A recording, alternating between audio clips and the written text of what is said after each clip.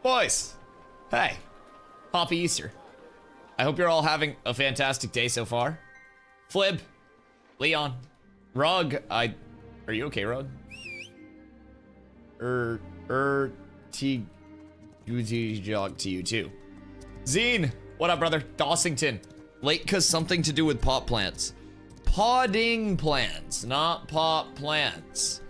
My plants got some new soil today. That's the big W. That's the big W. Is there still a war going on? Or can I just go over to... Are we still at war? Or has it ended? I think it's done, right? Holy shit, wait. Oh, we're huge. We're up tremendous. Ignites, what up, baby? Thank you for the 68 streak. Bad Dad, good morning, brother. Okru, happy Easter to you. August 4th, but tell me you didn't read the announcement without telling me you didn't read the announcement.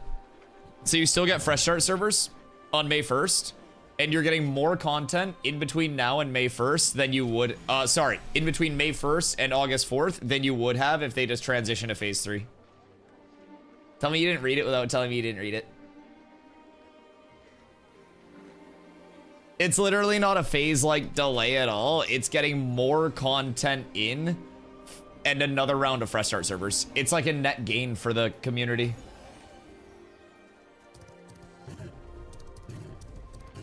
But okay, keep coping. Are you just dumb? What do you mean? Aren't you actively playing Ashes? Are you dead in the brain? We're transitioning to Unreal Engine 5.5. They're finishing the time to kill and the gathering, refining, crafting changes, all of the ongoing economy changes. What do you mean? These are things that weren't even supposed to be in P2, and they're now adding in before P3, in addition to a second starting area, in addition to an entire questing revamp. Did you not read anything? This is all stuff that wasn't even on the Phase 2 roadmap that they're now putting in because of community feedback, you dummy. Like, it's okay to be angry, but don't be an idiot. You actually have to have facts when you come in here. I'm too smart for you to just be dumb to. You didn't read anything. They're addressing every single community pain point in between now and August. Nobody gets delayed in terms of their access. The only L about the entire thing is that it's not 24/7 uptime in between May 1st and August 4th. What? What are you on? Nobody's coping, you just didn't read the announcement. What do you mean? Just because I can read doesn't mean that I'm coping.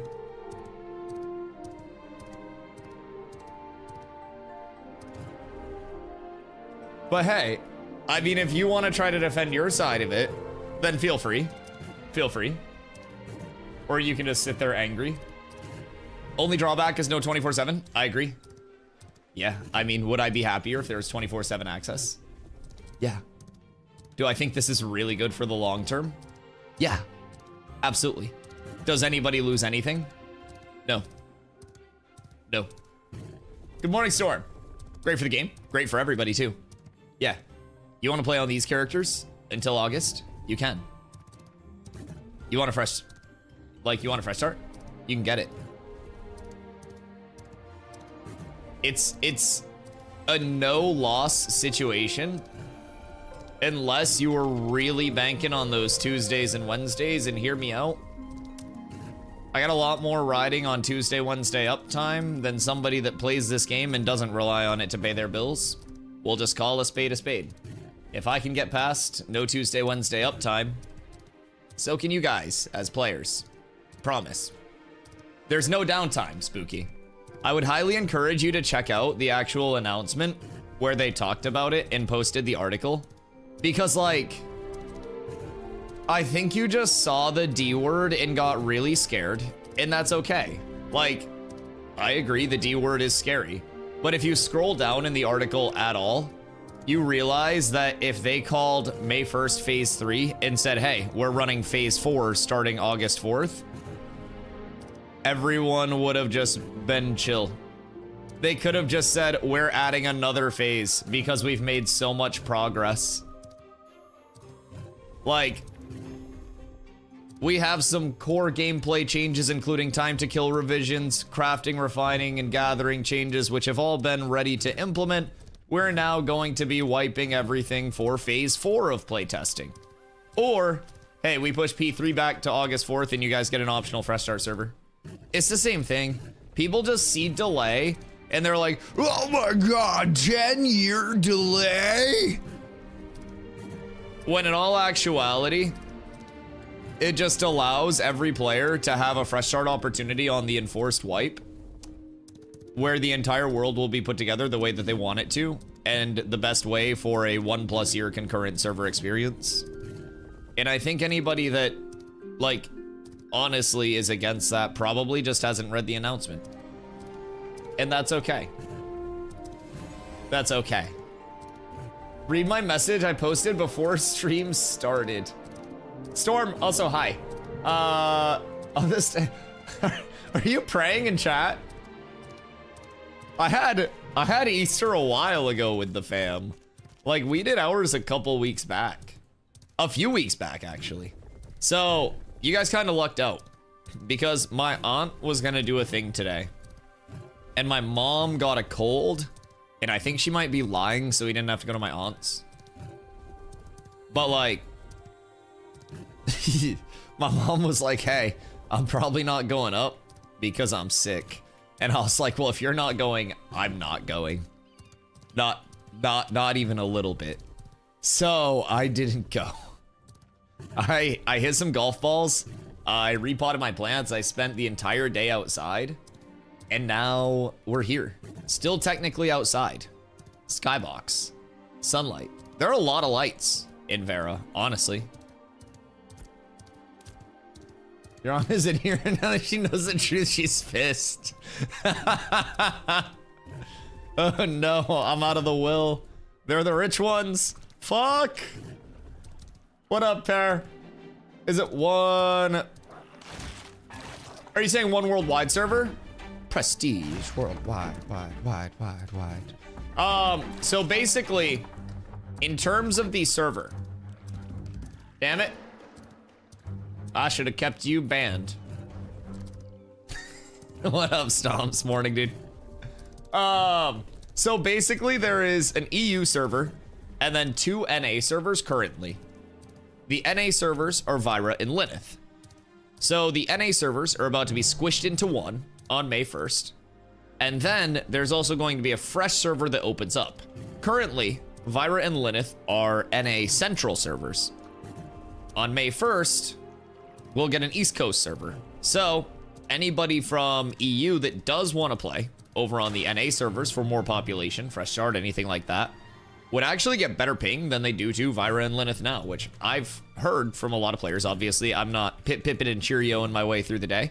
But I have heard from some fine European folk that the ping's really good. Like, it's real playable. So I think it only gets better. I, for one, was smitten when I realized that we were on a Central server and not an East server. I thought we were on an East server because this shit's just smooth as hell. What's that hoarder doing there? DMC a friendly mimic, anyone? Why are you just... Is he untargetable? Brother. What y'all doing? I mean, he kind of chill though. Like, he's just vibing. Oh, fuck. The fuck, man. What is your problem, dog? Scared the shit out of me. I was zoomed the fuck in. Oh my god. But chat, the real question is, would you? Would you? Cause like, I'm not ruling it out. I'm not willing to just yet. Anything can happen. Boop. Okay, that's fine. Good chance to DM in Discord. Check them often. I am the worst at checking my DMs. I will say. I'm like DMs, texts, I'm bad at checking that stuff. It would be so much easier if someone was just like outside the window and they're just like, hey, Dusty, what's up? Or he'll read them and never respond. I respond in my head, if that's any consolation. Like, I formulate a response and then I just don't Like, that hoarder is invulnerable. I'll formulate a response and I just don't send that through. Last day off work, then 2 days off. 72 hours this week. Bad dad, Jesus Christ. Jesus. I think because Carla got sick, I don't even hit 70 hours this week. My God, dude. Yeah, get a couple days off, get some good gaming in. I mean, at least you got Monday to play.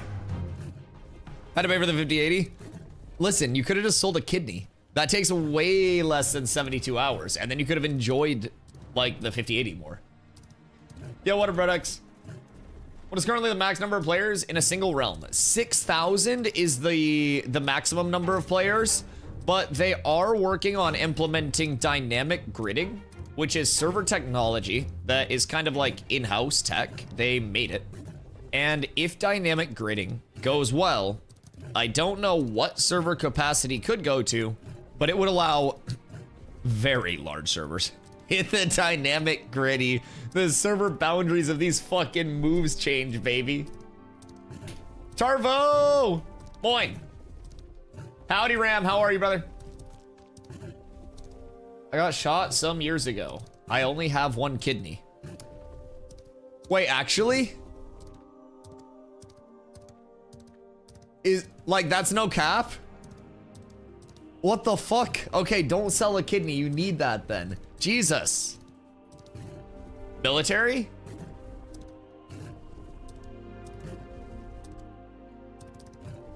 Yeah? Well, shit. Glad you made it out, dude. Thanks for what you did. Everyone needs tanks in their lives. You lost a kidney so someone else didn't lose a brain. It's a W trade. It's a W trade.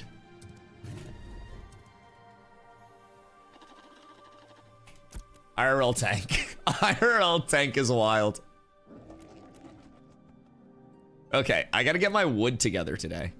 So I have some Bradinsky, some Tom Brady, that I'm gonna try to get consolidated all in like one place. Want to trade kidney for retirement fund? No shot. I mean, I don't even think kidneys go for that much. Because you could just go to like Guam and get a kidney for way less, right? Like realistically, I don't even think kidneys go for that much money. Why to guard in the water? I could retire on 150K. At once or yearly? Because like 150K yearly. Yeah, goddamn. Yeah, what the fuck? At once? You must be good at investing. Although I could stretch that a long time. I don't think I could like stop doing anything, but correct. Yeah, see, I'm not good at investing. I'm good at not spending money. So like it would last me a long time. It's just like I haven't been well versed in the ways of making money with my money. And my hope is that someday I become better at that so I can double dip, because double dipping is OP. I'm actually gonna leave this wood here and then go get my wood from the desert, bring it up to Miraleth, and keep that rolling. Got Journeyman Lumber yesterday, and today I got 7 legendary braidwood. I hate you. Genuinely. What do you mean you got Journeyman Lumberjacking yesterday, and you got 7 braid today? Hi, Corla. Why? I'd have to occasionally look at the stock market and eat ramen. Oh, is there still a war going on? Huh. One tree right next to the other. You got back-to-back legendary braids. Apes together strong. What do you mean? I love you less than 3. No, I love you less than 3. Is that 23 months? That's crazy. What's your follow age? Thank you, Corla. You're the first sub today. You sniped it. Just get legendary wood. Crazy that she subbed before she even followed. The content was that good. It had her hooked. So yeah, it looks like the war is definitely still ongoing. I need to pop down to 8th. I need to hopefully get lucky and be able to bring my wood from 8th up to Mira. And then I can shuttle everything up to Winstead, I think.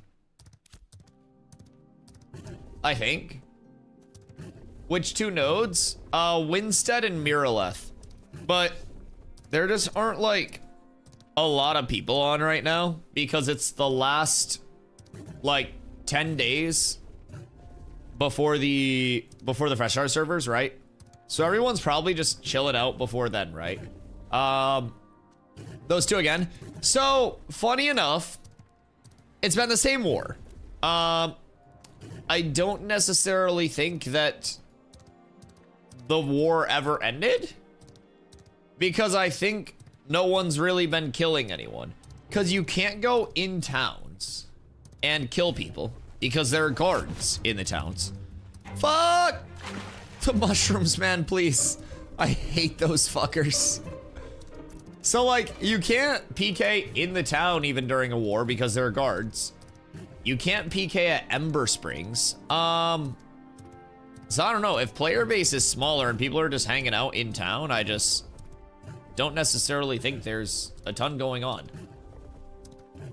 I got Buffalo Tendies to eat, Corla. I had some chimkin. Did you get zonked before stream for 420? No, I've been too productive with my days to get zonked lately. So I woke up and immediately went to the driving range. I hit some golf balls. You can absolutely kill people in town. Okay, well, if you're a dirty rat that gets onto the roof, yes. But I went out to hit golf balls. And then I came back and I repotted most of my plants. I have a tree that I have to do tomorrow, but by the time I had repotted all of my other plants, it was time to get on stream. So I was content with the amount of repotting that I did. So I called that good. But then I showered, hopped on stream late because I lost track of time when I was repotting my plants because one of them was being an absolute rat fucking bastard. Giving me a lot of trouble. So I don't know. I didn't even have coffee today. I also partly didn't have coffee today because I have like a nipple worth of my lactate milk left. And I thought that Walmart would be open today, but apparently everything just shuts down in Maine on Easter. Apparently everything's just fucking closed. I don't understand it, but explain slow talking?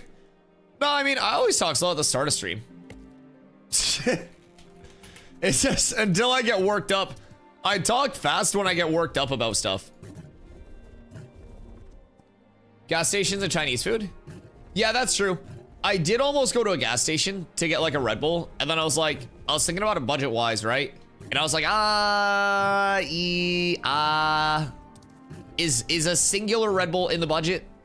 Because I don't think it fucking is. I genuinely do not think it is. Apparently Panera too. Fuck Panera. No Panera. No Panera. No Panera. I don't know how to order at Panera Bread. So no matter what I do, I always end up spending like fucking $22 or some bullshit. Like it's fucking ridiculous. I literally could get a normal sit down meal cheaper than I could get Panera. Braidwood! Double Braidwood! Okay. We must get over there. Chat, we gotta go. We gotta go, we gotta zoom, we gotta zoom, we gotta go fast. We need to get the fuck over there ASAP, no Rocky. Chinese food sounds good though.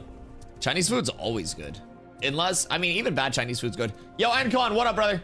Think they're gonna be changing the guild XP scaling for P2.5/3. I don't think so. Personally, my thoughts with guild scaling is it's probably intended for the late game economy, right? That's my immediate thought. And if they squished it, then they would just have to like unsquish it, right? So it'd kind of be like arbitrary work. And I think P3 will still be long enough for a lot of like older guilds, or not older guilds, but like larger guilds that are putting in the, you know, the long-term effort to level. I definitely think it will provide the time for that. It's just, I really feel like everything is catered towards the level 50 economy in terms of that guild scaling, in terms of guild commodities, like what caravans will be able to run and shit like that. Because if you cater it to level 25 economy, and then the game expands to 50, you're just like, oh shit, well, everyone's max level, and then we have guilds that are leveling way too fast. So I'd prefer them to keep it super slow, and then once we hit 50, if it's still bad, then maybe tweak, but just double all the numbers. Yeah, just 10x that shit. Is that your mentality for like retiring on that amount of money too? On the 150K through stocks? You just double it a few times? Do you have curry in America?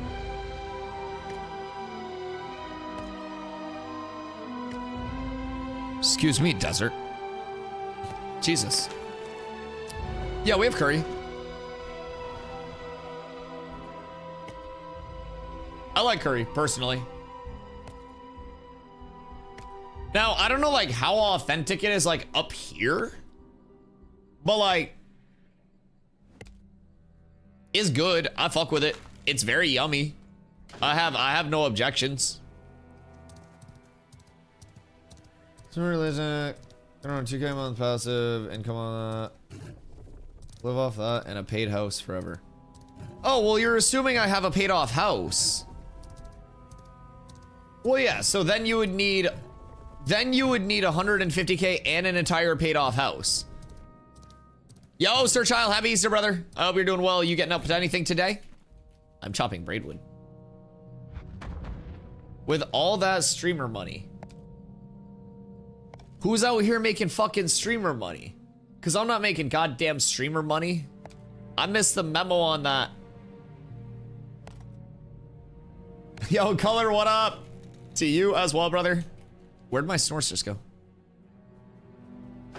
Have I been snorts jacked? Where the fuck did my snorts go?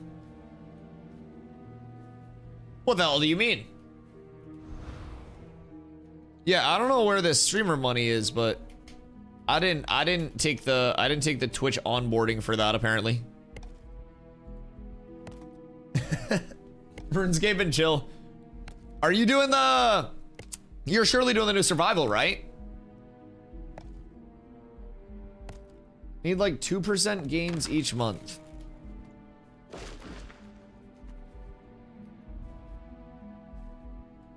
Yeah, I guess if you just like never take an L. What would you invest in at that point? Dragon Wilds? Yeah, that's a survival-y thing, right? How's that been? Are you soloing or are you playing with people? Snores wanted some time alone. Yeah, I'm just giving a few seconds. I'm not gonna like intrude too much. I'm just gonna kind of like let him cook and we'll ball out. I'll get it back in when the time's right. I feel like I should hit this braidwood and then maybe we'll get it back. It's just if you try to force the snorts into too much work, things can go bad. Feels like a Shrouded with a RuneScape mod. Okay. No, that's a good way to describe it. That sounds cool. Makes a lot more sense with the dodge being the way it is too. When I was watching the gameplay preview, I saw the dodge and I was like, oh. Yui. Much better Valham.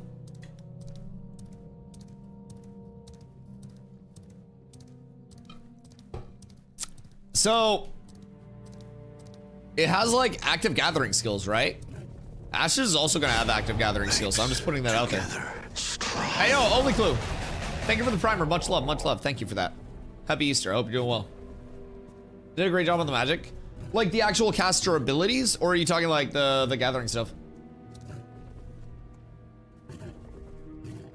Stomps, have you been playing it as well? I know you're a big survival guy. Happy 420 when's Easter. I don't know. I did my family one a few weeks ago, but we celebrate every day. Every day is worth being happy about. Yeah, Chad asked me if I got fucking zonked before stream, and I'm like, no, I was too busy. I was doing shit. I was already late to stream. I smoked a Bolska kielbasa and called it good, but I also didn't go to the dispo. Apparently there are a lot of not rewards, but like sales. But realistically, I'm gonna keep it a buck. I would rather go to the dispo on a day that's not 420 to not have to wait in a multi-minute long line and just pay 20% more. Because I'm pretty sure most of the sales are like 20% off. And like, personally, I'd rather just fucking go in when there's not a line and pay an extra 20% to not have to fucking wait behind people that smell bad. That's my whole thing. That's my whole thing.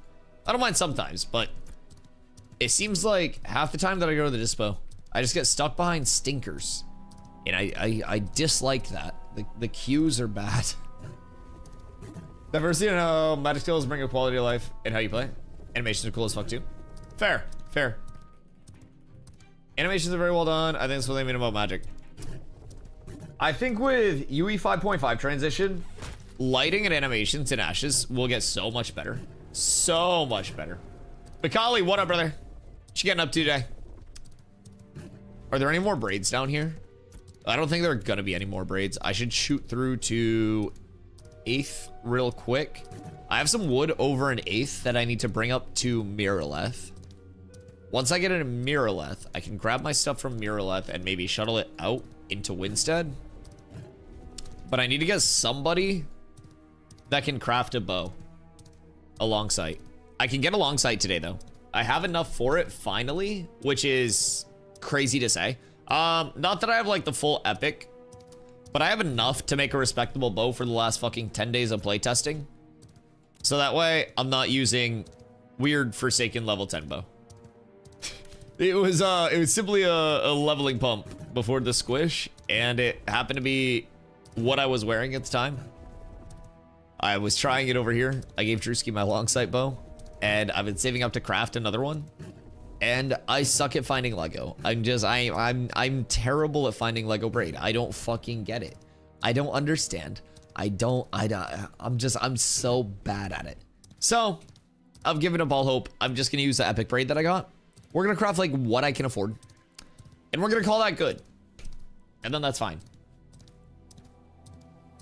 So what magic builds do they have, Sir Child? Is it just like typical like caster shit, or is there anything unique? Because personally, like one thing I'm really looking forward to, hopefully that we may get during the Gathering, Refining, Crafting revamp that we're going through between May 1st and August 4th, is the like, what is the trade skill tree, I guess, is a weird way to say it. Fucked with my brain. But like the artisan skills will have their own like kind of skill trees about them, and you'll get passive and active abilities for gathering.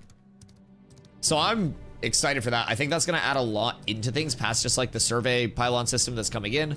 A lot of the additional systems, just like structure wise, that are going to be moving spawns around. But I think some form of active gathering is going to be huge. They're also working on getting the hunting updates in place.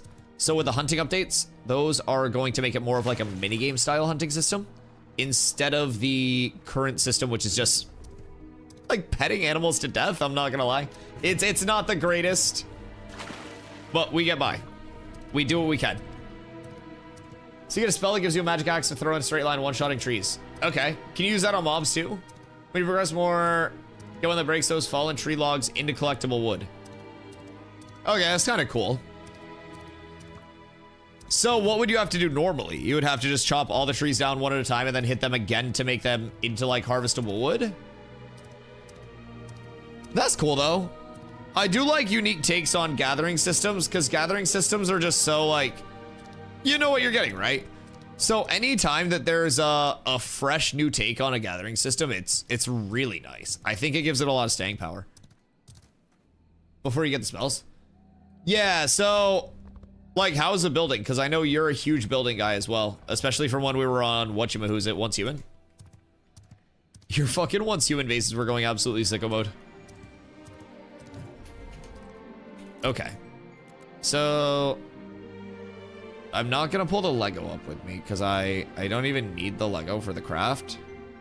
I think I'm going to just pull the epic up with me, and then I have more epic that I can get, I believe, over in like Jova area. I want to say Jova, not Jova. Halcyon, not Halcyon. Oh fuck. Ah fuck.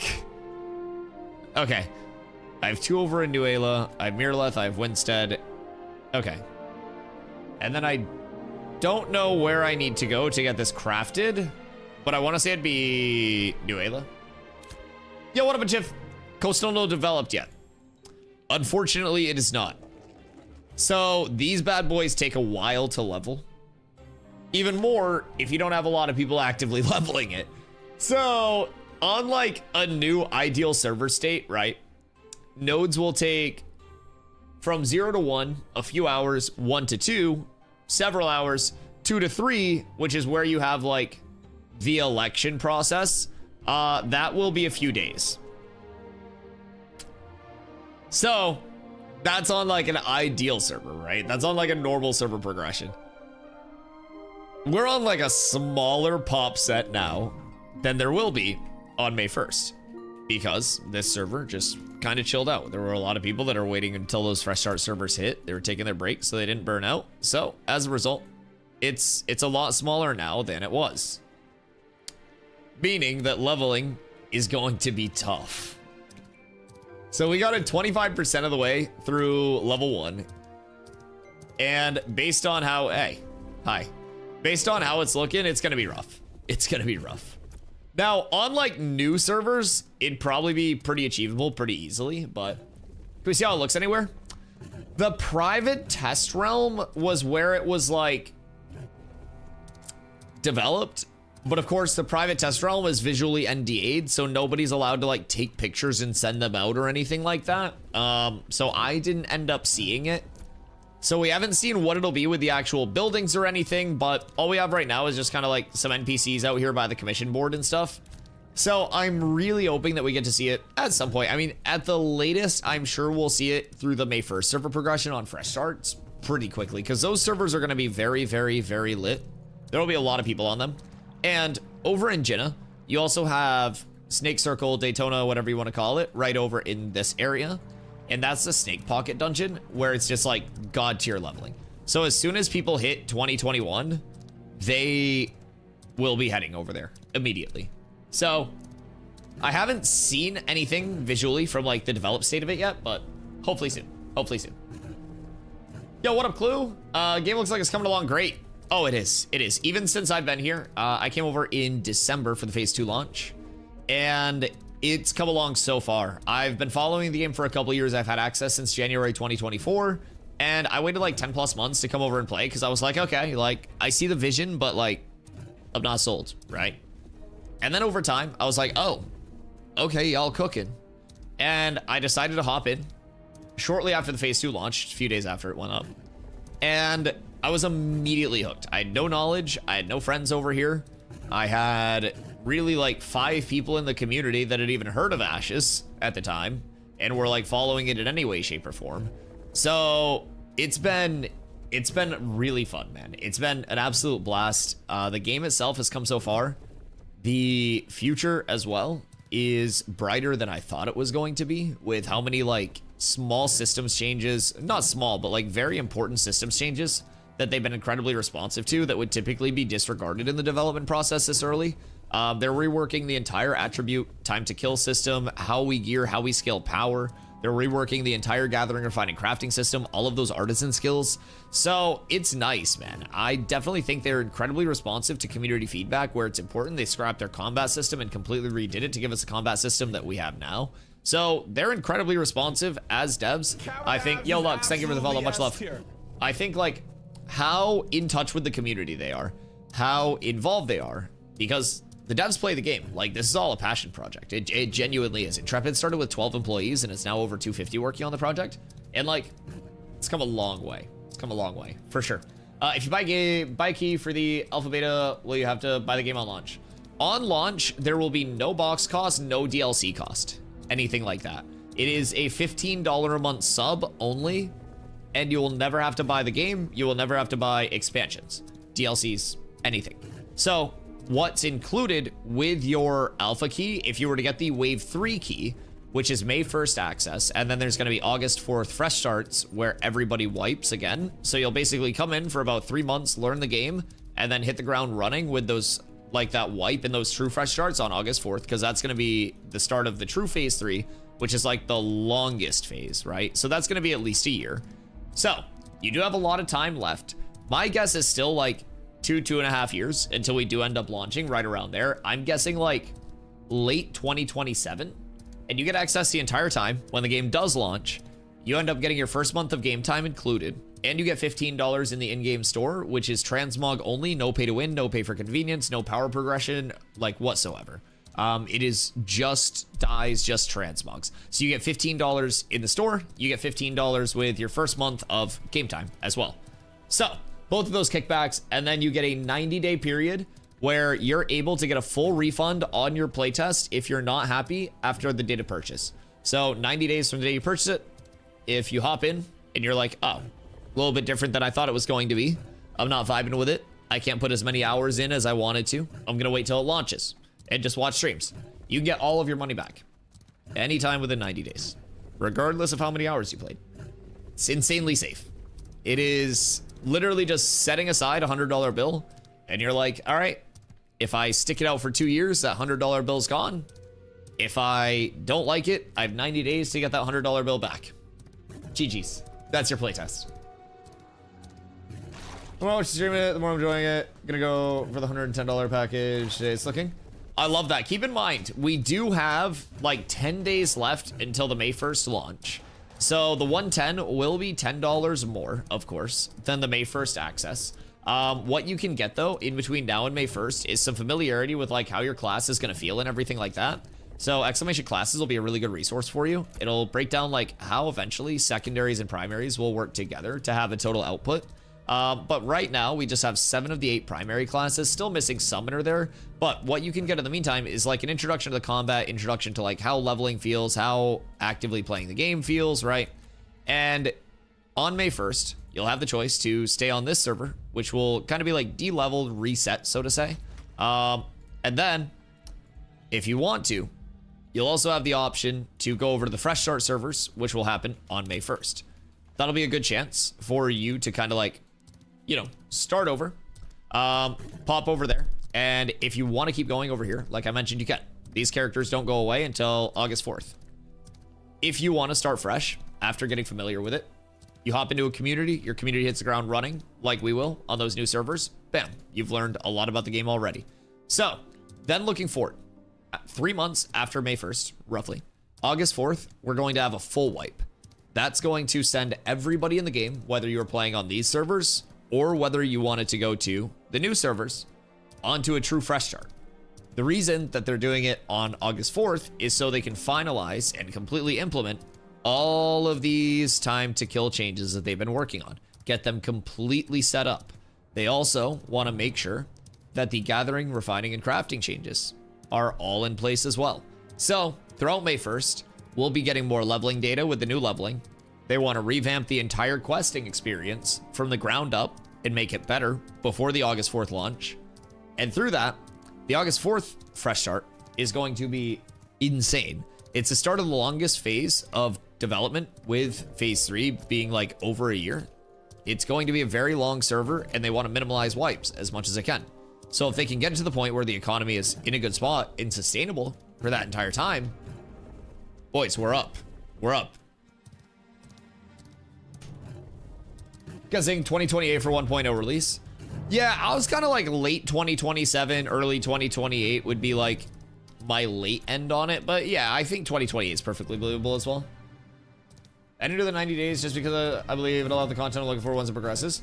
Oh yeah, I mean, you were just looking for better questing and shit, right, Sir Child? Just something to do other than like mob grinding if you wanted to go about leveling in a smooth way. Like, because there's still questing, it's just like not... Like the reward scaling and the fluidity of questing is not the best right now. So as a result, they're going to be revamping questing entirely, like I mentioned. So they're not just like doing a questing pass where it's like, oh, these quests aren't working well. Like they are stripping it down, they're redoing it, and they're implementing it. So they care about that progression. Well, it's not where they want it to be right now. Again, Intrepid is extremely in touch with everything. Extremely in touch with everything. So they're doing what they need to do to make it accessible for everybody. I like it a lot. I really like it. Yo, what up, Self? AKA Wipe. Large wipe August 4th. I call May 1st a soft reset because it's like, if you want to stay over here, you'll be able to. Vyra and Lyneth are getting merged. So it's like, you're not forced into starting a new character.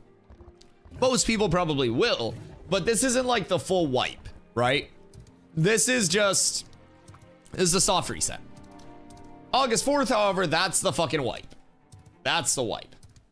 Self, happy Easter to you as well. I appreciate you. And happy 420. I hit golf balls today and spent a lot of time outside. It was good. Everything was closed except for the driving range. So big shout out to the driving range for staying open. That was nice. Hit a bucket of balls, came through, repotted some of my houseplants. They should be vibing. I do my tree tomorrow, and then we're chilling. You ever go to Top Golf? We don't have a Top Golf up here. We don't have a Top Golf. Maine doesn't have shit. I say this a lot. I don't know where the closest Top Golf to Maine is. Played 18 yesterday yourself. Ooh, how'd you play? And how you play, by the way, is score irrelevant. Like, how you play is a question of, like, how much you enjoyed it. None of us are out here making a shitload of money off of it. And if you are, good for you. Because you're fucking cracked. I'm in the mid-80s typically. And for me, it's about going out and not hating myself when I get back to the vehicle. And that's usually a success. Alcohol helps. I'm not a huge drinker, but like, you smoke on the front 9, you drink on the back 9, and then you're good. Boston's the closest. Oh, Boston's not bad. I mean, realistically, like, Maine and Boston are a few hours apart. It's not bad, though. Boston's the closest, like, city to us. Just give me a shoulder. Should come out for a year. It was more about getting my account. Oh, yeah, I feel that. I feel that. I didn't play much last year at all. I was just doing so much shit all the time that I really didn't get out much. So I was swinging today, and I'm like, I'm very lanky. I'm 6'5", right? So I play like a plus half stiff. And so I'm like, I've got this very long whippy swing. And I was like 3/4 of the way through my buck, and I was just doing like short game stuff. Like I was hitting a 54, just working on like spinning it, controlling it, shaping my shots, just basic day one stuff. And halfway through, because I was working on like lag versus scoop and everything there to control spins, and I was like, yo, my fucking elbows hurt. I didn't even do anything to my elbows. I just been lazy as shit. Yo, what up, Boggs? How you doing, goat? Happy 420, brother. Happy Easter. Hope you're doing very well. All right. So here is the big deposit. Because I've got my epic braid there. I've got 17 epic braid altogether. I could go 17 and then just 3 heroic braid. What's heroic braid selling for? I must check. Excuse me. Braidwood. Heroic. Show me your goods. That ain't right. Okay, that makes more sense. That makes way more sense. Yo, Zerpy, what up? You're gonna be chilling? Hey, same vibes, same vibes. What tier would you put goldfish? The snack that smiles back? Default goldfish, or where are we on the goldfish train? Is it flavor blasted? Because I think flavor blasted cheddar is probably like the alpha goldfish. Classic. Let's see. Is it just a tier list of like other, like, is it what I would find in the cracker aisle at like a general store? Or am I comparing it to all snacks? I know I'm getting specific. I just want to like make sure it's in its rightful spot. Because like they are a classic. Whatever your heart desires. Okay. I would say...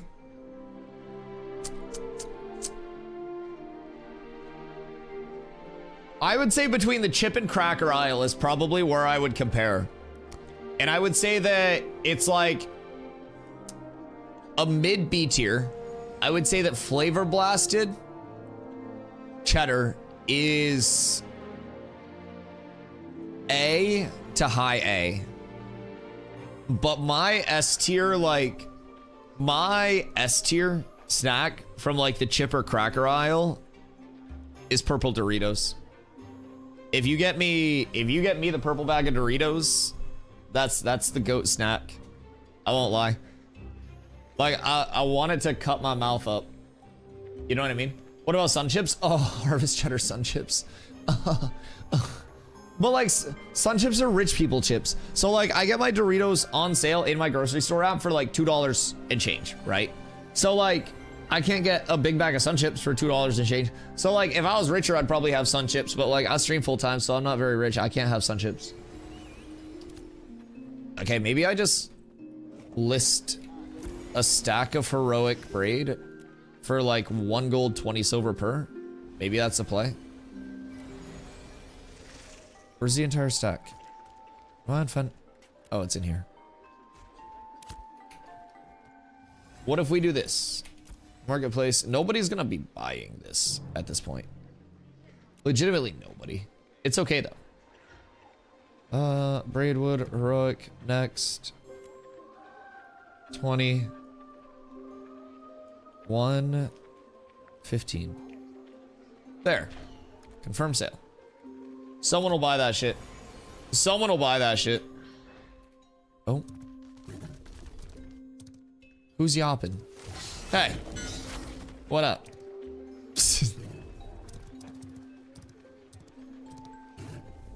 I wonder if people outside of PA have it rough. There are so many potato chip brands here. Martin's jalapeno kettle cooked with hell of a good French onion dip. What is this?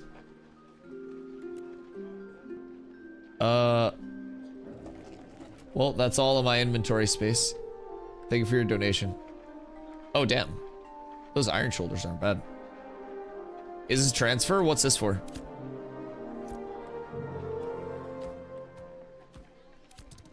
Am I sending this somewhere? I feel like maroon Doritos. What are maroon Doritos? Are those different than... Are those different than like the spicy sweet chili? Because I feel like spicy sweet chili is the best Dorito by far. No?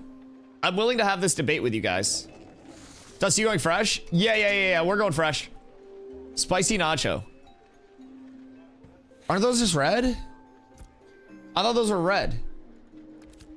Isn't maroon like a purpley red?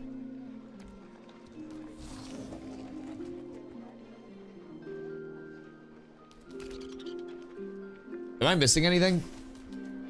30 gold. Oh shit. You gotta tell me if you give me gold. I don't look at my bag. There's no like cha-ching or anything like that. Flamin' hot nacho Doritos on top. Not spicy, flamin' hot. I guess I need to get a bag of those and try it, because you've talked about those multiple times, but I'm not convinced. Like, is it Flamin' Hot Cheetos but in Dorito form? Is that the entire thing with them? Too hot for me. Oh, you're weak. Oh, goodness. Oh, I'm so sorry for you. You're just a weakling.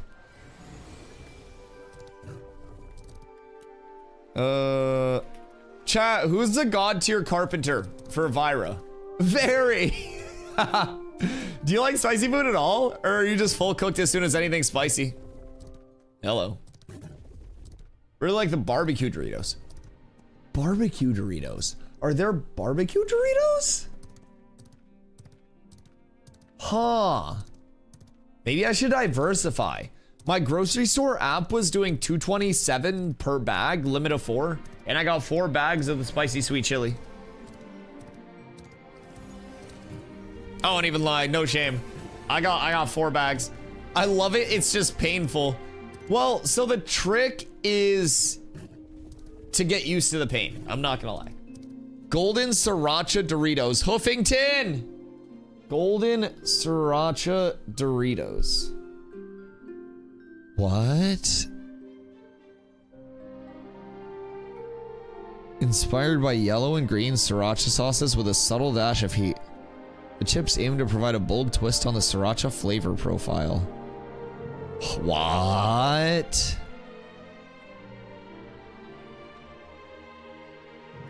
Weird. I mean, they seem good. They do seem good. I'm not gonna lie. Got them at the university campus I worked at last week. I've not seen them before. Huh, I guess I have to go on like a Doritos run. Sriracha's the best condiment on this planet? Are you a Hoi Fong Sriracha person? because I have thoughts on Hoi Fong Sriracha. Any carpenters with long sight? Because I feel like Sriracha, specifically Hoi Fong Sriracha, they went through a thing recently, not recently, but a while back, where they like changed up their pepper provider, right? And since then, it's like ketchup. I'm not even gonna lie. Yeah, like if you get a recent bottle of it, I don't know if it varies like batch to batch, but it's too sweet now. It's not spicy now. It's legitimately not spicy at all. If I have to have generic hot sauce, Frank's is too runny. Frank's is too runny. I went to Valentina a while back and like, I feel like Valentina is the best like mass-produced hot sauce. Although I did find on clearance for the hot sauce tier list that we did, it was El Gringo Bandito hot sauce, and that shit fucks. Frank's has wing sauce that's not runny. Well, why would you buy wing sauce when you could just put butter in their hot sauce and have wing sauce? Like if I had to just pick one single thing that works with everything.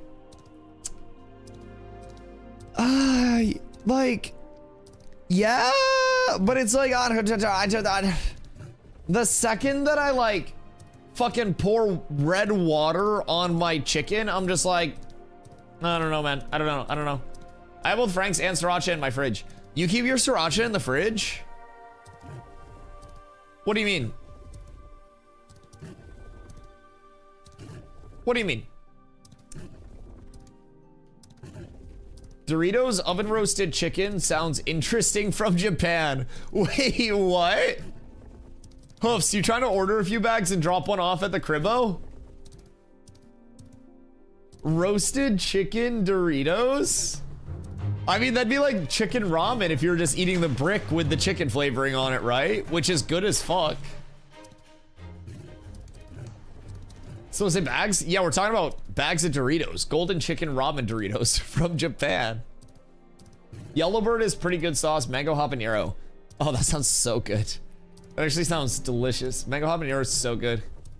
She keeps it in the fridge. I don't, but once it's in there, can't just take it out. I mean, you can, technically. But yeah, I get it. It's kind of... Does she keep Frank's in the fridge, too? You know what? She keeping Frank's in the fridge, right? Yeah? Why? What do you mean? You don't have to refrigerate Frank's. Like, Serja, when you were working in a kitchen, how long was that bowl of Frank's that y'all were tossing chicken in out for each day? Her family's stupid.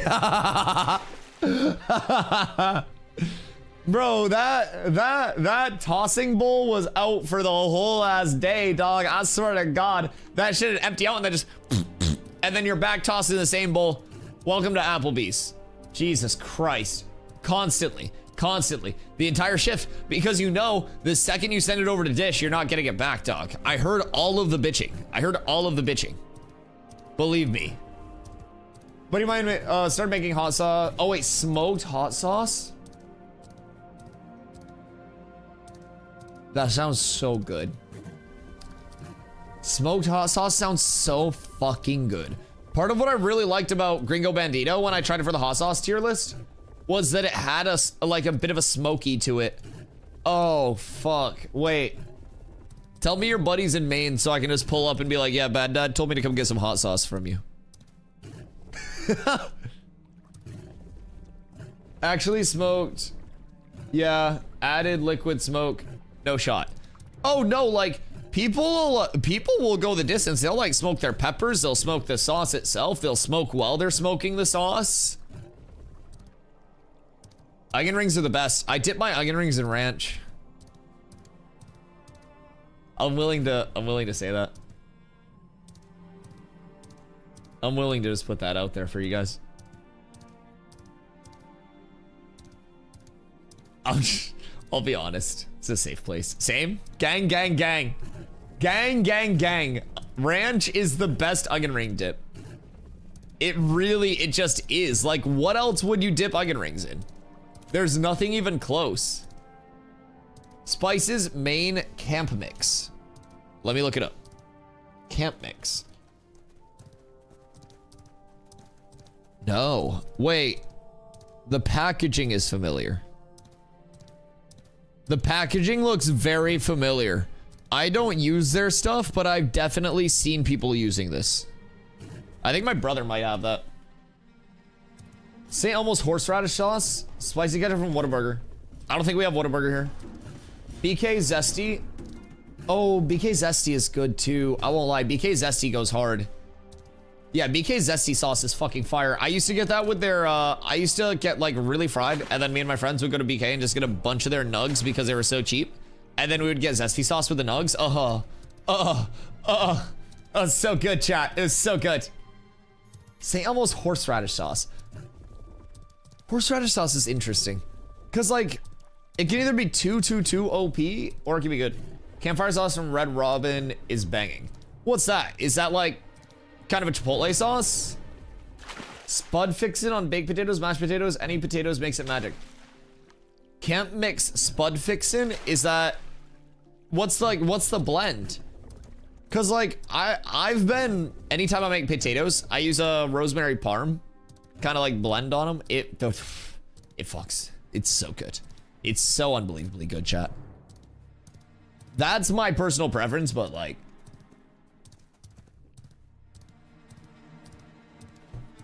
okay, no Braidwood here. Who's on? Just gonna buy you a pizza, but now I feel like I need to buy you a camp mix variety pack. And a bunch of potatoes. A camp mix variety pack and a 5-pound bag of some fucking taters. Honestly, send that to my P.O. box when I set it up. Can you guys just ship me potatoes and stuff? I'll just post my grocery list on stream each week and then I go to the P.O. box. Is this Braidwood? Braidwood! Yeah. Yeah. Okay, we're up. We're up. No, don't go. All right. No, that's fine. I'll call in another one. That's fine. You just continue on your day. All right, this is the Lego. This makes everything better. I mean, I find heroic out the ass. Anytime I find heroic braid, it's just enough for me to be like, huh. No. Always the bridesmaid, never the bride. Off we go. Post office calls me and they're just like, yo, Dusty. So you've just got a lot of potatoes here. Just hundreds of people have been sending you potatoes day by day. I'd be fine with that. I eat potatoes a lot. I feel like potatoes are one of the most diverse foods that you can get. You throw them in anything, you do whatever with them. Always the bridesmaid, never the braid. Man, Storm was saying earlier, they had journeyman lumberjacking yesterday. Yesterday, right? 7 Lego braid. Already, hoofs. I'm furious. I'm absolutely livid. I'm not even gonna lie. Late night sour cream and cheese potato. You throw some bacon on that bad boy?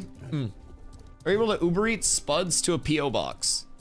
Well, like, wouldn't the P.O. box be at like the post office? Chili cheese and shredded tri-tip. Well, then I gotta make chili and I gotta shred a tri-tip. What do you mean? Like, that's specific and would fucking slap. But I don't think I just have, like, the availability to do that, like, on rip. I have a chili recipe for you, too. Is it one of those chilies that uses, like, soda as the base? Because I've kind of, like... Wait, that's what you have right now? Wait, what the fuck? There's not even water in it. I don't use water in mine either. We have potato and salad bar for Easter. Oh, that sounds so good. Oh, that sounds so good. As long as we're not in England putting tuna on our potato.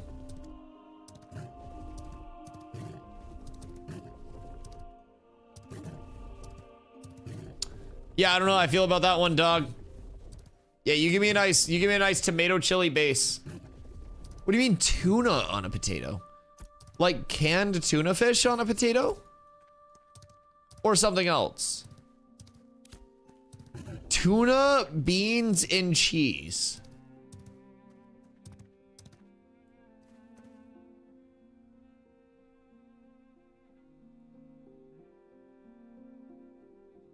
Where? Where are people doing that? Chat, surely none of you are like tuna, beans, and cheese on potato people, right? Chat. Honestly, I'd be more impressed if somebody was. That sounds fucking awful. It's a British staple. Is it actually? Like, unironically, tuna, beans, and cheese on a potato is a British staple? Fish belong in the ocean. No, I like a lot of fish. Fish belongs in my belly after I consume sushi. That's where fish belongs. You haven't seen the Spud Guy. I have seen the Spud Guy. No, maybe I saw Spud Bros. I don't know. There are so many potato vendors that just record fucking Instagram reels nowadays. I don't know. It's like everybody just went into the meta of getting a food truck and then trying to become a social media food truck sensation.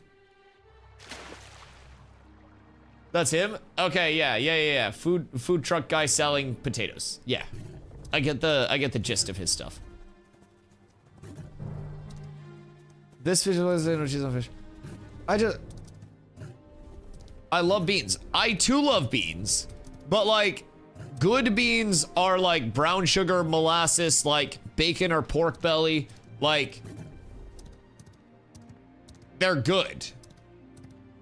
British beans are like in a tomato sauce with no seasoning, no anything. I like chilies in my beans. I like pork belly. If you give me like pork belly in sauce with some beans in addition to the pork belly, I think we're in a good spot. Realistically, let's skip the beans and just have pork belly. But like, if you have baked beans that are like slow cooked with like molasses and shit and brown sugar and like pork belly, oh my god, dude, it's so good. Like, I want baked beans now. They're too good. They're too good. Got ripped into on his comments? Oh no. Oh no. Best as I can tell, the Brits hate flavor. Fish and chips fucks. Like, fish and chips can be really good, but in all fairness, that's more about the batter and the actual type of fish that you use, because the chips are just fucking French fries with salt on them. Like, that is kind of true. Their staple dish with the whole fish and chips thing is like mildly to underwhelmingly seasoned. The Brits don't hate flavor, they hate color in their food. Did you type that out originally, Hoofsy, and then have to backspace and then add in their food to not start like this fucking libel and slander against British as a whole? Because if you didn't type in their food, that could have got real bad real quickly.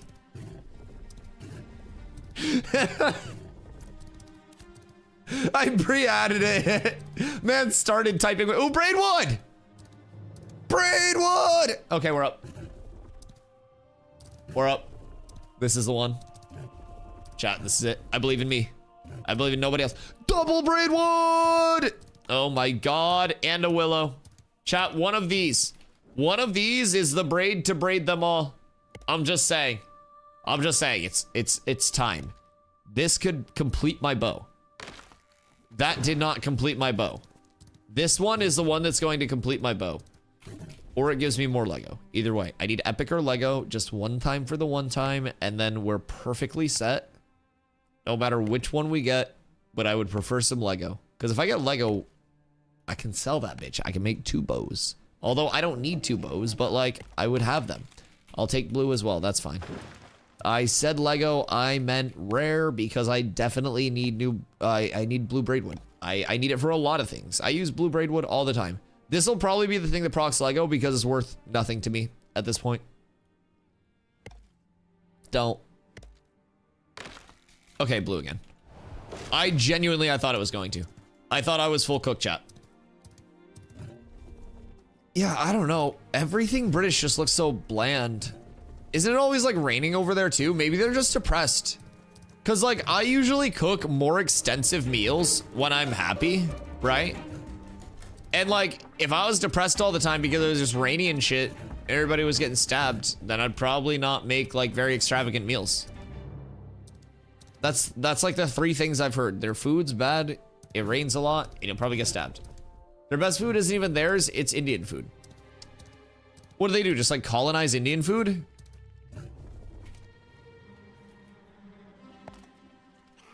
What do you mean? I mean, Indian food goes crazy. It goes absolutely insane, but... Okay. More heroic. More heroic. It's spinning up. The best thing I had in the UK was pizza. What kind of pizza? Pizza fucks. Like, pizza's unironically so good. They have a lot of Indians, so they got the curry. Okay. Okay. I feel like... I don't know if I've ever had bad curry. I feel like every curry that I've ever had has been good curry.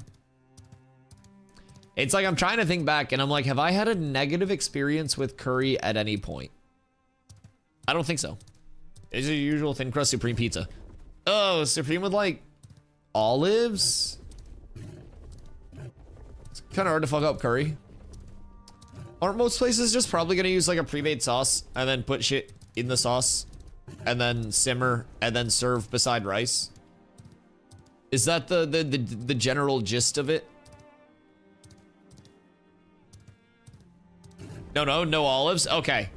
Yeah, olives are fucking disgusting. Olives are actually horrendous. I would rather... I'm not gonna lie. I'd rather eat ass than eat olives. Just 100%. If you gave me the choice, it's not olives. Not a single bit olives. My issue with curry is it always tastes like it has too much seasoning. Maybe you're just being a little bitch. I don't know. I like things heavily seasoned. Despite like, you know, I like seasoning on food. I like spicy food. I love spicy food. I eat too much spicy food. I probably should eat less spicy food. But like, I like seasoning on food. I think when things are bland, it's boring. I like when you can cook the same thing multiple ways and have it be a completely different dish. I actually don't mind them on their own, but don't care for them on pizza. You'll just raw dog an olive? Why less spicy? I don't know. I feel like I'm gonna get heartburn more. Like some nights when I have a spicy late night snack, I'll just lay in bed and I'm like, ooh. Whew, shit's on fire. But like, it's only some nights. It's just like if I keep weak, you're right. Maybe if I embrace the spicy, then it would evolve me as a person. Put too much garlic powder on your chicken, then it just tastes like garlic powder.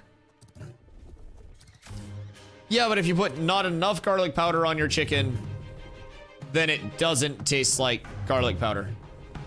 There's balance, but I'd rather have too much garlic powder than not enough garlic powder. Because like, if I put too much garlic powder, I can also put too much of another seasoning, and then I can also put too much of another seasoning, and then it just tastes like everything's really heavy seasoned, and then you just dip it in something, and then it's better. Because like, once something's super heavy seasoned, you just need the liquid of the dip to like even out the seasons. You know what I mean? Yo, what up, Humber? Any new changes? Haven't played since Rogue launch. Oh yes. Oh yes. So there's an entire time to kill change that has been started. Attributes, gearing, power scaling, all of it completely changed as you knew it previously. High-end power scaling is now about 250. I'm sitting at 221 on a tank with about 7,500 HP as soon as I pop food. So 250 plus means you are juiced. You're geared. With that being said, there's also the gathering, refining, crafting changes that they're continuing to implement upon. May 1st is going to be a soft reset, and it's no longer the start of like phase 3 as we thought it was going to be. It's now kind of like a phase 2.5. So you have an optional fresh startup, or you can stay on these characters that we're concurrently on, where Vyra and Lyneth will be merged. So if you're an NA player, you'll have a merge server with hopefully more populace to play on. But we have the fresh start option where you can remake your character there. Then on August 4th, there will be a full wipe of everything. And that's where phase 3 will start. Every player will have all of their data full wiped there. And then on August 4th, we all go over to that new server. And that'll be the start of the true phase 3. So essentially, they like moved back phase 3 launch, but they easily could have just called this phase 3 and then called the true phase 3 launch phase 4, and nobody would have batted an eye, because we're getting so many progressive changes in between now and like August 4th, the phase 3 launch, that we weren't supposed to get in the first place, like before phase 3 hit. So it's for the best. Like, we are getting a transition to Unreal Engine 5.5. We're getting implementation of dynamic gridding. We're getting all of these time to kill changes, like shirt up upon and finished. We're getting the gathering, refining, crafting changes, shirt up upon and finished as well. It's gonna be nice. It's gonna be nice. How do you feel about the changes made? Oh, huge for the game. Absolutely huge for the game. Like, PvP actually feels like PvP again. We've been dueling a lot recently and just trying to like get used to the changes. We've re-geared, kind of like made all the accommodations that we need to. There's more gearing diversity in classes now. Not every physical class is just wearing the same everything. Now, you do have pieces that are like the highest phys power scaling pieces, like Boots of the Tardy, right? Those are your best phys power scaling boots. But not every single phys power person is just going to be wearing the exact same set everywhere. You hit diminishing returns and then you kind of diversify. So I have max health, I have mitigation evasion, I have max health over here. So like, everything right now is on a track to feel much more like an actual MMO. Progression makes sense. Gearing makes sense. The thing right now is, since we're 10 days before the like fresh start server for May 1st, that's going to be a little bit of a lull in population until we actually hit that point on May 1st. Then pop explodes with the fresh starts. What changed? Basically just some dev stuff that they want to finish up and get in before they start the really long phase 3 process, because the phase 3 servers, when they do go up, are going to be year-plus long servers that they want to avoid wiping so they can test their long-term economy. So it was in their best interest to, with the, oh, hello, Iso, I love you. So basically, they're transitioning to Unreal Engine 5.5. They're finishing the time to kill reworks. They're finishing the gathering, refining, and crafting, all of that stuff as well. What changed that made the PvP better? So they completely revamped how attribute scaling, gear scaling, into like your power output works. They lowered power output numbers drastically with the new scaling that they put in. They also put in different bands of diminishing returns on attributes, like soft cap some things. And as a result, you no longer had people that are like, we called it power piggying. So with the expansion in terms of like, you know, now there's 567 power rating on this. Previously, people were gearing around pieces like Snar's Bone Necklace. So you'll notice this is a level 0 necklace that's plus 8'd. Before the changes, every single point of strength was giving you 3 phys power rating still, which was giving you 1 power as your total output, right? Because it was 3 phys power rating to 1 power. So people were doing things like this. We would find Snar's Bone Necklace. It would have 1 strength on it. We would enchant it 8 times, and that 1 strength would become 9 strength, and it would basically make it 9 times as strong. And that was before they had things like 34 dex and those larger rolls on it. So you'll notice all of the rolls are slightly larger. Basically, people were wearing like level 0 gear, level 10 gear, and then enchanting it and taking the main stat benefit from that and just scaling it in terms of like a multiplicative percent. So you would have 2 rings with 1 strength, an amulet with 1 strength, and then 2 earrings with 1 strength as well. Bone earrings. And you would enchant those to plus 8, and they would all have 9 strength on them, which gave you the output of 45 jewelry pieces equipped. And basically level 0 and level 10 enchanting is so much cheaper than level 20 enchanting. So what happened was time to kill became a lot longer. It was a lot slower of a fight development.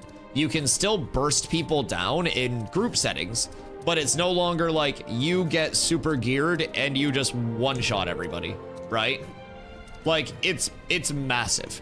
So they changed how gearing worked. They changed how enchanting scaling worked. They changed how total power output worked. People now have more HP, more mitigation incentivization. So yeah, it was huge for the game. Previously, when you got when you would get super geared out, you and another person would just look at each other. There would be one Thanos snap of like whoever dropped their abilities first, and then the fight was just done. And that was your incentivization to gear. It was so you could Thanos snap them before they Thanos snapped you. Also, Derek, I do need a carpenter, yes. Anonymous! Good morning, happy Easter. Coming in with 5 to start the day. Oh my God. What the heck? You're insane. Thank you so much. Anonymous coming in with the 5. Yo, happy Easter, Radar. I'm stoked B3's delayed. I pray they implement Summoner for full 8 archetype at the final launch of A2.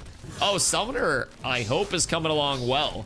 I think that Summoner would probably be like July, August, if I had to guess. Let me know what you need. I need a long sight bow. I'm trying to craft one of those puppies. Anonymous, thank you so much for the 5. Good morning.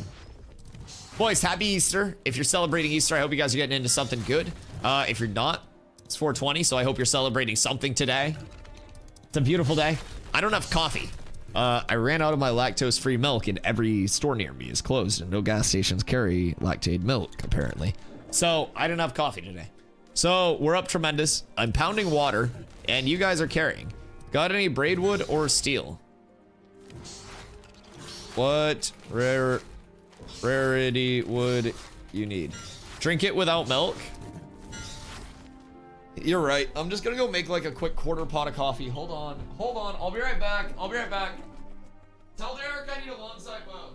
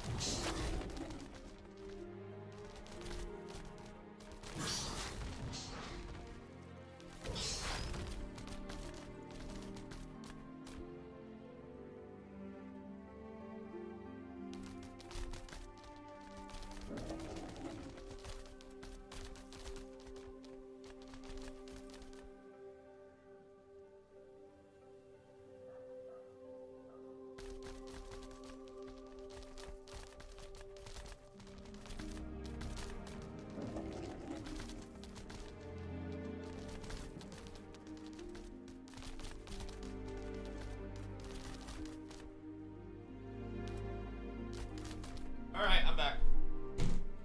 I started a humble half pot. Only a half pot though. That a boy. You don't keep Cerebon deck? I'm a milk and sugar guy. Long sight Boski. Okay, sorry. It's cold out. I'm back. Derek's rating is 532. Let me get stuff together. So we gotta make that. Milk or cream for me, no sugar. Yeah, I'm like a little bit of lactose-free milk, a little bit of sugar myself. Oh wait, what did Walrus need? Looking for epic or leg, but we'll take lesser if I have to. I have 2 leg somewhere. I don't know if he's got the guap, but we talking about coffee? Yeah, I fuck with coffee. Yo, what up, Zai? What is there to do in this game after you reach the max level? Oh, the max level is where you start playing the game. Yeah, that's so you can do a lot on the way to max level as well. But that's where you start to get into the PvX gameplay loop. You start gearing out, you start completing content. You're able to PvP a little bit more. If you do like PvPing, you're able to try to complete harder PvE content if you do like that. With that being said, you've got access to caravans, you've got access to node versus node wars, guild versus guild wars, node sieges eventually, guild sieges, duels, arenas will be coming into the game as well. You'll have some instance dungeon content. Chat, what's Lego Braid going for? 20 gold per. I think it's like 20 gold per. But yeah, so past that, there are a lot of deeper systems in Ashes as well to keep in mind. Through relics, through story arcs, which will dynamically impact like a server's future. So with a story arc, for example, like Carfin is a university area, right? And the Tower of Carfin here is a dungeon. So this is a former university where the humans wanted to learn magic from the elves. Tower of Carfin is a dungeon that just kind of like got corrupted, as the entire university campus did. But in the Tower of Carfin, you could have a story arc that pops up based on events that happen in the Riverlands that could put Carfin in a unique state. Active quests, boss spawns, mob spawns, loot tables, Minecraft tree, all of it. Like, you would essentially have a unique state of that. It lasts for a certain amount of time, and then when it ends, there are multiple ways that a story arc could end. So if you and I are on 2 different servers and my story arc ends option 1 and yours ends with option 3, future story arcs that we started on our servers could have different like paths that they would diverge down. So that's one of the cool things. Relics are another thing that are kind of like an accessory system, but with relics, those are basically like super powerful items, artifacts that can be found throughout the world. From world boss kills to raid boss kills to solving different puzzles to something as crazy as in the night sky. You can be standing in the perfect spot, you can be spinning around, and you'll see a constellation in the sky. Constellations can be linked up like through player knowledge and shit like that to eventually maybe lead to world puzzles and to lead to relics and things like that. So there are so many little active pieces of the game that really do start once you hit max level. And with that being said, consider that we're right now level 25 and the max level on launch will be level 50. So we're like max level, but the entire endgame gameplay loop isn't there yet, with sourcing gear from 85 nodes, 18 biomes. Like, we only have 8 player ownable nodes, 10 technically. We only have some of the loot tables in for 3 biomes. And so there's a lot more like shallow of a gameplay loop now than there will be as it continues to develop. But much like a lot of MMOs, you go through the linear process of like, okay, I hit max level, I want to get the best gear I can. But unlike a lot of MMOs, once you get the gear, you're not just like, okay, well, I wait for more content to come out. There's so much that you can actually do with that gear. That's where you really start to get into stuff. For example, Eterna, the goddess of time. This bitch got a statue in the desert right here. Big ass motherfucking statue. Here, it's like kind of a dug down area to a door. And this door has an event that spawns outside of it. And there's an NPC that's like channeling during the event that you have to protect. And the NPC's like, oh, there are inscriptions on this door. I can read them if you can protect me. And then once the event ends, the doors were still sealed. There was a chest outside of the doors. And you talk to the NPC again because she was still there. And she was basically like, oh, well, I can't get through these doors, but there's certainly another way around. So we broke the game and may or may not have used a rogue ability to exploit in through the wall and see that there was a build out under there that had 6 coffins, like six tombs, basically. Sarcophaguses, I believe they were.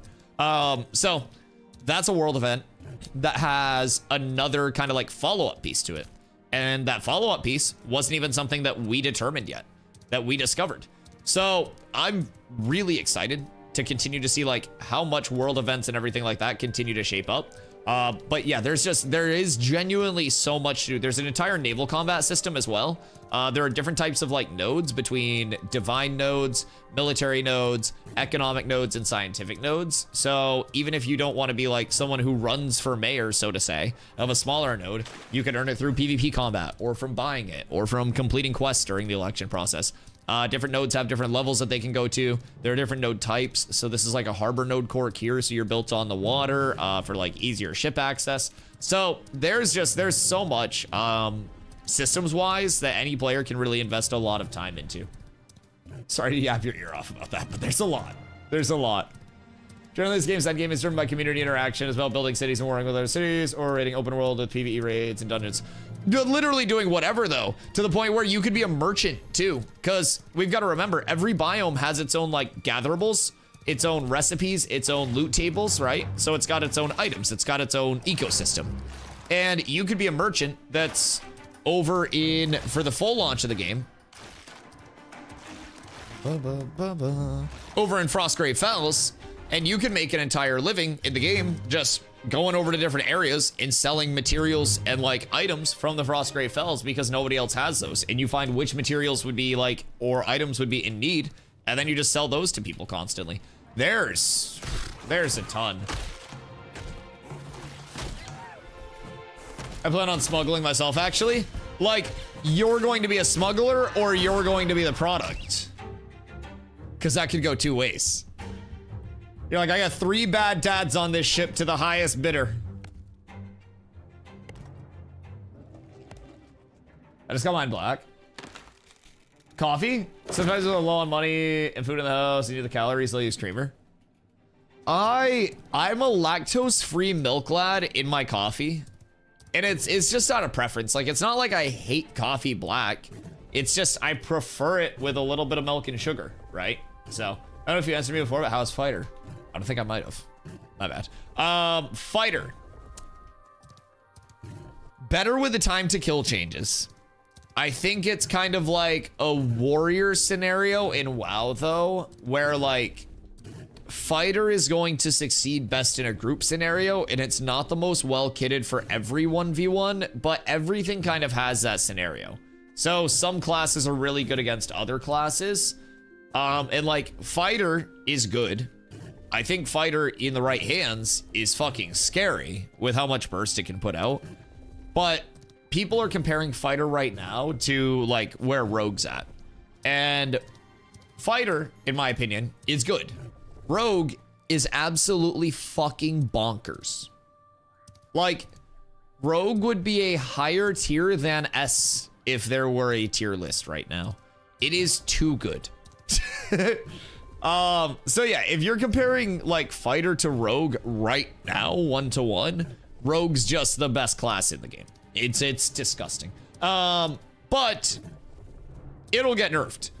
Other classes will also get the remaining second half of their kits. They'll also get secondary archetypes to add into their kits. So like, there's going to be a lot that continues to help other archetypes out a bit more. But I would definitely say in the current iteration, a fighter is going to be best served like playing with a group that has another melee, proper healing support. Like, you've got to kind of have that like that build up around you, right? I feel like it's a little bit more dependent on a group setting and like a dedicated healer than something like maybe a tank or especially like a rogue. Then any range is just instantly going to have the ranged ability. But we have multiple people that play fighter and they enjoy it. They pump. They do a lot of damage. Yo, what up, level 3? How's phase 3? So, May 1st is fresh start servers now. We'll be popping there. So, basically, phase 2.5. They bumped back the official phase 3 launch so they could get the time to kill changes entirely sorted, the gathering, refine, and crafting changes entirely sorted, transition to Unreal Engine 5.5. So, a ton of things that weren't even projected for phase 2. So, phase 3, when it does hit on August 4th with that full wipe, is going to be insane.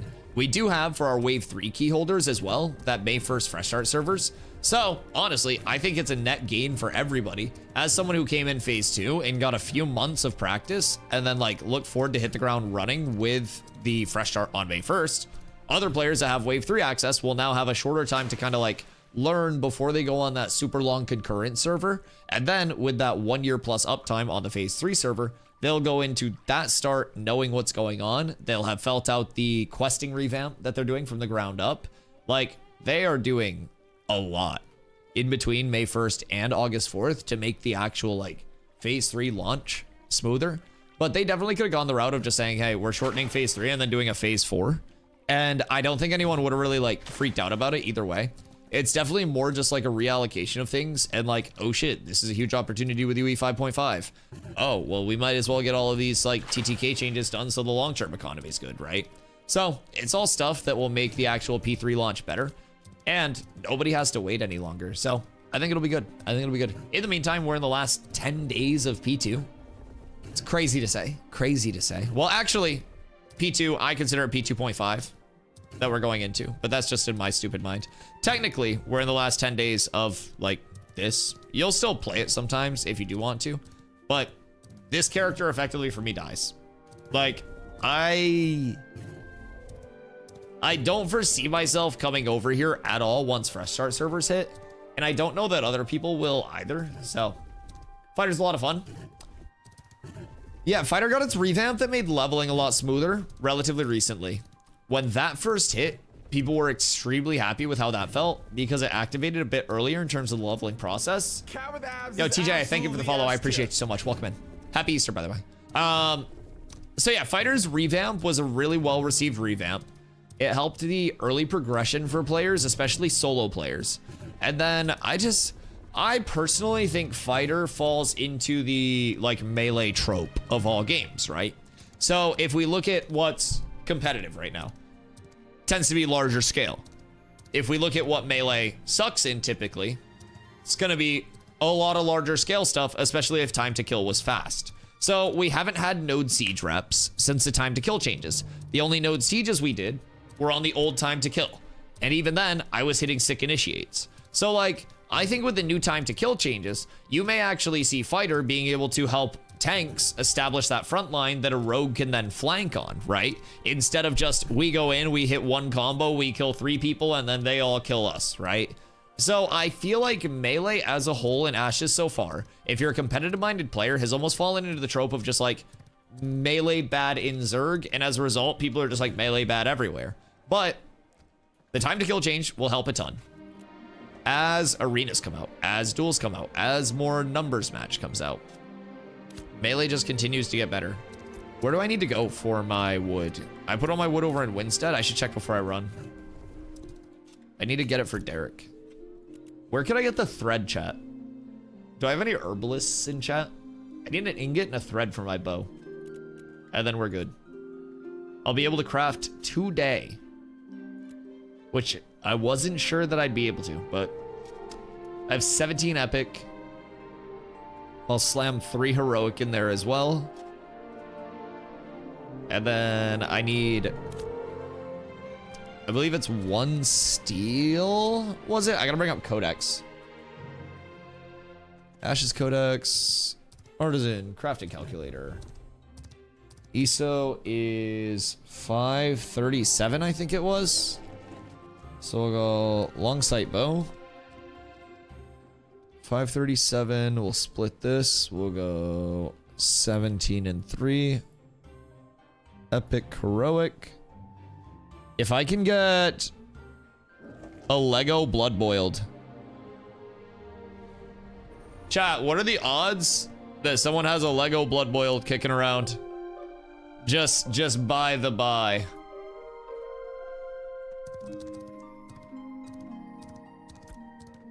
I'm sure Slacker actually probably would, unironically.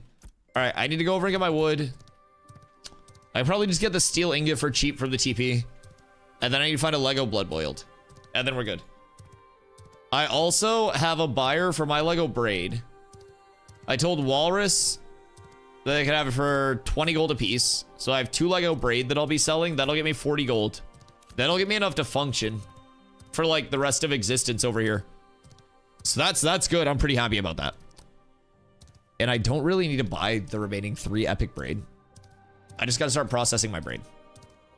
So we'll go over to Winstead. We'll grab my epic braid. I've got to process it into timber, into planks, into dried planks. So it's going to be a triple refine. And then I've got to get my heroic refined as well. So we'll start those while I'm over in Winstead. I've got to find a blood boiled thread. So thoughts and prayers for that. I don't know how much a Lego one of those will be. Chat, who knows my herbalism economy right now? Well, we got multi-classing it. Have they said it's going to be like 1 to 25, just one class, then 2650 for both? I believe it's planned to be at 25 where you'll be able to get that. And in terms of when that's implemented, that's going to be the phase 3. Well, it was originally phase 3 roadmap. I believe that's still for like the true phase 3. I need to like get my brain wired to say the things right again. So that's going to be in the still current phase 3, like the August phase 3 for multi-classes. We're getting summoner, I would say around July, probably. So we're fucking cooked. Ni hao, ni hao, ni hao, ni hao. Good morning, ni hao. Emu, hello. What up, Bangsy? Is it true that only guild leaders who own a territory are able to use flying mounts? Currently, flying mounts for the Alpha 2 playtesting are given to, it's not guild leaders that own territories because the nodes are separate from the guild system, unlike, you know, New World, where it's like your guild fights for it. It's an election, so while communities typically have a large influence because the player base is small, like, it is a separate system. But with that being said, right now, any village or higher node, so these 8 currently, get flying mounts for their mayor. On launch, it will be Metropolis mayors only for, like, mayoral flyers. There are 5 Metropolises on a fully developed server. That's tier 6. It's going to take a long time to get one. So, then you'll have guild castles. Guild castles are, like, the true guild ownership aspect of it, right? So a guild castle has the big castle and then 3 what are called castle nodes outside of it. The owner of the big guild castle, the lord or lady of that, gets a flyer. 5 of those. 10 total on a server so far. And that's with 100 ownable areas. Then there are play to acquire flying mounts as well. So those are open. So basically they're the earned through like overchanging things. And then you, as a normal player, could also be able to get one, even if you had no interest in owning anything, participating in anything. Those will drop from raid bosses, world bosses, hard endgame content, and through that, you'll be able to get that adolescent mount or that egg, get it over to your animal husbandrist, which is a profession within the game, and they raise that up to a flyer that has a limited duration, 15 to 30 days. So keep in mind, even if you're a mayor, there's a re-election every 30 days. Your flyer essentially has a duration of every 30 days. If you were a guild castle owner, your guild castle gets sieged once a month or every 30 days. So guild castles can turn over. There are 4 different types of nodes. So there's a democratic election, there's a PvP based election, there's a questing based election, and then there's also an economic node. So basically, with the divine node, it's whoever completes the most quests in that time. Now, there's only the democratic election area in right now where you're like voted in, but the other election processes are coming through, hopefully relatively soon. Thoughts and prayers. But divine nodes will be whoever completes the most quests in that time. Then you have scientific nodes. That's going to be your election. Then you have your economic nodes. Those are an auction. Then you have your martial nodes. Those are going to be like a PvP type game mode to determine who becomes mayor. Again, that happens once a month. Then you'll have 5 guild castles, like I mentioned. Those also get sieged once a month. So you essentially have a lot of potential turnover of who's mayor in what area. Then you have node sieges as well. So not only will it be very hard to build up to a tier 6 node, that Metropolis node, but even if you do build up to that point, there's a mode that will be node sieges. Now, we've tested node sieges over here, and we're waiting to test them more. And the potential node siege loss could bring an entire D level of your node. So say you get up to T5, you're saving up for tier 6. You get sieged, you lose that siege. Your node, gone. Destroyed. Ruined. Player storages become lootable on the ground. Your entire node is a force flag PvP area for a little bit. Then you can start rebuilding. But massive risk reward with node sieges. So it's a huge thing. Game fully releases next year. Oh goodness, no. I would say probably like late 2027, early 2028 if I had to guess. So we're going into our year plus phase 3 server, like the long form, into that on August 4th. That's where we're guessing. Yeah, of course, dude. No teleportation fast travel. Very limited. Hold on, let me answer these other questions. I'll yap about fast travel. Very limited fast travel, but none currently. 0 right now. But okay, game fully releases next year. No, yo, happy Easter bunnies. It's a lot of work to get flying. Flyers are meant to be an extremely hard to earn force multiplier, and they also won't be like an infinite flyer. So you'll have to launch it from a royal stables, which will be a building within mounts, within nodes. You'll have to launch your mount from that specific building. It will have a stamina duration where you can fly it within a certain area around the node that it's owned in for a certain amount of time. And then it has to return to those stables to kind of like recoup. So right now they're getting more testing data. So if I had a flyer, I could just like fly around for 10 hours a day and never land. That's a temporary thing just so they can like test the flyers more. But flyers are meant to be like a force multiplier in the time that they do exist. There are also going to be earned abilities in the game. So even if it's not just a flying mount, mayors will get special mayoral abilities. If you're a title seeker, titles could grant you an ability. So there are many different things that you can do to kind of like augment progress in like different ways in Ashes, where you'll be able to like earn a lot of really cool shit for your character past just like, you know, infinite flying because mayor. So yeah, it's a temporary thing where flyers are just always there. Oh, you have a VIP flying mount system. Well, so in Ashes, it's important to realize that flying mounts are meant to be, like I mentioned, a force multiplier, but also not like an everyday thing, right? So in Ashes, a lot of what's based is like the open world info, right? And the open world interaction. If everybody had a flying mount, a node war wouldn't matter, guild wars wouldn't matter, nothing would really matter because you'd just be in the air not attacking people. Gathering wouldn't really matter because you would just scan the treetops, you'd land on a braidwood, and you would hit that. So like, while again, flyers right now are a bit of like a weird thing because it's become a mayor, get a flyer. It'll kind of like balance itself out, only 5 mayoral flyers, 5 guild flyers, and then your drop flyers, which will be roughly 5 to 10 on a server at any given time. So there will be like 20 flyers on an entire server, and those will also be like limited time flyers, right? So they won't have infinite stam, they won't just be everywhere all at once, stuff like that. But they should make it extremely hard drop to allow infinite time flyer. So it's gonna be an extremely hard drop to get the limited time flyer. That's the thing. They don't want everyone to have a flyer, you know what I mean? So yeah, that's their intended system. I wouldn't expect their flyer system to change at all. And you have to remember, no form of flyer is infinite. If I become a mayor and then I lose my re-election, whether it's a PvP one, whether it's an economic one, whether it's a religious one, or whether it's a scientific one with the re-election, right? Like, I lose my flyer. That's a 30-day finite flyer. Every 30 days, I've got to renew that flyer. If you have a flyer that you got from a specific boss, you may pump that boss out like crazy to try to get another egg to start raising for when your flyer dies. So like in theory, if you are someone who really wants to prio a flyer all the time, it's not like you find one flyer from the world and then Steven's like, nope, fuck you, no more flyers. Like you could just perma try to maintain a flyer. Just don't expect it to be like easy, right? Not everyone's supposed to have a flyer, but if your biggest thing is like, I want to fly all the time, you would essentially want to gear out like crazy, be a part of a community that does content that could get you access to that, and then target that all the time as your gameplay loop. So right now, I'm running around just kind of like looking at braidwood and stuff while I run over to town, trying to find braidwood out in the open. While I run over to town, I'm trying to get wood because that's the most expensive thing. If I get legendary braidwood, it is like 20 gold plus per. I have like no gold. I'm also going over to get my epic braidwood, so that way I'll be able to craft a bow for myself. So yeah, even while we're just out and about, because I don't have a flyer, I'm able to be down here, scanning these trees and stuff, kind of just chilling. So there is a lot of interactivity with the map itself that you would lose out on if you just kind of like had a flyer and just flew around and did nothing.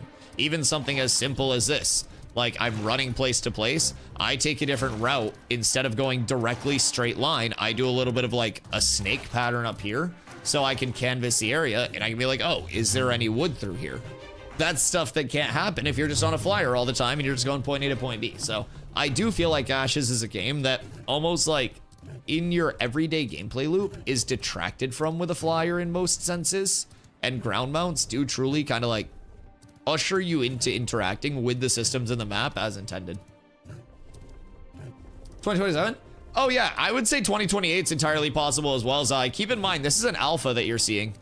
Like, this is pre-beta. This is not like an early access. This isn't like, oh yeah, this is finished. Like, this is a pre-beta, which is before games usually have any form of like visibility. Most games when they're in alpha are just like not showing a single thing. I've just seen Pyro summoning his flying mount everywhere and thought it was privilege for being a dominant leader or something. So technically he does have a flying mount from being a mayor. He does also have like a flying mount that was just given to him, like a one-of-one flyer. Now, there are two of these mounts that exist. The Snorse, Drapa, and I have them. Drapa, Sir Doink in chat. So there are a couple of Snorses. So while I don't have a flyer, I still consider myself extremely lucky to have my Snorse, and I love it. It's a little bit slower, but I consider myself somewhat of a ground mount enjoyer anyways, because there's just so much I can do with this. Like, I can just pop around and actually enjoy the world, so.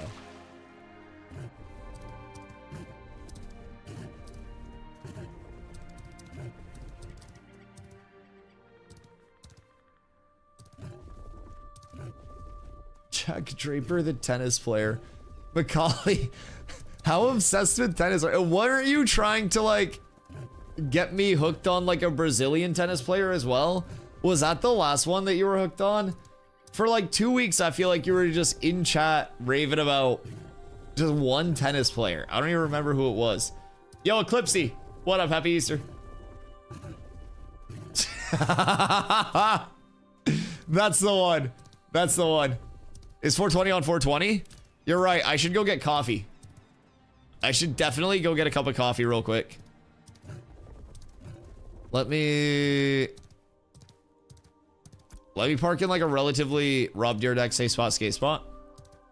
And then I definitely should actually go get coffee, because I did, unironically, I made half a pot of coffee. Because I wasn't gonna have coffee because I didn't have my like lactate milk. And I'm just gonna drink it without milk. I'm gonna be a man. I'm gonna put hair on my chest today. I'll be right back. Give me 1 minute, chat. I love you guys. I'm running.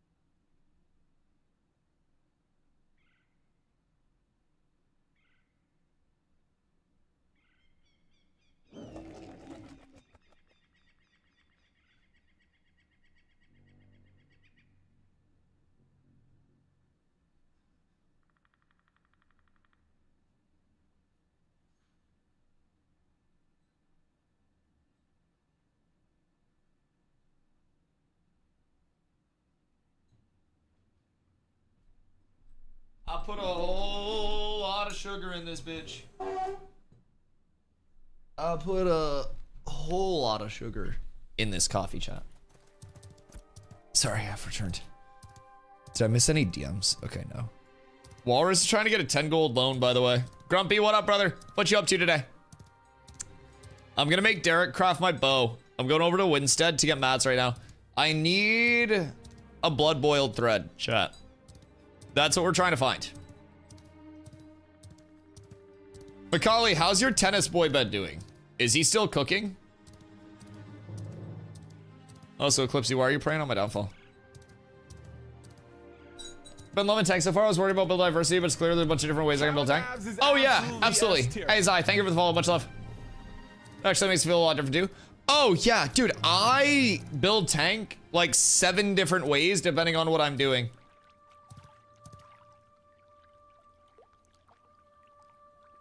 He took a 2-week break and is now playing on Friday in Madrid. Okay, okay. Did you take a 2-week break because he was getting cooked or nah? But yeah, no, Thick, like, tank has so many differences that can make the build feel extremely unique. A lot of different combos. Keep in mind, a few of our abilities also have just simple changes that you can adapt to whatever. Pulverize, shield assault. So, shield assault can be switched over to shield slam, which is a single target instead of the kind of like AoE dash forward. Pulverize can be changed from a single target to like an AoE around you as well for less damage. So, there's a ton. Reflect, if I'm running in a group and I'm doing PvE, I don't run Refreshing Reflect. If I'm running in PvP, I do run Refreshing Reflect. If I'm doing group PvP, I run Wall. If I'm doing 1v1s, I don't run Wall. There's so much. There's so much. Aegis and like protecting somebody can be a 50% damage transfer from them to you. So if it's a cleric that's getting jumped, you could save their life so they could actually get a heal off in addition to tripping people. Like it's so nice. I do love the tank like design. I think there are a few things that like I could see in the kit's future as well that would kind of continue to implement on it. But yeah, I love the tank design. Cooking but tired from schedule. Okay, that makes sense. That makes sense. Wonder if we're gonna have loan sharks and ashes one day. People handing out loans, you spend it on a caravan, but if you lose a caravan, you won't be able to pay it back. I'm gonna break your kneecaps. Wait. I mean, what if we loan the money to you and then break your caravan so you can't pay us back? Just so you would have to pay us more money? Or would that be like counterintuitive?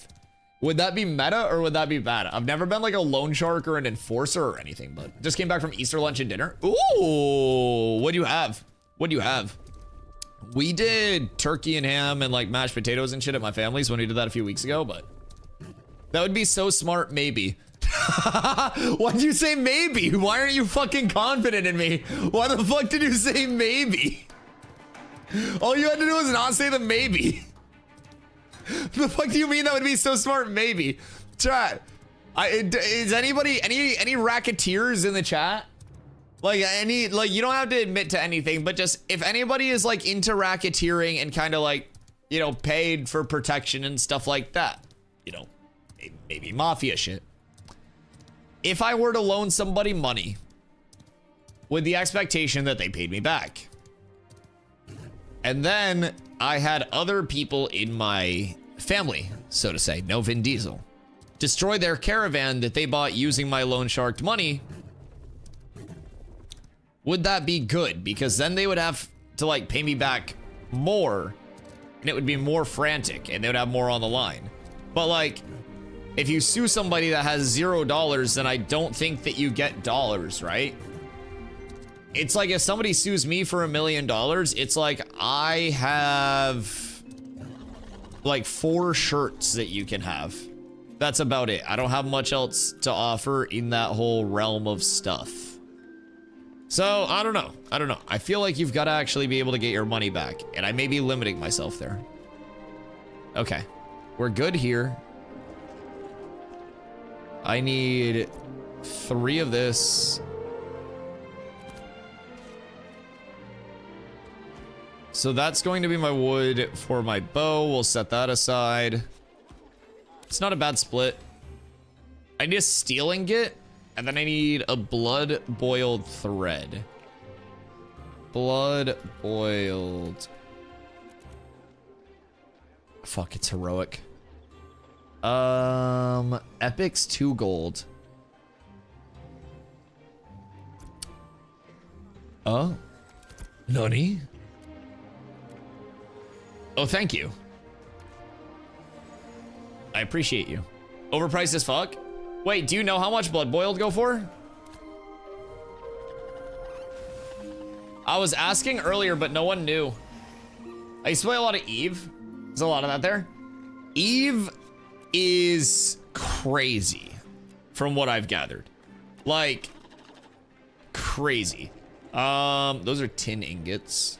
Wait, did tin go up in price, by the way? It shouldn't cost that much. It's not a high demand mat. Well, I may just be in the wrong place. What if I run a Mira and check? Slash global. Yo, any Lego blood boiled thread in the chat? I'll just ask chat. As far as I'm aware, 2 gold is scam. Just log the alt in Mira. Oh, you're so true. You're so fucking smart. Hold on. I do like running, but I also just asked global. All right. Is Plan and Dust parked in Mira? We'll just go to the fighter. Using alts smartly. You know what's crazy? Some people even have money on their alts. You know what's crazier? Some people have money on their mains. You know what's craziest? I have money on neither.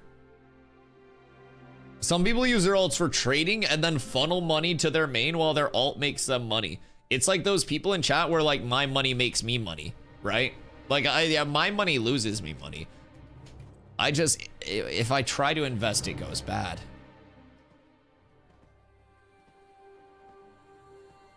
I like this new rogue update. Okay. Search by item. Blood boiled.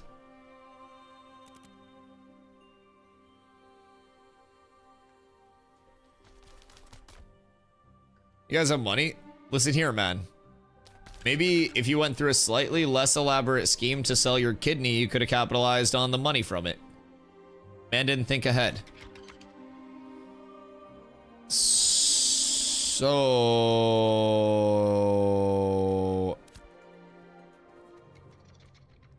Someone said yes in chat. Yerd! Wait. Is Yerd in chat? Okay, wait, let me switch back. I'll message Yerd. Much better process for that, I'm sure. Definitely a 1-star review on Yelp. Okay, let's see what Yerd wants. It's my Lego blood boiled.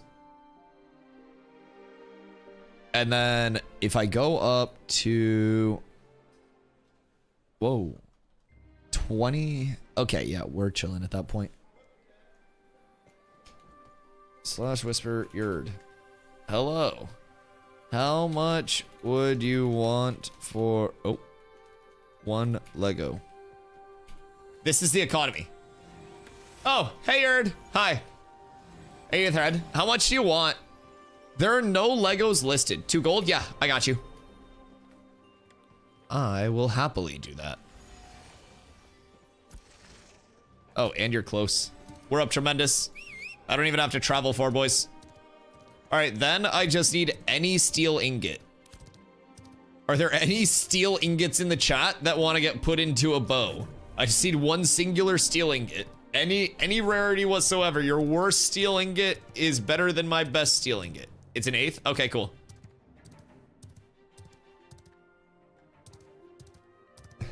Dilly, how do you get a picture of me, dog? What are you doing? What are you doing? What up, dude? Happy Easter. I hope you're doing well. I swear these journeyman herbs are so common. Yeah, but like, what if all the herbalists quit? Why you blushing? You guys make me feel cute sometimes. I don't know. I don't know. Shit, I just be happy and stuff. Playing Farmer John. Oh no. Is that one of his? I was watching his stream for a few minutes the other day, and then I was like, man, New World looks bad now. And then I just came and streamed myself. All right, hold on. So I need to get Derek again. ESO Derek. Yo, I am acquiring mats. Meow. All right, we're getting a bow crafted soon, chat. And then what are we doing? Should we try to check monitor? Actually, I should probably go over to monitor and check while Yurd runs over and grabs those mats. What level should I pick a node to become a citizen for? I am going to be a complete Buckington. You don't really have to feel obligated to. If you're a physical damage class, you get a really good cloak from being a Winstead citizen at level 20. But before that, there's no real obligation to. If you don't want intrusions in your gameplay, I would avoid Winstead, Miraleth, and Halcyon, just as those three are like the most likely to be at war, because this is Nova territory. This is where like most of Nova Ordum lives and populates. And then this is where Envious and Polar tend to hang out. So these nodes are always just kind of like kicking the dick out of each other. So I would avoid these three if you are looking to be a citizen. Winstead, of course, has that cloak. With cloaks, you can become a citizen, buy the cloak, put the cloak on, drop your citizenship, and as long as you don't take the cloak off, you're good to go. So it's a little bit of a weird system. I think it'll almost surely be changed to require you to be like an active citizen to have cloak bonuses, but as of right now, cloaks are also in a weird spot. But look at monitor selling boots. Jesus, wait, so was the spawn bugged yesterday? Yeah, let's definitely check that out. Okay, so Eso said he's over in the desert. What if we just have Eso grab Yurd stuff? Oh wait, here, I'll pay Yurd while he's here. It was a beautiful game. It's a shame that I have to leave it to rot. It's crazy that all New World had to do was like not go down the exact route that it went down and change all of their systems over time to the point where they now market it as an ARPG instead of an MMO. It's crazy how they literally just had to not do all of that and they would have been like a standalone in the genre because of their combat alone with no further input. That'll cover the ingot and your travel fees. Thank you.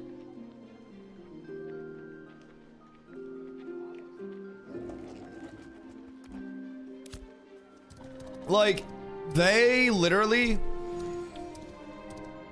If I started every single stream with a different slur, I would see less fall off than Amazon Games did with their player base just trying to drop normal patches. Like, it is miraculous how crazy their actual fall off of player base was. This is a goddamn alpha, and player retention was in the mid 80s months into the alpha phase. Like, what do you mean?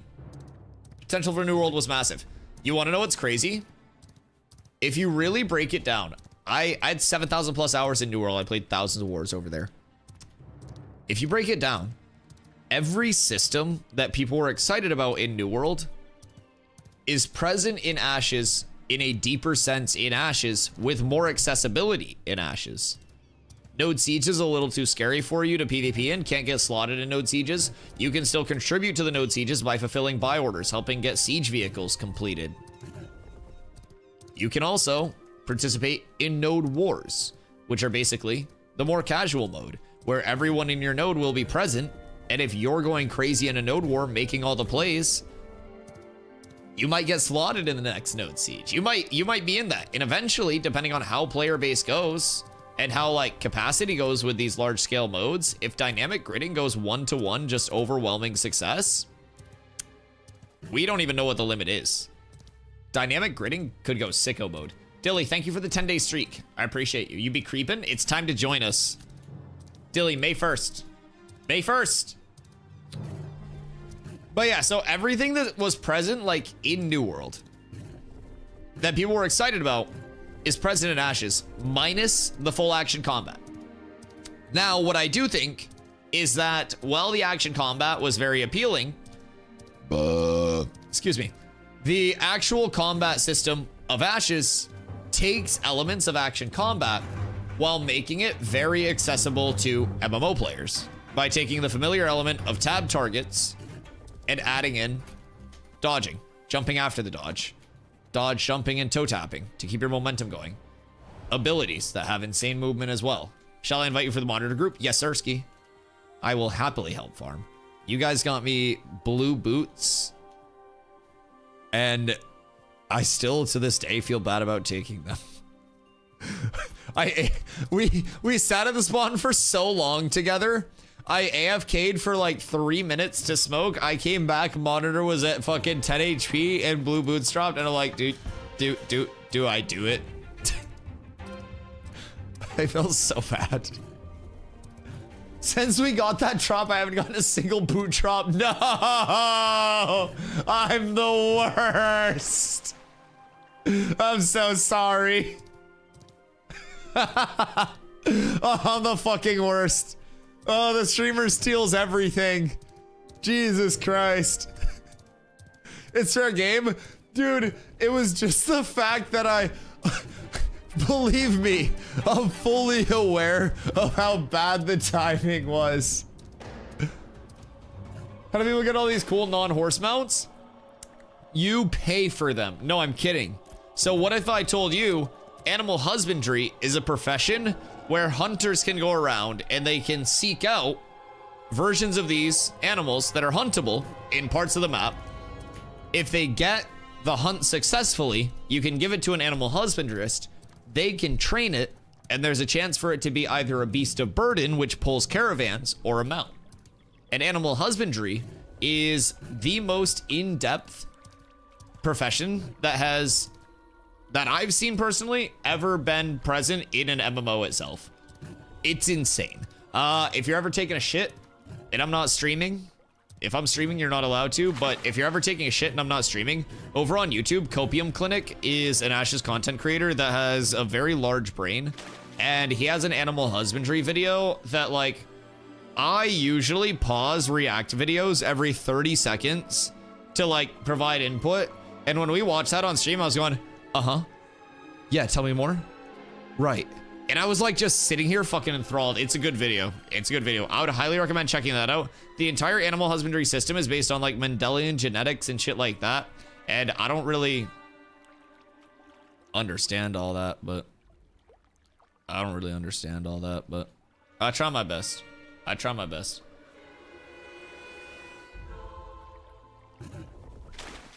This videos are really good. Oh yeah. He drops absolute bangers. Very good content creator. Ash just has a lot of extremely good content creators. Be like the future iteration or how it is now. Oh, this is just like baby steps. So, unironically, this is just the tip because animal like breeding hasn't even come in yet. Like the husbanding part hasn't even come in yet. So, with freeholds, you'll get your plot of land that you can kind of like plant what you want for trees. Or if you're an animal husbandrist, you can have a fucking farm, E-I-E-I-O. And on that farm, you can have whatever mounts you're able to kind of like get as animals. You put them on your farm and they have selective breeds before they, either their balls fall off or they fucking die or something. I don't really know. But like, say you're looking for monitors up at the moment. Oh, fuck. I always just come over here and fucking T-pose on top of this. I'm so sorry. But yeah. So, say you're looking for just like super horse, right? Different horses in different biomes or different areas will have different genetics. And a horse in the Riverlands may be the fastest horse. A horse in the desert may have the best stamina and like the longest dash time. A horse that's in the tropics may have the best jump, right? And so essentially, you'll have to go around, and if you want to have the best horse mounts on the entire server, you'll specialize in those. You will breed and breed and breed until you get a horse or whatever mount you want that has all of the good genetics that you're looking for. And then you'll try to breed off of that the limited number of times that you can and sell that. And that's where you'll make your profit. And mounts will always be evolving because of that, because even if a bunch of people have like, you know, 175 speed mounts or whatever, there will always be the chance that a 175 speed mount rolls with more attributes, better health, like all of that. So it's genuinely, it's nuts how much there is. What's that debuff you have, Shock? Rotten blood. Oh, okay. I thought you were fucking corrupted for a second. Scared the shit out of me. Turn aside between legendary steel longbow or longside bow. What are the big differences between the two? Part of what I like about longsight is just the lifesteal, and honestly the fact that it's braidwood and I have most of what I need for that in particular. Kill that bastard.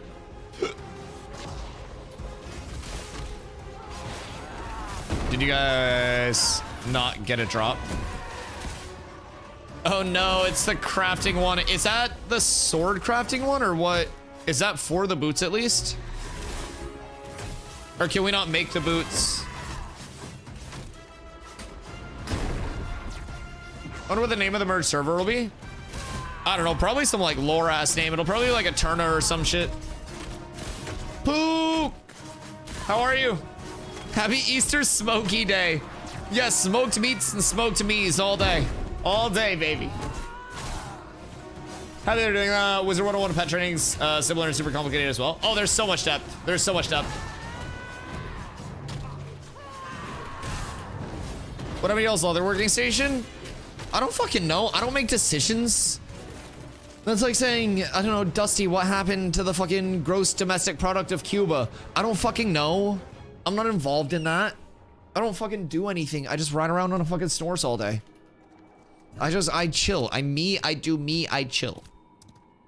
Switch never drops boots? Yeah, I don't really understand like why and how I fucked y'all's boot drop. But like one boot to rule them all. So where do you think we should go? I kind of have to... Wait, where's Derek crafting out of? Where are you crafting this bow? I want to say he said New Halo, right?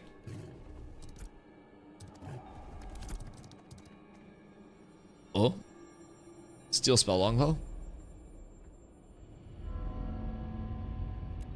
Dog, I'm gonna keep it a bug. I don't have a lot of room. I'll take it though. Would you not recommend this game for a hardcore PvP solo player? I mean, solo anything in Ashes will be like the easiest way that I can describe it is like playable but not preferable. A lot of the content is on a high end of things going to be multiplayer content or content that's out in the open world that can be like competed for. So if you're a solo player and a group comes over for it, then you'll be at a huge numbers disadvantage. Ashes is very heavily based in the open world. So that reminds me, someone asked about fast travels earlier, and I gotta yap about that for a second. But yeah, so like as a solo player, you won't have access to like the best mob grind spots for experience, for money, for loot, for pretty much anything. It'll be doable to get up to max level to play, but nothing will be like the most optimal, right? I would say if you're a hardcore solo PvPer, like finding a community to be a part of to at least benefit the progression, and then once you have your level of progression that you want, then breaking off and doing more like, okay, I want to be a dueler, I want to go around and like run around flagged, I want to go to lawless zones, right? Like you can really make your gameplay loop more as a solo player once you are all set up. It's just like the path to getting set up is very multiplayer based. You know what I mean? It definitely leans into the massive multiplayer side of the MMO much more than it does just like the solo. Ski us to the east without Drewski. Get on and play. It's time. Owning this game solo, I very quickly caved and joined a guild. Keep in mind, a lot of solo players' biggest like pain point is the fact that questing sucks right now. Not like questing's terrible, but questing's pretty bad right now. So they did announce that they'll be rocking a quest revamp for us in between May 1st and August 4th before the August 4th wipe. So that is huge. That is one of the largest things that I have heard a lot of players just being like, yeah, this is rough. So we've got the time to kill changes. We've got the full rework of the gathering, refining, crafting system. we've got a ton. We've got a ton. But yeah, I definitely think that, wait, let's see. I definitely think that it's best to get into a guild. 100%. Shock said 2607 fizz power, 292 fizz pen, 307 strength, 315 dex. I mean, that's not bad at all. Like, what's the material cost difference? Wait. Sold the Grizzler neck uncommon for 35 gold this morning. What the fuck? Are people just paying out the ass? Because I have so much shit. Different thread? Oh wait, that's it? Interesting. It's just like the steel ingot and then a different thread and then the 20 braid. Let me peep. It's just steel longbow, you said? Steel longbow. Okay, apparently. Just need to say longbow. Gloom thread, which is like 88 silver. Also no carf mats.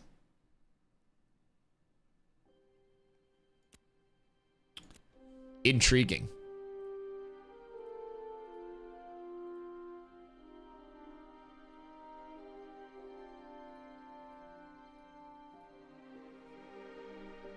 $22.94 fizz power, fizz crit, but no lifesteal is the interesting thing. But there's not even for thread. True, thank you. I definitely think for me, I like the lifesteal, but I don't know. Steel longbow is definitely a good option too. Thankfully, I have the thread. I have the thread on the way. I'm getting a same-day delivery. Oh wait, I relogged and I like rubber banded a little bit. Long sight has more fizz power, but I'm kind of capped. What are you at? 255? Kind of wish there was like a stables building in each node where people park their mountain and get speed boost or something. There's not how long it was there because so many people mounted in town. So there will be more like infrastructural buildings like that.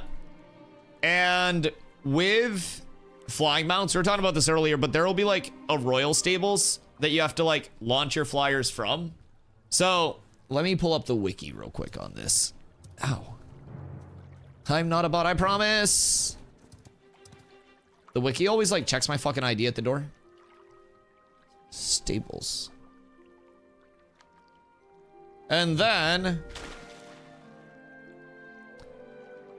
a system that stores active mounts in slots that can be used local to the stable. Let's see. Building for displaying mounts on freeholds. It's an animal husbandry feature, but does it do anything else? The active mounts are determined based on you having that active mount as a part of a slot within the stable you're within the area of. What that means is that mounts are relevant in battle, and if you lose your mount in battle, it's a detriment. There are ways for you to bring that mount back. There are different active potions that you can have available to do fast resurrections to reduce that cooldown potentially, and you can also interface with the stable itself if you want to swap that mount out with a different mount. So our mount's going to be completely stabled and not just like inventory bound? Oh, what the fuck? What the hell? I guess Dusty doesn't. Wait, what? I guess Dusty doesn't what? Sorry, I relogged to get my music back. So it could be a blue character, a blue player, and a character account, and transfer items to my PvP character.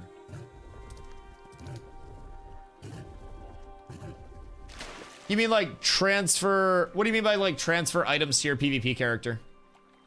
Cause like, yeah, there's no like in-game transfer to your own characters right now. But in theory, yes, but the leveling process is quite long as well. To level 25, it's about 125 hours, and the level 50 is intended to be a few hundred hours.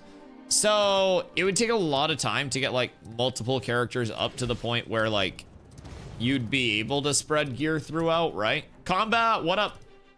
Hope you're having a fantastic day. Happy Easter. So yeah, most people will just kind of like play their main. For instance, this is like my PvE and my PvP character, right? And I just farm things up here. Nothing is bind on pickup or bind on equips. You can swap stuff freely, right? You just have to find someone to transfer it for you. But yeah, I mean, is there a specific reason that you would want to have one character for non-PvP and then one character for PvP separately? Is it just like different builds or like other things attached to that? 255.3 buffed is kind of crazy. I like that a lot. Maybe it'll push 260 plus if I was to go for artisan gear quality. That's fucking ridiculous. I mean, good for you. Good for you. I don't think they'll add self-mailing, then you can just process on alts.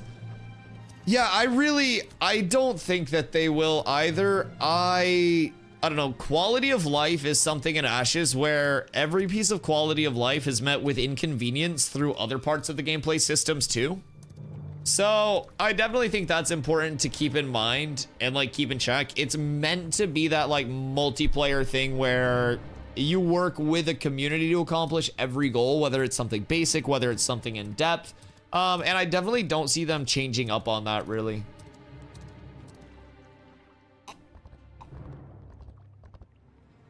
Done being social with family or just catching up on work, so I can take a couple of days off for May 1st and fresh start. I love that. I love that. Now, what community are you rolling with, Combat? Is it the best Ashes community in existence?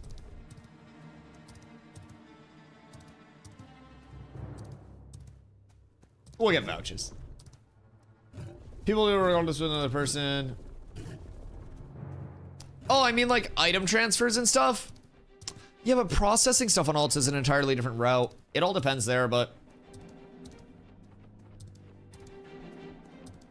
Yes, sir. Yes, sir. The cats with abs is his vouch. No, I know. I know, Combat. We need to get more people on the train. We need to get more people on the train. I need to have everybody write up like pre-generated reviews about like how their experience in cats has changed their life both in and out of game and how it's like so much better for them now. What do you do for family stuff? How important are consumables like plus strength scrolls and plus fist power food at the start of a reroll? Should I use plus adventure, XP, or plus strength? It's a good question. With the attribute rework, if you're able to get, like this is an apprentice scroll of strength, but 126 strength gives me about 3 fizz power. So that 3 fizz power, if you have 20 fizz power, would be a lot, right? So you'd probably benefit more from like the strength than you would adventuring XP, but it's all just, I don't know, I feel like it's all relatively balanced. They did, as part of the attribute rework and gear rework, make it so consumables were actually factored into like player gearing progression and power scaling. So you are intended to have those, but personally, I've always gone the route of just like the plus strength scrolls, especially because on a fresh start launch, there's always the chance that you're gonna have to contest somebody for spawns. So I'm of the mentality of like, you'll get more XP safer if you have more main stats to be able to contest the spawns and not die when you're contesting spawns. So it really breaks down to personal preference. I feel like your total output is probably pretty similar, but personally, I'm strength boy.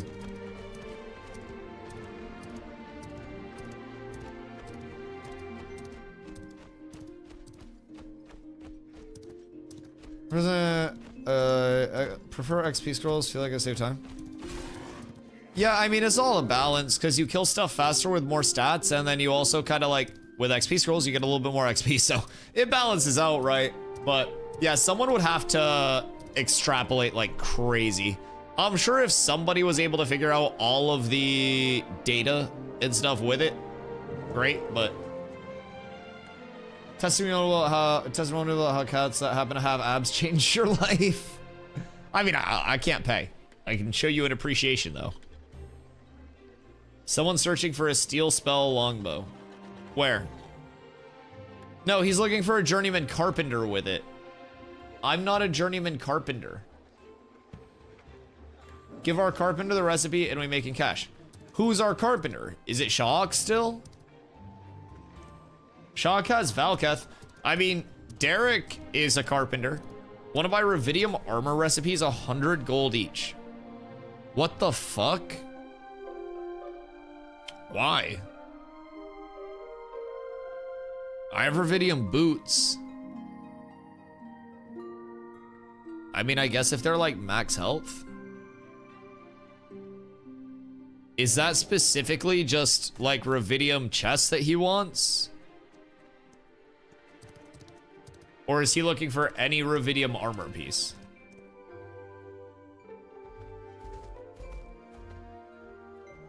Okay, let me try to explain it better. I know people hate PvP, but I enjoy constant PvP. Reduce some type of penalty for killing, but I also already get resource drops. This is a group focused game. Maybe it's not my type of game. Maybe I'm wrong. So it's I feel like systems wise, there may just be like a little bit like not missing. He said all of them. Oh, word. Yo, have boots in Winstead. Word. So basically with ashes, if I'm chilling somewhere and you come up to me and you hit me and I hit you back, we are both purple, which means we are combatant, right? So if we're combatant, we drop fewer materials than we would in a normal, just unflagged death. And it's kind of like mutual PvP. If you come up to me and you hit me and I don't hit you back and you keep PKing me, like you just kill me without me hitting you back at all, then that would essentially put you, instead of purple, into red, which would mean that you're corrupted. If you corrupt, that's like the punishment system. So instead of just dropping materials, which is like glint, gatherables, things like that, you would actually be able to drop your items.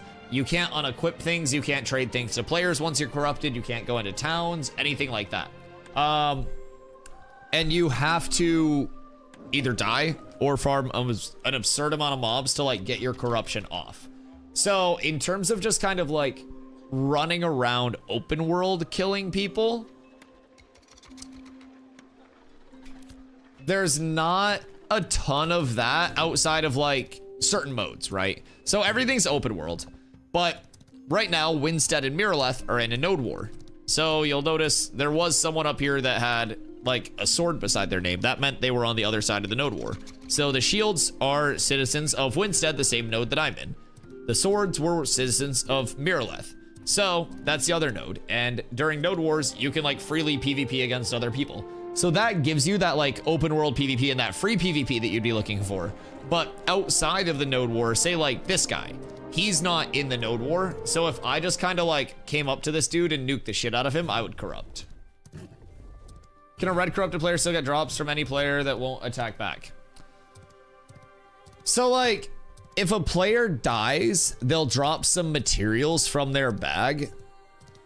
It wouldn't really be like a worthwhile thing, because if you're going around killing like unflagged players, then it would be 25% of the materials in their bag, which wouldn't be like a ton of benefit.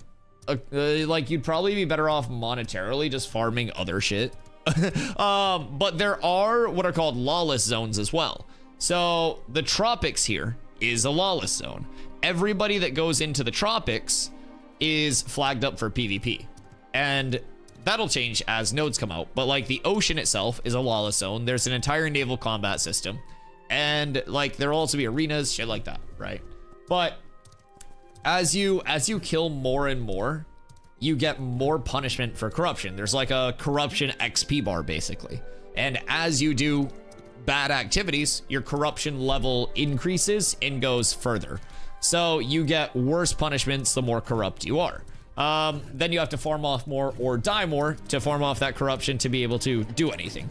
So corrupting is really just like the non-consensual, you killing a player without them hitting back, you corrupt.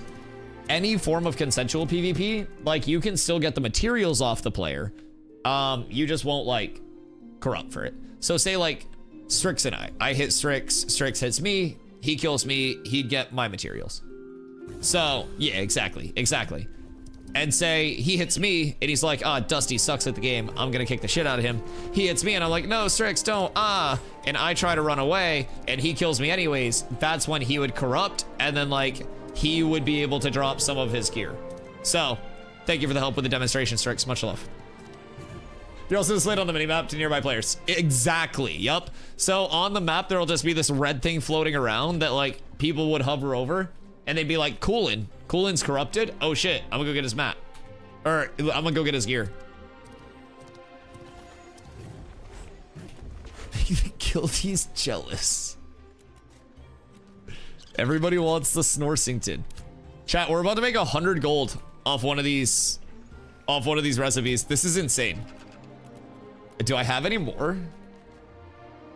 Damn, we got Ruvidium boots recipe. And I guess, is the entire Ruvidium set just max health? Is that why people are going crazy for it? Dev, how are you? By the way, happy Easter. I hope you're doing well. It's not full loot, basically. Yes. Very punishable unless you're in the tropics. Yeah, so like, and if you're in the tropics, you won't corrupt because it's like a force flag, right? So everybody's purple in the tropics, which is like the consensual state.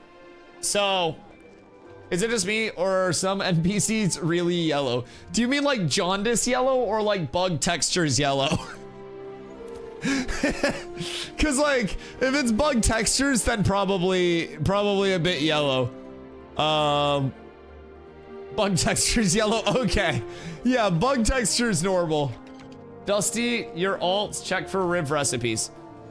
I don't think I have any on the fighter. I checked pretty recently too. I'll check while he runs over here though, because you're coming over here too, right?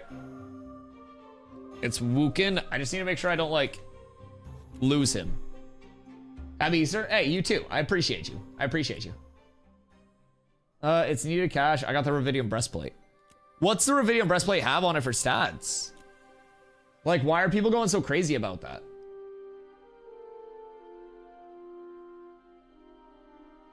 You can still corrupt in the tropics by killing a mount.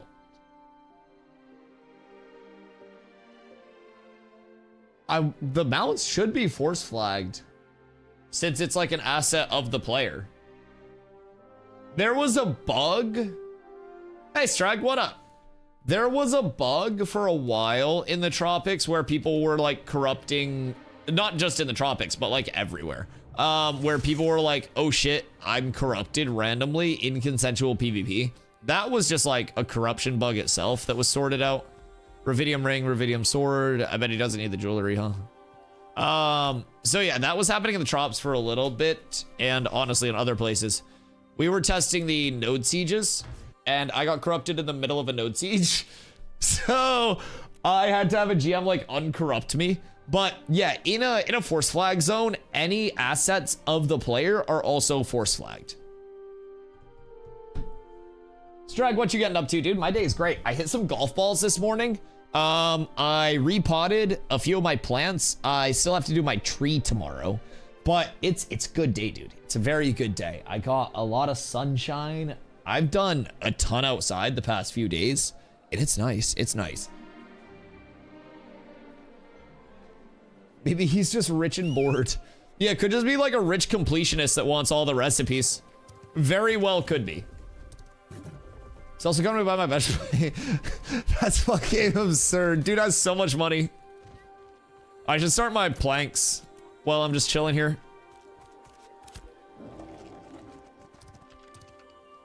What up, Deadly Cast? How you doing, my friend? If I buy the game pack for 5/1 start today, does 1 month game time start already then, or from the first month of next month? The game time does not start until the, oh fuck, my fault. That's an accident. My bad. The game time doesn't start until the launch of the game. That's when the actual sub kicks in. Before that, you won't have your sub active. I'm a level 49 lumber miller. I flipped.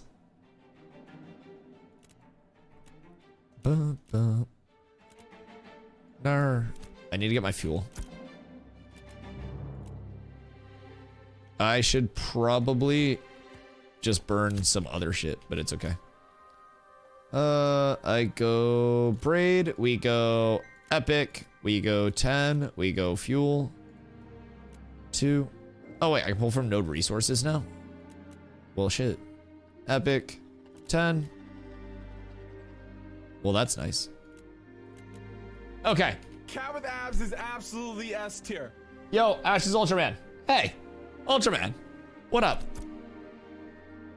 Hope you're doing well, dude. Thank you, my king. Oh, whoops, I jumped. Sorry. But yeah, so basically the subscription Deadly Cast, it doesn't start until the game actually comes out. The only thing that you are paying for in terms of like what you'll have to buy, you're buying the access to the playtesting. It's just that upfront cost, and then it is like no sub until the actual launch of the game. You know what I mean? So when the game does come out, you get your first month of subscription time included with your pack purchase. So your first month is free with your pack, basically as a kickback to you. Then from there, your second month, you'll start paying $15 a month. That'll be the subscription cost for Ashes going forward, and there will never be box cost or DLC cost associated with Ashes. Yuri, thank you so much. I appreciate you. So you won't have to pay like, you know, like WoW, where you buy WoW and you sub, and then you buy TBC, and then you keep your sub up, and then you buy Wrath, and then you keep your sub up. It'll just be the sub. So this is also going to be something that's very good for Ashes, like Ashes launch. The level of accessibility is insanely high on launch, because instead of people paying the price for a AAA title, they're paying a $15 a month cost to hop in for their first month and see if they like it. Ashes player base is going to be massive. It's going to be massive on launch. Absolutely huge. But yes, so the May 1st pack, the Wave 3 pack, gets you in for the entire development process until the game launches, gets your first month of game time included when the game does launch, is when the game time starts, and then gets you $15 in the in-game store, which is transmog only, no pay to win, no pay to progress, no pay for convenience, no anything unethical. So it is truly great monetization. Running over to get a thread made. Are you going with a steel one? Yeah, yours a G. We love your... okay, so I just need one steel ingot. Like a singular, oh my god. I just need a common steel ingot. Chat, anyone got a common steel ingot? What rarity? Anything. I think Grumpy probably has one right over here if I had to guess. I planned around a common. I can make them. Yeah, there aren't even commons like on the Winnie market, because I got my blood boiled at Lego, so that way I can just use a common ingot and then we're fine. And I'll still get an epic bow out of it. I'm just rolling like a low epic, but it's not bad. Didn't know you could have stacks of 100 as the job size. So you can go up to 250 for job size, and with the crafting, refining, and gathering reworks, you'll actually be able to mix rarities and go to, not go to, but you'll be able to like custom select your job size as well. So they're bringing in a ton of quality of life for that. Ruvidium boots, 100 gold. I'm apparently rich now. I don't know what I did, but we're up tremendous. Thank you, sir. Thank you. Enjoy. Fupo! Hello! I'll run around and doing things. I'm being so productive. I'm having an amazing Easter. I hope you two are having an amazing Easter. My family celebrated a few weeks ago, so I went out and I hit some golf balls today. And then I repotted some of my houseplants, and then I got on stream. And it was really good. I was a few minutes late to stream because I got caught up repotting my houseplants. I lost track of time, but we made it. We made it. So now we're here. It's a really good day. I did run out of milk for my coffee, but I'm raw dogging my coffee today. Actually, I have sugar. So I'm not like full raw dog in it, but it's like bare skin levels. So you know what I mean? But it's a great day. A lot of sunshine. My plants are happy. Yeah, it's good. It's good. Very Eastery. Okay, we did the egg hunt a few weeks ago. We have a very busy family that's all spread out. Once you sell that Braidwood, you'll be at like 140 gold, rich man. I know, dude. What am I gonna do with all this money? I'm gonna make a bunch of cool stuff for 10 days and then never do anything again. I actually probably won't even like make anything. I'll just chill on the money and be like, yeah, this feels nice. This feels nice. I wonder where we got that recipe. I don't even remember picking it up. It just kind of like popped up. I was just looking at my shit and I was like, wait, I have one of those. This is quite nice. Quite enjoyable. 100 for golf balls. If you have to hunt for golf balls, doesn't that just mean you're bad? People just call me bad at golf. I'm not good at golf. What recipe? Ruvidium boots. So I don't know if this guy just has too much like money and wants to collect things, but he was paying 100 gold for all of the Ruvidium recipes, the Ruvidium armor recipes. So yeah. Yeah. She just hoards everything. I'm not hoarding anything. What the fuck do you mean hoards everything? I'm legitimately not even hoarding anything. All of this is useful shit. And like, there have been many times where somebody's been like, hey, Dusty, do we have one of these? And I'm like, yeah, we do. Thanks for asking. Exactly, I do. I'm just prepared. I'm not a hoarder. I'm just like well set up. And that's not my fault. How long does it take an adolescent tree to become an adult? Oh God. I do not know the lifespan on trees. I won't lie. I won't lie. Dusty the Boy Scout. My parents, when I was a kid, tried to get me to do Boy Scouts and tried to get me to go to church. And it was like one trip to each of those things. I went to Boy Scouts and I was like, shit's kind of boring. And I went to church and the only fun part was snack time. Other than that, I was just zoned the fuck out. Like, if I'm not yapping, I'm not there. So yeah, it wasn't really my vibe. Rug, what up, baby? Hey, I appreciate you, dude. I hope that big thing ahead of me is your big. I hope your streams have been good, dude. Yeah, it's a banger Easter. I hope you're doing well. I hope you're hunting a lot of eggs. Getting some good food. Appreciate you, dog.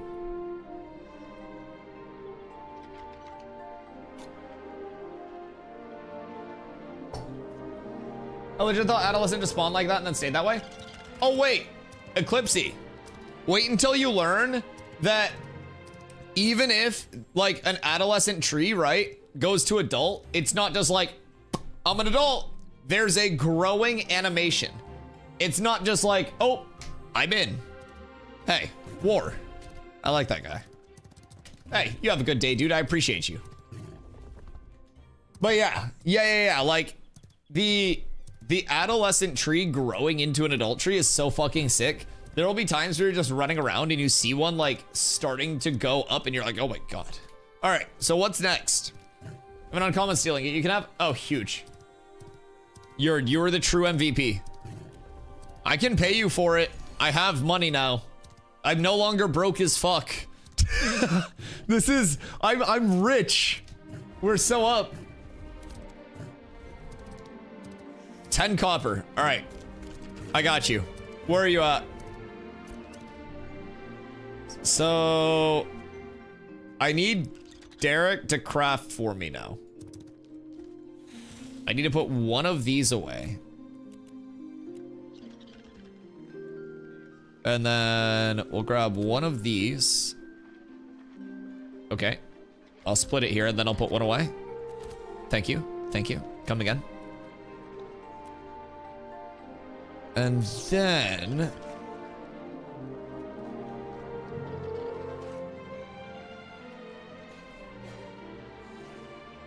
excuse me.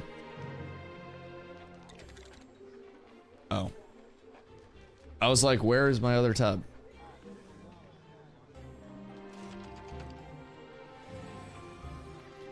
Okay, wait. My braid wood is refining right now.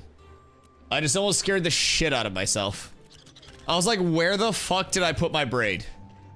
It's safe. It's safe. I was so terrified for like 30 seconds. Miraleth? Okay, I'll come over to you. I will happily travel for an ingot. Because those things are overpriced as fuck. One of the big tree, big bosses behind a large wall of trees. You have to cut down with the trees, go really fast. So like 30 sheep. Fupo. New World did some stuff with gates like that were so arbitrarily done. If they do any form of HP, like high HP gates, I just pray they're worth it. New World in some of their areas where they were just like, here, have a 3 million HP thing that doesn't hit back to chop through because ha ha ha, fuck you. And we would always just run up to it and we'd be like, how can we get around this? It was an interesting set of circumstances over there. I would love Big Tree Boss though. Big Tree Boss, if you're deforesting a node too hard that just pops up and starts chasing you. Kind of like a Don't Starve Together type shit, but scarier. I would love that. Battling Tree Forest. That's true. Would you have to have dedicated choppers? And would a fire mage just be the ultimate answer for this? Could I start a wildfire? You're not seeing the train boss concept? I don't think so. I think that one might have slipped underneath me. Is it on wiki? I look. Train.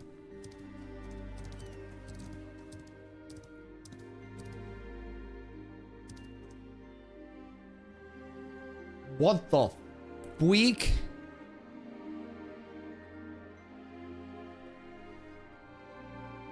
Okay. So my hope. There are quite a few bosses. If this is what you're talking about. This is it. So this gives me Belial in Diablo 3, Chartis in New World vibes. I feel like the nipples up boss can either be so well done or they can just like make it so boring. But so far, boss fights have been really well done. Sasuke, what up, goat? Thank you for the raid. I appreciate you. Much love. New tree boss drop. Well, this was just old concept art, I think. This wasn't anything new to my knowledge. Just tree boss in general. But it looks pretty sick. I just hope they have cool mechanics with it. Love a small chance for every tree or mining node to be an elemental. Like the mimic for gatherers.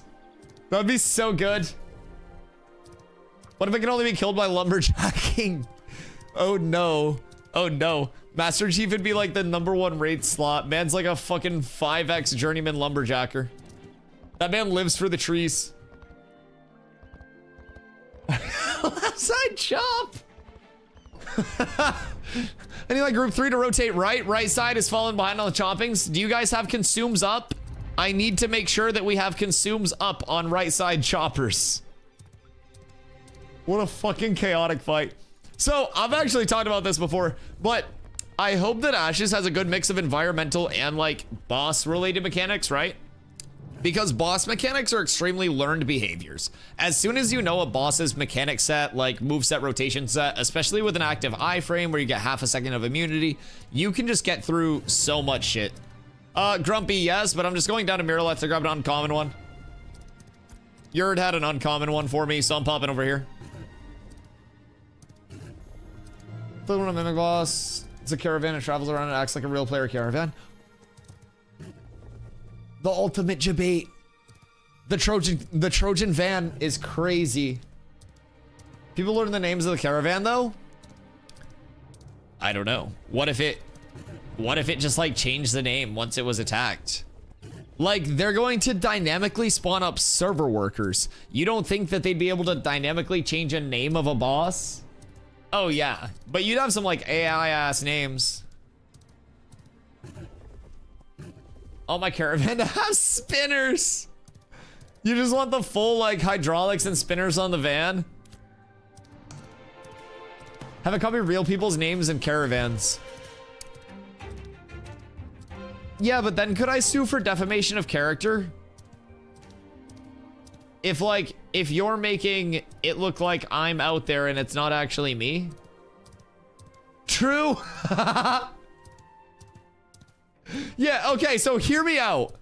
Why does John G get banned for 2 weeks for impersonating a GM, but the GMs would be able to impersonate me without getting banned for 2 weeks? This is fucking ridiculous, and I'm not gonna stand for it. Justice for John G. Free John G till it's backwards. I think he's out the pen in like 4 days, but... Like, why can't we impersonate them, but they can impersonate us, Fupo? What's going on? Tough cookies. Listen. A, those are still a type of cookie, which means that that's a reward from you. B, impersonating a GM is just as important as every other step of troubleshooting in a playtest. That's important to remember. If nobody impersonated the GMs, how would they know what to do when somebody impersonates a GM? It's the same thing as like, oh, if I never find this dupe, somebody's going to find the dupe and then use it, so it's best to find it now and give them a response to it, right? So like, if nobody impersonated a GM, they wouldn't know, this guy's name's Titties. They wouldn't know like what to do in response to somebody impersonating a GM. I think we should be thanked for our efforts, and I should probably get a flying mount on John G's behalf since he's banned. The clap! I love the clap. No, that's so crazy. A legend.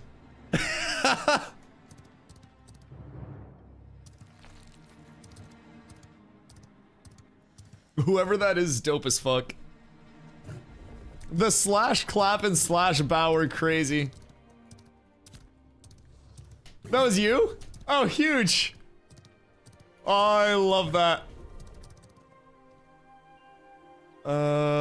Where's ESO? ESO Derek. It is time. Come to me. Not for me. All right, where are we meeting? I need Derek to make my bow. I need to get my mats.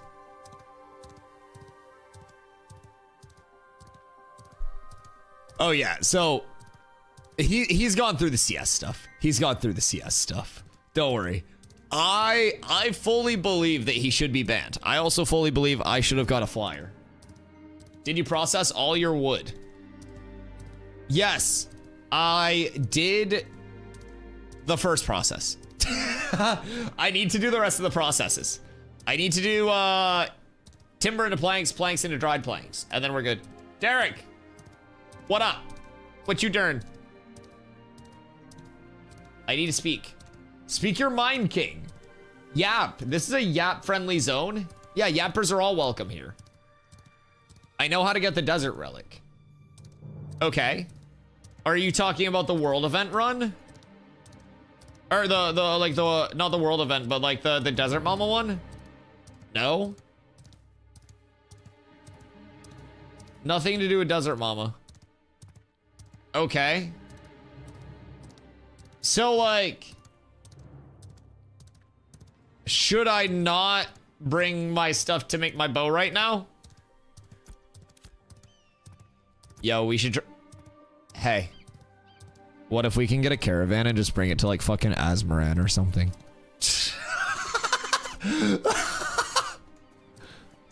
How quickly can we rally? Invite me. I mean, we can probably get a lot of people. I don't know. Depends on like who you want to rally. Cause like realistically, I could get a lot of people interested in a relic very quickly. Every 90 minutes we have a chance. Okay, I'm listening. I'm listening. So we're relic hunting right now.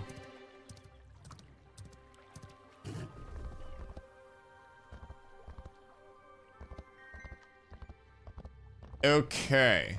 So, like, what are you cooking up? Every 90 minutes. When was the last time you did it? Strag. Hi. Do you want the info on another relic? Yeah, I want the info on all the relics. How do I join a node? In each node up at the town hall, there will be a person that you can talk to, and they will offer you citizenship, and then you can, like, do your citizenship there. If you drop your citizenship to go somewhere else, it is a 36-hour cooldown. Wait, so are there 2 relics that you guys have info on? What the fuck is this? Pinch my nipples, uppercut me, and give me the info on the relics. I don't know the full path to it. I only know where to start. Oh? Okay. Okay, so we're hunting relics. Okay, this is huge. This is absolutely massive. Let's see.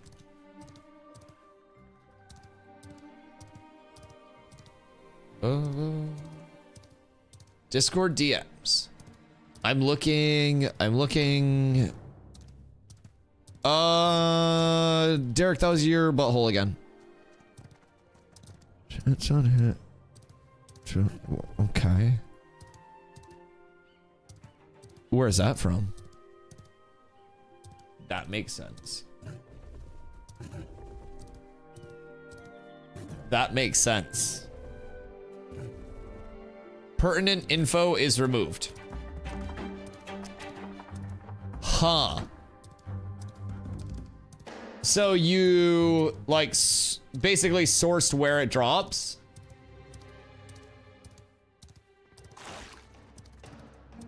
Yes? Okay.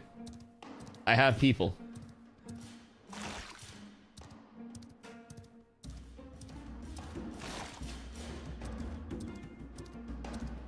We now know where it drops, but...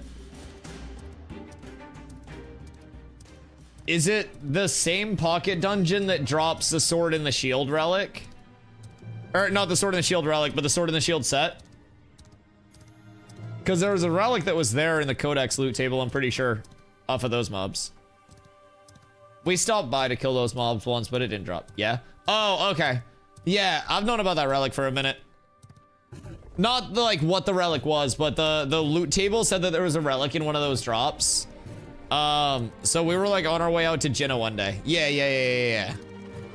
So we've killed it quite a few times. No drop from it yet, but...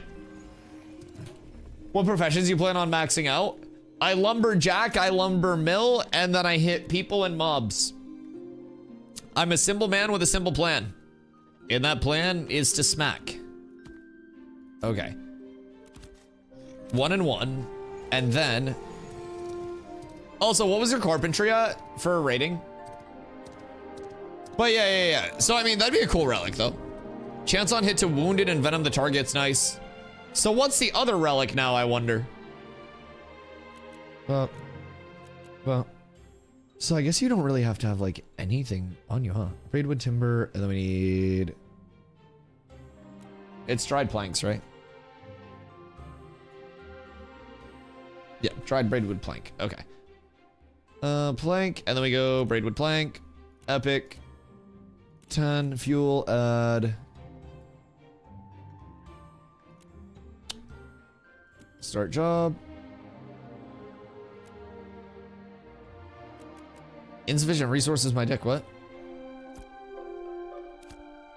What do you mean insufficient resources?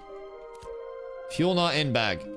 Can you not use it from the node resources? I wanted it to be convenient for me. I feel as though I'm being discriminated against. Has to be in bag. That's so sad. Hey, wait. Come craft my bow. Wait, I mean, I just need to refine. Where are we meeting for it? Planks. Braidwood. Epic. 10. Willow. 10. Willow. All right, 20 minutes on that. Nuela. Okay, I have 40 minutes until my wood's done. So I guess take your time. But like 6:30, I'll meet you in Nuela. Should we go check on monitor again?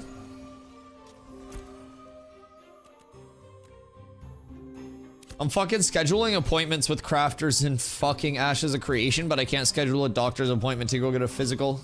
What is my life? Excuse me, War. Monitors in 10 minutes. Okay, let's go over to monitor then. Shall we? The Telsuala Stinger. I know the mob that drops the item for Eskra's Owl and where you put that item. It might be common info, but I'm so busy I don't have the time to farm it. So what's the Telsuala Stinger? Is that the Scorpion one? Telsuala. Is it on Codex? Telsuala Stinger. Oh, okay. Chance on it to wound and envenom your target. Yeah, that makes sense. Okay, yeah, that was the one that we saw before. That's correct, yeah.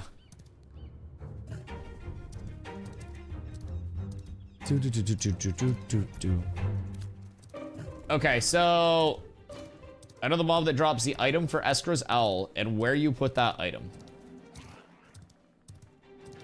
The item for Eskra's Owl. Wait. The item for Eskra's Owl. So when I was outside of Forge yesterday, there was a statue that was an angel or some bullshit. And it was like, this statue is like very hot and it has a socket carved into it. Like into the bottom of it. If you put the right thing in here, then it'll unlock something. And I have no fucking idea what would drop. Now, there are molten cores that do drop in Forge as like a crafting map, but I don't know if that would necessarily be it. But something unlocks, according to that. And I don't think it would just be there if the shit hadn't been unlocked. Carve? No, that one was outside of Forge. Is this a similar thing outside of Carve where it's just like this will unlock if you do this? Yo, what up, Sonora? How are you? Not that statue, you passed right by the stream. On at Carve? It's the exact same thing. Oh, and that's for a relic as well? What's Eskra's Owl? Eskra's Owl, building maintenance costs reduced by 5% and the inactive is stamina increased. Interesting. Can you show a picture of the hole at the forge? I already tried putting my dick in it. I can confirm that that's not the play.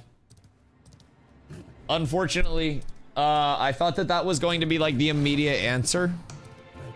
It was not.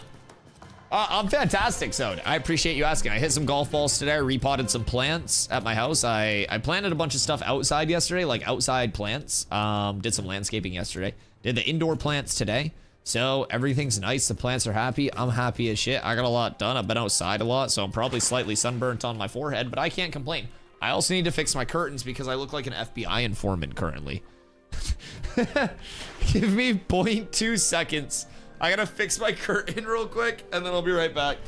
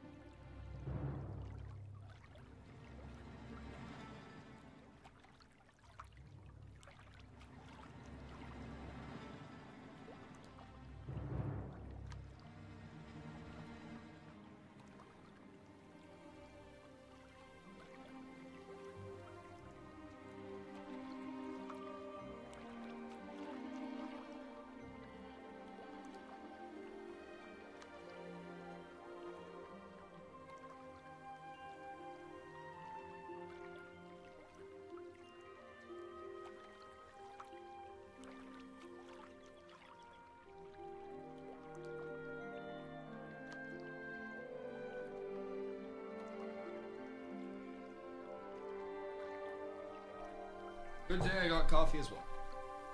Braidwood on left side of screen. I left it there for a reason. Thank you, thank you, thank you. Instructions unclear, dick stuck in statue. Honestly, yeah, this world event's lasting a lot longer than I thought it would. And this statue's taking a beating. Oh, that was some acrobatics. I'm not even gonna lie. I think I deserve legendary here. Boys, this is it. Sounds like you've been very productive. I've been productive enough to be happy. Yeah. I'm definitely doing a lot. It just started to like, nice. I love common.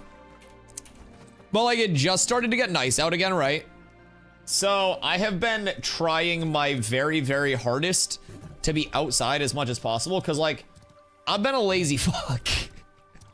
Like, I stream 10 hours a day. And if I don't like force myself to do stuff, I will just like sit inside all day and be like, oh, I'm recording content. Oh, I'm doing stuff for stream. This is great. And then I'm just like sitting inside for like 70 plus hours a week, just working constantly. And I'm like, okay, we need to go outside a little bit. Yo, Cyrus, thank you for the follow. I appreciate you. Yo, what up, Novio? Still thinking about getting ashes. Well, feel free to ask me anything you're wondering, brother. More than happy to help out with any questions you might be wondering. Right now, we are waiting for some of my wood to refine. Oh, that tree got a little wiggly. So I have wood refining currently. So I've got to refine the actual wood into planks, well, timber, and then planks, and then the planks into dried planks. I've got to get the dried planks over to Derek. Derek's gonna craft me a bow, and then I'll have a bow, and while we're waiting for that to happen, we're popping over here to Carfin, and in the wreckage of Carfin, there is a named mob called the Monitor. The Monitor drops these boots, the boots of the Tardy, so we're gonna be popping over here, killing him, and then going back over, checking on my wood, and going from there. Legendary bow? No, just an epic roll. I don't really need or see the benefit in terms of going epic to legendary, unless you just have like thousands of gold or like unlimited resources or whatever, right? A lot of the time, the epic to legendary jump is like a slight power increase for an exponential gold increase. And I would rather have like epic everything than have Lego weapon, and then boo-boo everything else, right? So I just kind of try to go about it with like the value pieces, right? Like price per piece in mind, trying to figure out where value lies. So I also had terrible luck getting legendary braidwood. If I had just got like 20 Lego braidwood myself, I would have made a Lego. Unfortunately, I get no Lego braidwood whatsoever. So who isn't waiting for their wood to refine? Yeah, I mean, someday. How are you going about getting armor? I haven't upgraded mine since like level 10. So in terms of armor, there are a lot of like named mobs and shit that will have different loot tables. And those named mobs, you can either hunt them down or you can do what are called like mob grind areas, right? And Carfin, for instance, will have long sight bow, the bow that I'm going to craft in the Tower of Carfin drop table. So the thing about grinding the drop versus crafting it is if I were to come here and grind for it, right? I would basically get green, maybe a blue. If I craft it, I can control the rarity of it because of the material input being high rarity. And then I can kind of like know what I'm going to get and I can craft a higher rarity easier. You ran by a braidwood. Are you fucking with me? Are you fucking with me? Or are you actually... See, I don't know with you. Because it's like, you're kind-hearted, but you're mean-spirited. You know what I mean? It's like, it's a big duality. You did, it was back at the river. Fubo never lies. Darn it, Fubo's such a good person. Okay, we're good. Wait, not good. Okay. Am I limited to what professions I can do? Which you can do? No. Which you can max out? Yes. If you do exclamation crafting in the chat, there is a handy dandy graphic that will break down which like ascensions you can kind of make. But basically, in the like totality of it, there are 22 professions in Ashes, and 17 of them will remain at the base level, which is novice. Two of them you can take all the way up to Grandmaster, which is level 40 plus. One of them can be Master, which is 30 plus. One of them can be Journeyman, which is 20 plus. And one of them can be Apprentice, which is 10 plus. Well, 10 to 20, I should say. So Apprentice, 10 to 20. Journeyman is 20 to 30. Master's 30 to 40. And then Grandmaster's 40 to 50. You get 1, 1, 1, 2. For a total of 5 leveled. 17 of them stay at the baseline. So you kind of have to like specialize to a certain extent.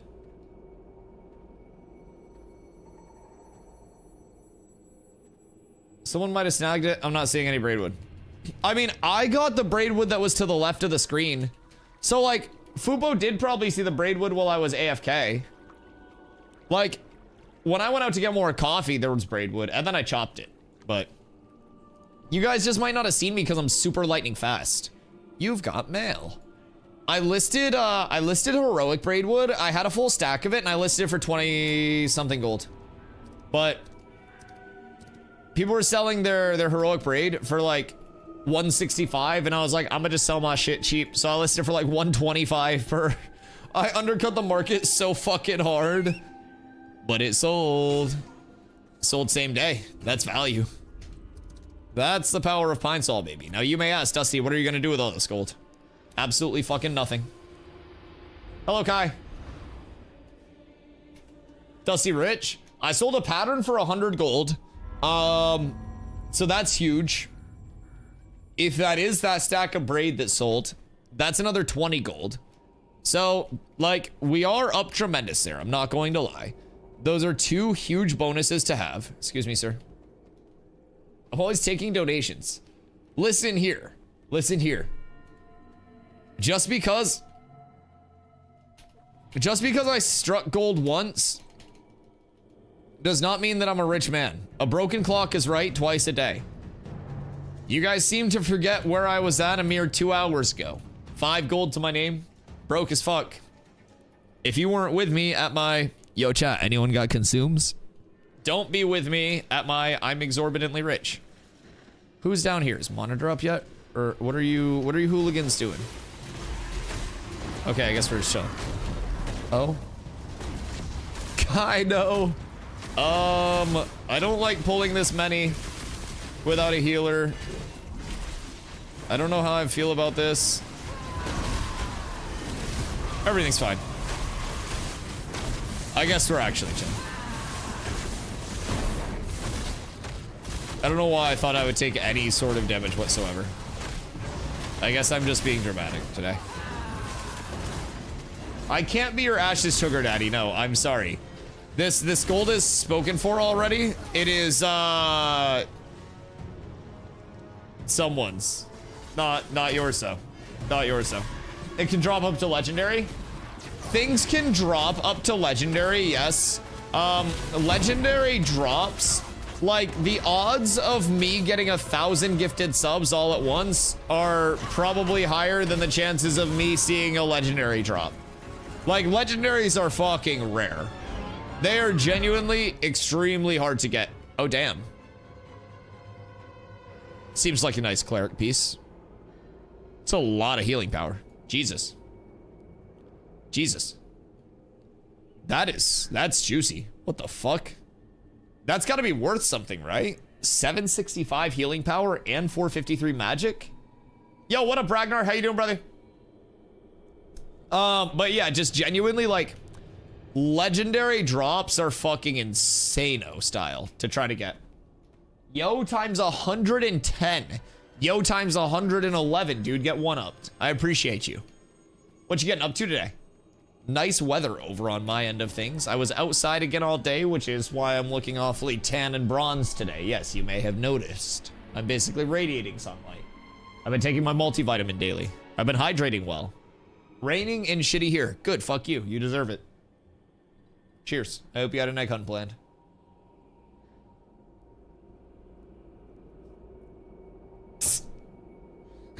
What you getting up to?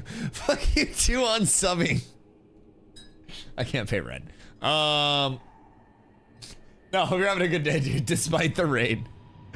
You did anything like, there's a lot of healing power, Jesus feels like the right statement on Easter. The RNG powered by the young man himself. Jesus Christ. Tall, dark, and handsome type stuff. I mean, honestly, that's what they used to call me. And it might come back. Like, realistically, Carla, I'm getting tan. It's already happening.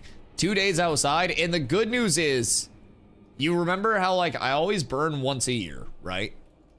This is my, like, preface to hopefully not burn. It's kind of like starting the oven cold and then kind of like easing the meat into it to render the fat, except I'm rendering my pale skin to the sunlight. I'm just kind of like, I'm trying to ease myself into it, build up a little bit of a resistance, a little bit of a tolerance, and then at a certain point, we full send it. You know what I mean? Excuse me. You mind if I, ooh.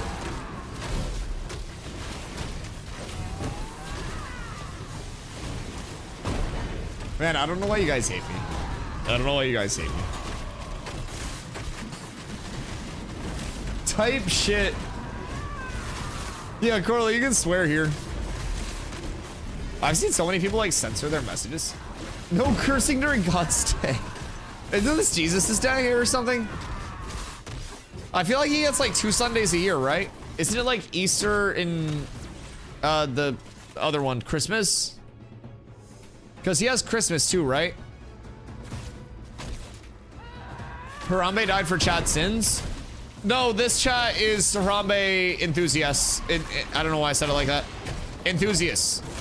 We are Harambe enjoyers. We mourn the death of Harambe daily. I say my praise Harambe's in his honor. And I will never forget about our king. He inspired me to be the chimpanzee that I am today.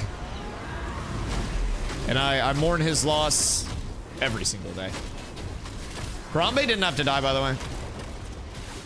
They could just let the fucking kid die. There are probably way more, like, children than gorillas. Just in the world. Just on a per capita basis.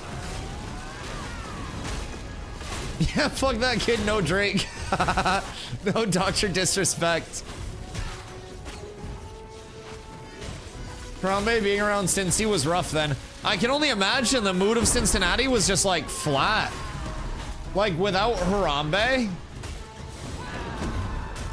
Like, what really did Cincinnati have? No LeBron, no Harambe. And I know like Cincinnati's not Cleveland, but like it doesn't really have much else. Like what, the fucking Bengals? They even play football anymore? What have they done in the last like 10 years? Anyways. Cincinnati was done for. Yeah, it was a rough time for Cincy. Sort of. Yeah, they're trying. Need to get out. We're fine. Everything's fine. Did somebody train all these onto us, by the way?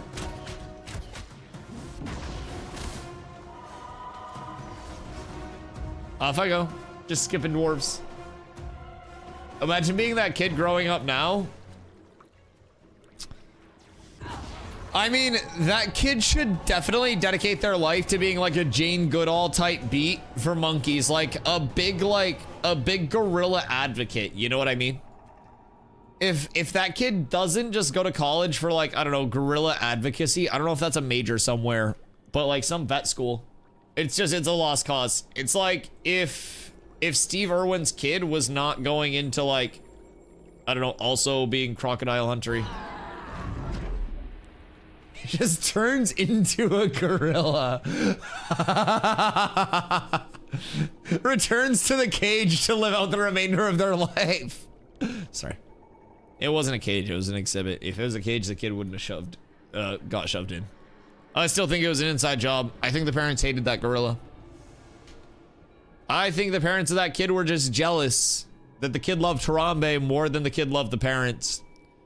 Their kid never got that excited when they saw the parents coming home from work, but the second they saw Harambe in all of his beauty, all of his glory, they just couldn't stand it.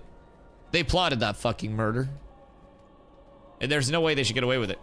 Anyone have extra rations? So what if I told you I'm also out of rations because of our duels yesterday?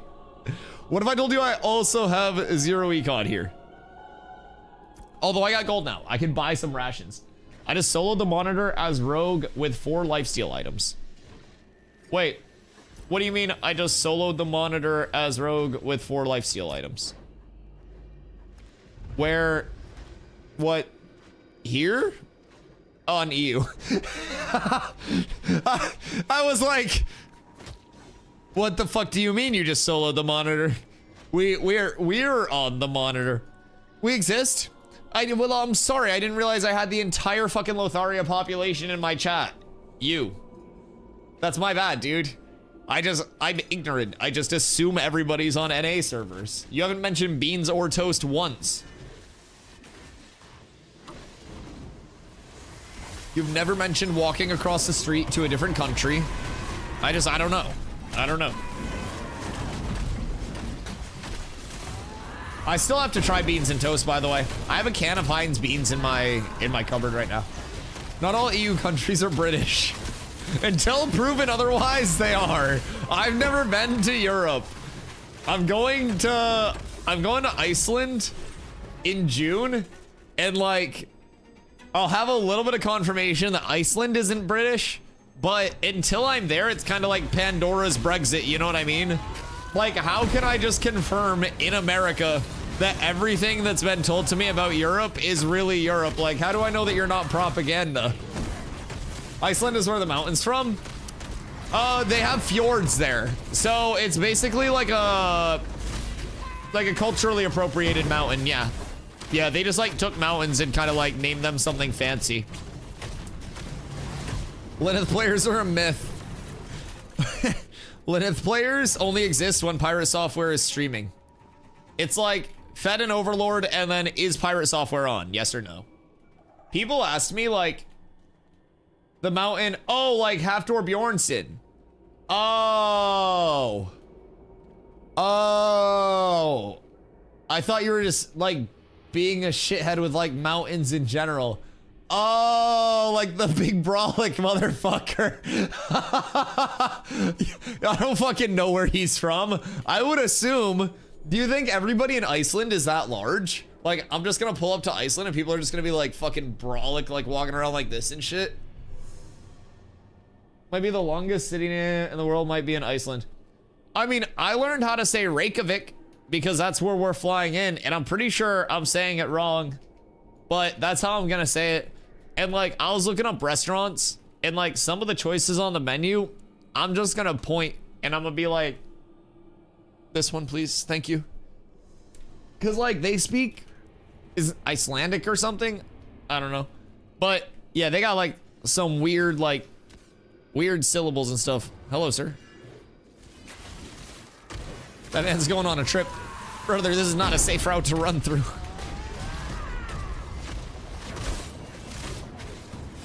This cleric is mob training. Not very well. I think he might just be like exploring. I don't know. I don't think he's mob training. I think he was just like cutting through to like run somewhere. It doesn't look. He's from Iceland. I need you to get a picture next to him. How tall is he?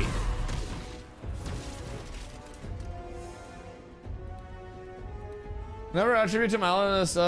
Yeah, it's Dusty's razor.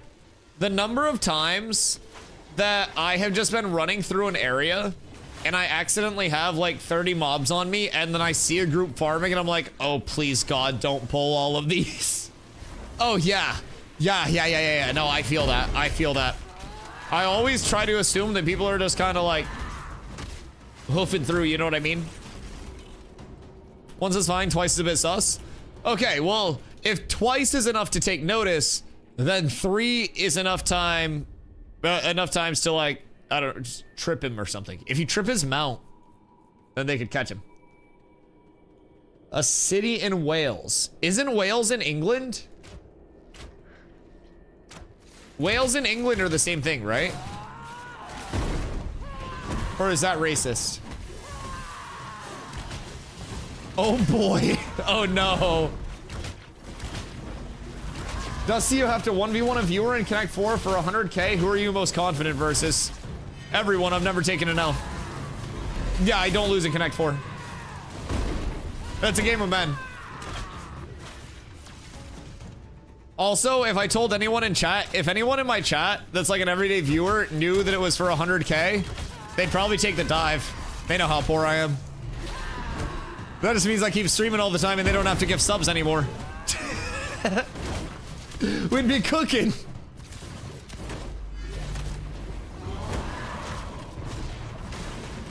I'd throw for 25%. I'd negotiate it down to 10% and like a signed picture of us or something after the game. We'd both hold the board and then we'd like point towards it and be like, or not the board, but like a little Connect 4 thing. And we'd be like, you know what I mean? So yeah, it'd be a cool picture and then I'd sign it. UK is a few countries. England is one of them. Scotland, Ireland, and Wales.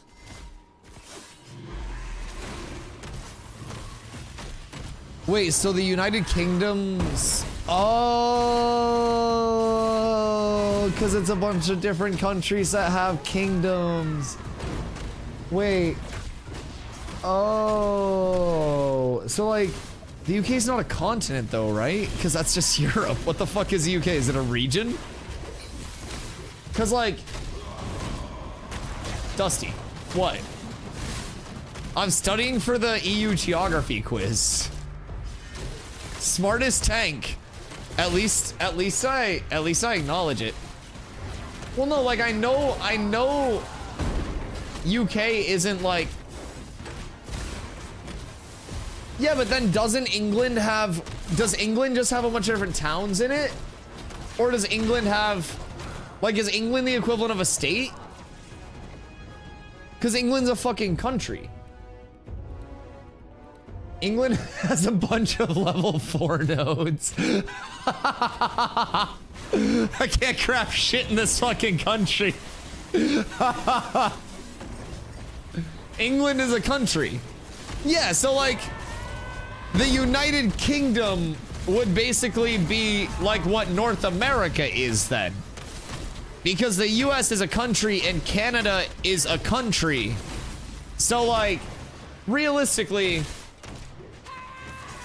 I feel like it should be like NA versus UK instead of NA versus EU, just based on the fact that it's 4 countries in one region. The United Kingdom is a country that consists of England, Scotland, Wales, and Northern Ireland. So how is that a country but England's a country? Because they said so? What do you mean? No, they're just making shit up. What in the fucking metric system is this bullshit? This is like a metric system map. What do you mean? It's a country within a country? Is this countryception? I almost said conception. And then I realized that that wouldn't have gone over well with some people. England smells like beans. Would you rather be in England and walk out the door and have it smell like Heinz beans, or be in San Diego and walk out the door and have it smell like poop? Because I went to San Diego for TwitchCon last year and it smelled like poop. I don't know, it's 50-50 for me. Because they have their own government. Yeah, but like states have their own government. Towns have their own government. My chat has its own government. This is a dictatorship.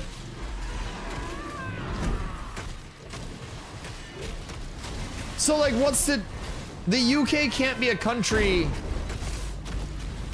if England's also a country. That just doesn't fucking make sense. Like, they literally just have to come up with another term. Majority rules. Well, maybe their system is so dumb that we should leave it and fucking make our own country. with like a different system with fucking states instead of countries within countries. Maybe we should do that. Hoofs, you down, dude? I already know a pretty good landing area. It's this big rock. It's considered of a country, you could say sovereign state. So does that mean every British person is a sovereign citizen? Yo, what up, NK? Exclamation settings for a scroll through of them, my man. The graphic settings of the gods. I put so much work into getting these in the right spot.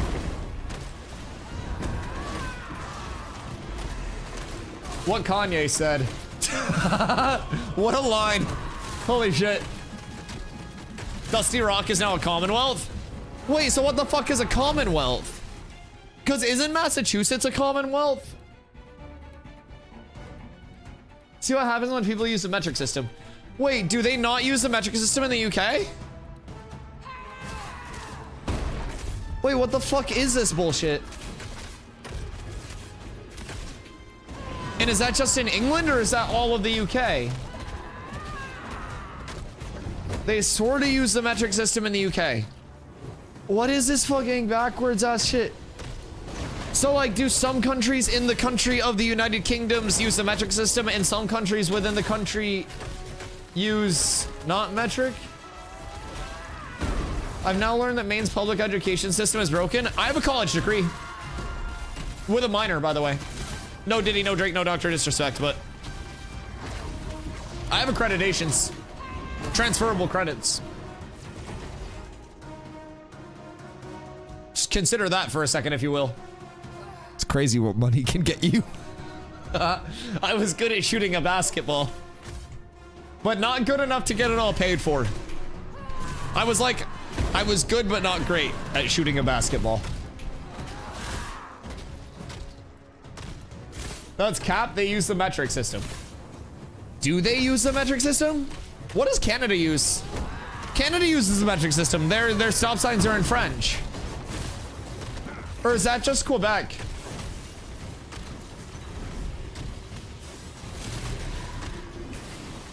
I thought your hands broke in high school. It was both of my wrists in high school. Thank you. But you played college basketball? Yes. Yes. I played at 2 different schools. I rehabbed over the course of my senior year. Basically, my double wrist breakery happened in October of my senior year. My wrists were put back together with a bunch of screws the next day, so I now have 25 screws between my 2 wrists, a plate in each. And then I ended up coming back for like the second half of my senior season of basketball in high school. And then I took a gap year where I was originally in a pre-doctorate program for physical therapy. And I hit organic chemistry and I was like, nope. So I transferred schools. A college had reached out to me and they were like, yo, we heard that you're not playing basketball. And I was like, yeah, I mean, I've been like playing pickup and stuff. And they're like, you want to come like back local, transfer and play ball here? And I was like, sure. And they were like, we have a 3-on-3 tourney that we're hosting as like a charity thing. Pull up, come on to that, and like see if you like the team, vibe with them, check it out. We'll show you around campus after, blah blah blah. And so I went to that. I lit that entire tourney up, and then I ended up playing at that school, and then I ended up transferring and at a different school, and basically from there was like, nowhere near what I could have been, but the fact that I have like use of my hands after what happened is good. They legitimately, because when my injury happened, like they like called an ambulance and shit, right? Both of my arms were fucking flopping around. So basically like, they were like, yeah, you probably won't have normal use of your hands like for the rest of your life. And I was like, oh, sick, awesome. So the rehab went way better than expected, of course. And so I was able to like play basketball. Now I have a relatively normal everything. My biggest like nerf long-term, other than cold weather, that's like a seasonal debuff, right? So that's kind of like worked into, seasonal effects, more of a map-based thing. But if I'm holding on to something small, like, I don't know, like this remote for my lights or like my penis, sometimes my grip strength isn't the best, so my hand will just like stop gripping for a second and it'll just like reset. It's like, you know when you're doing something in a game and your game just like stutters for a second and then like goes back to normal?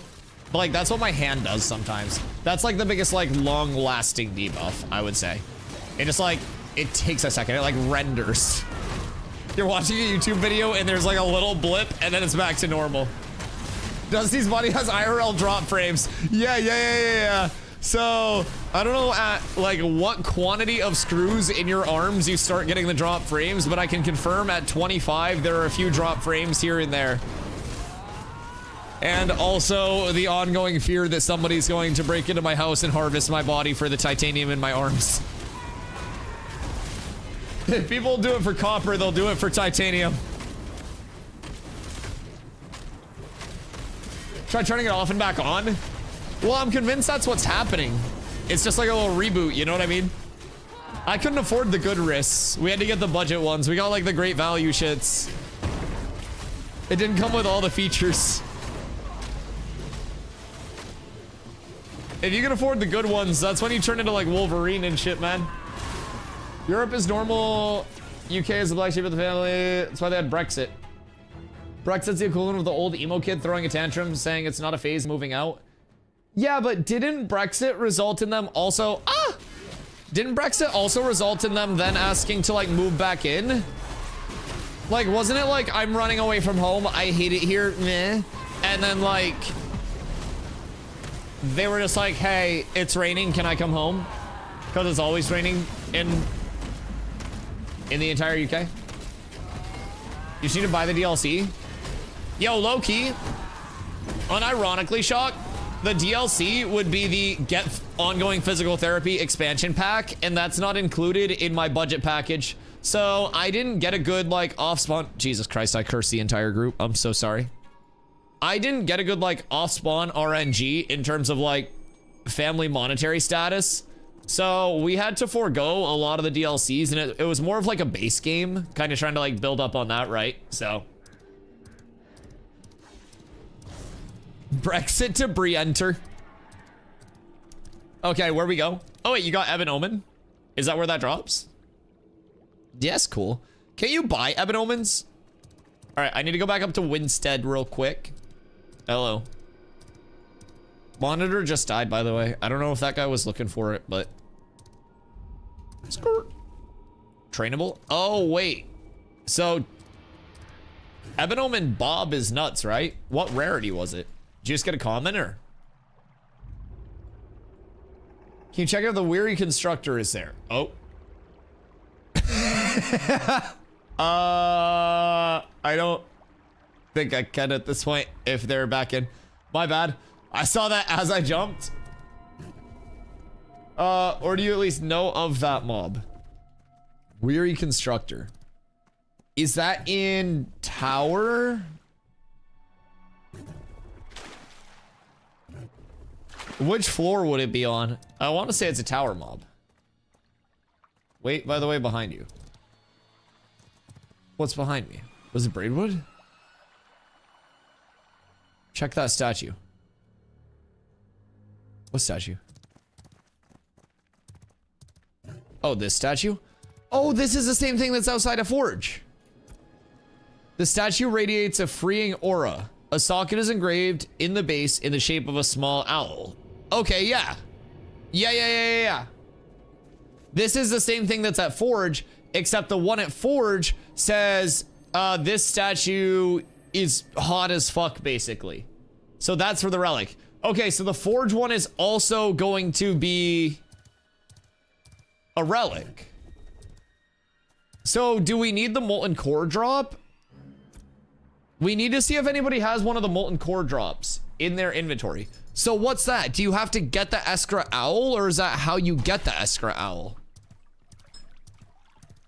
Because the Forge Relic, there's one that drops off of Zammer, right? And that's the big anvil? Or was it something else? Like, was the Forge Relic from... You need the Ornate Owl. Ornate Owl. Small owl car from... Okay, Weary Constructor. Okay. That makes sense. Kenko! Hey, I hope you feel better. What bow are you making? Long sight bow. Interesting. Yeah, so...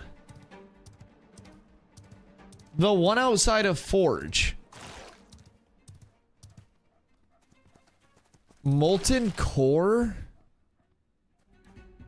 is a common crafting mat that you can get. This glowing orb of searing energy radiates intense heat. A rare and powerful fuel source, its fiery essence radiates potency and efficiency. Handled with carrots, touch burns like the heart of a volcano. That's from Forge. I don't think that that would be it, though. So I was onto something with the Molten Core? You maybe. I don't know one-to-one. But, like, there's a statue outside of Forge that's the same one as the statue outside of Carfin. So, yo, what up, Leona? Debating on joining into Phase 3? Do it. Join us. It's an East Coast server for the fresh start, and you get a 90-day refund period. No matter how many hours you play. That is, honestly, the easiest thing for me to be able to tell people is like, hey, it's a fresh start server in an MMO that's going to be guaranteed fun. And at the very worst case scenario, you enjoy it for up to 90 days, and then you just refund it if you're not enjoying it anymore. And you wait for the launch. Safest chance you can take. Also, I'm rich. I'm so rich now. We're so up. Do I have any fuel? Send to inventory. And then we need to go plank. And then we need to go dried braidwood plank. I need beeswax. Is that gonna be from the carpentry guy or the lumber milling guy? This guy. Add quantity. 18, purchase. And then we'll go over here and we'll go plank and we'll go dried braidwood plank. Common.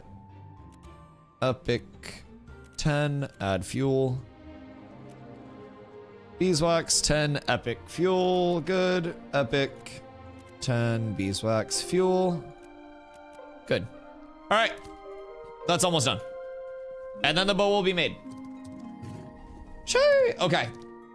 I'm not sure, but the Forge statue might be for Dusklit Revelation, because I think Befallen Anvil drops from bosses directly.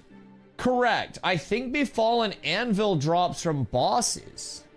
What up, Tahiti? Has it been confirmed? It's going to be East Coast.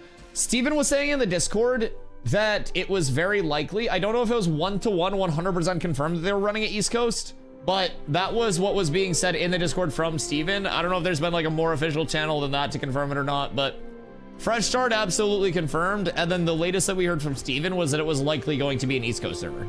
But even as of right now, they're central servers. So I personally thought these were East in the first place because of how smooth they run, but... What bow do you have on right now? I have on a legendary Forsaken Longbow +5. That was like from the pre-squish. So this was like a chunker leveling bow. And then I gave Drewski my long sight bow because this is like comparable to a mineral blue long sight bow. But the long sight bow that I'm getting will be much better. Much better. So that's almost done. Okay, Forge statue might be for Dusklit Revelation because I think Befallen Anvil drops from bosses directly. I think Befallen Anvil drops from Zammer. Correct. That's what I'm leaning towards at least. I don't think I have any of like the molten cores anywhere. Despite how much I actually like run that shit. Zammer drops a molten crystal. Wait, what? Zammer drops a molten crystal? Oh. Whoa, whoa, whoa, whoa, whoa, whoa, whoa, whoa. Wait. So is that how you get the anvil? Or is that something different than the anvil? Yo, what up, Sams? How many active players are on Ashes right now? Def more than New World? Probably fewer than New World, honestly, right now, just because it's 10 days before we get fresh start servers in a playtesting environment. So on May 1st, we get fresh start servers, and then there's a full wipe on August 4th. So people come in, get like 3 months of practice, and then you'll start the 1 year long plus server time with Alpha 2 Phase 3. So basically, right now, the player base will be at like an all-time low from what we'll probably see in the future. But the reason the Ashes looks and feels like it has more players than something like New World is because every mode in New World is an instance mode that's designed to take people out of the open world itself. So what Ashes does extremely well is keep people in the open world, keep a lot of incentivization in like partaking in the map stuff, right? So a lot of stream, to start out the day, I was running around trying to get the last of the resources that I need to be able to craft my bow. And that was how I started stream. So right now, we have been like putting back and forth between refining the 20 pieces of wood that I need for my bow, getting the rest of the mats, and hitting some name knobs. So right now we have like 16 minutes until my wood is done refining. And then at that point, I'll run over and I'll meet up with the carpenter in Nuela, and they'll make my bow for me. I'll get a new bow. I'll be able to give this one away to somebody, and I'll gain a little bit of power scaling, and then we'll probably do some desert farming, because desert farming is fucking lit. And then maybe some PvP later tonight. So everything being based like in the open world is, for me, a really big bonus that I've extremely enjoyed after coming from New World, where it was like a gameplay loop of sit in town, do nothing, wait for outpost rush queue to pop, teleport to OPR, and then go back to town, right? It's like you can just always be doing something, right? There's so many different areas where you can just pop around and find some form of progression, no matter what you're doing. So active players wise, we don't have exact numbers, but I will say it feels much more alive than New World felt, even with a lot of players. And that's with this having not a lot of players right now. But on May 1st, you're gonna see a ton coming in for the fresh starts. We're doing group PvP today? Yeah. We should absolutely get some in later tonight. Forge might not be a bad idea to try to find that, because I'm pretty sure Zammer drops the relic, right? Let's see. Forge Lord Zammer. What's the relic called?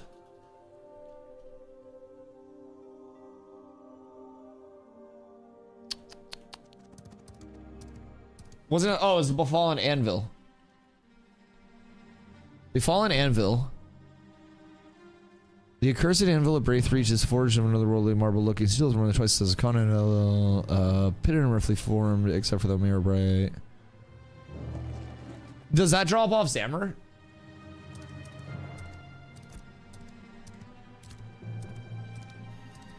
Like, is that a direct Zammer drop? Because this doesn't have the dropped by table.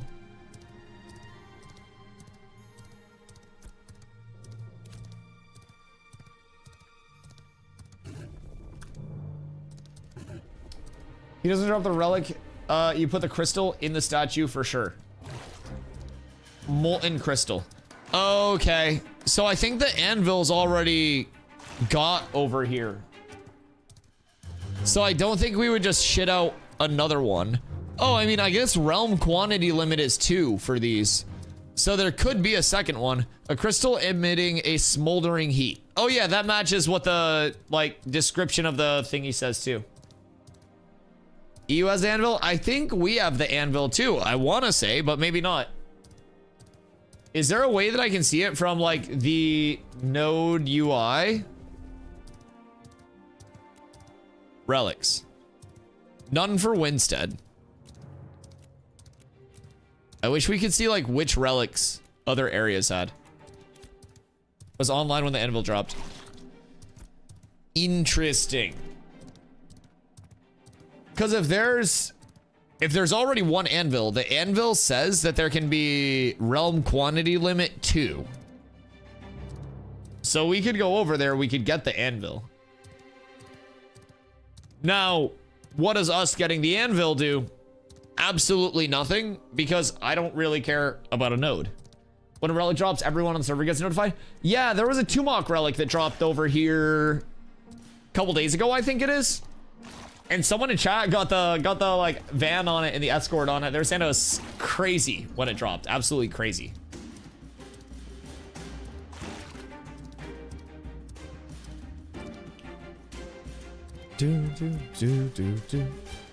What are some pieces that I would upgrade at this point? Really looking forward to starting over on a new server. I really hope they can expect the new gatherable changes for May 1st. Oh yeah. I definitely think that'll be a huge thing. That'll be quality of life for it. Especially considering just getting off to that fresh start, wanting everything to be a bit more parodied. But it's also important to remember that with server progression, we won't be hitting Braidwood until a bit after the actual start too. So oak and all of that shit, obviously you still want everything functioning with like dynamic spawn times, maybe a little bit of like a respawn area with that gatherable spawn clustering. So I definitely hope that they can get as many of those changes in as possible, but we definitely have a little bit of time too. Did you check the Beastmaster's prod? Oh yeah, it would be a slight up in terms of like max HP over mine. They're very comparable, very comparable. I should probably say steel. Is steel helm just better? Is there a steel helmet? What's the steel helmet called? Is there one? Or nah? What's the steel armor set have? Steel armor plating. Is there not one? It's all just iron? Okay. That makes sense. Okay. So there are steel weapons, steel jewelry, no steel armor set. That makes sense. Krug, what up, brother? Setting up a Minecraft server. Minecraft server is huge. I love that. All right. Iron. Nothing. Cool. Very cool. We're up tremendous. I mean, like, I feel like my set's still fine. Maybe like rings, but everything's pretty chill over here. The bow is gonna get me what I need there. What if you craft a heroic or something? Let's peep it. Beast Masters. Oh, Beast Warden's prod? Yeah, Beast Warden's prod.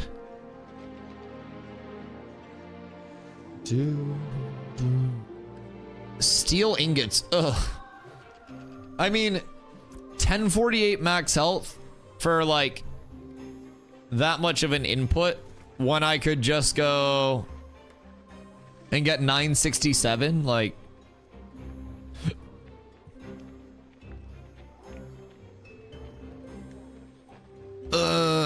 Yeah, I don't know about that one. I don't know about that one. Steel ingots are a bitch. Yeah. I mean, we could probably like farm up a green or a blue, right? And it would give a max HP up. Like it would be more max HP. Almost 100. Is that gonna be a massive difference? No. Is it gonna be enough of a difference to make it worth it? Yeah, probably. Every steel ingot is 1 coal. Oh yeah, no, we're not making that. Oh God. We could probably just farm one of those, right? If I had to guess. What are the rings that people use with the max health fizz power? I have 1 epic coal left. I saw one on Winstead Market for 165 gold. What the fuck? Were you farming the epic coal and selling it? Or were you like buying the epic coal? Oh my God.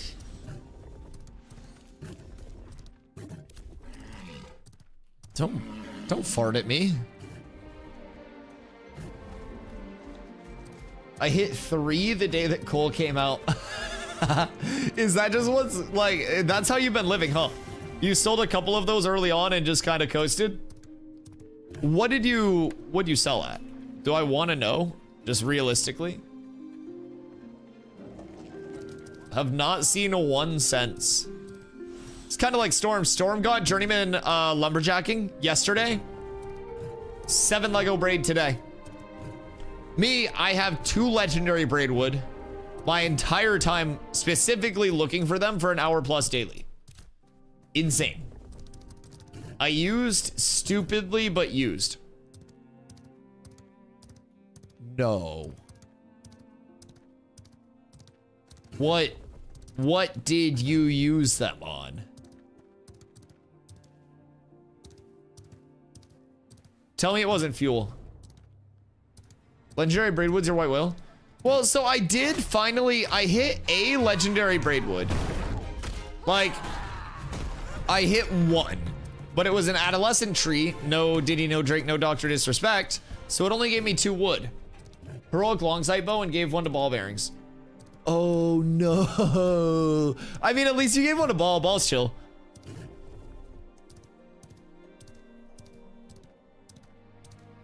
No. Allegedly. Ball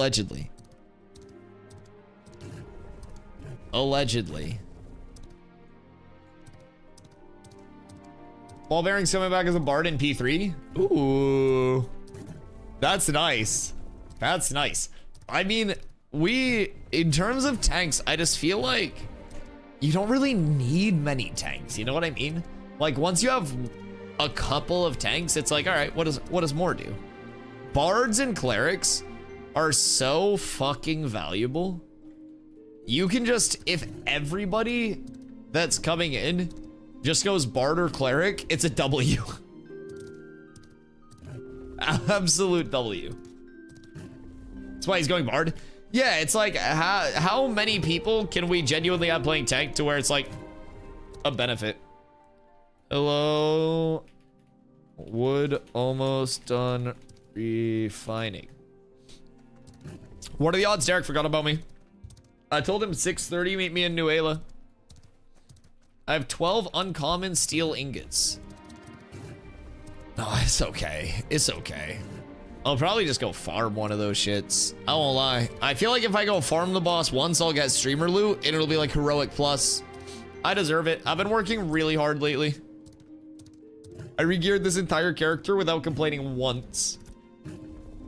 It's been a journey though.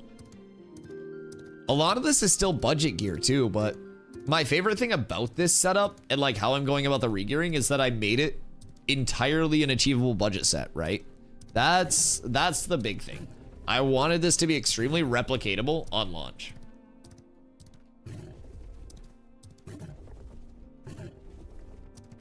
You also got carried. I AFK for 2 minutes and I miss 1 monitor spawn. And the man never lets me live it down. We sat there for like an hour farming for monitor, waiting for the spawn. I go, oh, I'm gonna go pee real quick. I go to take a piss. Monitor stream snipes me and spawns when I'm gone so it could try to live, knowing that Grumpy was the only thing there that, you know, could possibly try to kill it. And that's not scary.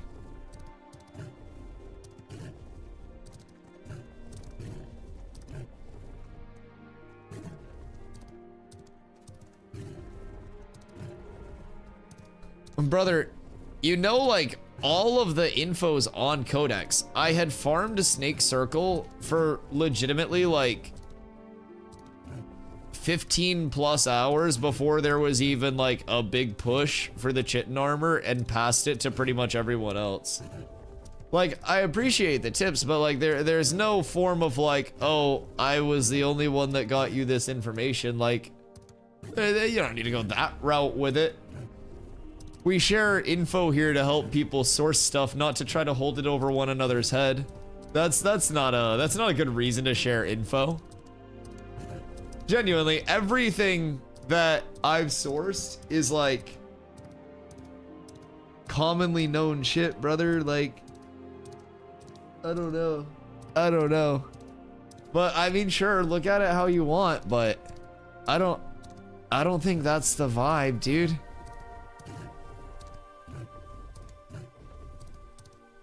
Thanks could be nice ones. What? I guess I'm just confused. Like, I don't think there's anything to be ungrateful for or overly grateful for. What? Brother, everybody shares information in the Ashes community. I don't think I'm missing anything. Like, everybody shares stuff. Everybody says, oh, cool, thanks. And then we all move on. What? Maybe I'm missing something, or maybe I'm just being trolled.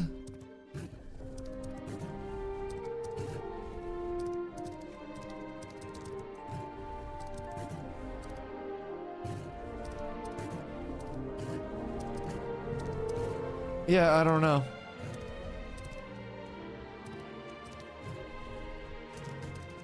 Maybe I just like missed something, but yeah, like the reason that I was gearing the way that I was gearing was because it's all super farmable, achievable stuff. Everything is sourced on the codex, and in the downtime days leading up to the change, we sourced as much stuff as we could, and the day of the change, we sourced everything. Like, we knew where the drops were. We just went after different drops at first because they were easily achievable or sitting around, and then slowly refined from there. Like, I appreciate you providing feedback during the gearing process, but I don't really think that it's this level of, like, that deep.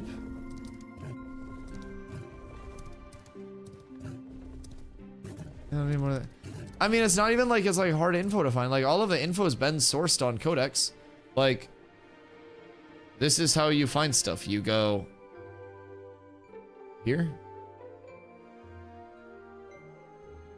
and then you go database, and you go weapons,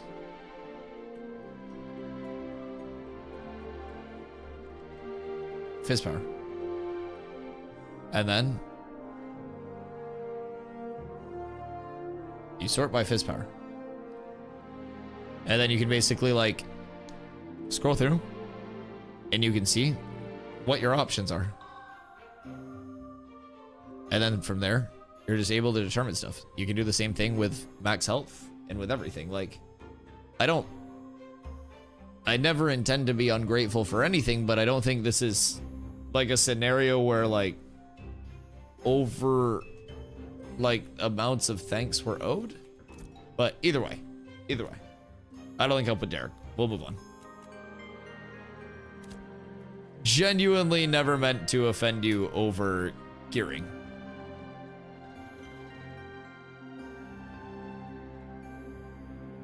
Want to do some duels? I gotta get my bow made.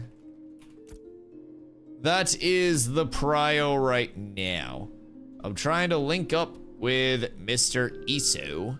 I believe he said to go to Nuela. So I've got to go through to there. What bow are you making? I'm making a long sight. Just something to get the job done for now. I came into some money recently, but not too worried about spending all of it for 10 days. I don't really care that much.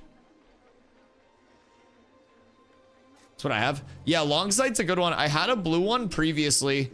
I gave it to Jaruski when he had come over, and he was checking shit out. Oh, I need corrupted blood. No. Okay, I need to go to Mira. I need to grab my corrupted blood, and then I need to come back. Because I have a lot of corrupted blood in Mira, and I have none here. And that's okay. But yeah, so I had a blue one, and I gave it to Jaruski. And I had this kicking around, and it was just like extra, right? Colton had given me this to level my rogue with, and I put it over here because after the squish, it was pretty comparable to a blue long sight if it was mineral. So with the mineral blue long sight, I was just like, this is pretty much interchangeable, right? So, gonna use my long sight bow? Oh no, I don't mind. I'm making this one anyways, right? So I appreciate you though. I do have, if you're leveling a tank, I have so much level 10 gear that's like left over from my gearing switch out process. So I found out about the relic info. I just spent 5 seconds on the codex. Yeah. But yeah, I'm excited to get long sight back. I've been playing without the lifesteal for a little bit. So having lifesteal back in any way, shape, or form is going to be extremely welcome. Extremely welcome. It's not like I'm gonna be full stacking it and going back to that 100% plus set that I was rocking, but it'll definitely be enough to be noticeable. All my fighter gear is level 10. Oh god. Oh, the squish got you. It got you good. Yeah, I have a lot of extra shit. I have so much. So, if anyone does need level 10 gear, some level 20 extra gear, hit me up. Use Winstead's cloak. Oh god, yeah. Oh god, yeah. 749 fizz power. 749 is fucking insano style.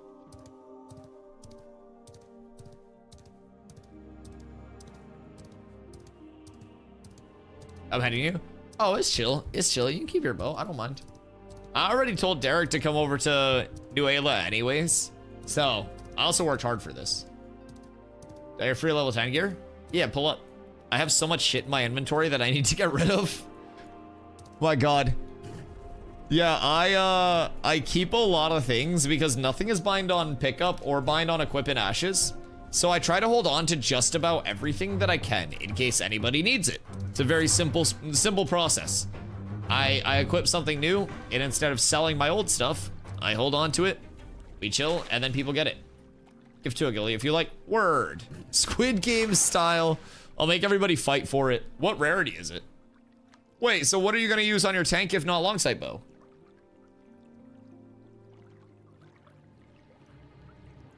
+6 legendary. Oh. Well, maybe I'll use yours then. What the fuck? What the fucking hell do you mean +6 legendary? I'll fight for it? Do I get to put the longbow on before we fight? Wait, you don't need it? Actually, wait. How much fizz power would that put you at? What if it would benefit me more for you to have it? Holy shit, how high would you go with it? Oh god. Wait, you just sit stealthed around me everywhere I go and I just flag and then someone hits me and it's like solo leveling where they try to hit me and then their punch is going through and they just get like cooked. Ni hao, ni hao, ni hao, ni hao. Ni hao, Black Blood, how are you, brother? Happy Easter. Like they try to hit me and they just get like full cooked on the way to the punch. Wait, Jesus Christ. Yeah, maybe we give it to a resident rogue. Dude, I've never been, like, not never been as mad at a video game, but, oh my god, fighting against a rogue yesterday had me fucking livid. That class is missing nothing from its kit. It's so good. Like, I asked chat, but there's nothing that we could think of yesterday to add to the rogue kit from 25 to 50 that it doesn't already have. It's so good. Love to see a guild PvP tournament.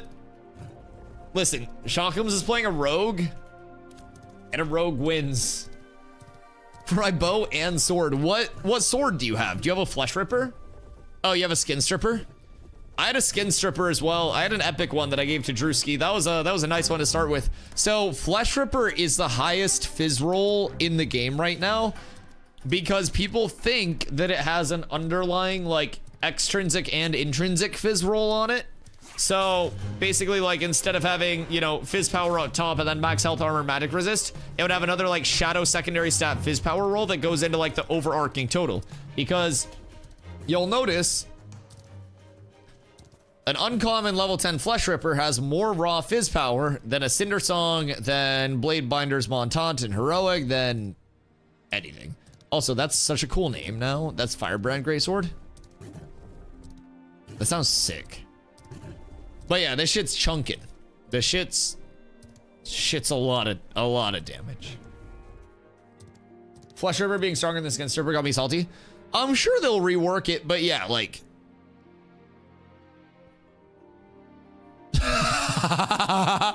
4165.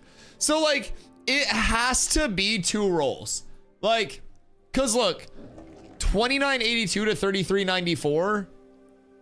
And then if we reset the rarity, look at the degree of change. Like this gains 600, this one gains like 75%.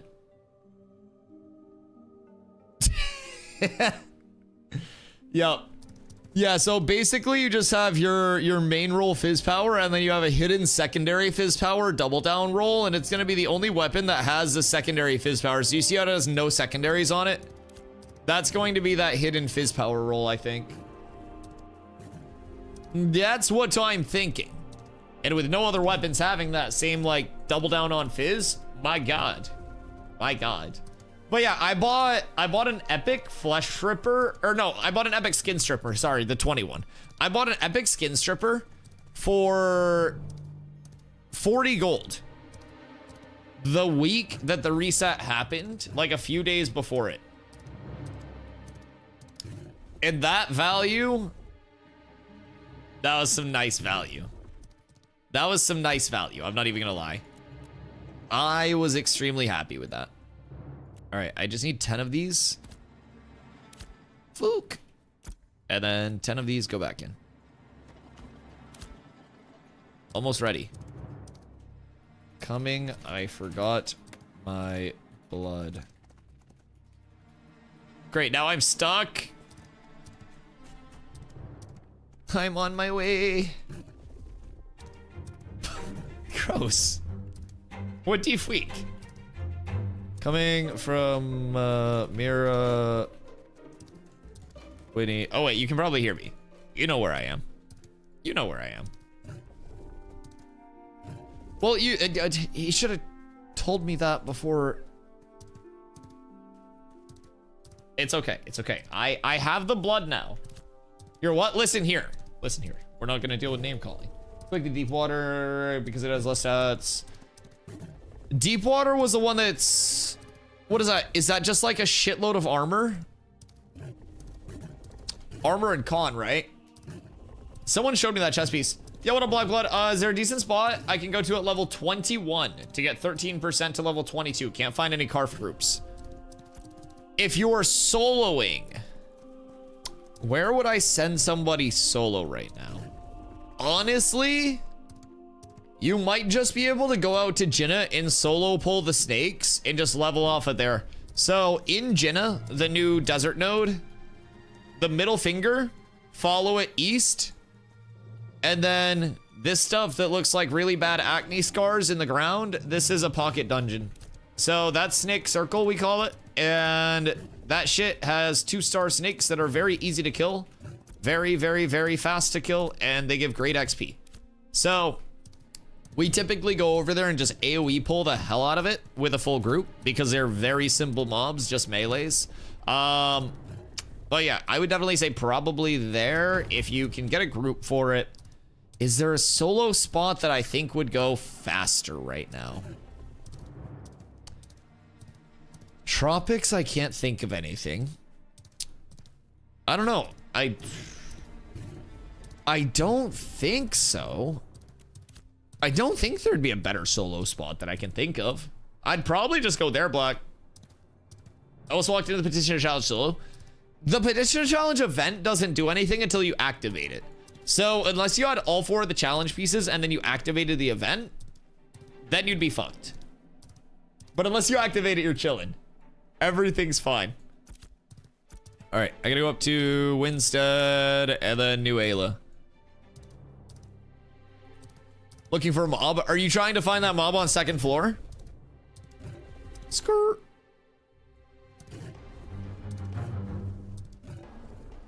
Hey, Orthodox. Happy Easter to you. I hope you're having a fantastic one. I appreciate you. I appreciate you. Oh yeah, chat. I feel like someone previously asked about, oh. I feel like someone previously asked about, like, the trees in each node, like the big trees. So there is a name for them. Let me see if I can find it real quick. Ashes wiki.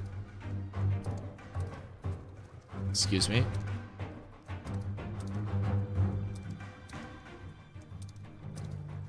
What is the name of it? There's like a big name for each area's like node tree. I don't know if it's like a biome tree or a node specific tree, but every node will have one of those like large unharvestable trees and it'll kind of like grow and change in effect with the node itself. I found the wiki page on it before. It was one of those like super obscure systems, but yeah, there's like a big tree in every single node. It's like the Phoenix looking tree. Shardlings, Beetle Dungeon, Otters and Bears in Halcyon, Jovia, Aethas, and mobs outside of cities. Sync Dungeon and Souls because it's not effect.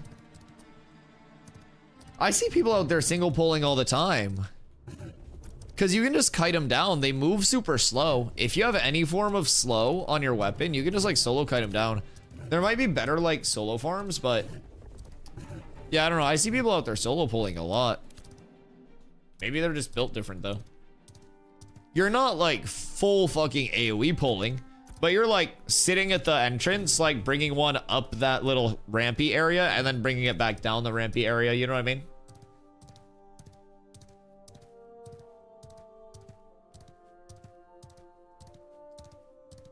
You mean the mommy trees? What in fucking tarnation is a mommy tree? I think they're called heartwood trees. I think that is it. Hold on. Heartwood trees. Yes. Heartwood trees form a network of essence on Vera. They're commonly found near nodes and will prosper as the node progresses. It's rumored that heartwood trees were a gift from the goddess of creation. Yep, that's the one. That's the one. Heartwood trees. The mommy trees. Oh, because Vero mommy gave them to us. Heartwood trees. Of the very essence. You'll see these throughout the world, especially in nodes.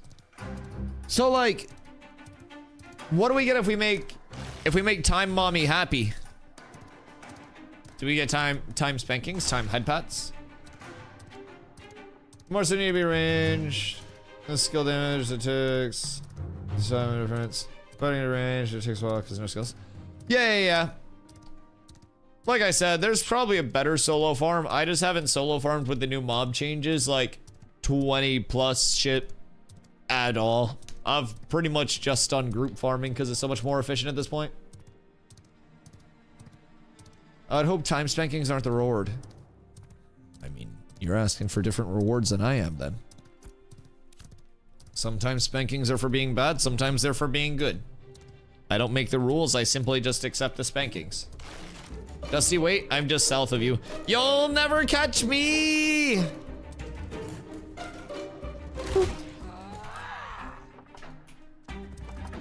I need to get my stuff. Hold on. I'm just going into Winstead. Go to the south entrance of Winstead and I'll meet you there. Are you like just behind me? Okay, if you're not in render distance, I'm not stopping. Shardling's best solo XP farm. Is there a desert shardling spawn for the 20 plus?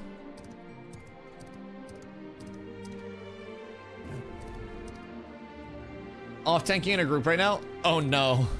Oh no. Off tanking right now feels interesting. Like, maybe a tank cleric could be able to pull it off or something, but I don't know. There's no like direct form of threat manipulation, right? I mean, there like we have our taunt, but the taunt isn't like a snap taunt. Jinna has 20 plus, as POI has shardlings too. Okay, huge. How far do you think you would need to take a class to get a feel for if you like it? Just like on a demo level, I would say most classes would activate by like level 15, but 10 is a good way to get kind of like a gist for it. You know what I mean? It's like a good starting point. Here, take that. It'll aid you in your leveling process. You need that, right? Your bis. Okay, 2964. What the fuck do you mean? Goro, what fucking power was your fighter at?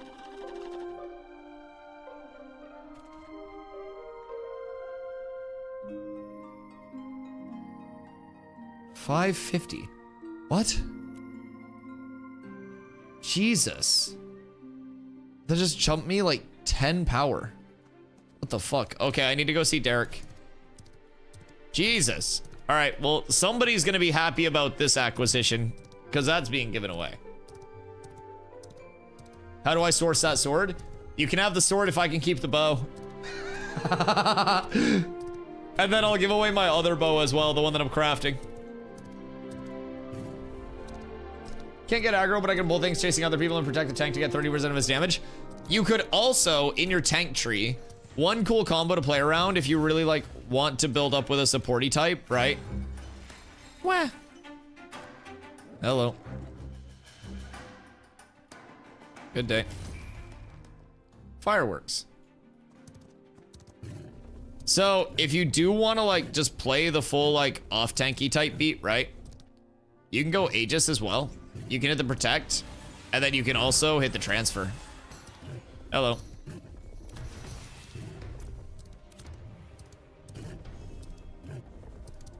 Gonna bow now. Issa's gonna craft me one. Word. Why be weird? Got Aegis too. Aegis is fun. I can't wait to bust that out for more like PvP as well. Some arenas, some small like group-based stuff. Don't throw tomatoes at me. That's rude. Hey, Issa, what up? Do you need blood shards? No, I got the blood shards. I got them. Fortunately. Where are you at, Nuela? Fucking idiot.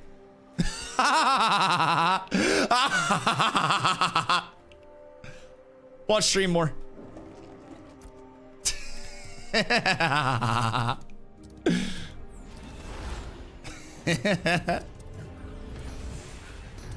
Will you do it again, sir?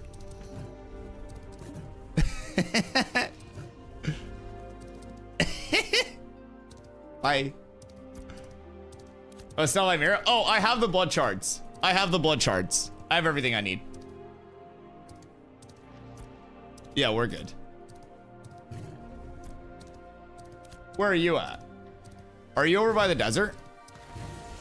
Brother, what is happening here?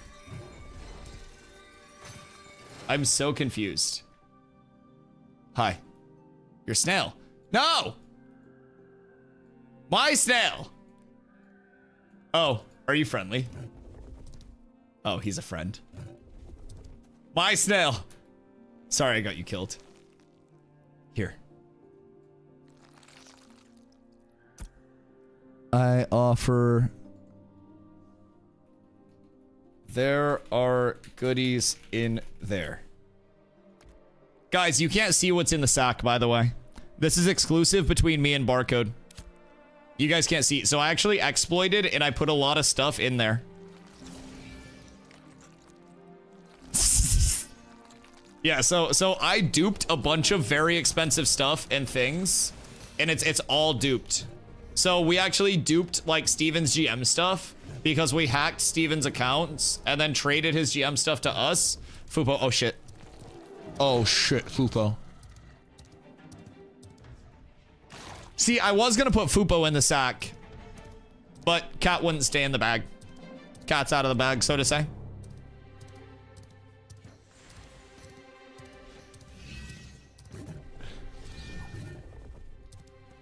I was confused about what was going on at first.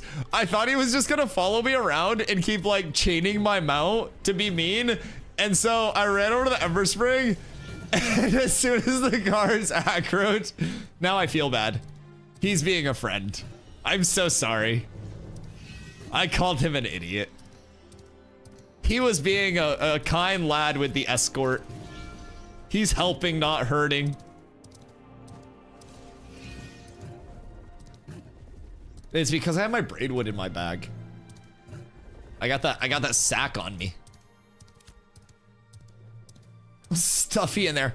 Those were new socks, Fupo. What do you mean? Those were just in my pocket for a few minutes. That's where I keep my socks. No! The uppies! They desynced me. No. Derek, you should know the mods here don't actually work. I thought I was the resident nutcase in the Ashes category, but it's giving me a run for my money. Everybody knows I'm mentally unstable. What do you mean? I play video games 10 hours a day and I just sit here fucking yapping. You think this is built on stability?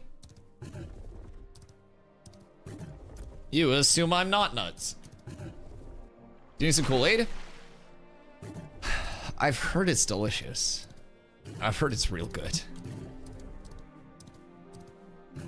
I gotta swing by. I gotta see what's good. What's what? so to say. I feel bad that I got that guy killed now. I thought that he was actually being a dick. So I ran him by the Ember String. Now I feel bad. A death that didn't have to be suffered. But at least he's got a stockade sack now. Hi, Kai. Kai's a Kool-Aid guy. Do you put sugar in it, or are you just like base recipe? Does the base recipe call for extra sugar? The mixologist? If Schedule 1 taught me anything, you do a little bit of extra sugar, crush up a couple Viagra, and throw 4 grams of horse semen in that Kool-Aid, and you've got a pretty addictive Kool-Aid. You got a banger going. The horse semen is a secret ingredient. I've heard recently a few restaurants have actually adopted that as well. McDonald's has a new meal coming out soon. They're collabing with everybody now. Chat, if I got a McDonald's meal, would you guys get it? There would not be any... No additives. It'd be like organic. It'd be good. I don't even know what my McDonald's meal would be. Because I feel like realistically, it's either just like a Big Mac or not a Big Mac and then a side. Like there's not a lot of menu diversity at McDonald's. And yet they still just keep pumping out a shitload of meals. Confusing time. Organic McDonald's is crazy. I watched a video on YouTube, right? And before stream every day, I kind of like just consume content instead of making content for a little bit. So I like to watch videos. I like to lurk in streams and stuff like that. So I was watching a video and these dudes went to like a food show, basically. Not like a food show, but like a food convention where it was all like upscale, like food suppliers and restaurants and stuff demoing products and shit. And they just like, they brought McDonald's and just got Mickey D's, cut it up, and then gave it out there. And it was a banger. It was a banger of a video. People loved it. It tastes good. I won't lie. 3 McDoubles and a Diet Coke, no ketchup, add mayo, extra onions, add salt, goated meal. Extra salt? Oath. Dude, I can't get fast food unless it's in the app. Like, there's no value in things unless you're getting the things in the app. Like, I get Subway sometimes for a lunch, and there's a $6.99 footlong code always active in their app instead of paying like $15 for their menu price. And everyone's like, oh, Subway's ass. Yeah, but the next closest option is Jersey Mike's, and Jersey Mike's is $17.77 for a giant, and Subway is $7.55 after main state sales tax. So I'm just putting that out there. I'm gonna do a spicy McChicken, a McDouble, 10-piece nugs with pure honey. You be dipping your nugs in honey like that? Interesting.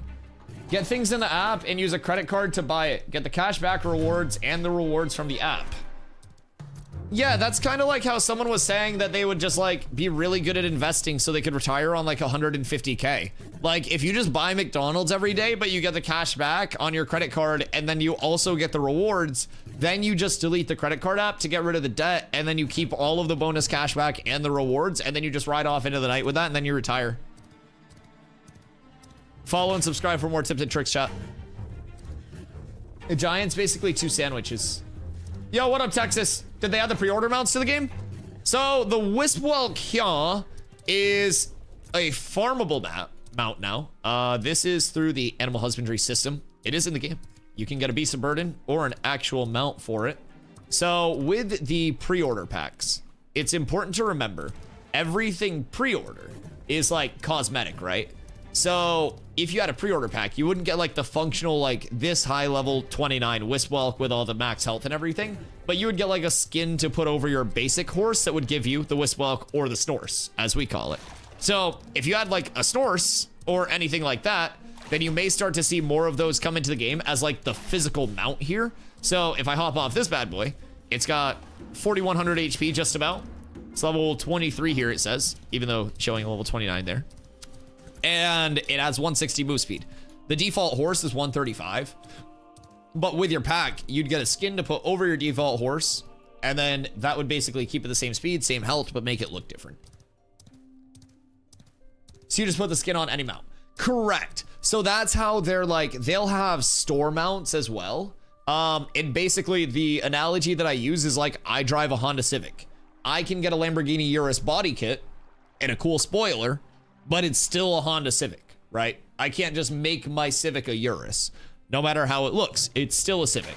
So no matter how cool of a skin you have on your mount, on your armor, any of that, nothing characteristically changes. Your caravan, your beast of burden, all of that, nothing changes. It's just kind of a skin going over your mount. That's it. But yeah, so you'll start to see a lot of those like more recognizable mounts definitely being added in. So that's the Wispwelk. I also have over here, this is the Maelstrom's Crown, which was another recently added one. So this is everyone's favorite jellyfish. And the Mount Flourish here is a little spinny. So this is technically an aquatic mount. It doesn't have underwater breathing, but there are 2 aquatic mounts that do have underwater breathing. So you'll basically retain those base mount traits. And from there, you'll just be able to put skins over them. So I'm excited for it. They've thought everything through really well, though, in my opinion, with their with their monetization. Even their transmog store, it's transmogs, it's dyes, it's skins, it's nothing power progression, it's nothing convenience, it's nothing that even impacts the gameplay loop whatsoever. It's crazy. You get a hippo? Hippos are nice. Or you can buy a whole ass large pizza at Costco. Hey, yo, Fitco, thank you for the follow. I appreciate you. I don't have Costco near me. I think we have one Costco in Maine. I have Sam's Club. Sam's Club pizza goes fucking crazy. I won't lie, Sam's Club pizza is very good. Every time I go to Sam's, there's a pizza combo. Now, it's gone up in price, as everything does. But like, that shit's timeless. I think we only have one Costco up here, though. I'm over 2K into the game from pre-order. Are you Phoenix Initiative? Phoenix Initiative is like what, 2,500, I think, somewhere around there. But got me a nest and I paid tree fitty. And I said, God damn it, Loch Ness Monster, I ain't giving you no tree fitty. Isu's meal is just a used tea bag. Oh no. Oh no. Just pay card off every day. Well, Shockums. If... Was that a Braidwood? I don't know, I wasn't looking at my screen. You know I don't look at the screen while I play. It's dark as fuck. Someone tell Planendorf to turn the lights on, please.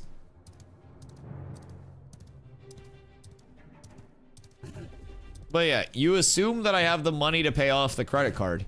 Because it's like, if I have the money to buy things in the first place, Shock, then what's the point of the credit card? You know what I mean? You know what I mean? It's like I would just buy the stuff. Here, I'll retrace my steps. But like with the credit card, you don't have to buy it. You swipe the credit card, and then you just delete the credit card app. And then once you get really good at it, you can open up another credit card to pay off your first credit card. And then you don't have to worry about that anymore. Thought it was an oak in the dark. They all look the same with the lights off. Yeah, it was dark as hell there for a second. It wasn't even like... I guess that was the peak of night? Dawn? Isn't dawn like the sunrise? Gamer doesn't look at screen. I mean, apparently I was looking at my screen enough. I just got gaslit. I'm not gonna lie. But you know this. I look at this screen, I read chat, I yap. That's it. That's it. I live a very simple life. It's a very straightforward, like, progression path here. It's a very simple goal. I look at chat, I yap to chat, chat yaps back, we all have fun. Ruvidium helmet, belt, and pants crafter. What are people getting the Ruvidium set crafted for? What rolls on those pieces, chat? Someone do some database sourcing for me real quick. We must gather. That's how I got my 100 gold. I sold a Ruvidium armor pattern for 100 gold. So it was the boots. Those had max health on them, but I don't know what they're doing. Apparently it's the god set though. If people are paying 100 gold for the pattern itself, like.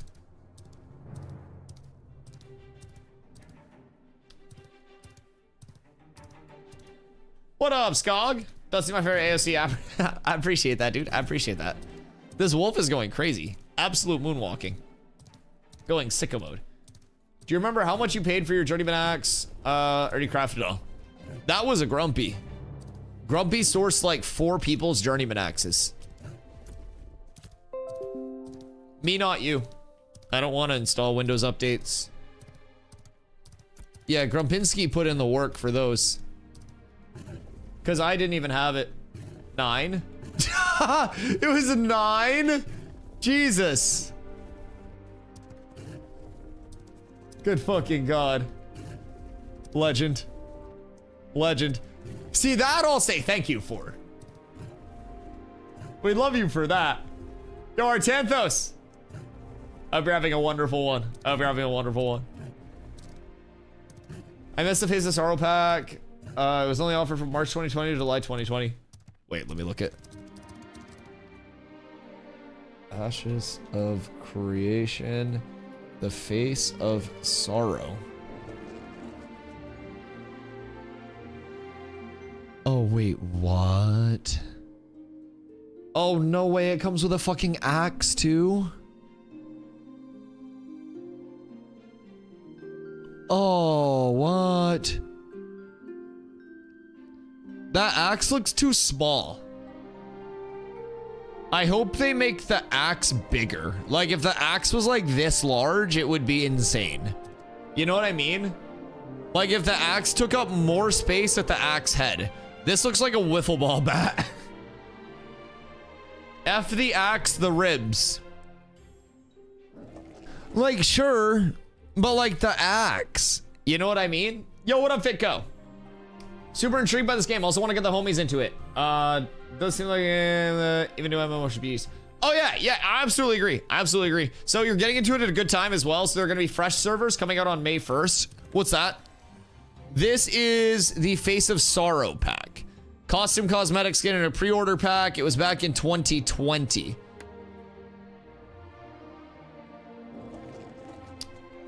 Goes pretty crazy. Goes pretty crazy. So yeah, you're gonna see people running around like that. By the way, keep in mind, Intrepid has said multiple times that the coolest skins will be play to acquire skins, not pay to acquire skins. Just to put that out there. Weapons get too comically big too fast. Brother, if my longbow is longer than my character, the axe shouldn't look like a wiffle ball bat. I'll fight you on this. I want big chunky weapons. Like, I'm not talking like fucking blade buster shits, right? But like, I want like a hefty ass bitch to throw around. You know what I mean? You know what I mean? But yeah, no. So Fitco, I definitely think you're hopping in at a good time. May 1st, we get fresh start servers for everyone to hop into that's new. You'll get 3 months to learn the game. And then on August 4th, there's a full wipe where everybody in the game will be kind of like forced over to new servers. So I would definitely recommend finding a community. Hey, I run one. We got 5 guilds so far and we're projecting a double up on May 1st.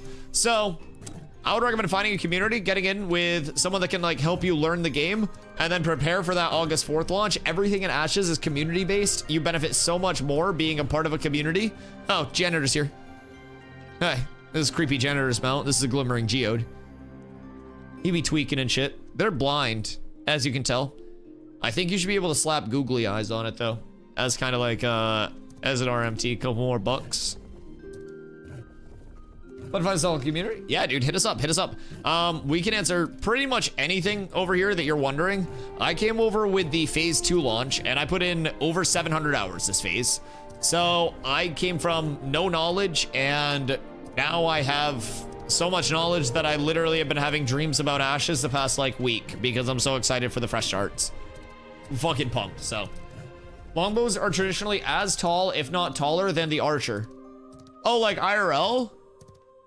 Is that real? Yo, what up, Eddie? What are the community thinking on hopping fresh start servers? Oh yeah, fresh start servers, absolutely. Absolutely, take a break for a couple of months. What do you mean take a break for a couple of months? What the fuck? Why would I take a break? What? We're trying to get better over here. Yeah, there are no breaks in this bitch. We re-roll on May 1st. We go as hard as we can for 3 months, and then we re-roll on August 4th, and we go as hard as we can on August 4th. And then we re-roll anytime there's a beta, and we go crazy in the betas. And then by the time launch hits, we're nuts. We're so far ahead. The community's huge. Everybody in the community is good. We all know what we're doing, and we can just pick up every new player and like get them set up so fast. So fast. Oh yeah, you said we're going to New Ayla, right? I'm here. Paid actor. Happy Easter to you. I appreciate you so much, dude. I hope you're having a beautiful day. I hope you guys got some good weather where you're at. Maine was pretty nice today. I hit some golf balls today and spent a lot of time outside, so. I was thinking warbows. Yeah, how fucking dare you? God, how dare you not know longbow versus warbow, you uncultured swine. Tua, God, fucking ridiculous. Coming in here with no fucking bow knowledge whatsoever. I definitely knew that warbows were a thing.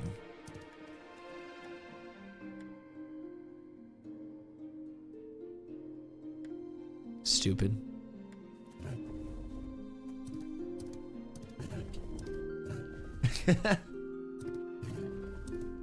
Oh God, don't mind my message. I love that Grumpy posts a book and then just goes, don't mind my message.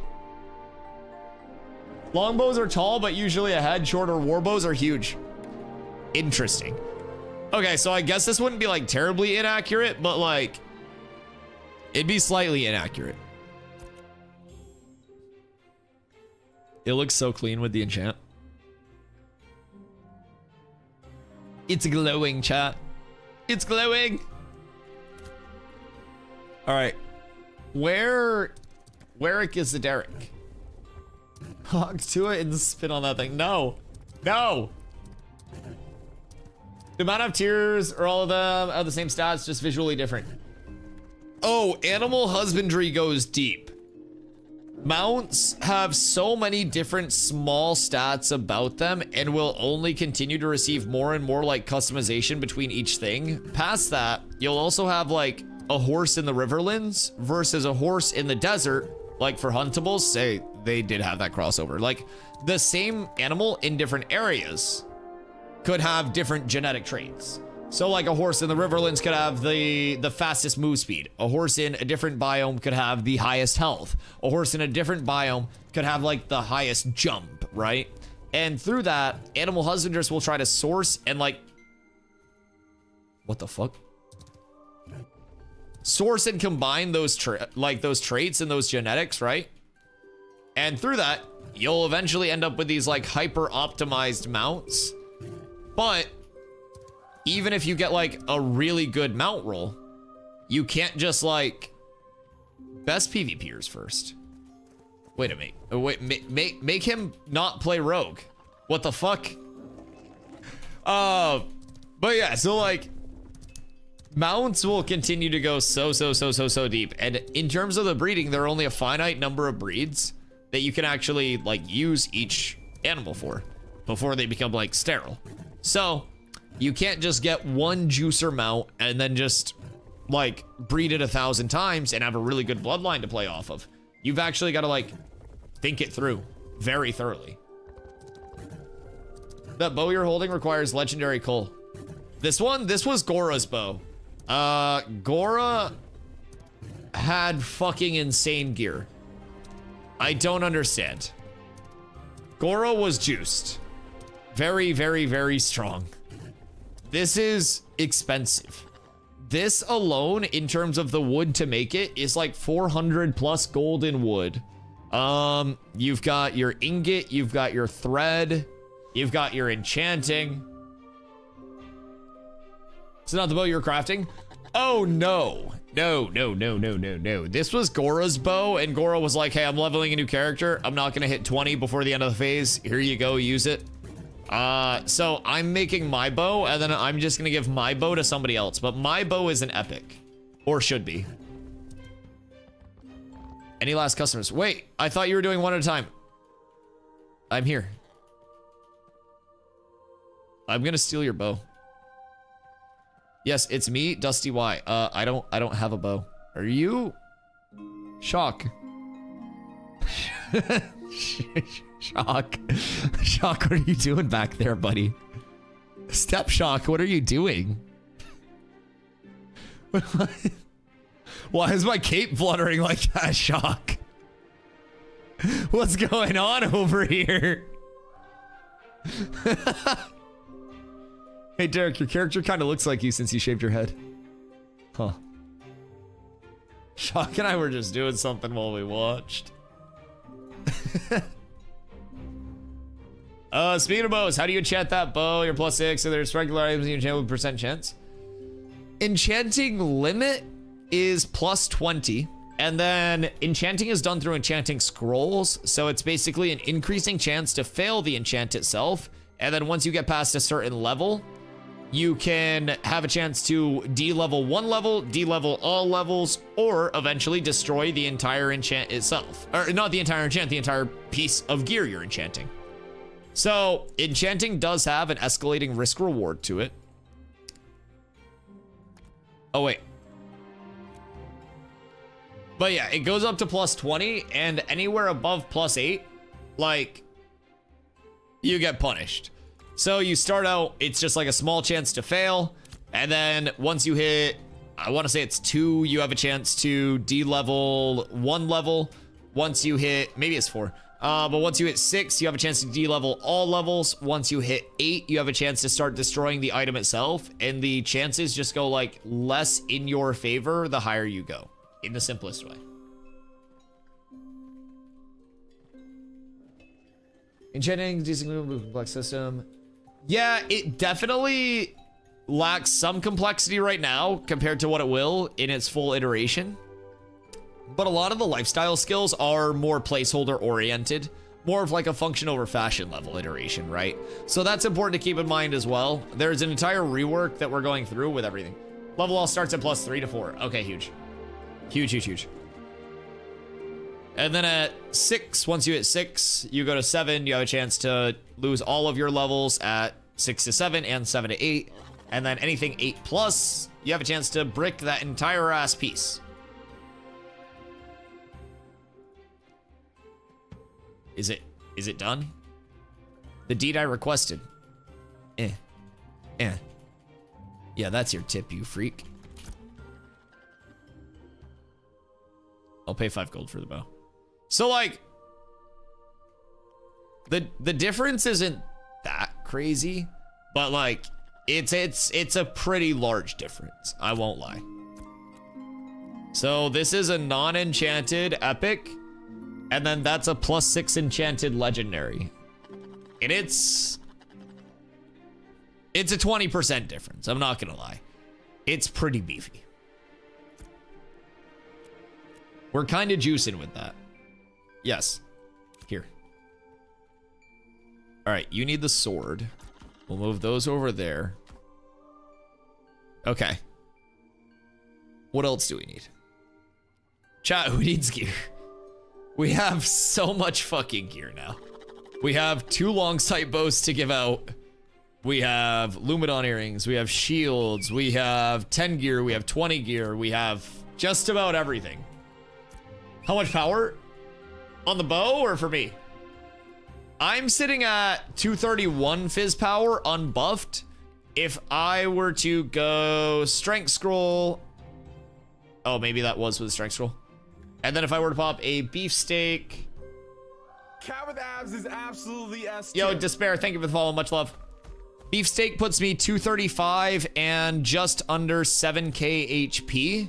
If I get a Beast Warden's Prod, which is one of the 259.4. Hold on, take this for the screenshot.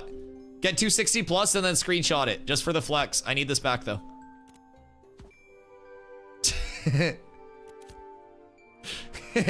You get to touch 260 power before the reset. You're up. You should get like an achievement, just fucking fireworks and stuff. The RP walk because he forgot to turn off his walk is so funny. He tried to turn and run away, and he starts RP walking away. The little dwarf steps. He's sort of just little dwarf stepping away. Oh my god. That's so good. That's so good. Okay. What'd that put you at? Surely like 260 something, right? 262, 264? Because that's a big beefy bow. Like that thing is huge. Oh, and that's the double Lego weapon. Just posted in guild Discord 260.1. Oh my god, wait. What bow did you go from? What was your other one? Diminishing returns are crazy. Okay, so I guess like 0.7 difference there isn't the worst. Not the worst by any means. Wait, no, take your other one out. He just almost got reverse scammed. I'll give you 4 5s for a 20. And then I'll also end up getting my 20 back. Trust me, it'll work. It'll work. Okay. So he's right around 260. I'm sitting at 235 with 6,900 HP. Realistically, what I'll do for my kit is pop one of these instead, the sausage rolls. That gets me up to like 7,500-ish, and then I'll still be sitting 230 plus on the power scaling.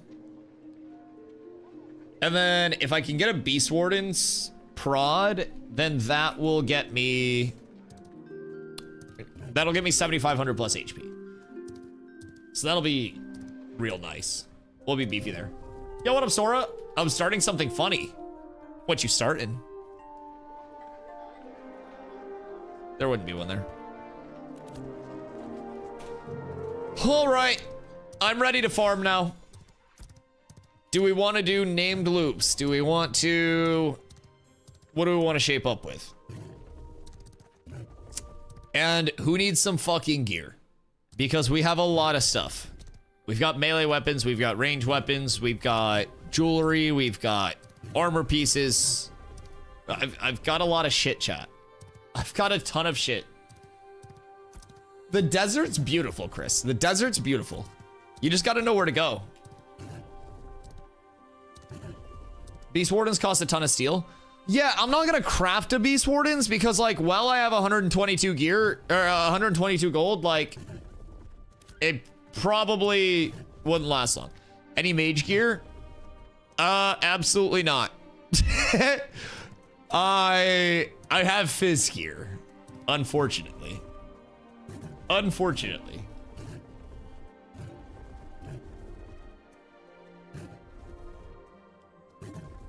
Level 10 and don't know what to do now.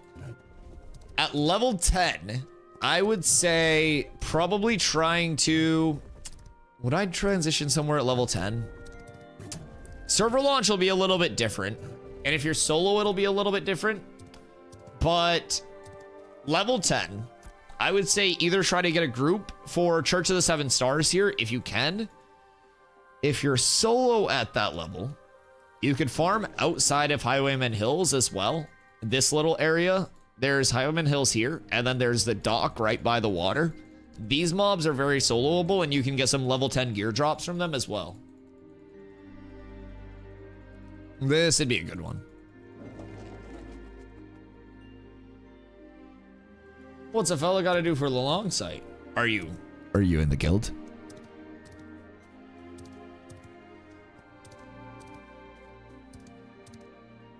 I'm not. Oh no. Oh no. What guild are you in? That's the ultimate question.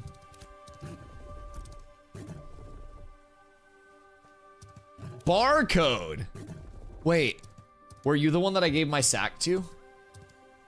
Or were you a different Barcodian? I may or may not have. Okay. There was a bard code that was marionetting my mount, and I didn't know he was doing it in a friendly way, and I ran him by one of the Ember Springs while he was flagged and got him killed. And then I knew that he was being nice after, and I was like, yo, that's my bad. That's my bad. You don't need to be a citizen unless you want the node buffs. When it comes to time to pay taxes, to shop your citizenship. Yeah. Citizenship is a scam. Citizenship is a scam. The only reason that I was a Winstead citizen was to get my cloak. It's too strong. It's so good. It's 749 fizz power rating, like it's absolutely nuts. All right, what are we farming? Are we going to the desert? Are we...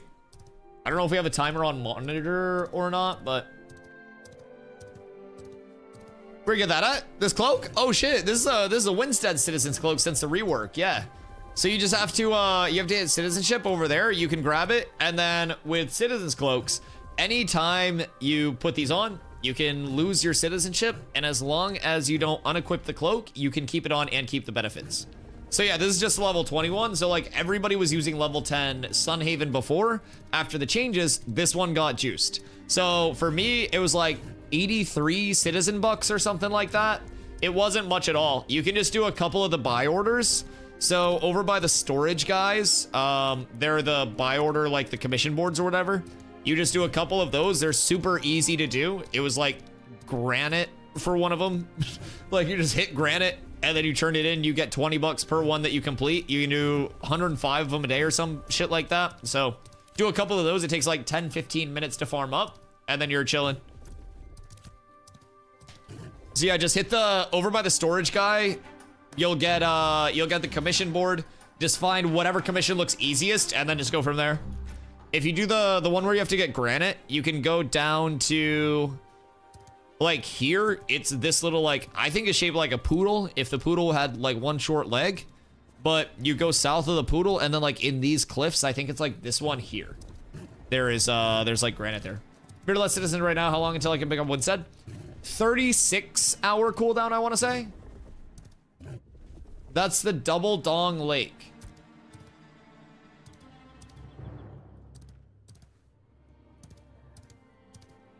Like, I'd believe butt plugs because of the flange bases, but like these don't look like dicks. This one even has a bump. Like this one you would need to get checked out. If your dong looks like this, you need to get this part checked out, chat. You need to go see a doctor. If you guys think this is what a dong looks like, no. I'll show you what a dick looks like. This is what a penis looks like. Like, this is a 1-to-1 dick made out of rocks. There is nothing that you can say. There's nothing off. Like, the tip to shaft ratio is perfect. This is unmistakably a Pinaroo. I don't know if Dusty is. Wait, what are we doing? Is Dusty going desert? Yeah, where are we going? I'm down for whatever. Yeah, I was just gonna head back over, like, yonder. Meta, what up, brother? Trying for in Hills groups, farm there for like 5 levels and go to Seth. Yeah, at like 16-ish. That's when you go over to Seth. Hey. What the hell? Fucking Diddy darts out in the wild that I gotta avoid now. I went Seth at 13. If you're doing Seth like bottom left farm, you can go a lot sooner, right? Not even bottom left, down here. Like this little like church pole area where it's like spawns and then over here, right? You can definitely get there sooner. It's just a matter of like, if you trust your group. If you trust your group.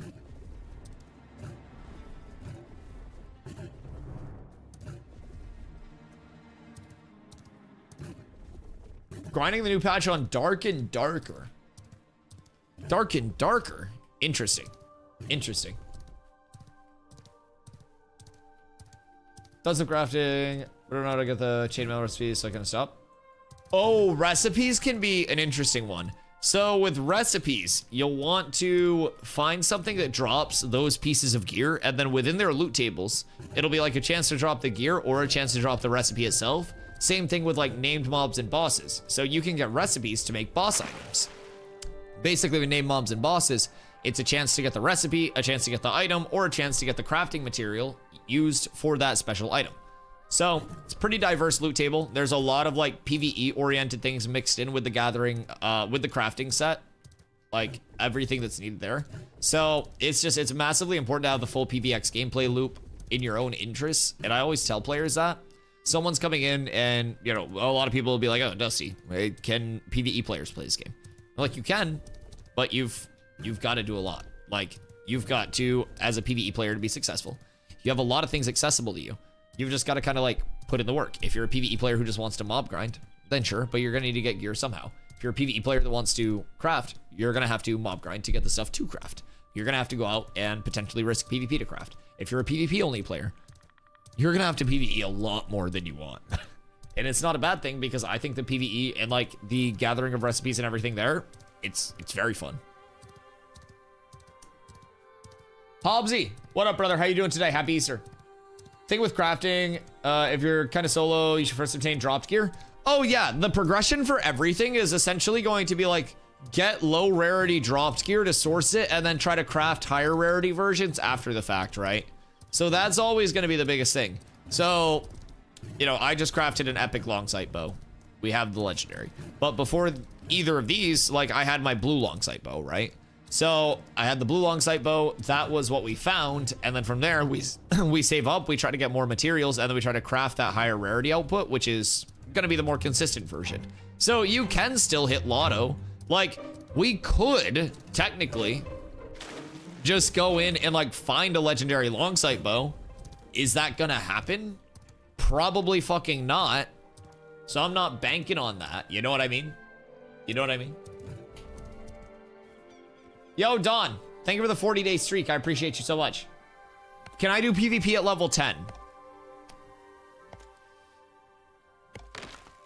Like, is absolutely S tier. Yo, Saren, thank you for the follow. I appreciate you. Yes, you can do PvP at level 10.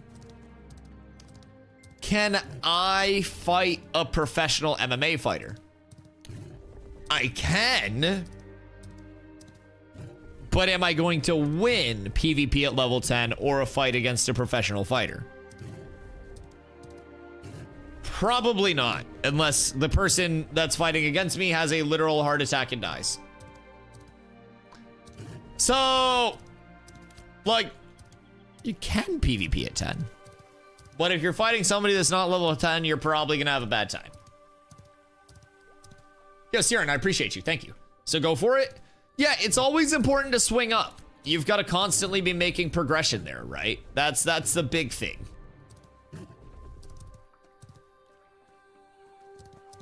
Hey. Hi. Hello, new player.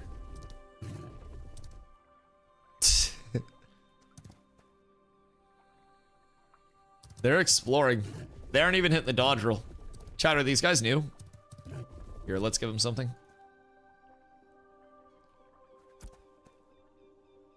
Do I have cool level 10 stuff to give them? I don't have any level 10 weapons on me. So I'll give them, we'll give them a hammer. We'll give them this, this, and this. There. Yeah. Oh wait, hold on. They can have that too. There you go. Just give him the bow. Now I'm just gonna run off.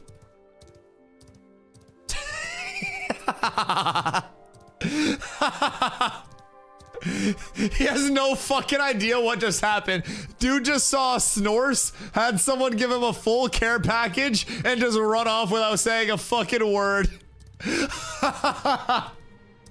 Brother is so confused. I love that. Do you have like 5 gold a day ago? What happened? I swiped my credit card like a real gamer, Hobbsy. God, get with the program, brother. Anytime you need gold in an MMO, you just swipe your credit card. Working is for chumps. Yeah, so I put up a dono goal. I asked chat, we hit the dono goal, and I put it towards in-game gold. and cryptocurrency. No, I sold a pattern for 100 gold. And then I also sold some wood for 20 gold. So I have a bunch of wood, right? And I always say, I'm hunting legendary braidwood. I'm hunting legendary braidwood. All of the non-legendary braidwood and willow that you get does add up. Like, I sold a stack of 20 heroic braidwood, which I had multiple stacks of, for over a gold a piece, which it sells for like a gold 50 plus. I sold it for super cheap just to make sure that I sold it. So then I had a recipe, like one of the crafting recipes, that someone was paying 100 gold for. So I got 100 gold for the recipe. I got 20 gold for selling a stack of wood. And so we're up. We're pretty good. We crafted some more endgame pieces today as well. And as soon as I got the mats to craft, Goro was like, hey, I got an extra long sight bow I'm not going to use. So we got a GG bow taken care of. Thank you, Gora. Absolutely up tremendous. We have 2 long sight bows that are just extras now that we've got to give away to the guild. I just ran by someone who I believe is like a completely new player, and I believe I just blew their fucking mind. Let's see. I have so much shit that I can get out of my inventory. I have so much. We doing desert name rotations? Or do we go forge? We could go forge and try to kill Zammer and try to get that drop. We would just need a group for it, because if we do go forge and we get the drop, then we can get forge would be cool. I mean, I'm down for forge. Yeah, let's go forge. Forge is fine. I'm down for forge. Because if we push down to Zammer, then we can kill Zammer. We can try to get the... Give me a Sorrow's Edge. You go fuck yourself, you rat piece of shit. No one wants that bracer. I'll take it. I got you, Saker. Yeah, come through. Do you want to do some forge? So we have a theory that the forge, like relic, it's the thing that drops off of Zammer. You put the thing from Zammer in the statue outside, and then it pops the forge relic. So the forge relic has a maximum server quantity of 2. Now, I think there's one that's already in Nuela or Jova or something. One of the nodes right near Forge got it, if I remember correctly. But if a second one pops up, cool. Now, I don't run a node. I don't really care, but I think it'd be cool to find a relic. If you want to try for Eskra's Owl, which definitely will drop, I found the mob just now. Oh shit, where was the mob?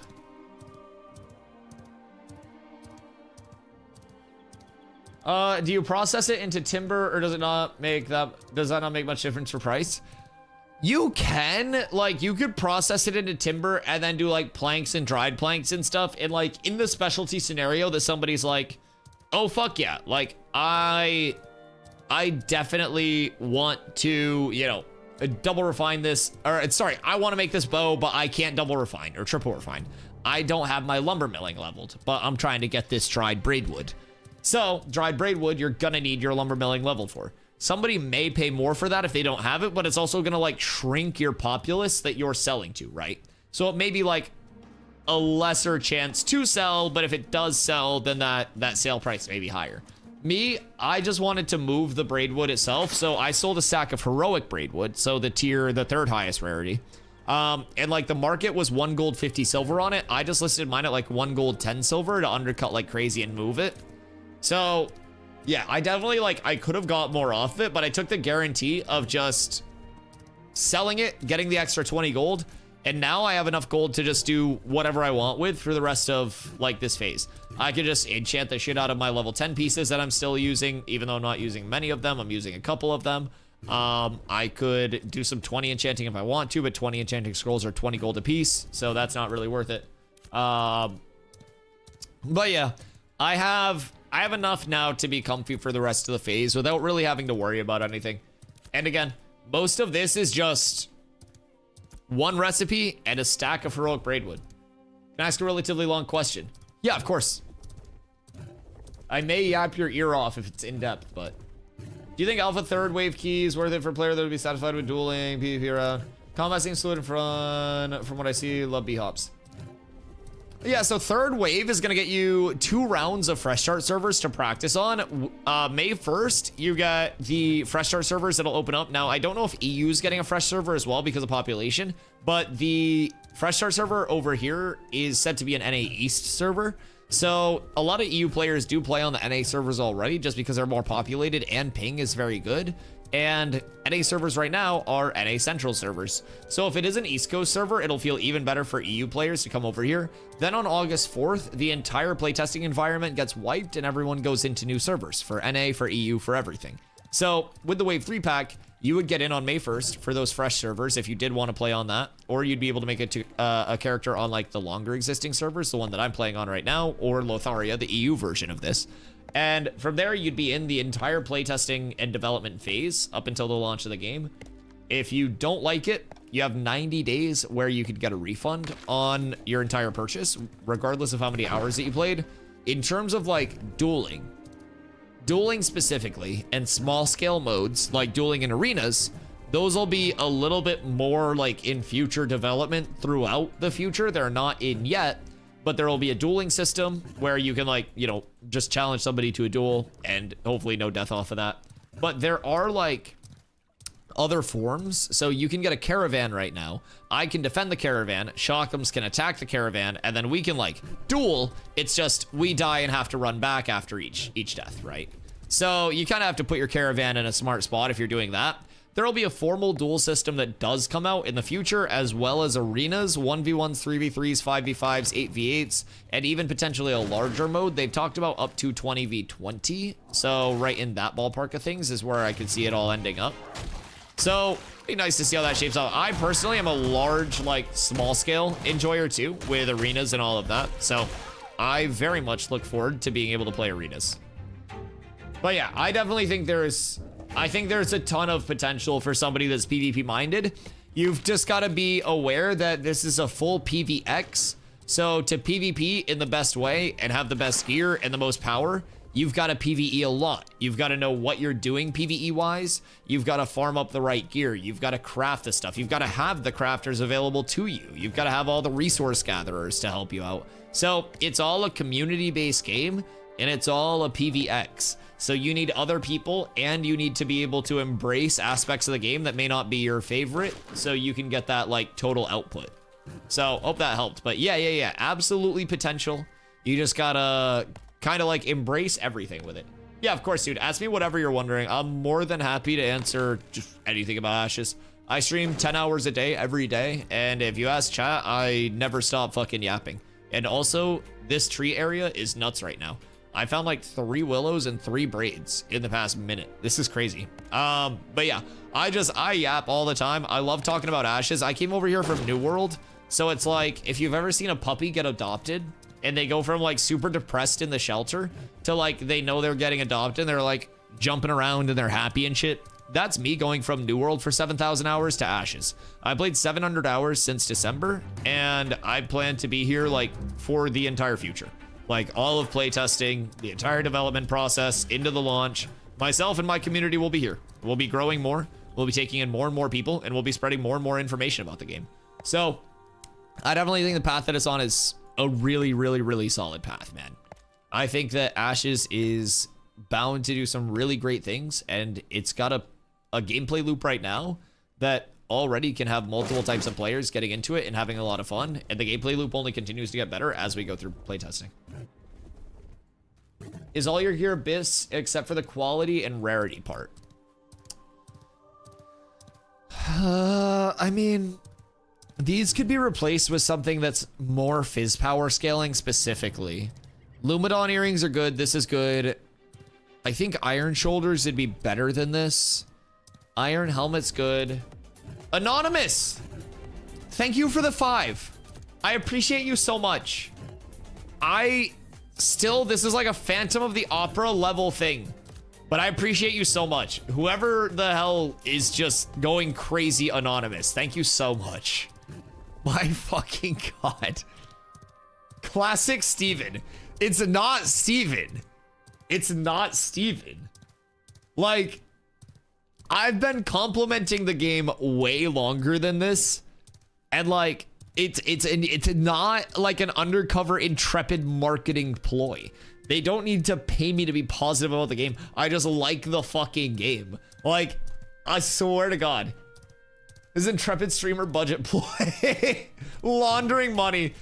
No, I have no idea. I'm fucking flabbergasted, but thank you, man. I never understand what I do to deserve the amount of support that the entire Ashes community throws my way, but I'm eternally grateful for it, man. I really am.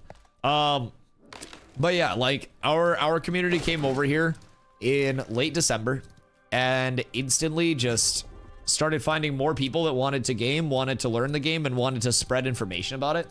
And like, coming from New World, where our most fun game mode was gated to 2% of the population ever playing in it, I was really just passionate in New World about trying to get players access to that content that they didn't have access to.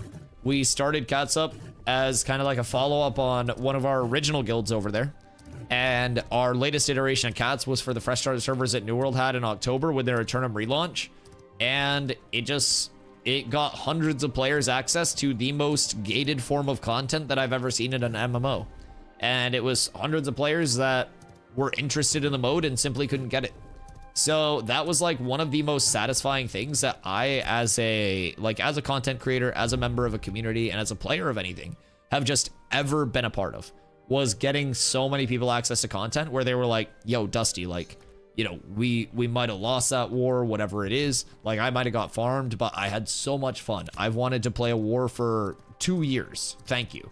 And like, when we were doing all of that, it was like, it really clicked for me that that was something that I wanted to do. I was playing New World at the highest level possible, and in every single one of the top guilds on every server that I was in. Like, it was pretty much capped for me. So I became extremely passionate about trying to get everybody else the same level of content that I was getting. Whether you're a casual player, whether you're a competitive player, anything in between, my goal for the community is to have the entire community be in a spot where we're strong enough to get our players who may be more casual, a little bit less involved with the competitive end of the game, into the same content. Let everybody see everything. Let everybody have a lot of fun with it. So that's always been the vibe, and I think the Ashes community has been perfect for that so far. We have so many friends that help out with things. We've been extremely lucky to have other guilds help us out with shit as well. So it's a blessing, man. The Ashes community has been amazing for us coming over here with this mindset. For me as a streamer, it's genuinely changed my life. I got out of a game that I thought I was going to lose my channel if I left. So it was just genuinely a life-changing thing, and I'm extremely grateful for the Ashes comm, man. In this game going too complex, MMOs should rely on casuals, but it's going hardcore as an ARPG. What do you mean as an ARPG? Like, the thing about Ashes is that the systems tend to be extremely accessible on a casual level, but to get the most out of the system, there's like a lot of depth and complexity, in my opinion. I think that new players can get in and they can be like, oh, okay, I'm gonna go chop this tree. Tree falls. An experienced player goes, okay, I see this tree. This tree is worth this much money potentially. I'm gonna chop this tree, but prior to that, I'm gonna get on my lumberjacking set. I'm gonna get my lumberjacking food, my lumberjacking elixir, my scrolls. I'm gonna make sure that I have my axe, which is enchanted. And so like, every system kind of has that, from combat, from crafting, from gathering, to everything. It's that level of like, on a very surface area, you can just be like, oh, okay, I see mob, I hit mob. And you're like, damn, these mobs are hitting kind of hard. And then you realize that you can kind of like range kite and stuff like that, right? So I definitely think there's so much depth with everything. You can go as hard at any one system as you want to, or you can be as casual with any one system as you want to. I do think it can be kind of daunting right now for new players to come in. I do agree. But one of the emphases, I guess, that Intrepid said for the May 1st to August 4th time was an entire rework of questing and first-time user experience. So they also acknowledge that, like, it's far from perfect, especially with how much depth there is. And they want to get it into a much better spot. So it's absolutely a valid question, though. It's absolutely a valid question. MMOs are built entirely in terms of like successful sustainable player base on that casual community, but I do think Ashes has a lot of systems that are casual supportive too, like just from ease of accessibility to eventually 85 nodes that'll be different tiers where it's a lot less invasive with node wars and shit like that. So I definitely get that side of it, but yeah, I think they've got a good pace for it. It's like the guy at the gym who warms up for 30 minutes to do one set. You don't want to pull anything, dude. I'd be stretching for 20 minutes to jog up and down my street and then be like, whew, oh, that's a good one. Time to get on stream. And then I go smoke 3 bowls. What belt do you have? I use Ragebringer Stone. So it drops from the Desert Giant pocket dungeon that also drops Amulet of Saren. This is from Dom, Champion of Gom. And then this is from the other guy. And then this is just like a really good max health piece. So yeah, before that, I was using Bearmaster's Girdle. It's just a little bit more max HP, so a little bit higher of a roll within that bracket. Of course, it's gonna be Fire coming first. I'll be helping any cat that wants help. Oh, absolutely, absolutely. I think new player experience is being reworked and re-implemented upon. I think like questing being reworked and re-implemented upon. It's so good. A lot of the massive community pain points are just full fixed. Hello, Coral. I love you. Hope you're doing well. How stream? Stream's good. How are you feeling? I hope you're not feeling like shit. Is that a braidwood? I don't think that's a braidwood. Hand hurts. Gross. I'll give you 10 gold for your old one. For the Bearmasters? Are they that expensive? The fuck? Yeah, I mean, you don't have to pay me for it, but I just have nothing. You can just have it. What would be a good belt? I don't know what would have like fizz scaling for you, but yeah, you can just fucking have it. You don't have to pay me. I'm just liquidating shit, dog. I'm giving stuff away. All of this stuff doesn't matter in like 10 days. Griffin belt, but it's 20. Oh, you're building up your tank. Oh, that makes sense. Yeah, I have some tank shit. What belt are you wearing right now? Right now, I use Ragebringer Stone from the Desert Giant Pocket Dungeon. It's got more con, more max health, fizz evasion rating, and then fizz pen. So it's essentially just like a higher tier within the same bracket, if that makes sense. It's also heavy instead of medium, so either one's fine. Why you rich? I had a crafting recipe that sold for 100 gold. And then I also decided to sell a stack of my heroic braidwood that I had been holding on to. I have multiple stacks, but it's over a gold per heroic braidwood. I have hundreds of gold like in mats and stuff just spread throughout. I just never sell anything. So I had a ton of shit. So I sold one recipe for 100 gold, sold a stack of braidwood for another like 24 or something like that. And then crafted. So yeah, we're chilling. Trying to get good for tank so I can learn tank PvP as fast as possible before a wipe. Word. I would try to target personally 200, 210 power. Like 210's pretty easy to get up to. And then from there, just max health scale, max health and mit scale. Dusty secretly rich driving a Honda Civic. I mean, my Civic's nice. Even if I was rich, I would keep driving my Civic. What do you mean? Giving stuff away for free isn't liquidating. Yes, it is.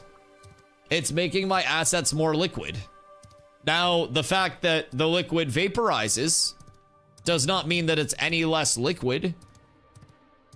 I had to upgrade from my Civic when I got back to the States.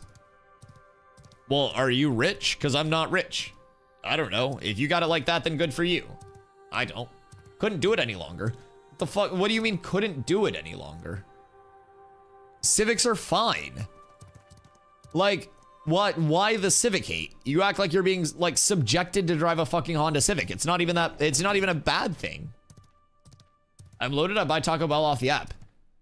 Yeah, rich people are rich because they save their money. Yeah, what do you mean? Like, if every rich person just spent a shitload of money, they wouldn't have any money, right? I feel like that's a pretty basic thing. You give me that Ragebringer belt, more evasion and health. I hate you. There are also a pair of boots that you can get that have evasion on them. And that's yeah, I don't want you to have more evasion, I'm not gonna lie. Okay, I'm gonna restart my game real quick because I have a slight memory leak. It's nothing too crazy, but it's enough for me to be like, okay, good enough for a full reset. We'll give it a quick reset, and then we must farm. We need Grumpy to fill out the group. Really not noticing any difference being at 260 than 240. Well, that's because it's going to be like less than 10% difference. So something that was hitting for 500 would hit for like 540 with your scaling difference, right? My Civic was 20 years old. Oh. Yeah, I have another like 15 years before that. Yeah. Heard it falls off and you should stack crit. Yeah, diminishing returns is a bitch. So if you do exclamation DR in chat, that'll bring up the diminishing return breakpoint graph. And kind of like breaks down roughly the fizz power scaling and conversion that you get from that. Sorry that the link is a little bit weird. I don't really know what to do about that. But it's essentially this. So this takes the rough rating that you'll need. It won't be like perfect. But it takes the rough rating that you need and just shows kind of like the threshold of diminishing returns in the curve. So as you get up into like the 240 to 260, you really start to get into the harder rate of DRs. 230 to 240 is like 1.33. 240 to 250 is going to be 1.54. 250 to 260 is going to be 1.66. So you see that it's just getting exponentially harsher once you hit that 230 to 240. So for my tank, I'm not going to go any higher. 230 was like way higher than I even wanted to be. I planned on being like tankier and less like pumpy. So I'm actually above power scaling wise at 230 where I planned on being. Catching up to Jinna with these randoms. All running for Dust Podcast Feast and the Ragebringer belt. Helping everyone that's farming them for the blue. I love that, Curls. Doing God's work. Doing God's work. Was it Fuchsia? Fuchsia and Armand are armor smiths. Both of them, yes. Buying quality and key things clutch. Oh, yeah. Oh, yeah. Common example of a rich person will buy one pair of quality shoes. Low person can only buy low quality shoes the last year, having to continuously buy new shoes. Well, that's why I like my camera and my microphone. They're expensive, but I'll never have to like replace them for streaming, right? I don't need to worry about like, oh, I got this Yeti, now I gotta get this Yeti, now I gotta get this one. A new mic comes out and I'm like, I got what I need. I had to save up for it, but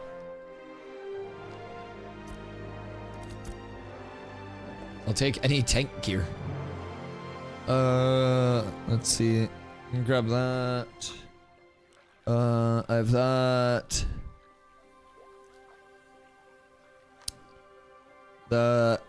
What are these? Yo, Shock, what legs are you using?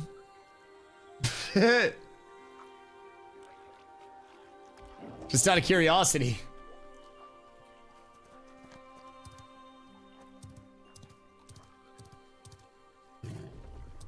Polished tin +8. What about some spindle hemp +4 for a little bit of evasion rating? If you're not too if you're too high on fizz power. I'll give it a try. Okay, hold on. I'm gonna bring my coffee cup out real quick because I still have a coffee cup and it's 8 p.m. for some reason. Be right back.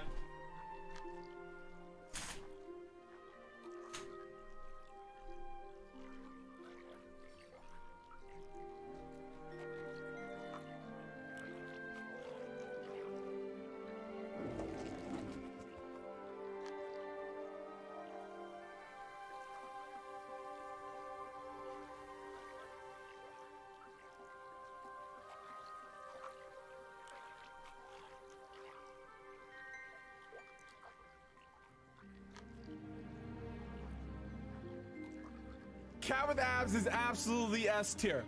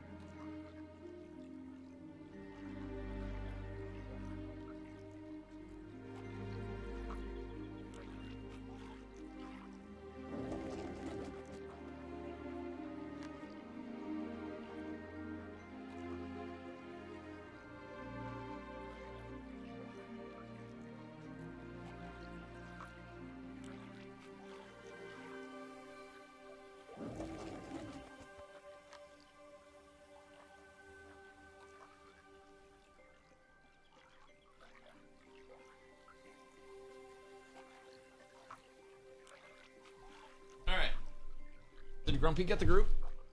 Oh god, I'm so chilly. Hey, Valen. You can't sneak away from me without a follow. Or without a thank you for the follow. I appreciate you. Everybody gets thanked for everything. I will show you my appreciation or I will die trying. Why give him more evasion? He has base 40%. Yeah, he has a disgusting amount of evasion. I'm not gonna lie. Like, rogue evasion is not okay. It's simply not. It's bad for the game. It's bad for my mental health. I want Befallen Forge to have its own music. Because Befallen Forge not having a banger music track is also not good for my health. I want some absolute slapper like dwarf metal in this bitch. A rogue named Crymore is crazy. That's so funny. I want to hear some anvils being slapped. Yeah, give me like fucking anvil metal. I don't even know if that's like a genre of metal, but like some like fucking electric guitar shit, some anvils being slapped or something. I don't know. I don't know. I feel like there should be more. How hard is Forge compared to Carfin? I would say Forge compared to Carfin, just like forward facing, sorry, this is a serious question. Just forward facing, Forge tends to play more like a linear dungeon than Carf does. You can't report me if I ban you. So basically, like, there are a few different routes that people will go on through Forge to get a cycle of like named mob kills, boss kills, and kill trash along the way to try to get like the actual drops. So trash kills have more of like a global loot table. Named mobs will have specific drops, and then bosses will also have specific drops. So there are quite a few hard mobs out here. And the bosses here used to be significantly harder than anything in Carfin because Carfin has like named mobs, but not the full bosses. So it'd be like if the Ancient One had actually spawned at Carfin, but Ancient One isn't there ever since I saved Carfin from the Ancient One when the Ancient One was on the roof of Carfin. I defended Carfin and I got a flail runner for it. So I did that for all of you. I beat him. You don't need to go back and watch the VOD. I won the fight. So basically, you can go through and we'll typically start, we'll go in through here. We'll hop up on this. We'll do a named mob pull. Named mob will come up through here and then pull up. And then the Ancient One is there. I was thinking about activating it soon.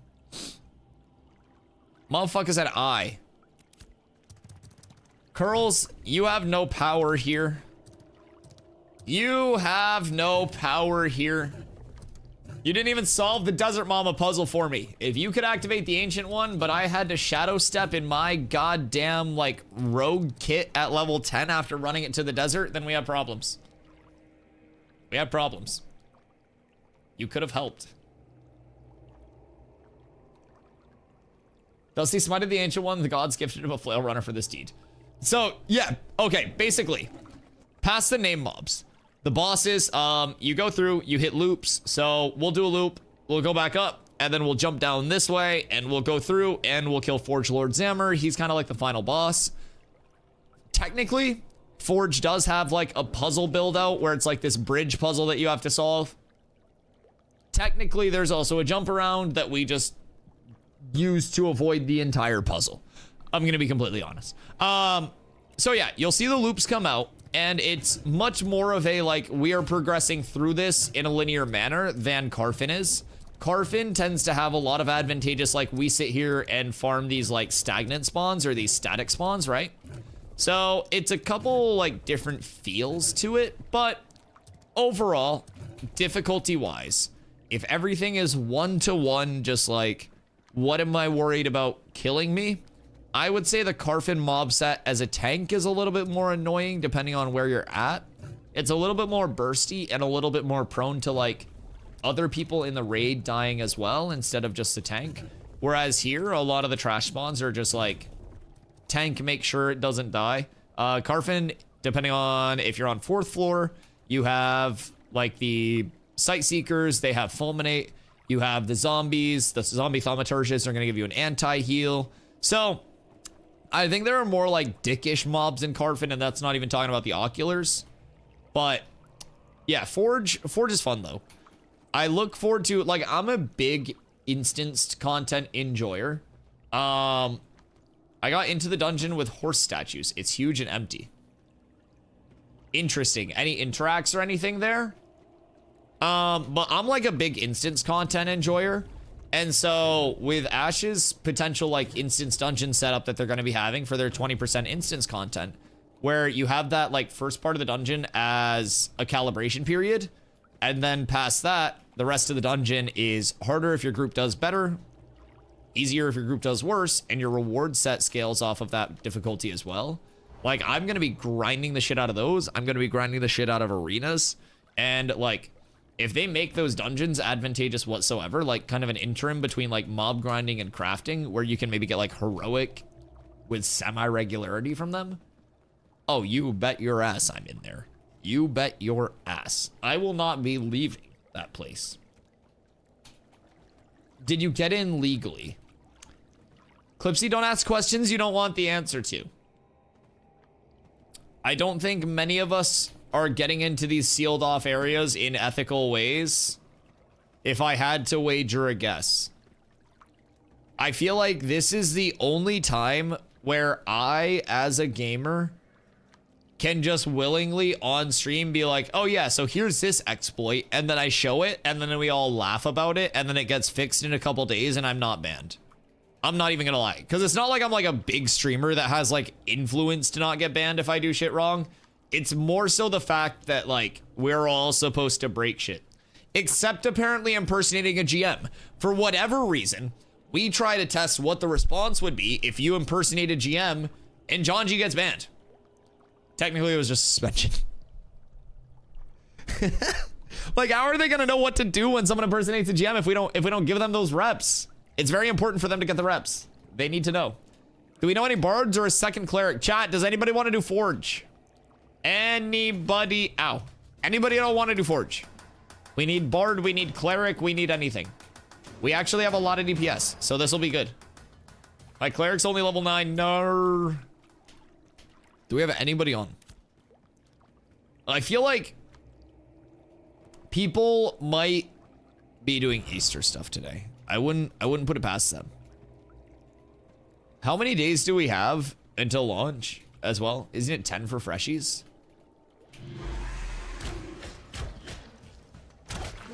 Boop. My damage numbers are gone. Canada, the Banhammer, Gathering, Dust and Rust. Yeah, exactly, Leona. And it's like, if we don't give Intrepid the reps to troubleshoot these things when they do happen, then they'll never know how to troubleshoot those things, right? Like, that's the important thing. So, like, what if nobody impersonated a GM the entire development process, right?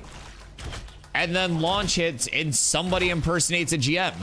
And then Intrepid's like, oh, fuck, what do? We haven't dealt with this. Well, now, thanks to John G and Cats, they don't have to say that because they've dealt with it.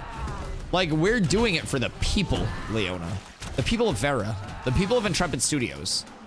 We know that there are real people behind those computers, and we're just trying to do what we can for the entire scene. You have an exam on the 5th? The 5th of May? I mean, that's fine. You have 4 days to level. You'll be 25 by then. What if no one shadow stepped behind the door of a tomb? Exactly, Hoofsy. Exactly. They literally put in a patch that was like, took away the ability for rogues to shadow step into unintended areas. We were that unintended area. Hoofsy understands. Yes. It's just like, as soon as logic enters a conversation, it starts making sense. It's like, we should be rewarded for this. I don't know. I don't know. Maybe there's a disconnect somewhere. Maybe we need to have like our representatives reach out. Hey, that's a pretty looking snorse. My God. Ugh. Yo, Ned, happy Easter, my friend. I hope you're having a fantastic one. Appreciate you coming through tonight. Ah! I think I already had a plan how to deal with it regardless. Y'all just found out the hard way. So, I'd like to argue that they didn't have a plan. I'd like to argue they didn't have a plan. John G's ban was reduced to a suspension. So with that being said, they may have had a plan, but that plan went through refinement. We helped. We helped. His suspension time was reduced. So like, you always have a plan until someone impersonates a GM in your face.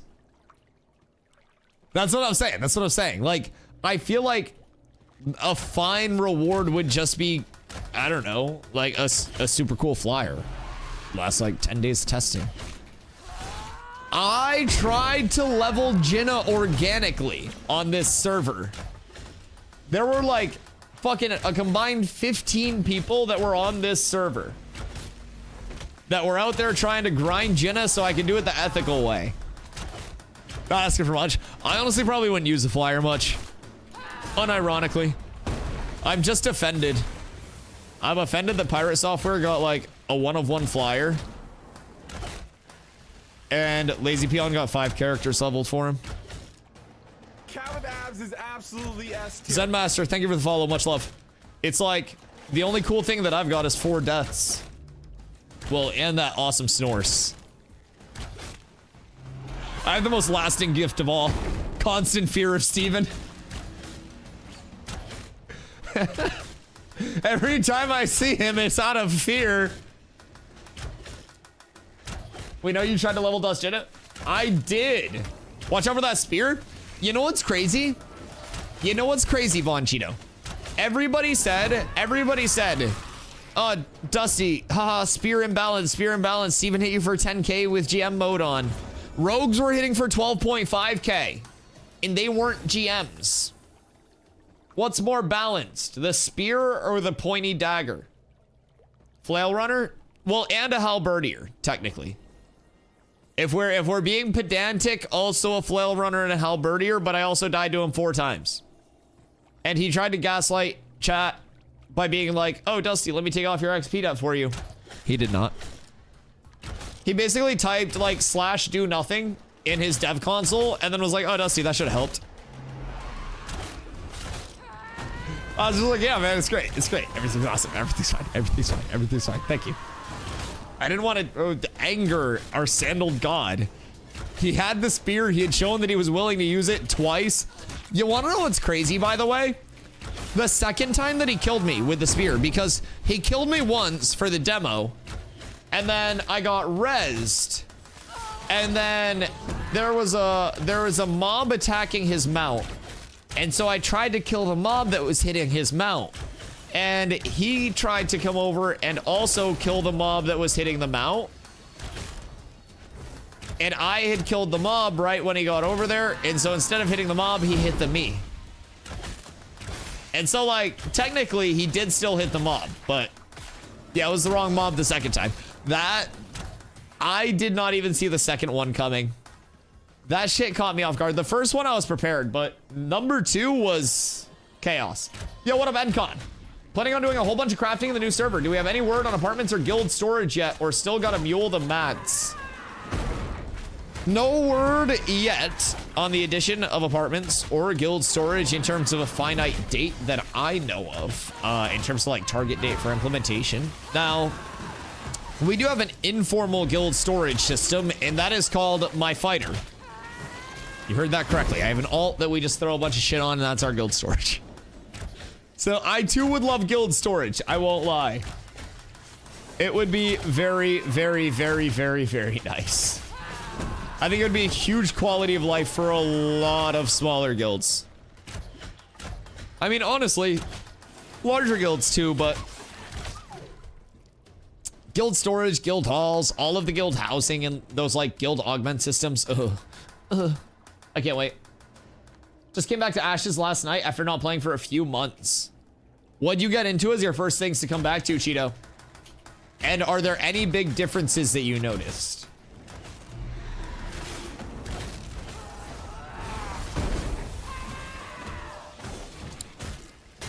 Like, I'm looking for group to make it easier to find group. So I don't necessarily think we'll get a dedicated looking for group channel, and even on the semblance of global chat existing right now, as the map continues to expand, we may not even see the global chat. It may just go to a regional chat. So a lot will kind of continue to shape up, change up. But I think a lot of the kind of inconvenience, so to say, is meant to be built in a certain extent, but rather than doing it in global. Yeah, global will go away. Regional chat will be probably the best thing for that, though, because regional chat could be like a biome chat. It could be anything. And so at that point, you'd be able to kind of like recruit in your area for the content in your area.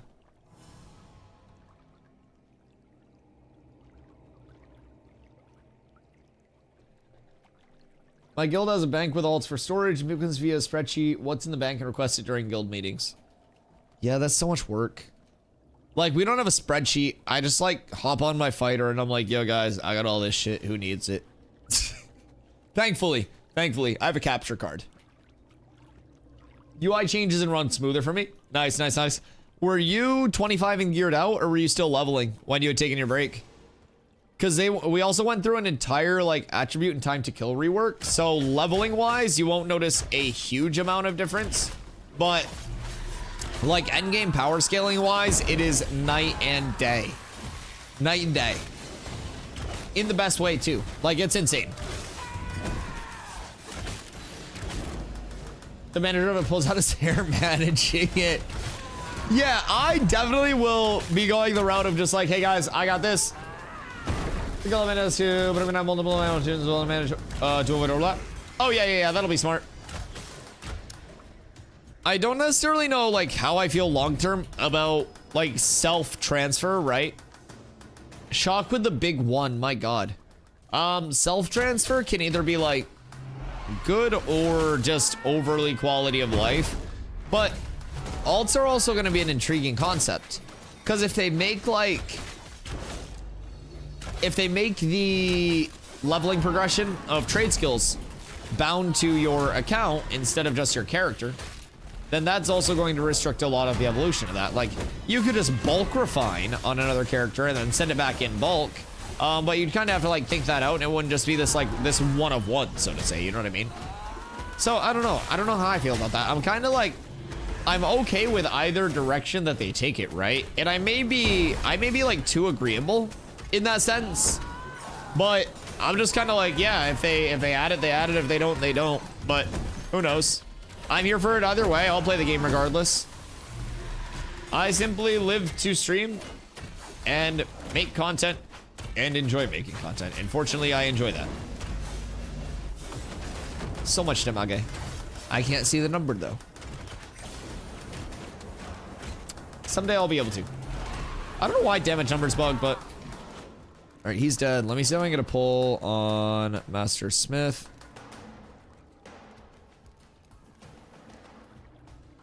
You've got to wait until he goes back into that little like this area here, and then right there you get that corner peek on him. You get a couple hits, and then you just come over here. You make sure that he comes up, and then peep.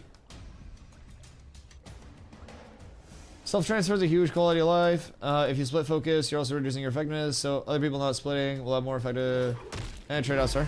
I don't necessarily think that it would be a split focus though, because you could still just farm up everything that you need, and then you could like no risk circumnavigate like the wood into timber in bulk, and then just send it to your concentrated character for like the higher level milling, so to say, right?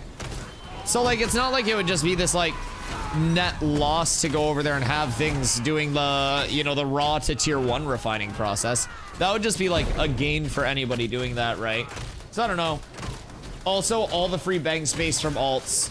Oh yeah, that's another massive thing. Yeah, being able to bank on every alt and then transfer it through as well. Yeah, I definitely think that it, like, something like that may be over quality of life, because like a true bank alt has citizen storage for mats, like,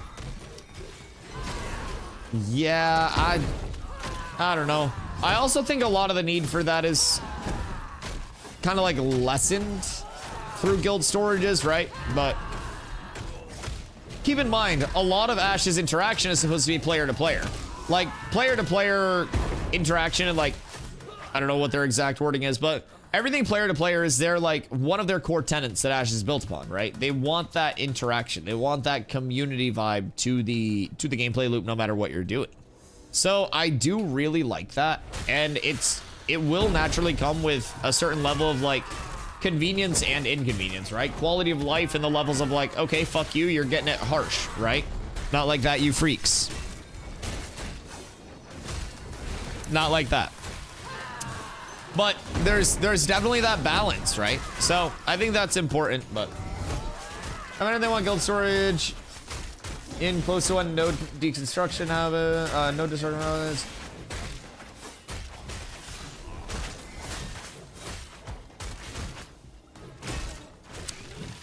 Yeah, I mean, it'll be player storages. It would be like, if there's a guild storage, do you think that that would be in node, or do you think that would be like in guild hall?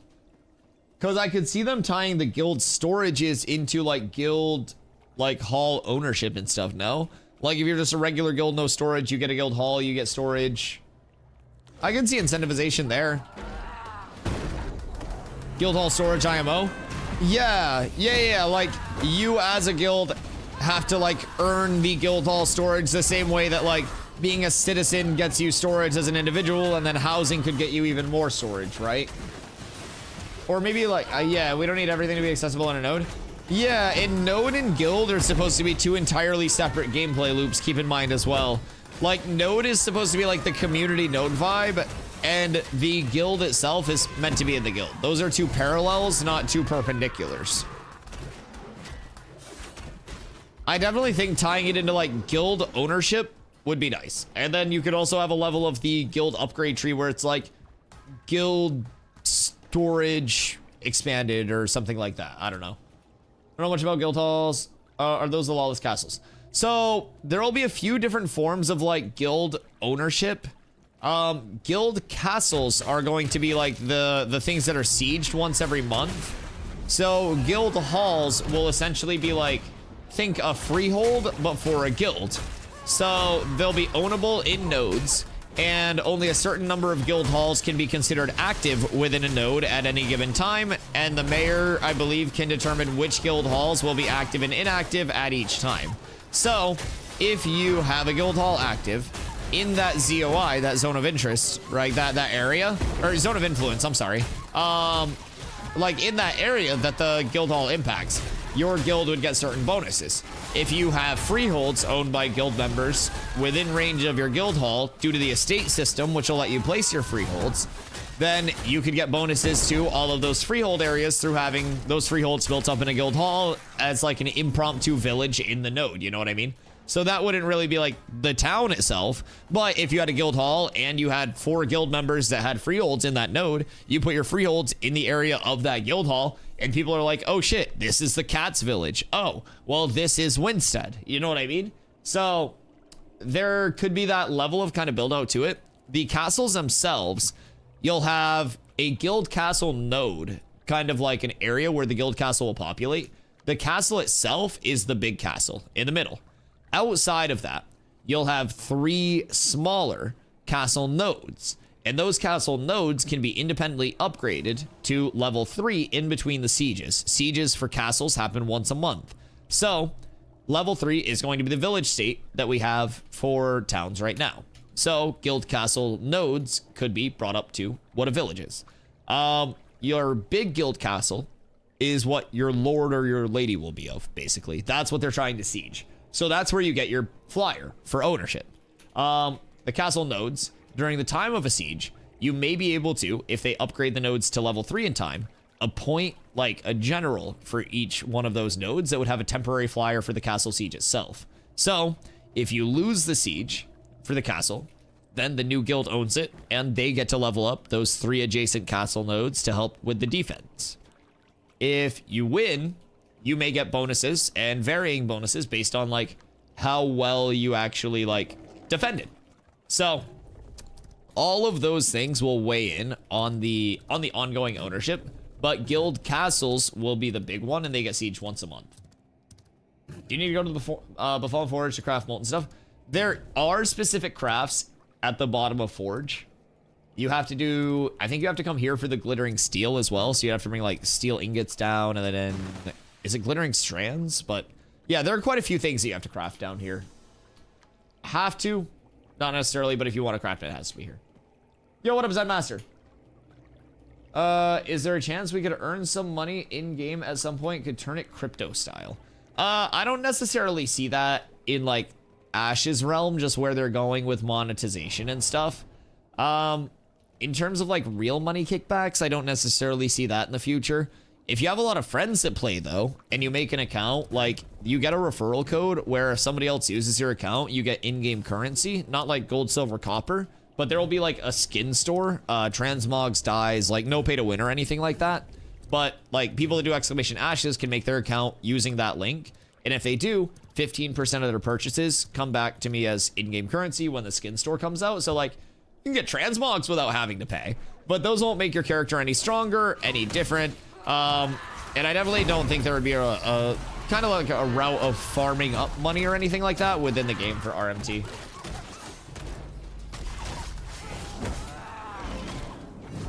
They're also like very averse to pay to win and stuff like that.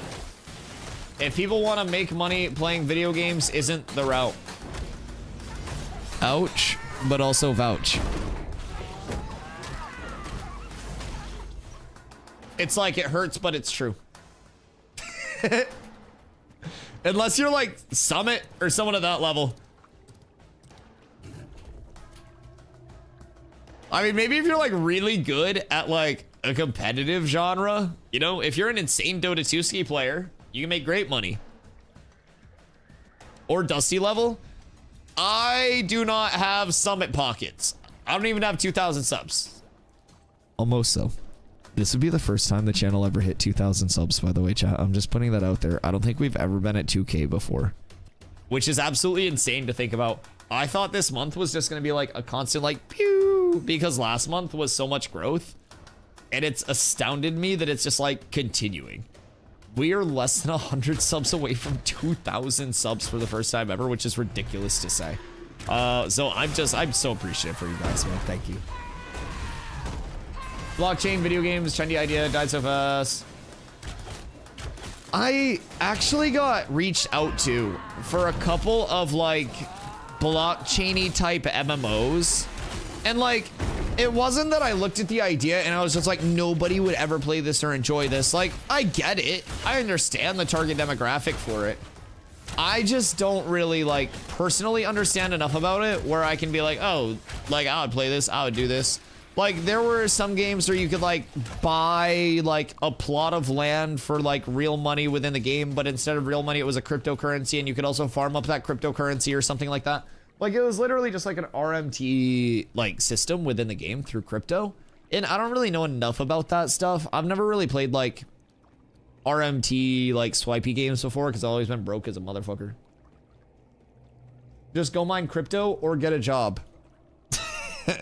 I feel so targeted right now. Everything could be just applied out of context. Like I always talk about how if somebody wanted to, they could just take so many out of context clips and make like a DustyWhy is a dick to his chat montage so easily over the course of like 2 days. I could also do it to you guys. The random message from Eclipsey, just go mine crypto or get a job. My chat hates me. It'd be a good idea for games to share their earnings with their players. It'd be great if there was a return on investment for spending so much time in an MMO where you farm. I mean, personally, like, I think it'd be cool, but I don't necessarily think it's something that's like a should be a thing, right? We aren't exactly playing an MMO with the intent of like, I'm farming for money, at least in my standpoint. Because like, if I wanted to farm something for money, I'd go work more hours at a job. Personally, I think it's more of like, I buy into the MMO and my return on investment's like the enjoyment that I get out of it, right? But definitely breaks down to everybody's kind of like goals and preferences. Some games will actually allow you to get that kind of like return that you're looking for too. Or you could always go the route of just playing a game that allows sales of gold. But that's very bad. That's very bad. But no, like it's all personal preference and what you want to do. But for me, like, you know, I'm super fortunate to be able to stream full time now and like pay my bills the way that I do, right? But even before I streamed full time, I was still playing video games and streaming a ton, right? I didn't make money off it. So for me, my enjoyment was always my kickback, right? So I didn't really start streaming with the intent of like, oh, I'm gonna make money someday. I'm gonna be almost at 2,000 subs someday. Like, I just like playing video games. It's a nice way to spend my time. When I was a kid, I'd spend a lot of time playing like basketball and shit like that, but where's Grumpy at? Is Grumpy coming over to Forge? Grumpy needs a tanner.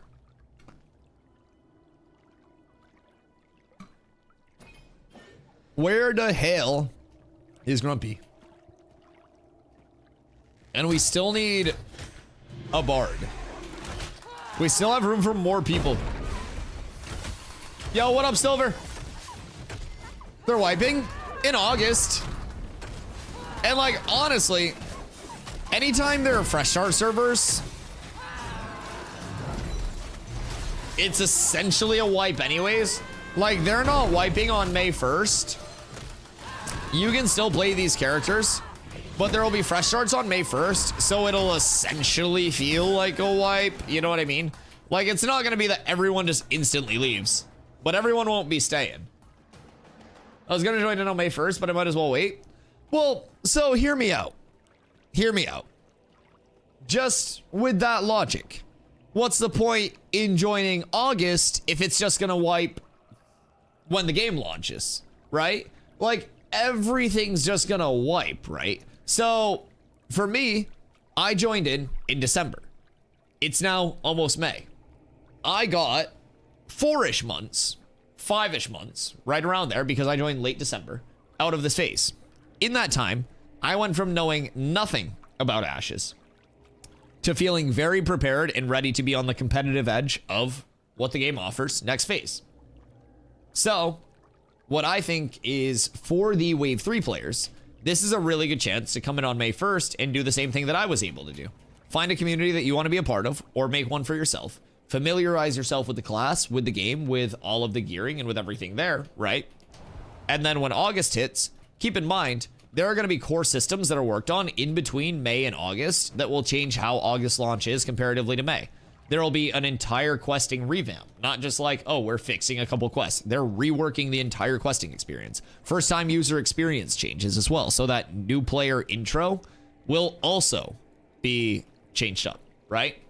So like, we're going to Unreal Engine 5.5. Everything's going to feel different. They're finishing the time to kill and attribute changes. They're finishing the gathering, refining, crafting changes. These were things that weren't even originally like on our phase 2 roadmap. So I think for players who are coming in with the Wave 3 pack, it's definitely worth kind of like figuring out where you want to go, figuring out what you want to play, what you want to do. Take those 3 months with like, I want to absorb as much information as I can. And then over the course of absorbing that information, you just prep for the actual like long-term relaunch, which will be the fresh start and the wipe on August 4th. Because phase 3 servers are still going to be a year plus. Like, that's going to be until everything's done. Like, there's no end date on phase 3.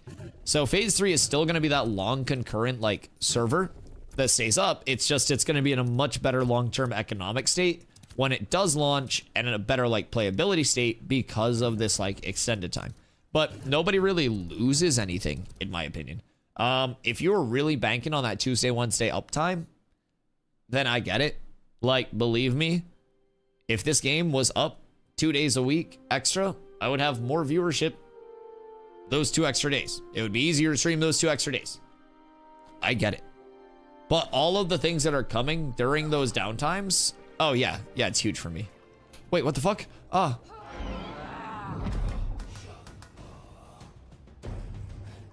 What? Oh my god. Okay. That was scary. That was very scary. What would happen if I traded something to somebody and then did that same thing? Floor's lava? Dude, I logged out outside. I logged out so far outside because when you leave Carfin and Befallen Forge, your like in-game music stops playing until you log out and log back in. But like, I ran all the way out here and then I went to log out, log back in, and I teleported back and I almost died. I just wanted my in-game music back. I just like the in-game music. But for whatever reason, Carfin and Forge don't really have like music to them. It's like ambient noises and some background shit, but there's not really like a full in-game vibe. And I like the in-game vibe. I've been rocking with it a lot lately. Okay, let's try this again. I'm outside. I'm looking at Forge. We're going to log out. We're not going to teleport back in this time. I believe in everything. And then I'll have my music back. I love my bracer bug. They'll fix it probably like this downtime. But I love that my bracer like just looks like a fucking mecha suit. Oh, we're so up. I stayed here. Beautiful. Second time's the charm. And music's back. All right, so I thought we were coming over here to Forge. But I think Grumpy's looking for a leather worker. And we can't find any fucking bards. Yeah, I'm maybe hit a braidwood or something real quick. Actually works out for me because I have to start school on May 1st. This isn't pressuring me as much as it was. Yeah, I mean, personally, I'm not gonna lie. I was super nervous about taking like the trips that I had planned because of like downtime and like missing time in the super early progression of everything. Because at the end of May, Corla got us tickets to go see Kendrick in Vegas, right? So we're going out there. And then through June, we'll be doing the Iceland streams and stuff. So I was super worried about, oh shit, I'm gonna fall behind. I'm gonna miss like uptime days and stuff like that. Granted, I'm gonna be streaming every single day anyways, and it'll be mostly Ash's streams while I'm traveling. But I was just like, oh shit, like this time that I fall off is gonna suck. So it kind of works out for me, like personally motivated as well, but. Yo, what up, Leash? Tune in to watch from time to time, since you're 25. What do you personally do these days? Farming gear, just having fun? Kind of a little mix of everything, while also like sourcing and gathering things for next phase. So basically we just went through an attribute change, an entire time to kill change, and this big like gathering, refining, crafting change that's all started up, right? So what we had to do was entirely re-gear. So it's been a lot of, for me, sourcing a replicatable gear set for the May 1st fresh start servers, and then kind of like acting on that. So I've been trying to figure out where I want to go, like power scaling versus HP scaling wise, figure out which pieces I want to like keep at level 10 crafted pieces when those are available, first farm up low rarity, like level 20 pieces. So I'm kind of in the like continuous information gathering phase right now, which honestly is kind of like the best part of playtesting to be in. Past that, they're also implementing a ton of like side accessory things to do outside of just the normal progression of the game.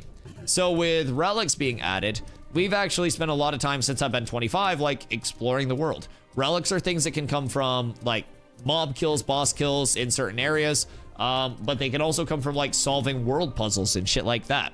And relics, if they're owned by a node, give bonuses to that node, its citizens, in like the zone of influence. So relics are this thing that can be hidden behind a ton of different like kind of like different areas. So there's a lot to explore in Ashes past just the outward like I level, I gear, I kill a boss, I'm done, like a WoW type progression, you know what I mean? So I've been doing a lot of exploration. I've been trying to figure out like gearing progression a little bit more, how everything feels. We've been doing a lot more duels and PvP, like getting ready for everything too. So 25 and getting gear is really when everything opens up. You get access to all of your caravans, all of your like hard contested farms, shit like that. So I've been doing a little bit of everything, and honestly, your last question is the biggest thing. If I wasn't having fun, I wouldn't play. I would just play something else. I play 10 hours a day because I have so much fun. I enjoy every second that I'm playing. I'm not even gonna lie. I know that it's not perfect, but coming from New World, I got a lot of fun.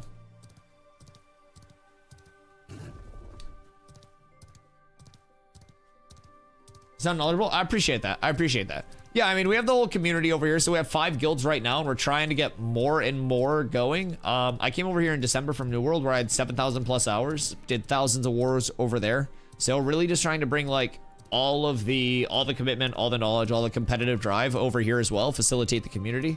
We are predicting like a double up plus at this point with how many people we've got coming in on May 1st. So we should be in the few to several hundred people within the guild's total, hopefully. Also, Pepe asked, will you give some keys close to May 1st? So, also, Pepe, we will play on a new server. Yes, we'll be going to the Fresh Start servers and re-rolling over there.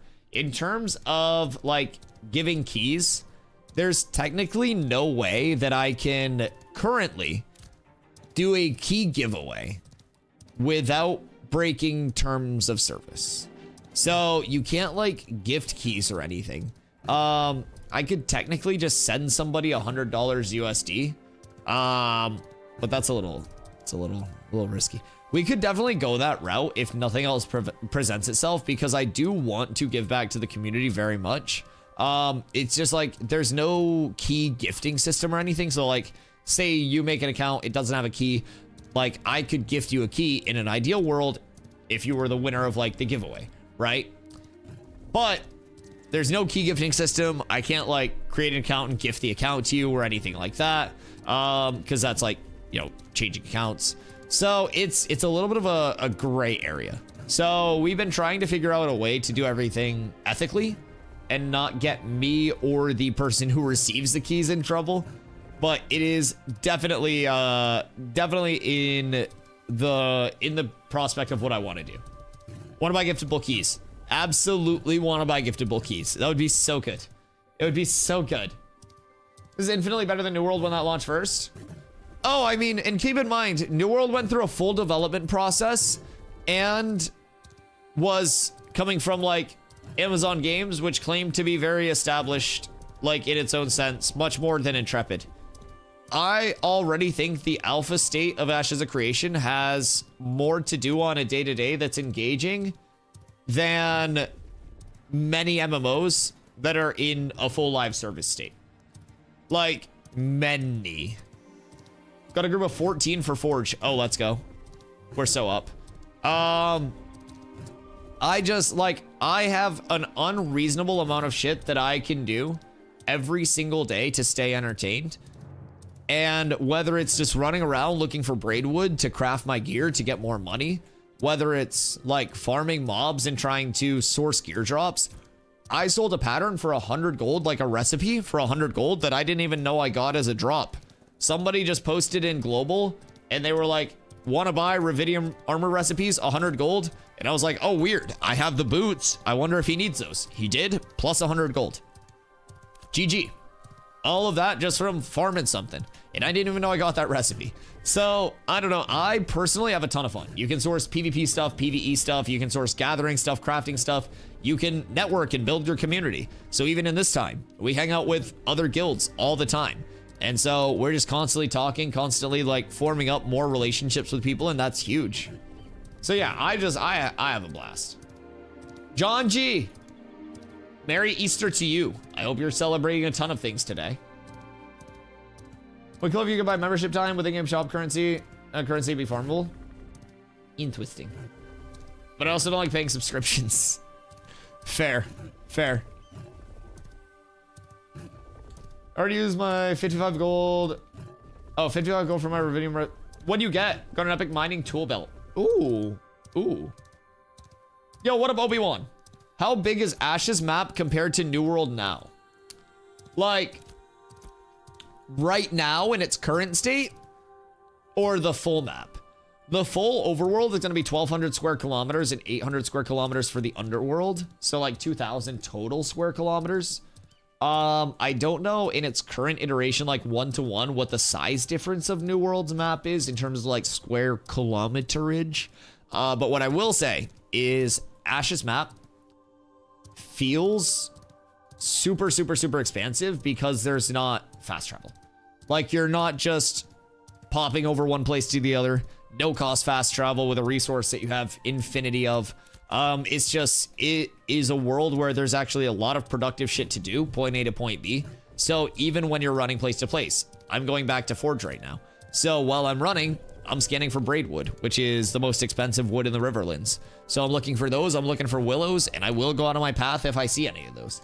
So I think New World map is a little bit bigger than the Riverlands. Oh, okay, okay. So Fang came in with a translation. So basically, here is the Riverlands biome. The New World map is just a little bit larger than this entire map in its current, or sorry, this biome in its current state.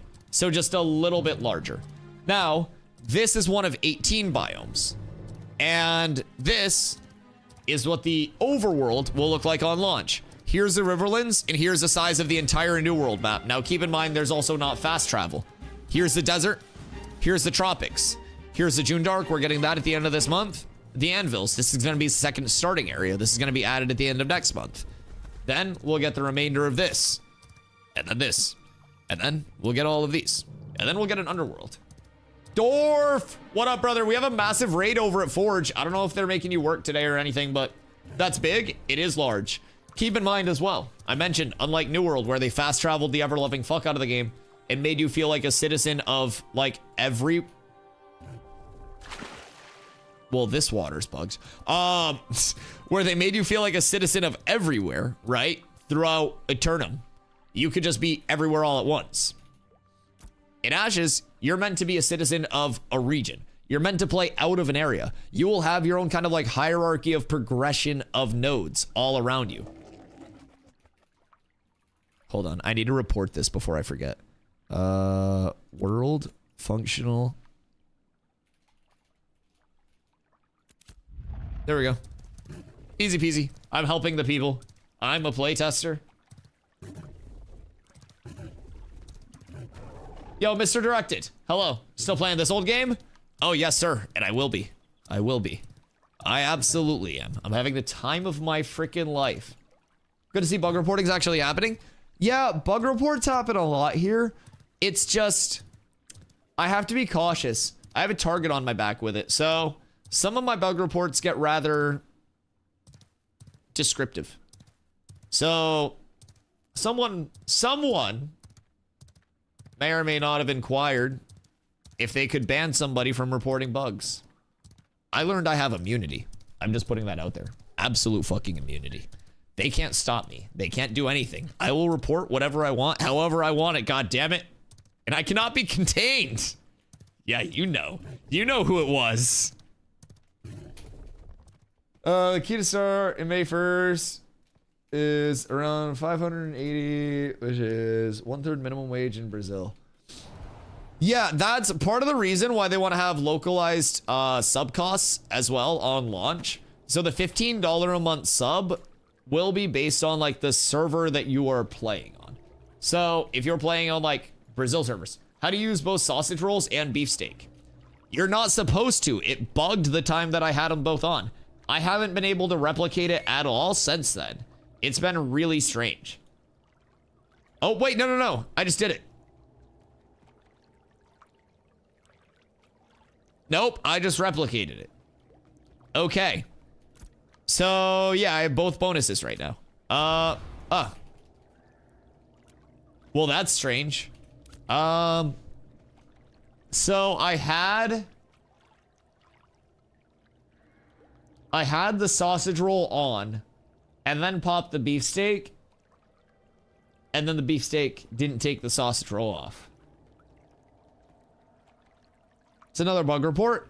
It's got to be replicatable, because otherwise it's just an interaction. Because this is a level 10 food, this is a level 20 food. Now it does say you can only have one food buff active at a time. But this is strange. This is strange. He can't handle more than one sausage. I mean, I can handle a sausage and a beefsteak. The beefcake did not consume the sausage.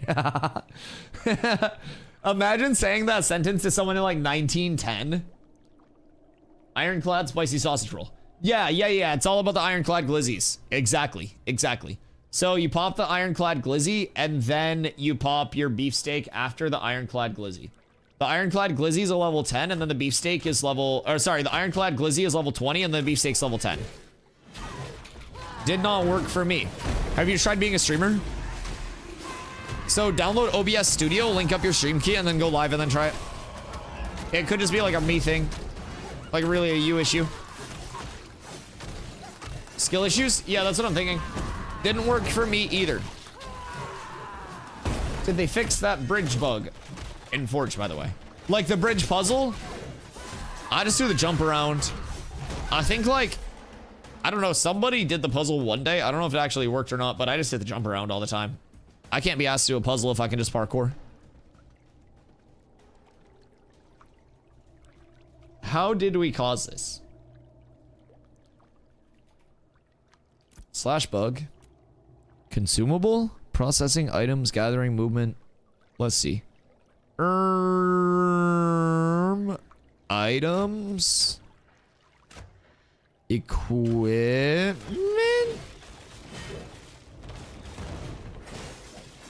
Yeah, sure. Stacking multiple foods.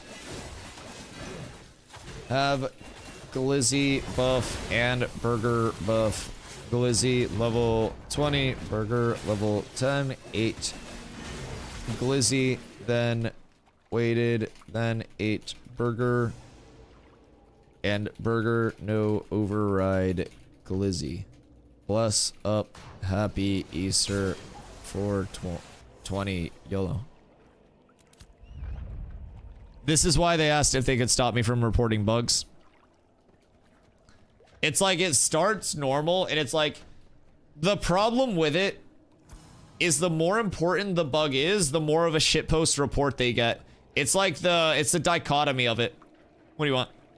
You want me to like fucking exploit your food for you? What? Oh, are you just giving it to me? Well, have you tried trying harder? Like, what if you put last 60 minutes, last 60 minutes? Let's say that's longer than 60 minutes. What's the time left on my glizzy buff? 32 minutes? Pop a glizzy buff and then let it run for a second, maybe? I'm waiting on the timer to go down a bit. Okay, yeah. Let it run for like 15 minutes before you nuke it. Try that. It could be if the timer ticks down a certain amount and then it just doesn't register that there's like another buff of the same tier or something. Because like it is different tiers of food.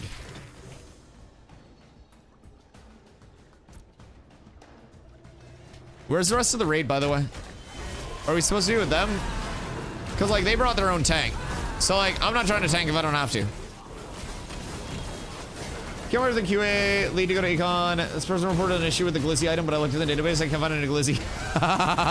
It's like when Steven saw me on his stream and then went to call in another Snorse and typed Snorse into the dev console and was like, oh shit, I gotta use the Gummy name. Wisp Welk.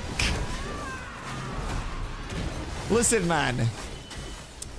I'm 100% confident that the word Metropolissy has been uttered in an official capacity at this point. Like, employee to employee at Intrepid. I guarantee the word Metropolissy has been said at least once. We're changing the culture here, Dwarf. We are. And we're changing it for the better. Excuse me. Since I can't mob train on people outside of my group, sometimes I like to find range players in my group and mob train onto them. It keeps things exciting. Because technically it's not bannable if I'm just a bad tank. I'd imagine more like 20 plus. Like, I don't know if it's like a 20 plus thing. Because that would mean that it's like in consideration as like a wikiable term, you know what I mean? Not up. Yeah, that's because I killed him when we first came here. I don't know what the timer is. Duff, what up, baby? How you doing? Yeah, I don't know why people are flagged, by the way. I have no fucking idea. But let's see. What else have we inspired? Cock Rock. Cock Rock was like a turning point for the culture of Ashes of Creation. Because like this may have got a map designer in some hot water. Because, like, not only is Cock Rock all about, like, the actual penile rock and the island itself, which is Cock Rock Island, but you have to realize that this island is situated right in the middle of Backshot River. Just hear me out, chat. Ready? This is the visual that you never knew you needed. Leg. Chi-chi. GG, thank you for coming to Vera. The tourism board will see you now.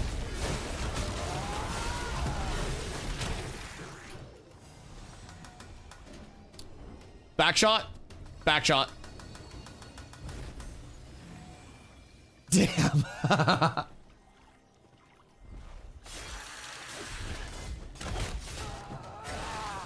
Why is mob training bannable? Mob training is like a circumnavigation of the modes within the game and is typically used as a form of grief to avoid the actual PvP systems in the game.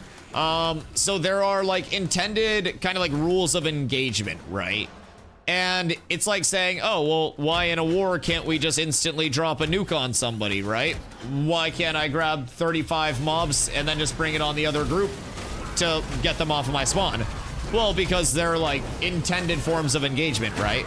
So if you want to contest a spawn, every tag is open to like everyone to contest. If your group does more damage to something than my group, then you can take the tag from us. It's not just like whoever hits it first automatically gets a kill. Whoever hits it first does get bonus towards the kill credit. But like, it's not just this like one-to-one, I hit the mob first, so it's my mob. So they allow you to contest through there. And then they also have the flagging system as another form of intended like mob contest. And then if you really want to fuck somebody up, then you can corrupt. But basically it's that way to get around the PvP system and the intended systems of mob contest to not have any risk associated with it and just kind of like use it maliciously in most instances. So a lot of the time, because anytime you die, you take durability, right? So what people were doing a lot of the time, more often than not, was taking their gear off so they didn't have any repair bills, going to a very populated area like a dungeon or like a very popular mob grind. And some people would do it even in lower level areas. What the dog doing? Planendorf, the dog's broken. But yeah, so basically people would take all of their gear off. They would go to different like grind areas and then they would just round up a bunch of mobs naked. They would bring those mobs over onto groups and then they would loot the groups over and over and over again until people left that like mob grind. And it was shutting down entire areas of the map because people's entire gameplay loop was being like level 15 and grabbing a bunch of mobs as a solo player and bringing them onto groups. So it tends to be extremely bad for games. A lot of MMOs will have kind of like some form of, you know, anti-griefing mechanisms, or at least like, you know, course of action if that stuff does happen. So it was just a thing that was like a really terribly bad issue early on. There was an entire guild that was built up in phase 2 to mob grind, so. Bellow Smasher's having a bad time this patch. If you think Bellow Smasher's having a tough time, you should talk to Firebrand. Firebrand has been going absolutely sicko mode. Untargetable bugs, resets out the wazoo, also damage bugged. I think the damage bug is a non-like Bellow Smasher exclusive thing, by the way. It's all bosses. Every boss is just doing like laughable amounts of damage right now. It was something with the rework and like how they changed mob damage to players.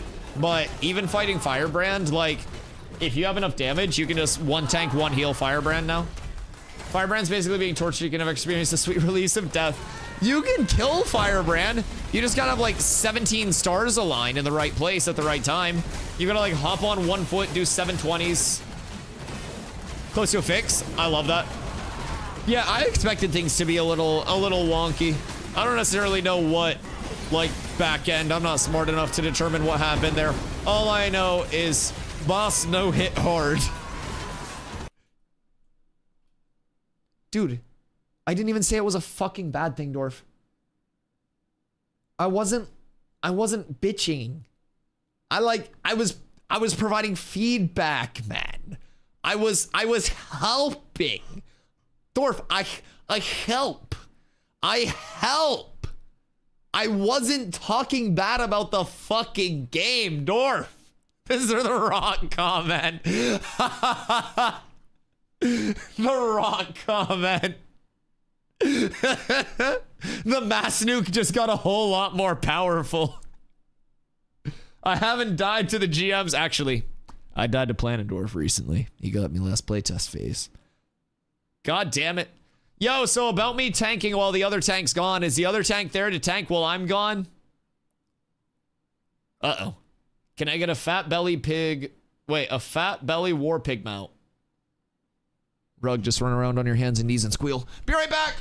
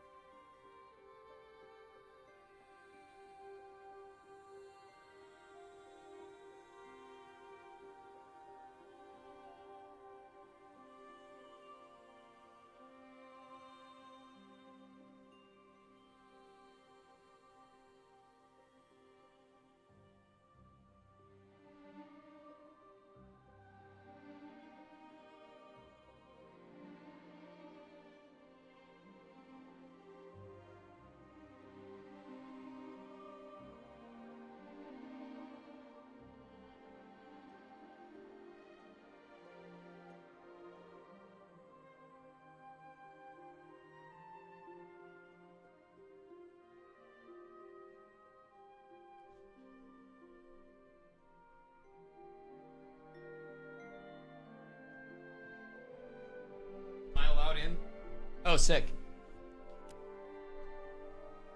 What are those character proportions? What do you mean the character proportions? Like my character proportions? I'm a very simple man, Fang. I make dwarf. I put all sliders all the way down. I put titty slider and arm slider all the way up. Snoo. If she can't rip it off, she's not touching it. You're gonna have to sprint to the jump. No, it's peaceful here. Sprint to what jump? Where are we going? Over here? Is that you guys? Whoops, canceled that too soon. Ah! Thighs should be pumped up too for snoo. That is true. If my head can't mimic a watermelon, I don't want it. And that watermelon must be crushed. Yes, indeed. Excuse me. I thought you guys took a different jump. Planendorf loves this jump. He got it his first try. Any campfires on the ceiling in here? Nope. Oh, dwarf. By the way, how excited for mega lights are you guys? We were watching the UE 5.5 stuff after we heard about the news. Oh my god, mega lights look so fucking sick. And you know what the craziest thing is? Not only does Cats get you all of the best data and testing about, like, you know, what to do if somebody impersonates a GM and stuff like that, but we also have somebody that plays on a 950, so as soon as mega lights go out, we'll be able to tell you if he can still fry an egg on his PC or not. Because that shit gets hot. So we're doing all of the research for you. We're committed. We're like method acting here. It's like when Heath Ledger went too deep with the Joker. But yeah, mega lights are gonna be fucking sick. And then UEFN is actually something I always talk about, how I know nothing about game development. I do actually know how insane UEFN is, because that was what powered Fortnite's creative and allowed all of the map design and everything there. So I actually was a huge proponent of New World switching to Unreal 5.4. And I put out a whole conspiracy theory video on my YouTube about why they should and why it would be good for them to, because they had just ported their entire coding over to C++, which would have made sense to get out of Lumberyard, right? You would have thought. You know, I'm not one-to-one like game dev or anything, but Lumberyard sucks. But yeah, so I did a lot of research into like what UEFN and everything actually provides. And the conceptuality that I thought of with UEFN that was like a really long-term cool thing was similar to like a Fortnite creative, but in an MMO. So in New World, we had wars. Picture, if you will, in Ashes, a node siege.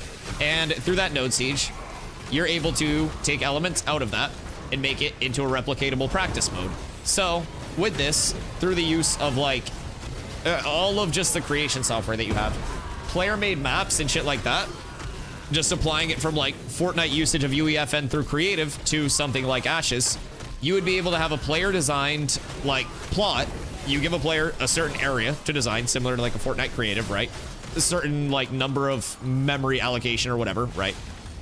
And then basically, you give them the assets within the game, to my understanding.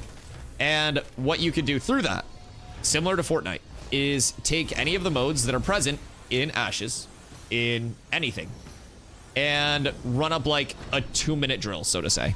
So in a node siege, you could have just a cutout of X node placed down and a template. You switch between which node it is, which cork type, and then it spawns you in with that node cork type into a node siege. You pick your attacker and your defender side, and then boom, practice node siege war. You can also go deeper and you can adjust max numbers on each side. You can adjust gate health on each side as a slider, or like just a selectable value. You can adjust the time remaining on each side, and then bam, you have player tested node siege variability. So in New World, there is no form of accessibility. Like node sieges have their node war counterpart where it's more accessible, more convenient, yada, yada, yada. New World, it was just territory wars. So my big application for this was like, if you had player-made like repeatable and replayable war modes where people could actually go in, get reps, get VODs to review so they could get into the more exclusive modes, that would be a path of progression to the one PvP mode that there actually was and would give repeatable content on a day-to-day. So just the thought of being able to take those things like, you know, a node siege, and we start the node siege with 20 minutes remaining and all gates down, and we want to practice defending when our gates are down and making sure that we're on those longer respawns as respawns continue to expand and shit like that. And, you know, if they do go that route, please. And just really break down each element of the mode and then make that replayable, repeatable, and testable. It just, things like that make me so excited. But that's all way, way, way, way, way out there stuff. Dusty, take over for a sec. Yeah, man, I got you. I don't know. I'm like a big optimist with those things though, because I'm very vocal. I know none of the actual requirements and intricacies of anything here, but I do know people were able to take every single element of Fortnite and break it down into player-made maps that had a ton of players because they were used as different trainers for different things. So like, I love b-hopping in the movement system. Through like in-game assets, I can make Dusty's movement course where you've got to hit basically like rolls through certain areas. You've got to b-hop X amount of times, and if you don't b-hop X amount of times, then you kind of just like fall because it doesn't allow you to run without killing you or something. There's so many things that were crazy in Fortnite that can just be ported over with all of the capabilities that are over here. And then from a development side, like a more practical side, Fupo's a smart cat. So we're asking Fupo, and a couple other people in chat actually have some like dev experience in other areas. And everybody just seems to agree that 5.5 has some of the largest just innovations across the board out of any one of the massive developments so far, and gives you guys as developers so many more tools. Plus, I had a good laugh.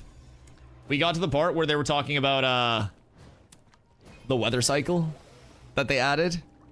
And I instantly thought about how you guys probably made your entire weather cycle like in-house, if I had to guess. and I thought about the entire like environment team just being fucking livid if that were the case. Like, you guys finally get the whole day-night cycle. You go through like the green time and everything, and then UE 5.5 is just like, hey, by the way, look what we got. Just in time for you guys to fix the green. What up, Knights? How are you? Hope you're having a fantastic one. I can't wait to see the lighting with the new lights too, and how smooth everything runs. Big team, like a large team gameplay shit. Oh my god, it's gonna look so good. I'm excited. I'm excited.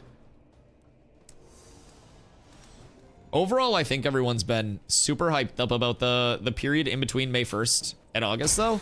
I don't know, it's been insanely well received as an overarching sentiment, and especially once people realize there's like a 0 loss with still having freshies on May 1st. A lot of people get excited.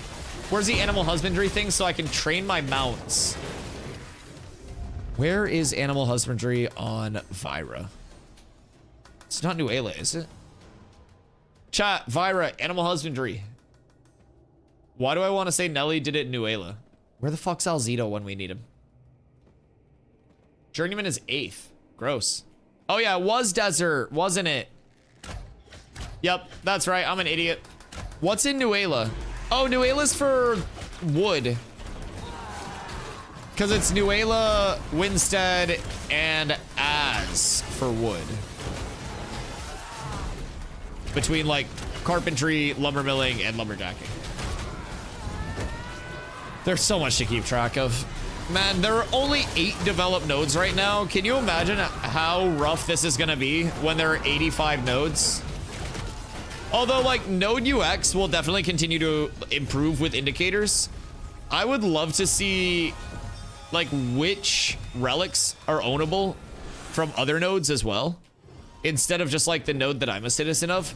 Because right now, in Forge, for instance, we are working our way down to Zammer eventually. Zammer can drop, like, a predicate piece that will allow you to get, like, the Befallen Anvil, the relic from Forge. The Anvil is a Realm Quantity 2 item, according to Codex. So I don't really know how many have been found over here. I want to say 1's been found that we know of. I haven't heard of 2 being found, and I don't even know that the 1's been found as a confirmed over here. And I can't really check that unless I run over to every single node. So who knows? I'm just following. This is their group. I think they're tanks here, right? Am I following or am I leading? When do you think we start getting real regionalized? I would say as loot tables become more supportive, like in regions, right? So as of right now, I'm rocking pieces that are sourced from the desert, from Riverlands, and am I rocking anything Tropics? I could be rocking Tropics pieces if I wanted to go like the route of a helm. So as of right now, like you kind of see region-wise this linear strip, and I think it'll break down to loot tables and accessibility and kind of like complementary things, right? So invis wall changing makes me think that Tropics will get kind of cut out of this region a little bit more, and it'll be like June Dark, Riverlands, and Desert for this kind of like big 3 region here, just because of the accessibility. I think this will probably be where a lot of people will try to source stuff, and then we'll see kind of like anvils, Tropics, if we look at like the large map out on this side. Oop. Unstucking. Okay. So I think we would probably see like region here because of accessibility, maybe here as well, but this will be a little bit strange. And then I also think like another region up this way, just like secondarily up here because of the accessibility. Sajoma maybe worked in here. This will be a little weird area because you can kind of float in either of these directions. And then probably here based on accessibility. I don't know. Frostgrave's big as fuck.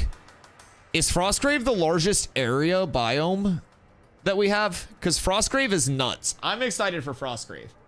But Yeah, I think the biggest thing about regionalization will be like loot table viability, and then also vassling will be a big thing, because vassling will kind of like force regionalization to a certain extent, right? Right now, there's a lot more parity between what nodes can offer, so you don't really have as much incentivization of like the risk reward of like, I'm in Miraleth, I'm in Winstead because they offer more. It's like these two are still villages and they're just always at war, so you can just go over here and not be at war and then still just get all of the benefit. So vassling will actually offer more of that risk reward. The regional lockouts obviously dictate like the actual architectural benefit there. So that's the cheat code for it. Like, you guys just force it at that point.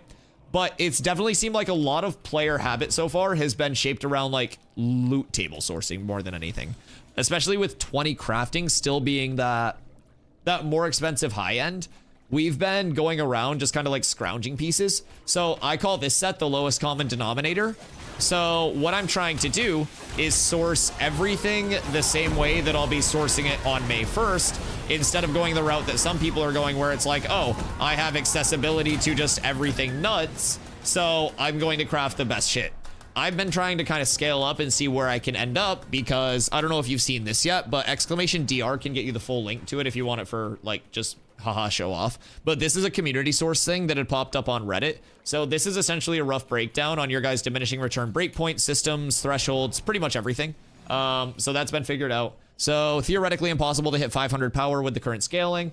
So this is basically where everything breaks down. So based on this, you can calculate what bracket you want to be at with the diminishing return percentage and where these brackets are cooked up. So I, on my tank right now, am sitting right at 230. My initial goal was 210 to 220. So part of that is because Gora gave me an absolute juicer of a bow to push me up a little bit. But prior to the bow, I was sitting above 220. I was sitting 7,500 HP. So right around my targets. And then long term, I want to stay at that 220, 230. I'm not too worried about trying to push past diminishing returns. But as gear improves and optimizes, and I get more power in fewer places, I'll be able to switch more spots out with kind of like HP. So we've just been chasing all of those pieces. And we like named mob source a ton, a lot less trash grinding. I don't really think we've done much stagnant grinding for like world drops, because those just naturally happen while you're name mob grinding too. It's been a lot of name mob grinding though, a ton. Pocket dungeons in the desert, we've been doing those on rotation. Tropics, there are a couple islands that are worth going to for a few drops. So it's definitely been a name mob hunt, that's for sure. I think that's probably where it'll lean on freshies as well, is just targeting those like those lower rarity mobs. Oh wait. If we kick them from the raid, I might be able to grapple. I could. Oh shit, he got it. All right, we're up. He should be fine, I believe. You just have to like... I show. Here. So stand here, and then you just roll up onto the ledge. Whoops. And then once you're up... Why do I throw this every time I come down? Once you're up onto that like ledge in the corner, then you can just kind of jump up. That's the big thing.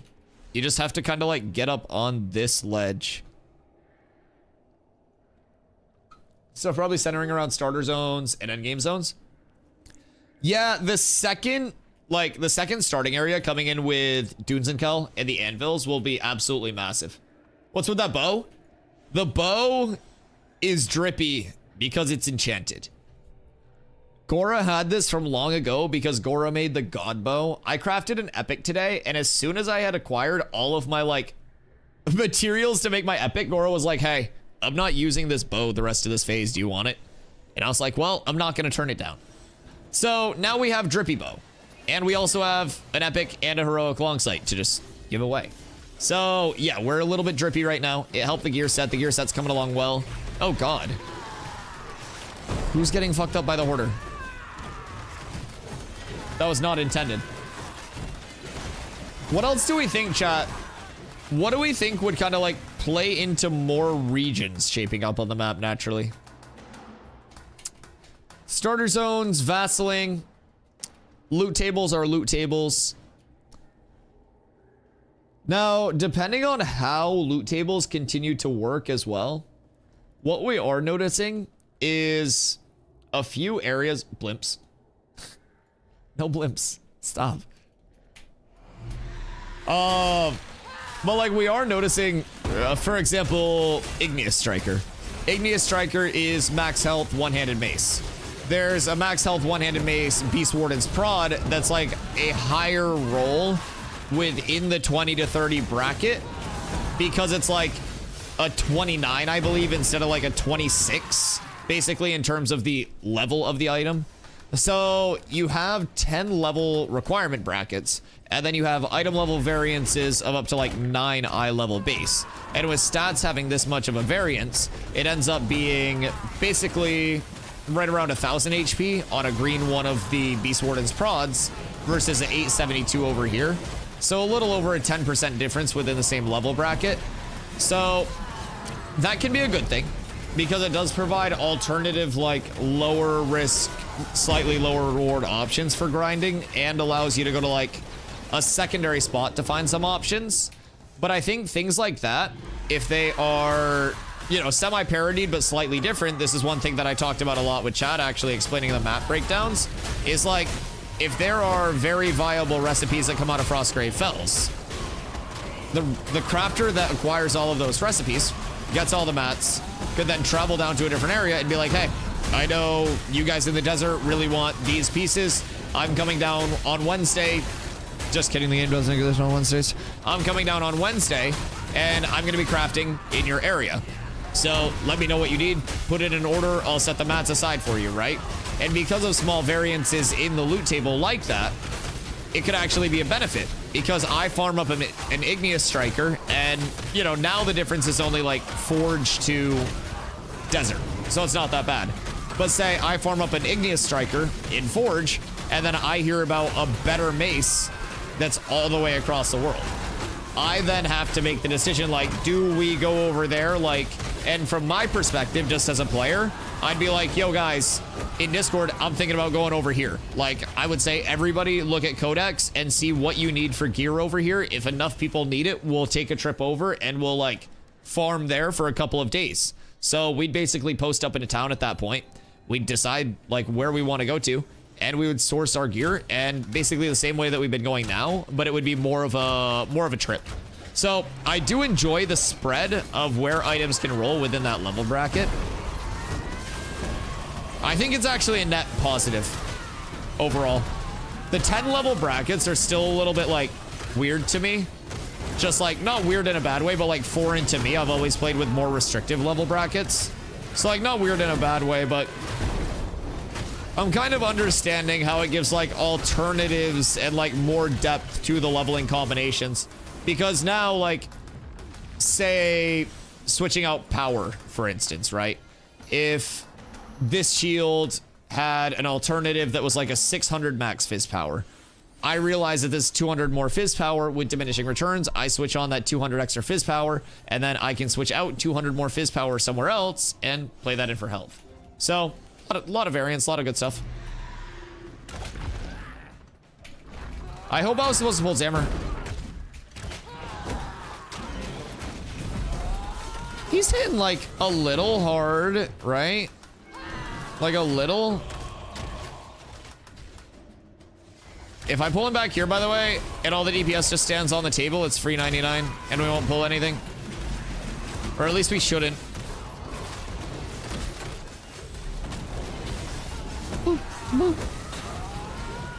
Please come back. What is chat? Does anybody remember what we need from Zammer for a drop? For the little statue outside?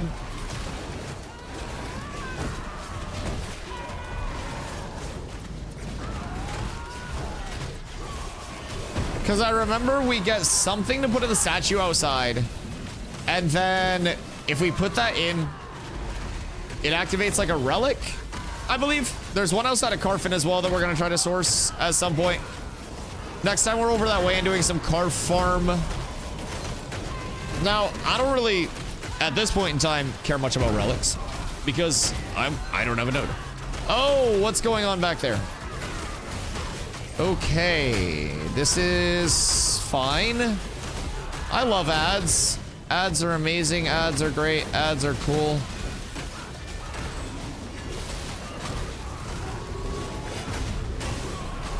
Ads are awesome.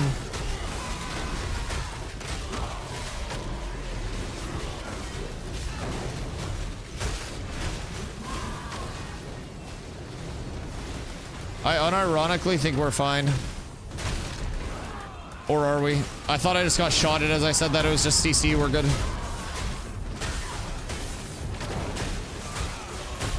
Molten crystal? Okay. We'll be on the lookout for it.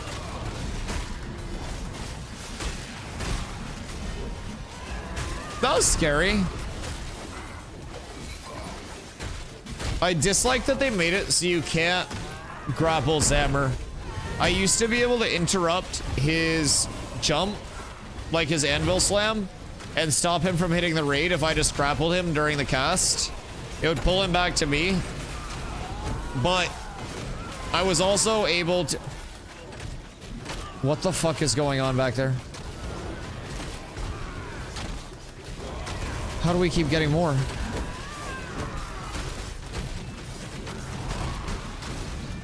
Wait, what?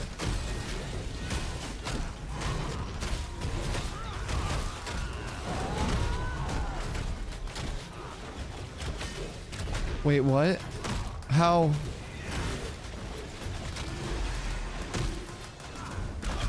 This shouldn't...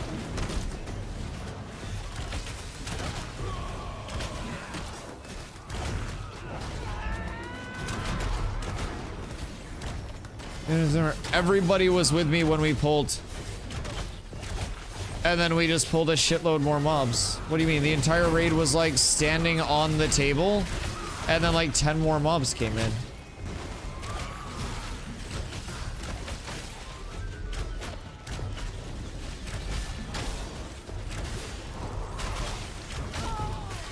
Brother, we had legitimately everybody standing on the steps. I'm on the next floor getting the last guys to do the jump. How many were back on the last floor? Because we had an entire group that had cleared down here and had cleared the entire room already. Like, we were clearing this entire area. We were just progressing. There's an imposter among us. Yeah, like, I had an entire group that was here and was clearing. So... Oh my god. Wait. Oh my god. So, everybody needs to roll need on that. We need to get back down there and get that immediately. We need to get back down there and get that immediately. Shock rolled a 97. Okay, we need to get back down there and get that immediately. Shock, you won it. What's that? That's for a relic. That's for a relic. Okay, so we just got a relic that's gonna pop up. Oh, shit. All right, it's about to get hot in here. Where's Zine? We need a caravan. Chat, we're gonna need a caravan over here. It's about to get spicy, I think. We don't know where it's going, but we just got the relic drop. I just called it too. Oh, fuck. All right. We just gotta go. We just gotta go. Let's go. I will aggro everything. Yo, Dwarf, get me with the no clip. Where's the Flying Dutchman when I need that thing, brother? Please. Game's not letting me in. What do you mean it's not letting you in?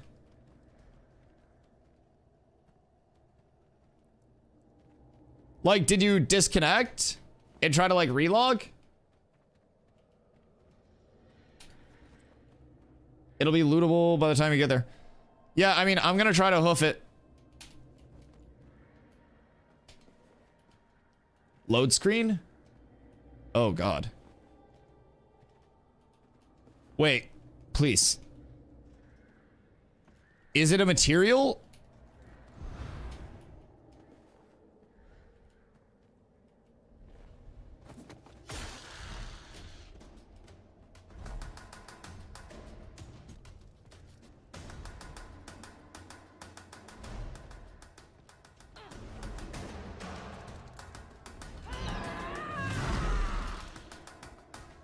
Come on. Be here for me, be here for me, be here for me.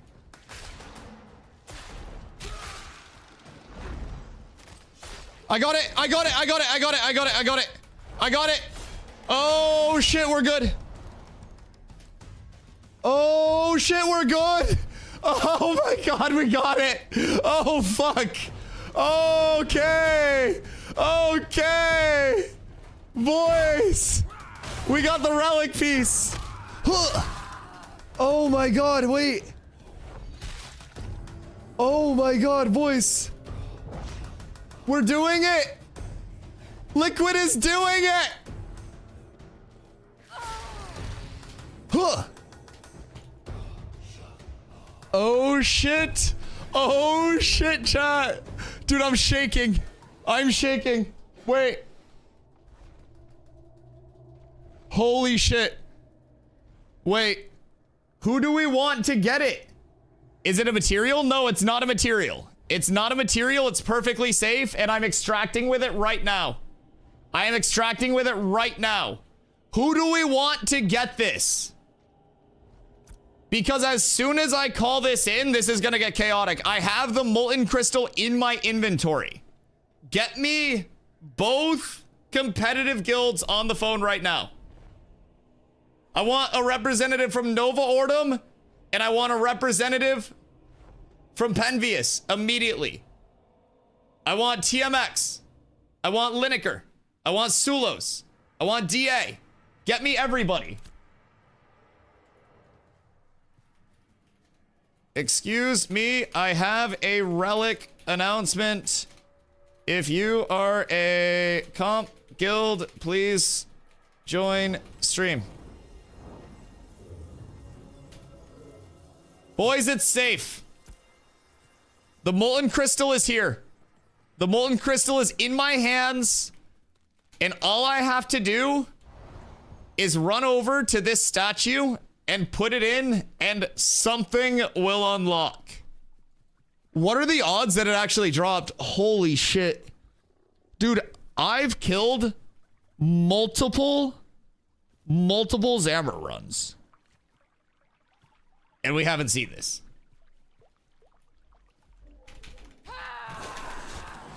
Yeah, get the fuck over here. Secured as fuck.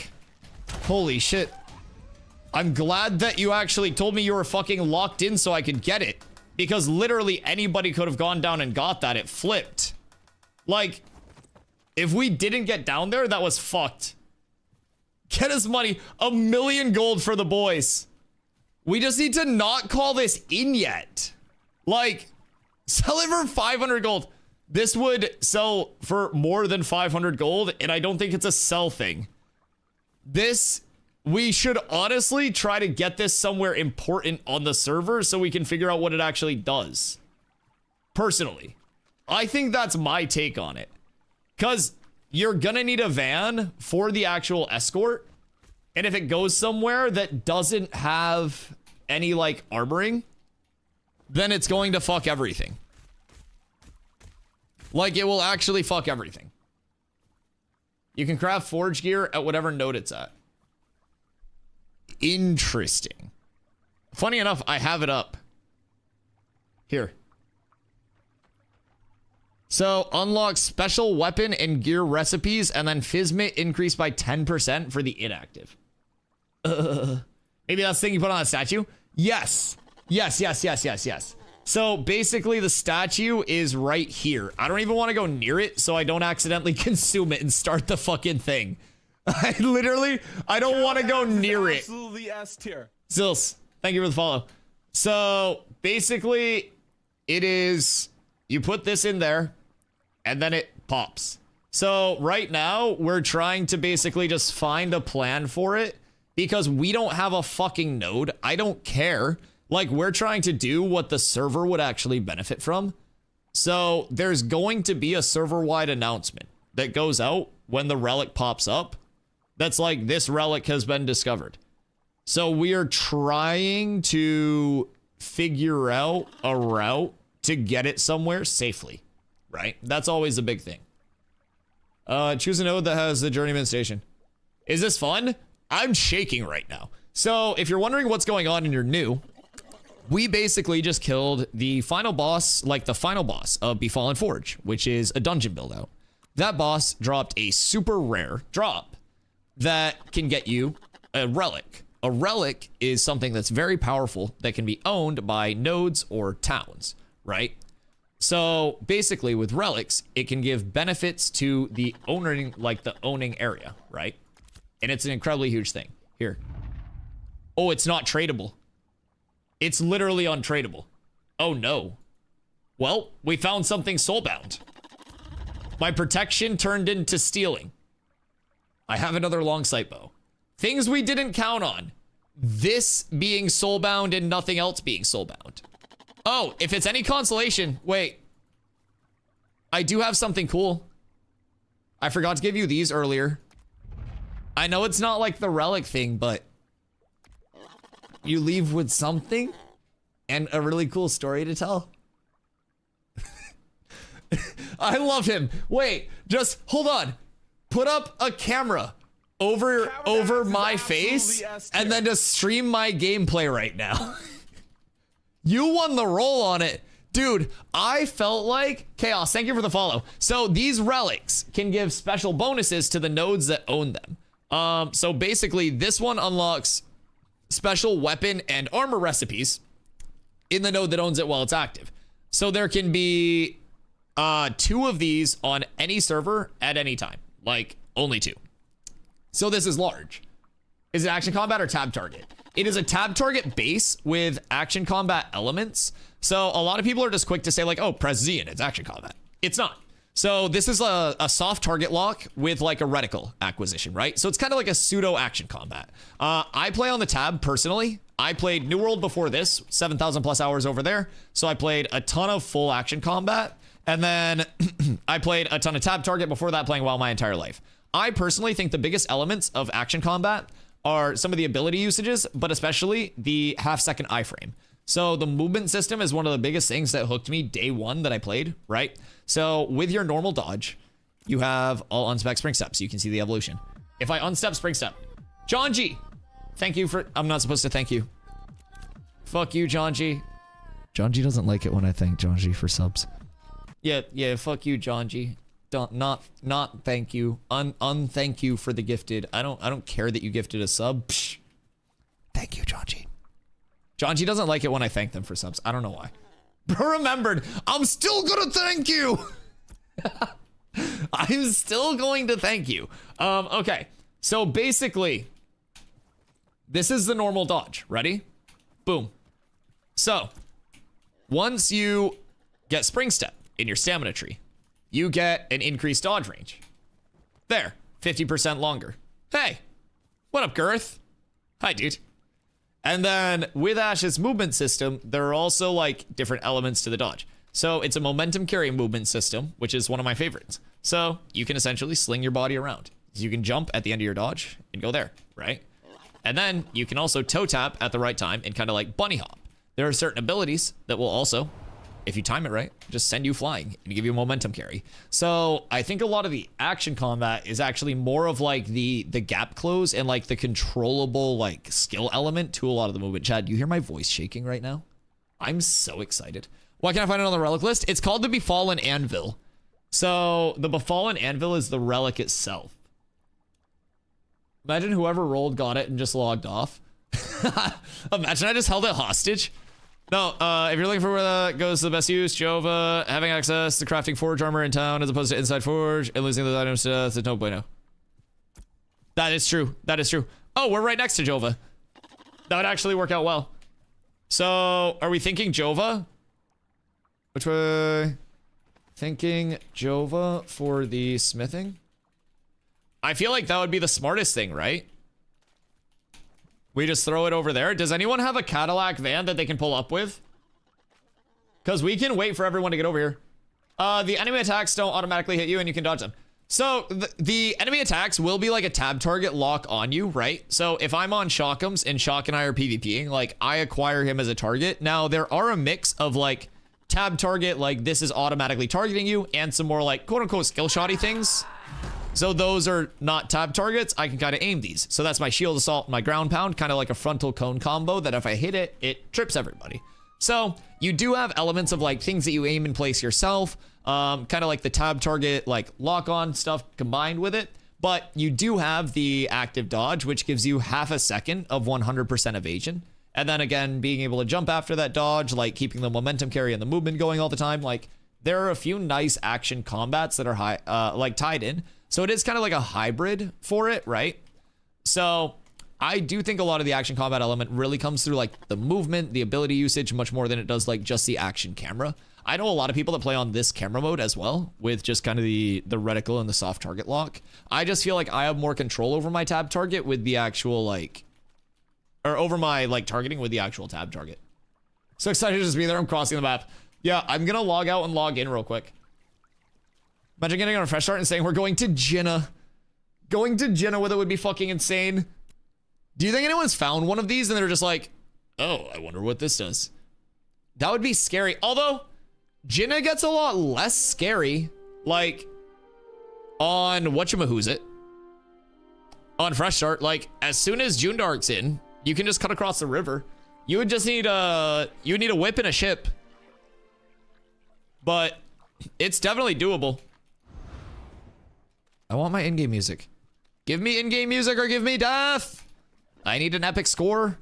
Please. Who's over here? As soon as this gets here, we should be fine. Chris coming through. That's why I hated Throne of Liberty and played New World. Yeah, I mean, New World's combat system at its peak, I played 7,000 plus hours in New World, like I mentioned. New World's combat system at its peak was genuinely a very fun, like, full action combat system. But it just, as soon as they added their target lock, it degraded what it was as a full action combat so much and really made it like no different than this. Is there a timer on the crystal? No, God, no. We could go do something else. I could extort everybody. We definitely get some gold from this. Maybe, I don't know. I don't necessarily think Jovans are the richest lads, right? I mean, it'd be cool, but taking it to the journeyman weaponsmithing, you're opening up to a lot of grieving, and then the opening what that relic would do to the server before armor. Is this the first one on the server? Or was there another one on the server? Was this the first one over here? Why do I feel like we already found one of these somewhere? Or was that on a different server? Jova has armor smithing. Of course, they're the richest. Okay, fair. What are you doing? So, in Befallen Forge, from Forge Lord Zammer, the final boss, in his loot table, there is the Molten Crystal. The Molten Crystal is a relic thingy. So, at this statue, you can interact, and I don't want to do it yet, because I'm scared. But it basically says, like, this statue emanates, or emits a smoldering heat. The same way this crystal emits a smoldering heat. And so, basically, it's like there is a socket etched in the bottom of the statue. If you find something that, like, you can put in,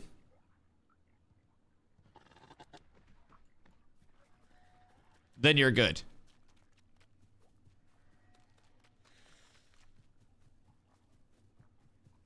So, we shall see. We shall see.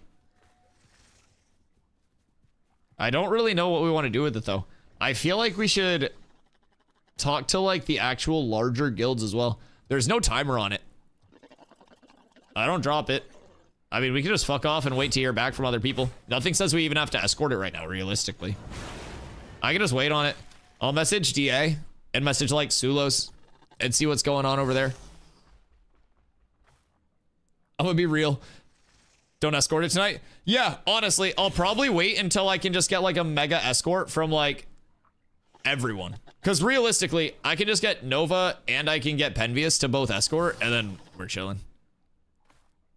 Why even escort it ourselves? Yeah, I mean, I could just sell the call-in of it, too. I won't lie. We could get so much as a guild. We could get so much.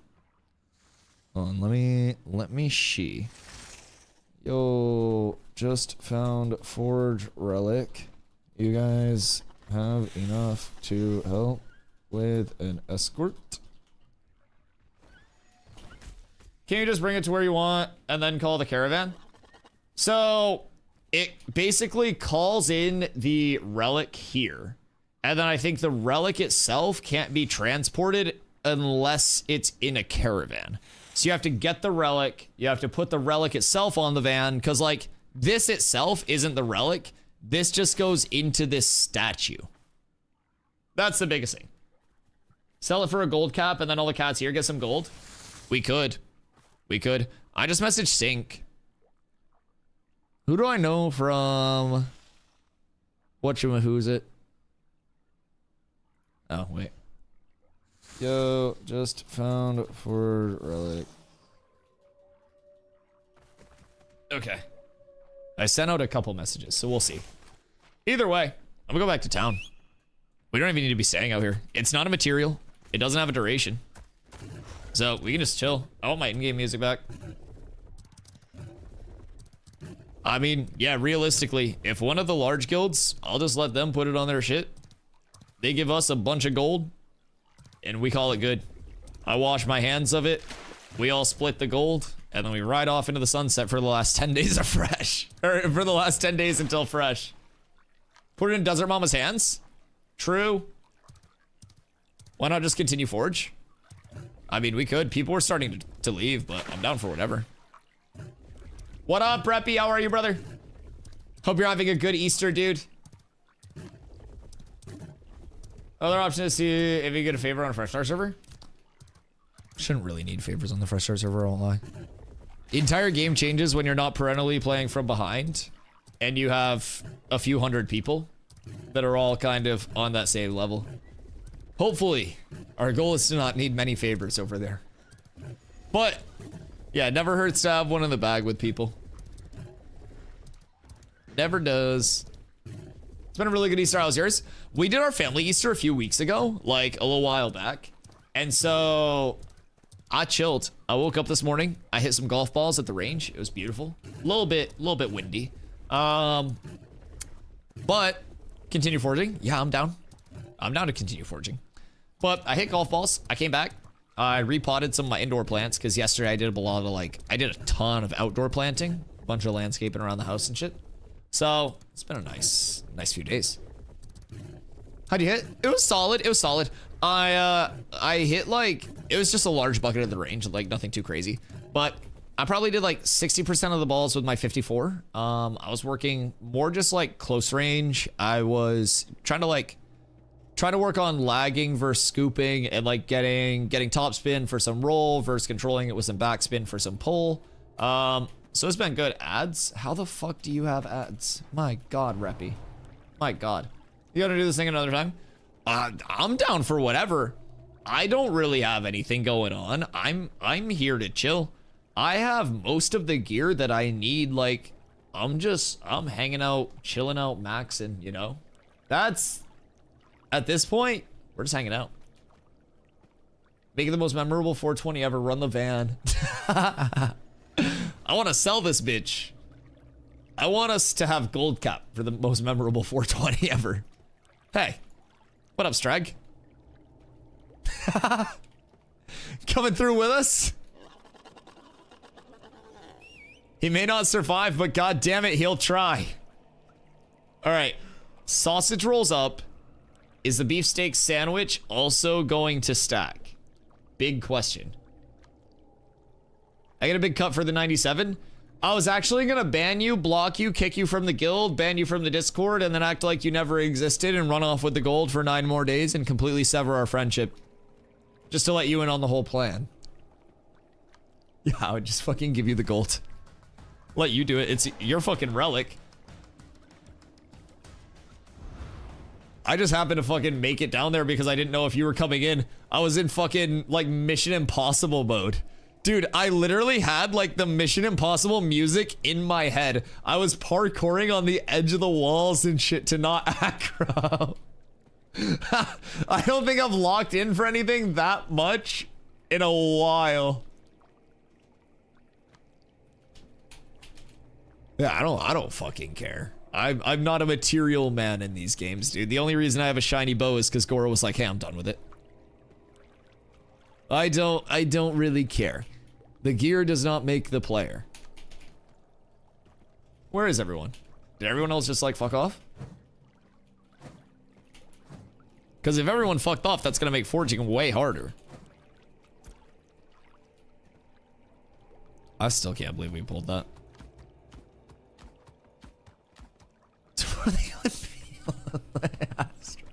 What the fuck, Crappy? Yo, I hope that goes well, dude. I hope. I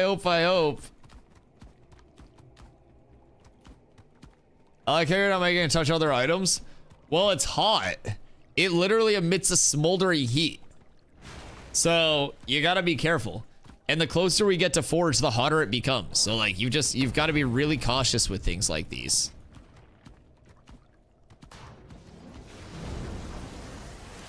Skirt. Realistically, if I tag mobs and chill, it's better XP than what I've been getting. Tragic. Just really happy that our guild can facilitate it. Yeah, at least one of us had good RNG on the rolls.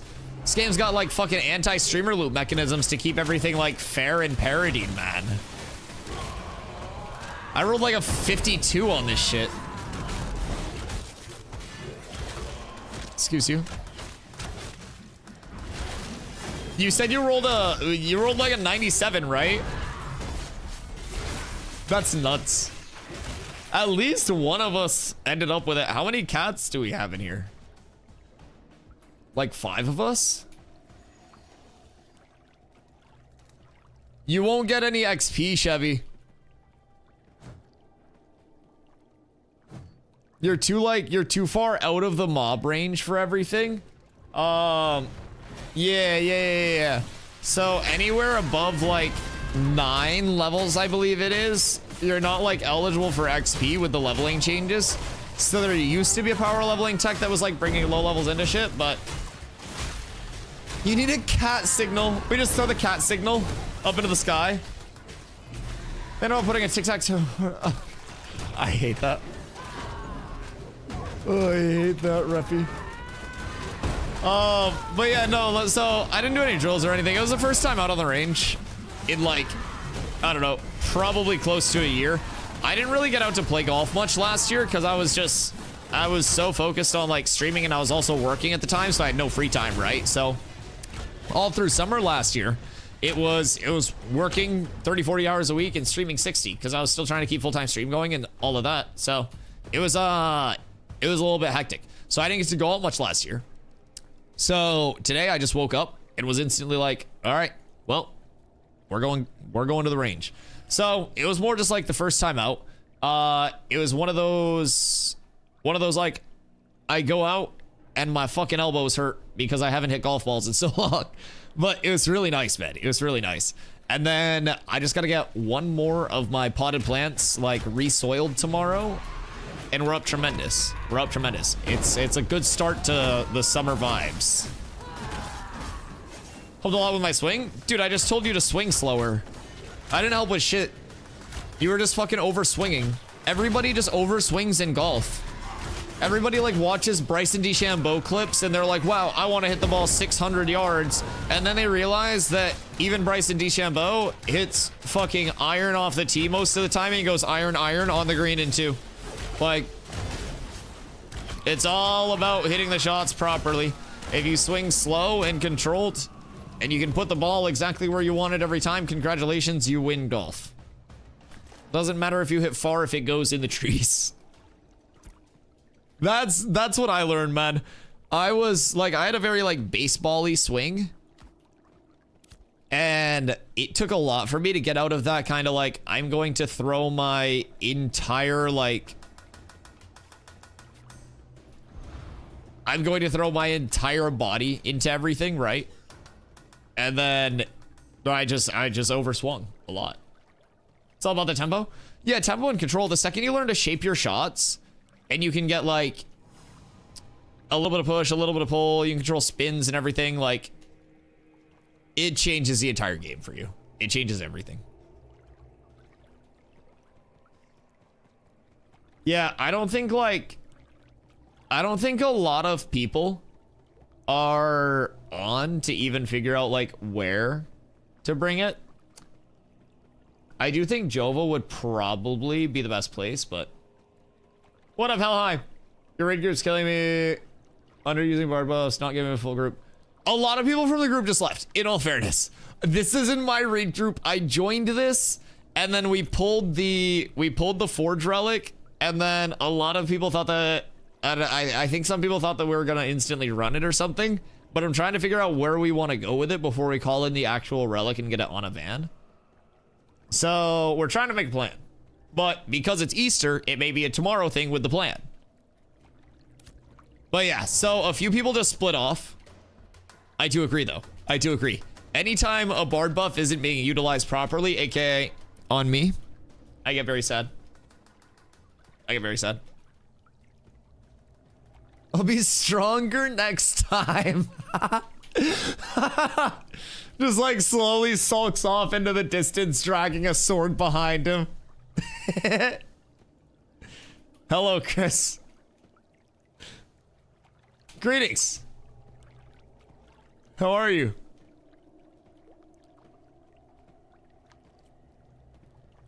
But yeah, like, I don't know. The thing with this is we just have to figure out like where it's going to go, where people are actually crafting out of, like what we want to end up with. Because people said it allows all of the forge craftables, right? Without having to bring shit down here. So what are the forge craftables that just like aren't available? Is it the boss drops? Or like what are the things that we'd be missing?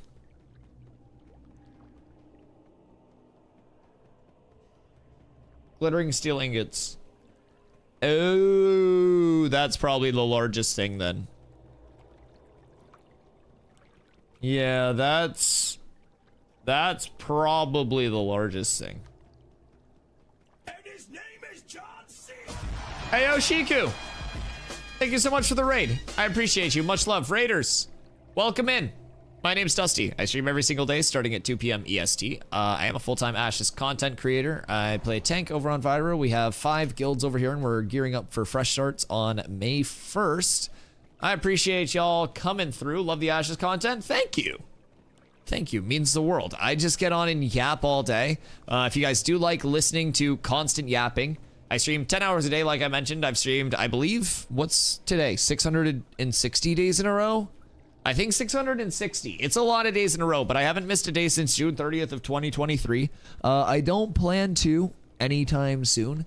I do very much enjoy what I'm able to do. And we've got a nice little community over here, so feel free to ask me anything about Ashes. You guys might be wondering. Shiku, how's the stream today? What do you get up to? Were you over here? I was so busy today. I usually like lurk directories and stuff before I go live. Fang, hi. Pastor Rusty as much as I can. What do you mean? You don't even rage bait. I didn't even, what? You don't even rage bait. You're like the worst rage baiter in history. You saying you rage bait is a rage bait because you're not even a good rage baiter. I mean, would that make you a good rage baiter? Wait a second. Wait a second. Long day and learning the ropes of Ashes before 1st of May. I love that. I love that. What are your favorite things so far? Stomps this king rage baiter. It's because he's short. Yo, what up, Nice Aro? How's tank aggro feel? Lose aggro often? Oh, God, no. God, no. Tank aggro level 1 to 6 can feel a little bit rough. But the second you go into Intimidating Aura in your tree at level 6, everything changes. Intimidating Aura generates threat equal to 30% of your max HP every half second with all of its pulses. So it pulses twice per second, 30% HP per pulse, 60% HP as threat per second. So with Intim Aura, I can basically just come over here and I'll smack this a couple times. But, oh right, this is the one that doesn't want to come over here. I can basically just pop this, and if I pop my Intim Aura, my damage numbers are bugged right now, so don't mind that, but my Intim Aura is essentially enough for me to just hold threat constantly in an entire raid. Threat-wise, maybe if damage scaling were like different, but we just went through a time to kill rework. But yeah, I don't really have any issue holding threat whatsoever. We do have a taunt. Now, our taunt is like a non-conventional taunt in a sense. typically a taunt is going to be like, I'm not first on threat. This will jump me up above the first threat person by X amount, right? In Ashes, your taunt is 20% of your max HP. Oh, sorry, no. Two times your max HP. Wrong two. 2 times your max HP. And then it applies a debuff called Humiliated, where if I taunt Chris tries to hit somebody other than me, 15% less damage. So it's a pretty nice active taunt. Even if you don't like threat strip with it, you're still getting some utility from it, even if you don't pull the aggro. So I've liked tanking a lot. We have a lot of nice threat modifiers on abilities too. So it's not really just a passive, like I press one button and then like, you know, hold everything. You've got to actually be going through rotations. We have a builder spender system as well called Courage. So we have weapon finishers, the final hit on our combos. And with those finishers, we generate courage on that finisher. So finishers can be interrupted if you're just spamming abilities in between your attacks. And you want to prioritize like completing your finishers. So you'll notice on that last hit, I get the courage. And that's what's going to be facilitating a lot of my abilities. So through courage gain, I can use abilities like that. And it's very good damage, very good threat gen, and honestly, really good everything for me. So it's important to play around that. We have abilities that can give us courage as well. We have defensives that are courage costs. So yeah, I think tanking is quite well done. And we also only have half of our ability kits right now. It's level 25 cap, and the cap on launch will be level 50, and there will be secondary archetypes at level, well, later on in development. And with secondary archetypes, you'll be able to add kind of like unique augments to your abilities using a second class. So, couldn't resist the hype, just bought the $110 key. I love that, the 10 days got you. The 10 days.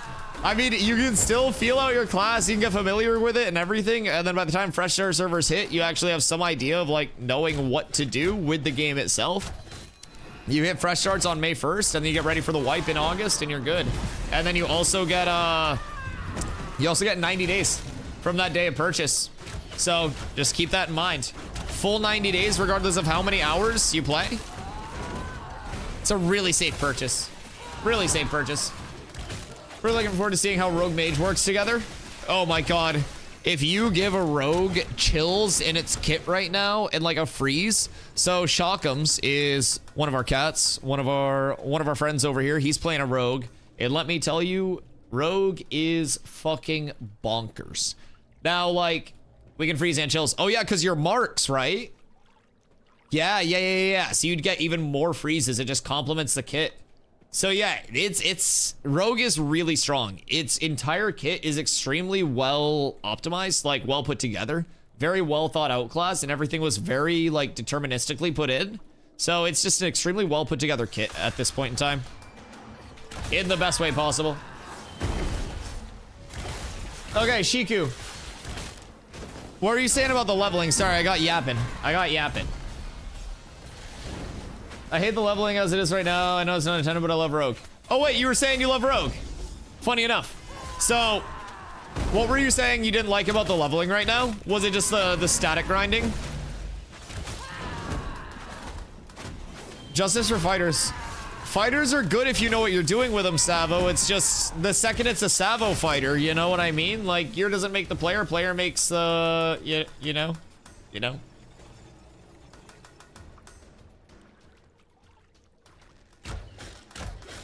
Can you integrate a design to decision not deterministically in a game? Yeah, absolutely. See New World, where nothing was put in with any intent whatsoever, and where a lot of kits seem very incomplete and not deterministically put in at level 25 because you have less than half of your total kit. Rogue feels like it was put together with a holistic kit in mind at level 25, which makes it deterministically assembled comparatively to other classes at this point, which can seem haphazardly assembled. Yes. Deterministic can mean that, like, relative to many things, but essentially in this sense just means that the class is incredibly well thought out for 25 instead of, like, level 50 being its point. It feels like at level 25 it has such a holistically complete kit that there's nothing you could add to the kit in between 25 and 50. That's the biggest thing that I'm trying to say. I play things like BDO, don't mind insane grind, just not the same grind spot for ages to level overall. No, I feel that. If you enjoy questing, the entire questing process is getting not just an update, but an entire revamp, right? So that's been one of the priority pieces that Intrepid has pointed out in between May 1st and August 4th. So the little like extended period that we have in between the start of, well, now and the start of the actual phase 3. So we're getting an entirely new first-time user experience, help the players get integrated a little bit better. We'll be getting a questing revamp, not just an update. So it's going to be nice, man. It's going to be nice. I'm really excited. Captain Koala, thanks so much for the follow. I appreciate you. How's the solo player experience? Probably the worst now that it will ever be, and I mean that with love. I just mentioned a couple of the systems that they're actually integrating for the solo player experience and like the new player experience, right? Especially like smaller groups with questing fluidity, questing revamp in mind. But Ash is at its core. Peter Gores, thank you for the follow as well. I appreciate you. The big thing to keep in mind, I feel like with Ashes, is it is intended to be a multiplayer experience. It's leaning very heavily into the massive multiplayer experience of MMOs. And while you'll be able to function as a solo player, there are a lot of things that you will struggle to do as a solo player. If you're someone who likes to be an omni-crafter in games where you're just like, I got the time, I'm gonna craft everything myself, fuck you, you can't. You can do exclamation crafting in the chat though for a really cool breakdown on how you have to specialize in different crafts. So essentially there are different tiers to crafting, and there are 22 lifestyle skills in Ashes. 17 of those lifestyle skills will be forced to remain at the base level, which is novice. You'll be able to have 2 at Grandmaster, the highest level, 40 to 50, 1 at Master, 1 at Journeyman, and 1 at Apprentice. So you can kind of like level 5. So it is a little bit more of a specialization piece than like an Omnicrafter piece. Past that, you'll have people who specialize in crafting, and then you'll have people like me. I specialize in hitting things, both players and AI that are designed to die to me. So I lumberjack, I lumber mill. I know my place. It's chopping trees, it's processing trees, and it's smacking stuff. So I'm not crafting stuff, but because of the connections that I've made like in the community, which obviously I'm very fortunate to like run cats, so I have a lot of crafters and connections through that. But even through like server connections, right? I got a bow crafted today from our buddy Iso Derek. So met up with him and I got all of my mats together, sourced them over a long time, hitting trees and shit. And finally was at a spot where I had an oven. I was like, yo, Derek, it's time to cook. So I can't craft that myself, but he did it for me. Crows, what up, baby? Thank you for the 4 months. Much love, much love, much love. Imagine if relics on a server impact the planets you see in the sky. I see a planet I don't remember seeing that looks like molten core. What do you mean? Is it like the explodey one? Because the exploding moon has been in there. New TTK changes are legit. Skill matters now. Oh, yeah, absolutely. I agree. I think in some instances, like some matchups feel a little bit drawn out, but we also have to remember that intended balance is 8v8, not 1v1, right? So that's the biggest thing. Intrepid's ideal point of balance is group-based combat. Everything's intended to be group-based. So people will feel either extremely tanky, or they could also feel extremely susceptible to being bursted without those complementary pieces. Fighter, for example. I think Fighter is a class that's going to feel very bound to like group play and complementary play, right? So as a solo, you'll need kind of like an ideal set of circumstances. You might be able to catch some people and blow them up, but if you don't get that initial burst, you're probably not going to be able to have that sustain in a lot of scenarios. But if you add a group to that can complement you, you have a cleric that's pocket healing you when you go in, you can stay in, you can push your advantage, you can keep that pressure up, everything changes. So it's huge. Where is Renegade DBS spot now, to the love? So fighters have their place. Right now, a lot of people are falling into the trap of comparing fighter to rogue, and like rogue is just really fucking strong right now. I think rogue is just a little bit too strong in my opinion, just in terms of like how good the kit is, what it has access to, and how large the numbers are. But like number scaling, the easiest thing to tweak, right?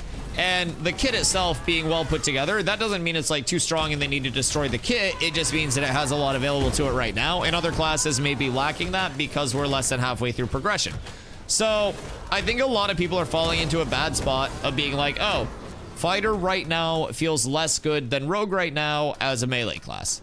And while rogue may just be like chunking and pumping a little bit more, I do think fighter still has its spot. Fighter still brings a lot of validity in the right areas. But you just gotta be aware. every class has its own specialties. Every class has its own kind of like play style to it, but do we want to keep farming this or do we want to go somewhere else? It'd be super cool and add some more personalization for the server. I mean, brother, constellations are going to lead to like puzzles and shit, Savo, and constellations that you just randomly see in the sky could potentially lead to relics. Like, everything goes so deep. This is the best and worst game for a creative stoner to play because you are just constantly like, oh, this could be a thing. And it actually could be. It actually could be, which is insane. Adjusting a new dad life, taking care of a new fledgling is a lot. Yo, I hope it's going well, dude. I hope you're all super comfy. I hope you're getting some good sleep too. From what I've heard, sleep can be hard when that happens. So, good luck, dude. I wish you the best. I appreciate you coming through. What up, Ken? What about Mage? Mage is still Mage. I mean, like, Shatter took a little bit of a damage hit. I think the biggest thing that I've heard from Mage players so far is that when they reduced the hit frequency of Ball Lightning by 50%, it was just like an absurdly hard nerf to Ball Lightning that made it near irrelevant. So Mage is still kind of like recovering and adapting to some of the recent changes. Are we saving this for tomorrow with the Relic? Yeah, we'll wait till more people are on for it and figure out what to do with it. Because I think everybody across like most of the server is just doing Easter stuff this evening and like chilling out with family, having fun and stuff. So I won't do anything with it tonight. We'll hold it till tomorrow and then we'll go from there. We'll go and sleep a few hours and be good. Hey, you have a good night, dude. I appreciate you coming through. I hope you're well. But yeah, so with Mage, like Mage still has its validity. It's still got nice burst, but Ball Lightning, 50% hit frequency reduction, just kind of like neutered it. So there have been a few things that we've talked about in chat that could potentially like make it a little more applicable or a little more amicable, I guess.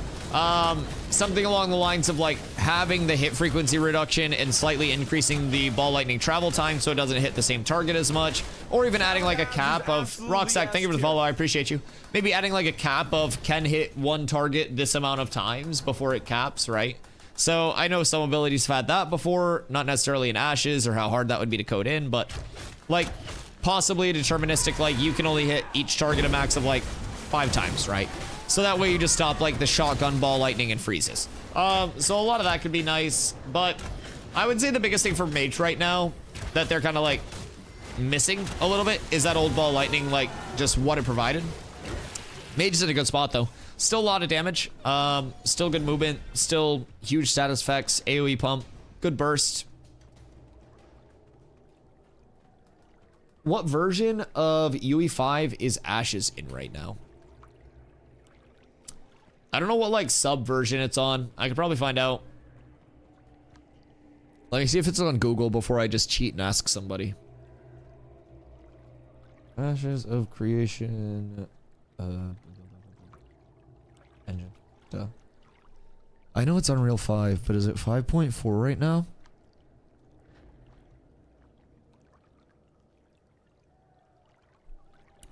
What?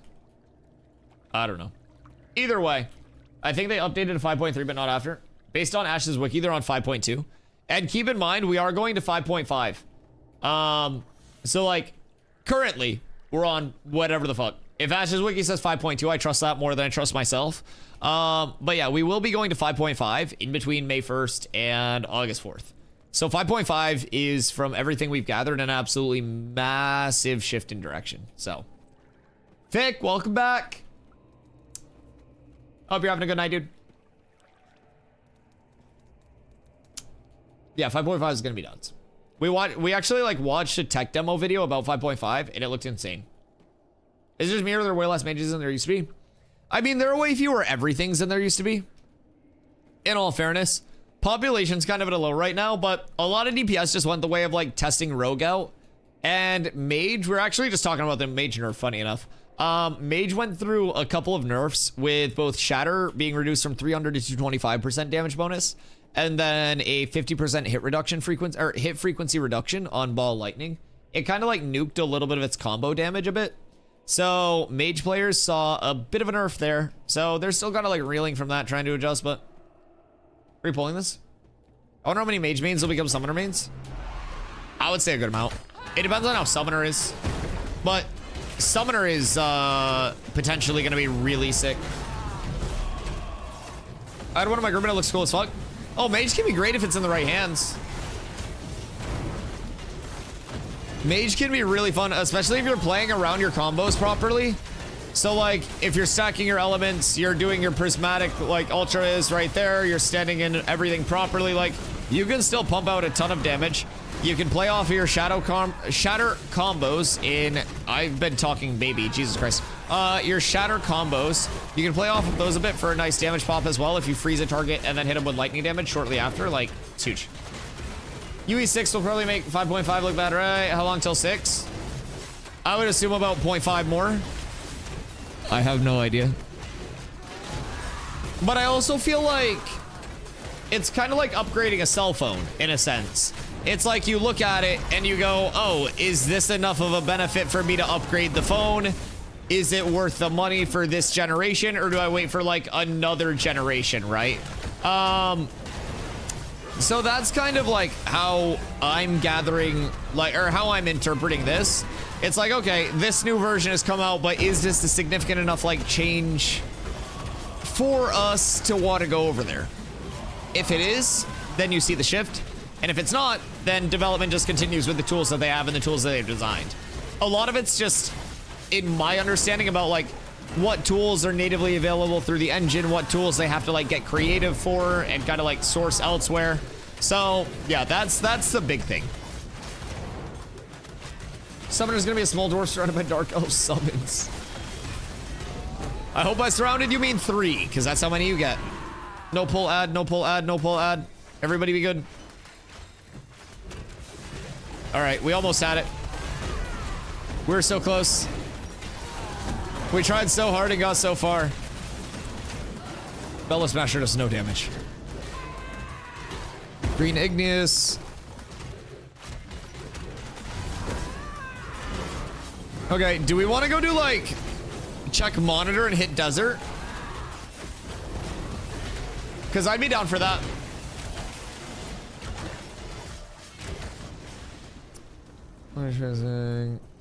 Let us turn off TA and other stuff. Makes all the games so blurry. Can we kill Star Edge guy once? Yeah, we can pop over. Because he should be right through here.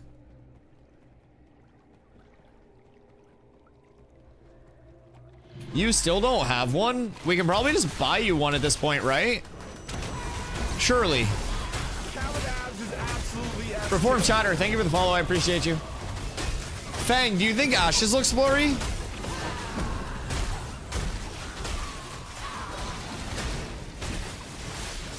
I don't have one either. Why are you guys all going evasion? Oh my god, excuse me. Sorry. Why are you guys all going evasion? Like, I understand evasion stacking's fucking nuts right now, but stop. Actually, no. Everybody go evasion so they nerf that shit. Steel Shield's a nice shield. I just want to test it. Oh, dude, evasion rating's nuts.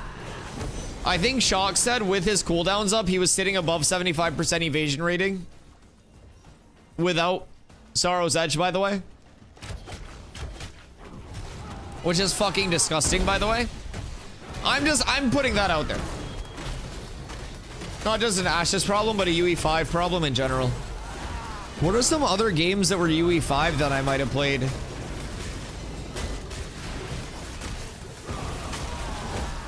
Trying to like think with some perspective. Cause my settings are fucking sick. Like, you can do exclamation settings for my video settings, but like my settings take away a lot of the blur. I feel like I got it in a pretty good spot. Boop.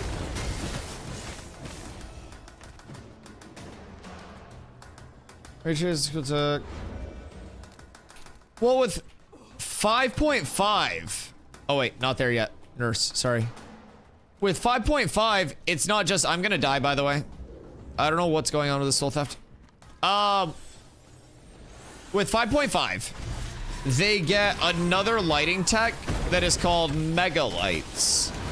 And apparently that's a huge like optimization for having a lot of lights in one area, makes it look way better, makes it run excuse me, way better. I don't know all of the technicalities of it, but from everything that we gathered, like in the 5.5 video, it's just massive. It's massive for the future of the game.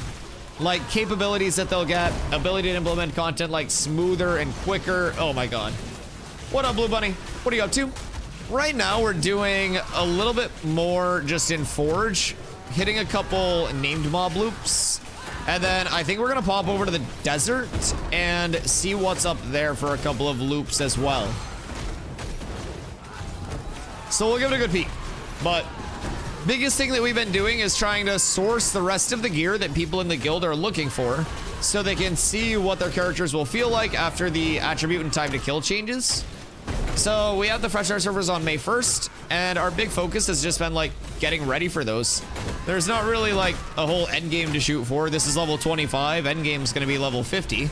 So we're all just taking all the info that we can, getting ready for May 1st and preparing there. So getting more people geared out, getting ourselves more geared out. I made 120 gold today, so I'm pretty happy with that. So it's been a good day. And everything is cinematic, but it was still blurry, although I did see some forums and stuff. Yeah, so cinematic does make everything blurry to a certain extent, in my opinion. I won't lie. That's why I run mine the way that I do. Like, I feel like it takes away a lot of the blurry and the bad. But it's all kind of like personal preference. It could also be a setup thing too, you know what I mean? There are a ton of things that could actually weigh in on that. Damn. Yeah, so get this. I made 100 gold by just having a random recipe in my inventory that I didn't even realize I found. Somebody posted in global and they were like, wanna buy Ruvidium armor recipes, 100 gold. I checked my inventory, bam, had Ruvidium armor recipes. So, well, I only had one. I had the boots. But yeah, it was a good day. And then I sold a stack of heroic braidwood because I was using my epic to craft a bow. I sold a stack of that for over 20 gold as well. So that was a nice little two-piece for me. Got me set up with all the gold that I'll need probably for the rest of development. The rest of my life. I'm retiring. The rest of like this server, because we'll be going over to fresh starts on May 1st. Yo, what up, feeding? How far is Ashes from launching? Full launch, I would still say probably like late 2027, early 2028 is my guess. There's no official full launch date, but we have fresh start servers that are coming up with our Wave 3 access pack coming in on May 1st. And then on August 4th, there's going to be a full wipe for the start of the true phase 3, which is going to be the longest phase of development at over a year. Then after phase 3, once that's done, there's no like end date for phase 3. It's basically just the implementation of the rest of the game. And then when phase 3 finishes, we go into 2 shorter betas. Well, finishes. When phase 3 gets in a spot where it's all set, we go into 2 shorter betas that will be run parallel to phase 3, so at the same time. And then after those 2 short betas, we launch. So I'm thinking like 2.5 years-ish, right in the ballpark of that. But we're making very good progress over here in like the playtesting state. Keep in mind, everything that you're seeing is still just an alpha.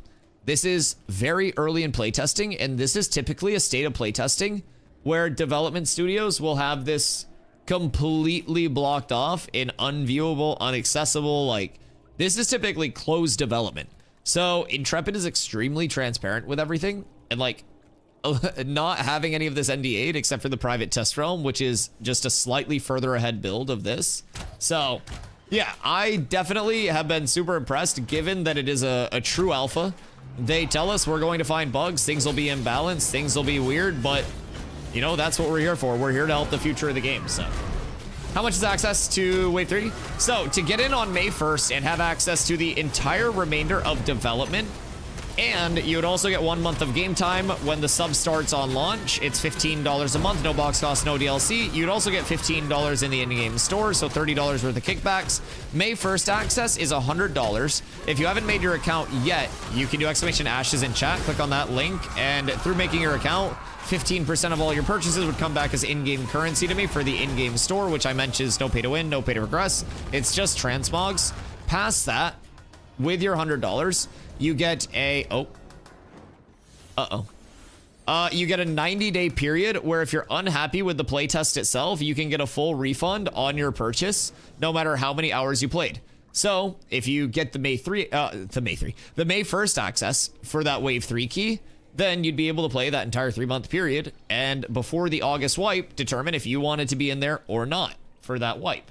And then that will be a longer term period of playtesting, where that'll be seeing the game through to like feature completion essentially. So did I break something? Do we have the full class kits, or we still have more skills from level 26 to 50?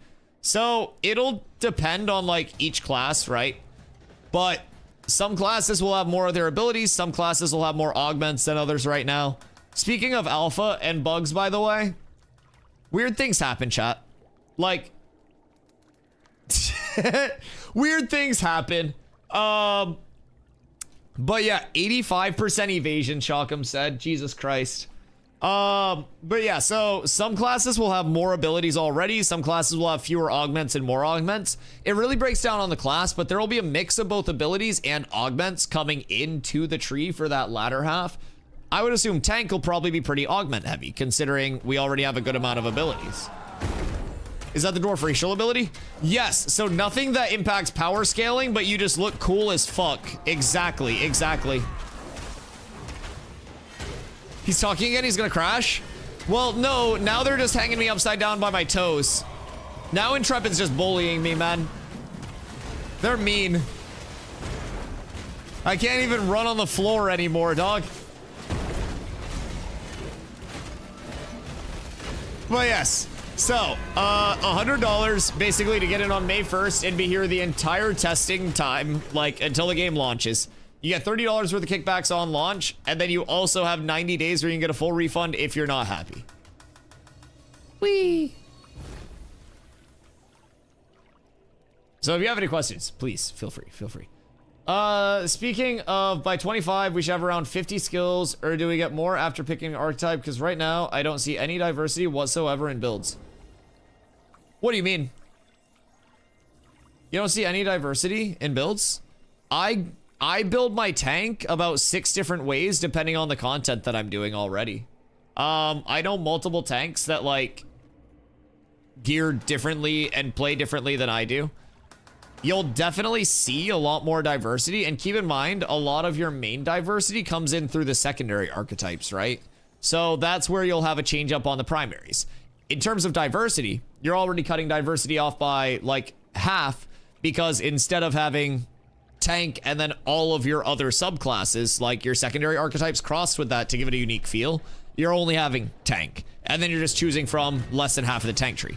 So like diversity right now will be insanely low compared to what it's going to be, and like I personally already see diversity in at least tank. I'm not an expert on every other build, but there are a lot of playstyle differences. Now there will always be like, oh, use these abilities as a combo because this combo is very strong, but like, yeah, diversity wise I notice a lot. I hope staves come out soon. I think we'll probably be seeing a good amount of weapons pretty quickly. We have, I believe it's two-handed maces and two-handed spears, which are going to be the next couple. And then there are some staves that are sourced on Ash's codex already. Interestingly enough, there were both one-handed staves and two-handed staves. Stav sounds better. One-handed staves and two-handed staves, like both sourced on the wiki, or not the wiki, the codex, I'm so sorry. So that's intriguing. I don't know what a one-hand staff would be, but how many days you can refund if you don't like the game? 90 days, 9-0. And there is no hours restriction. Dusty's that breakdancing fighter from Tekken. Or that breakdancer from the Olympics, Ray Gun. Australia's finest. Whoop. See, the coolest thing is I have a way to compete with flying mounts now, too.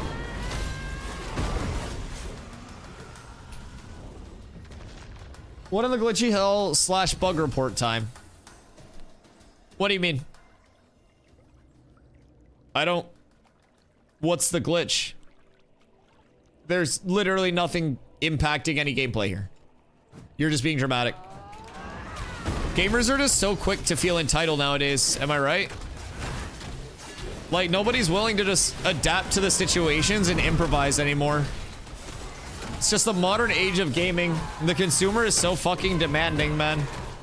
Like, I don't want to run on the wall. Why can't I run on the ground? It's fine. Just adapt.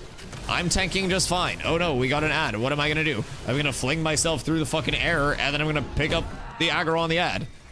And then I'm apparently gonna Michael Jackson moonwalk my way around. Look, you've never seen anything like this before. It's Jason fucking Bourne. Like, you're just jealous that you can't move like this.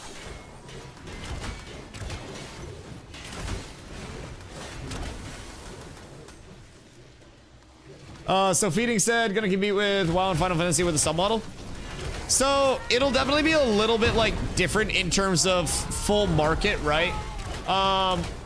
Submodel wise, like, sure, but that's kind of like saying League of Legends competes. I mean, like MOBAs are kind of more similar. I guess it would be like saying like CS:GO competes with Fortnite, right? Like, you can just download and play them both. They're in the same like monetization model, but they're entirely different within their genres. And as a as a result of that, you won't have like a huge carryover between the populations. Like, there'll be just the overall shooter fan that plays both. There'll be the overall MMO fan that plays, you know, both like WoW and Ashes.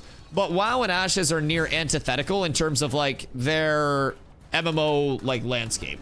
So Ashes is a very like social sandbox leaning MMO, and it's very non-linearized in a lot of its progression and a lot of its systems. It's very like community and player action driven to determine what the map state is, the map progression, what's available, and what like every server's lore and actually like progression is, right?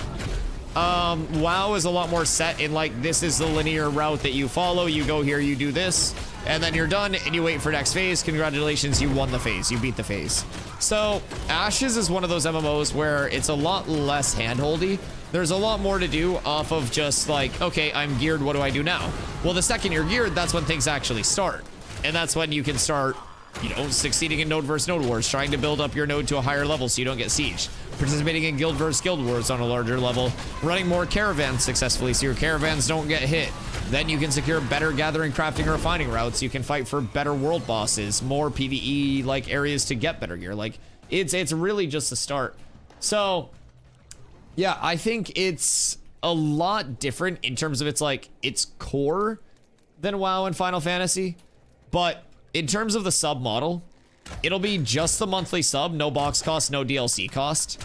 So that'll also be a nice layer of accessibility too for players that do want to try it out. I come from New World where it's the opposite of that, where it was just a box cost, no sub cost, right?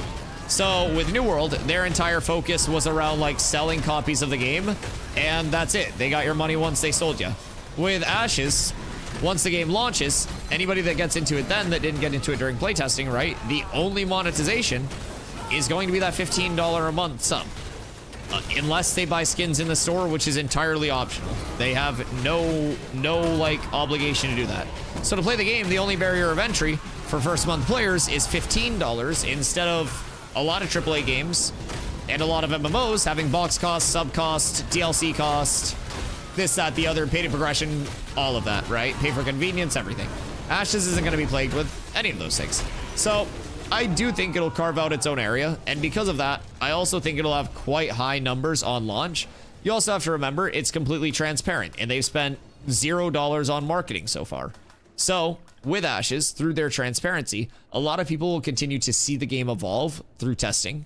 There will be more and larger streamers that constantly come into the playtest. I need help up these stairs. Oh, nice. I just had to get my feet under me. Good. And as that happens, Ashes just continues to keep on growing and keep on progressing. And by the time launch rolls around, we have to remember that they're taking their time with it. So Ashes will actually be a completed title ready for live service instead of a title that's just dropped too early, forced, put together, and like pushed out because the investors said so. So I'm really optimistic. I am. New World kind of put a lot of things in perspective for me as both a content creator and a consumer of video games about like what was going on with all of that, right? Wait, why? No. Why am I normal again? I wanna go back. I want to spacewalk. Okay. Probably unstuck and swing it back to a town. Check guild media channel and Discord. Something tells me it's me. What is this? Oh, not me. Is this a new PvP setup? Or what's this?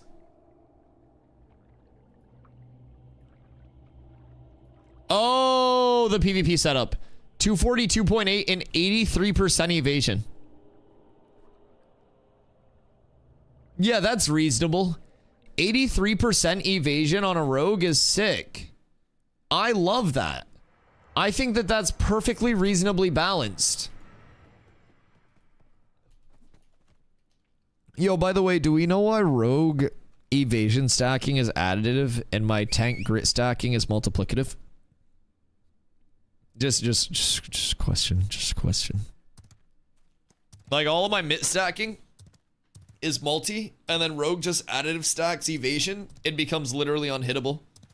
I'm just putting that out there. I think there's an error in how evasion is stacking. We resetting? Yeah, I unstuck there. Yeah, I unstuck there. I was asking if we should pop over to the desert since we've done a few of these loops and do like a little rundown there, check monitor and stuff on the way over, see what we can get going. Because we've done a few of these loops. We got a Lumen Star. We got everything like important. Innocent shock, just enemies they go insane fighting a rogue. Yeah. Do we know what level subclasses will start? I believe 25 is where secondaries will come in.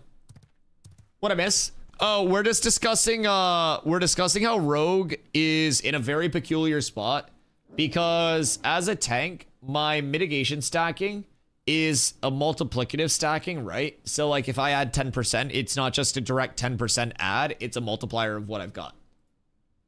Rogue evasion and evasion in general is additive stacking. So rogues can just casually sit here. By the way, this is just in his PvP set. 83% casual evasion while also throwing out like mischance debuffs on enemies. We were doing a lot of rogue like duels yesterday. And rogue is very frequently, I shit you not, near unhittable for 8 seconds at a time. It's a little strong with the current evasion stacking. With the stack to smoke bomb and feint. How long is the actual like time where you're at that evasion rating? Cause it's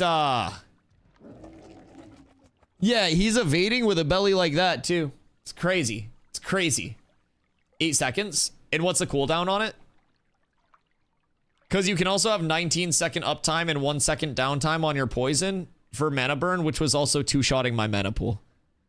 Reset feint on backstab. So you can do 24 seconds. Okay, so in an ideal scenario, what is the uptime versus downtime of you having 80% plus evasion rating? Because you can do 24 seconds in an ideal set of circumstances of 80% plus evasion. Like, what do you do there? And that's without rolling, by the way. Like, that's not in an iframe. That's, yeah. It's just rogue things right now. But keep in mind, this isn't even like a full bis hard enchanted anything. Like, this isn't even unlimited money. I'd be willing to bet with just unlimited funds, people would probably be able to push 90 plus. It's strong. Cat with abs is absolutely S. Yo, Aaron, thank you for the follow. I appreciate you.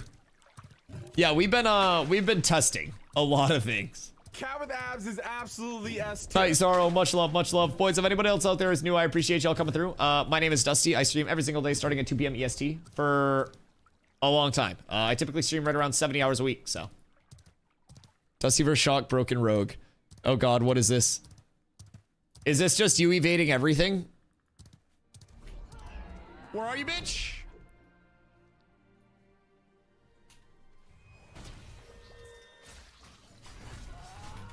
I'm missing everything. I'm so cooked here.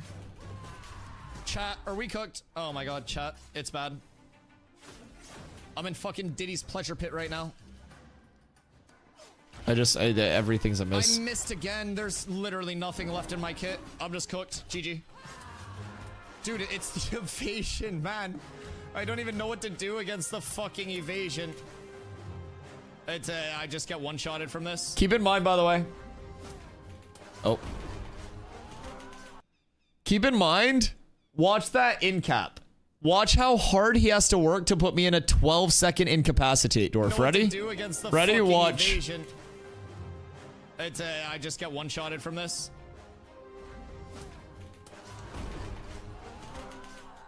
There's another CC. I'm just on the ground forever. Nope. What do you do?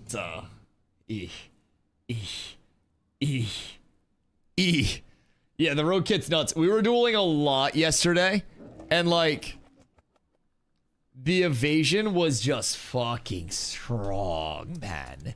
It was a problem. The two biggest things, I would say the big three was just like evasion, mana burn, and how much CC it had. Like just how much. That was with about 20% less evasion. Yes. Yes. It was a nuts amount of evasion still. Like that was before he even like started stacking evasion. It's essentially just like guaranteed Diddy Dart, 12-second in cap, right? They stand behind you. You can't do anything about it because if you use your 1 CC break, you get re-CC'd instantly anyways into a backstab. So you've got to play around other CCs. They've got 2 Diddy Darts at any given time. They've got the best movement. They've got the best mana burn. They've got the best burst. They've got like self-heal. They've got everything. We were, so we actively quiz your friends Planetdorf. I was quizzing chat.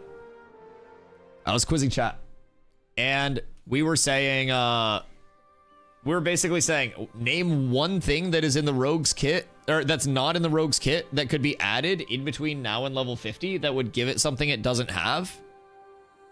And no one could name a single thing. Okay, what's this mana burn? I can't even hit him, dog. Oh, is this where you just full nuke my mana in one hit? This is bad.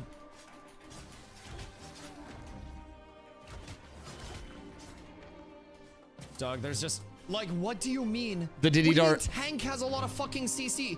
He CCs you. The Diddy Dart, the fucking bro. Like, look at this high skill gameplay, dog. Look at this high skill gameplay. Dog, there's just like, what do you mean? What do you mean tank has a lot of fucking CC? He CCs you from across the fucking map. What do you mean tank has a lot of fucking CC? What? That's like saying fucking Canada has a large military spending budget and living in the fucking United States. What do you mean tank has a lot of fucking CC? And then I have no mana. I've seen actual fucking riots with less crowd control than this fucking rogue build. Jesus fucking Christ. What do you mean a fucking 15-meter range on a 12-second incapacitate that it can use twice? What do you mean? I was having fun. The rogue kit's really stupid, by the way. Like, the rogue kit's really stupid. It's too strong, dude. There's not... So, we were talking about, every single thing that, like, we could do. Tank will get a bubble to bait out rogue kits. You can't bait out a rogue kit because they burn your mana in 2 hits, have higher evasion than you, so even when they're toe-to-toe trading, you can't hit them. Like, Tank already has Indomitable Spirit, which is 20% max HP, 20% healing received. Intercept, which is a 10% self-heal. Absorption Field, which is a not a self-heal, sorry, a 10% max HP shield. Absorption Field, which is a 15% max HP shield. We have a CC Break, which heals us for minimum 10, maximum 30% of our HP. We have Reflect. Like, we already have that, and we already also have Fortify and Grit. The problem with it is that there's no way to bait out a rogue CC, because a rogue, like, starts the fight by being stealthed and then Diddy darting you out of, like, in stealth where you cannot see them, and there's also no fish to break a rogue stealth. Because for whatever ungodly reason, somebody allowed somebody else to make a rogue stealth break mechanic off of a percentage of max health instead of the first time they get hit. and they allowed them to re-stealth multiple times in combat on an incredibly short cooldown in the middle of a smoke bomb that negates all vision, all range, all everything.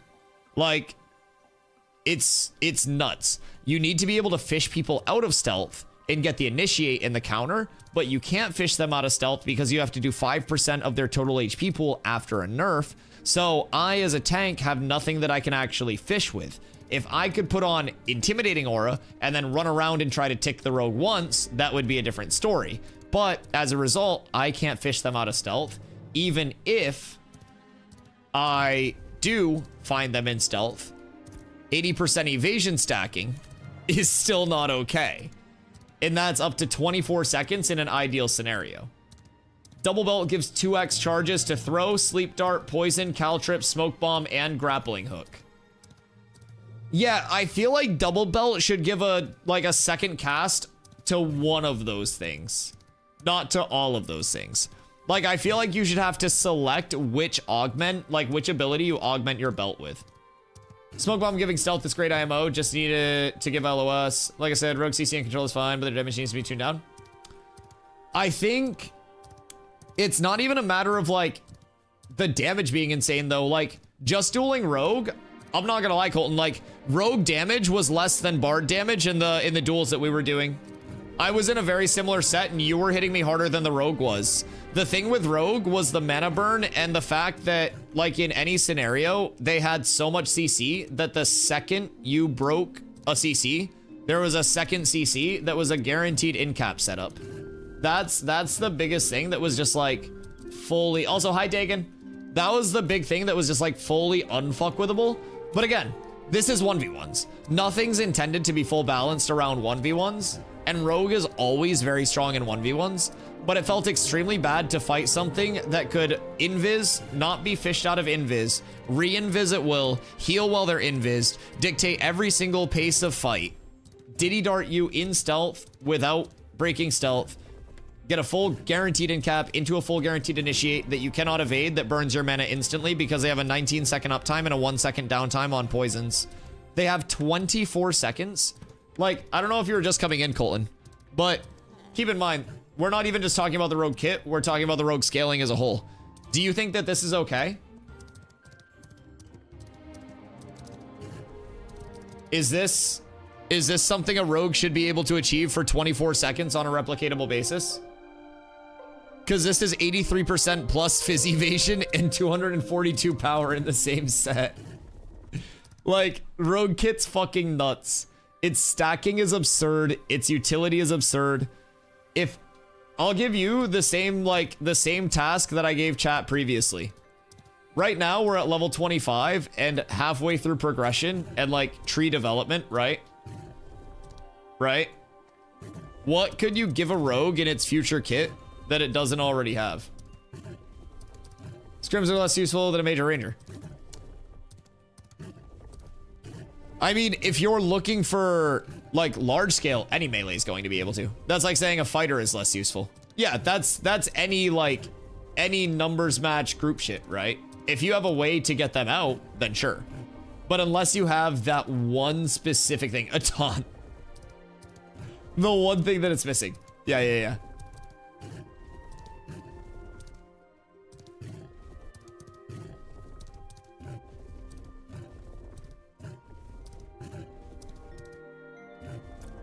Eight V8 scrims. I have no idea how your rogues are not doing well in 8v8s when you can two-shot someone from 4k mana down to 0 mana. Are you guys just like full potting and shit too to get around it? I mean, of course that's going to be a part of everything, but like, I want to see your 8v8 rogue POVs and see what they're actually doing with their hands and their brains. Because like, if people's mana's not instantly dropping,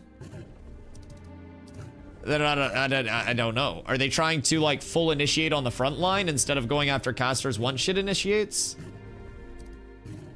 I'd love to like watch VODs of these top rogues that are struggling in 8v8s though.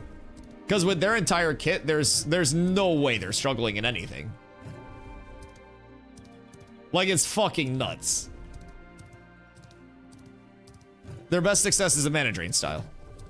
Yeah, because you can mana drain people in 2 hits. That's the biggest thing.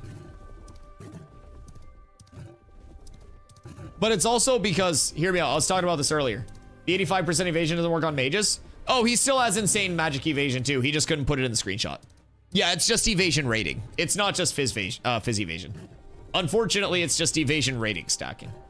If you guys CC chained, rogues can be difficult to manage, but I don't know, I need to practice it. I just like, I hate not being able to do anything about the rogue. That is the biggest thing. That is the biggest thing. Like, I hate not being able to actually CC, not being able to catch, not being able to do anything. The evasion is just fucking insane. 80% if you drop Umbral Shrouds, you can Umbral the mages. Do you have 80% fucking magic evasion too? Well, I hate that class.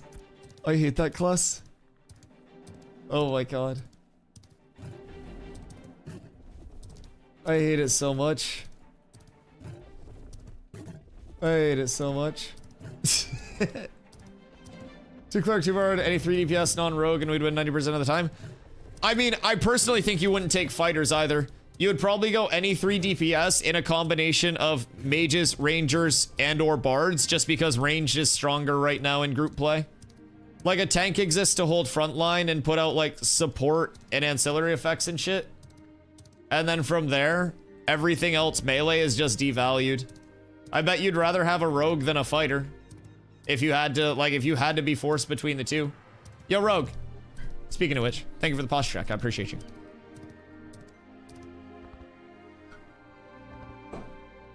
Trying to kill anything at level 1 as a mage is rough. Hit those gobbos.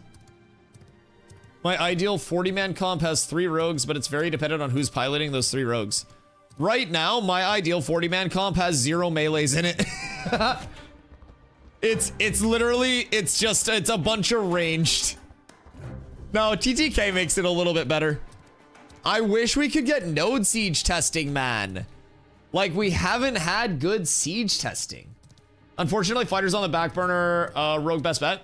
Rogue's just a better fighter in every way, shape, and form. It does everything that a fighter does, but better. It offers more. It has better, like, life play. It just, its kit has everything. So, like, regardless of what your thoughts are on how you deal with rogue, let's do a fun group activity. Yo, Texas Oak, thank you for the follow. In a rogue kit, can anyone identify something that is missing from what a rogue should have that is not present in its current level 25 kit? Because one thing I've been saying is part of why rogue feels so nuts is because its kit seems to be intended to be put together at 25 and not at level 50. Every other class feels like it has these certain core elements that are like, okay, we'll get this in our second half. Group stealth. I don't know if that's like a canon rogue ability. That's fucking nuts. It's missing a weakness? What do you mean missing a weakness? Like the debuff that it puts on? Like the mark that it puts on that causes a weakness? Oh wait, you're saying it's missing a nerf, like something against it. God fucking damn it. So, I was asking Shockums yesterday while we were doing our duels, and I was like, what is the one thing that you feel like would stop you in these duels, right? And he was like, multiple people. It's literally just like, yeah, it's multiple people. If I caught him and just RNG blessed my way through everything, right? Then I could catch him with a full train, but yeah. We're cool to give it to party members for like 5 to 8 seconds. Probably be rogue though, no? Same thing where clerics are saying like AoE res. That'd probably be cleric high priest. If I had to guess. Also, any legacy WoW abilities, or not legacy WoW abilities, I'm so sorry. Any retail WoW abilities? I take those with a grain of salt. Maybe rogue cleric? I don't know. I picture the double downs just going into the like core elements, right? So like when I think stealth, I don't think of why would a stealth get more augments from a cleric, right? I would think of a cleric stealth, like a rogue cleric stealth, kind of like having a healing element to it. But then you already have soothing shadows. So what if you could go into your stealth and then buff with a bard? Oh wait, you can already buff in your stealth. Some pickpocketing. Pickpocketing players won't be a mechanic in Ashes.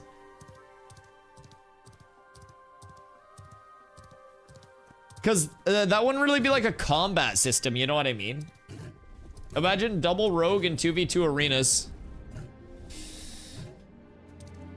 I mean, the second you go into groups, you have like some more options for it to play around it, right?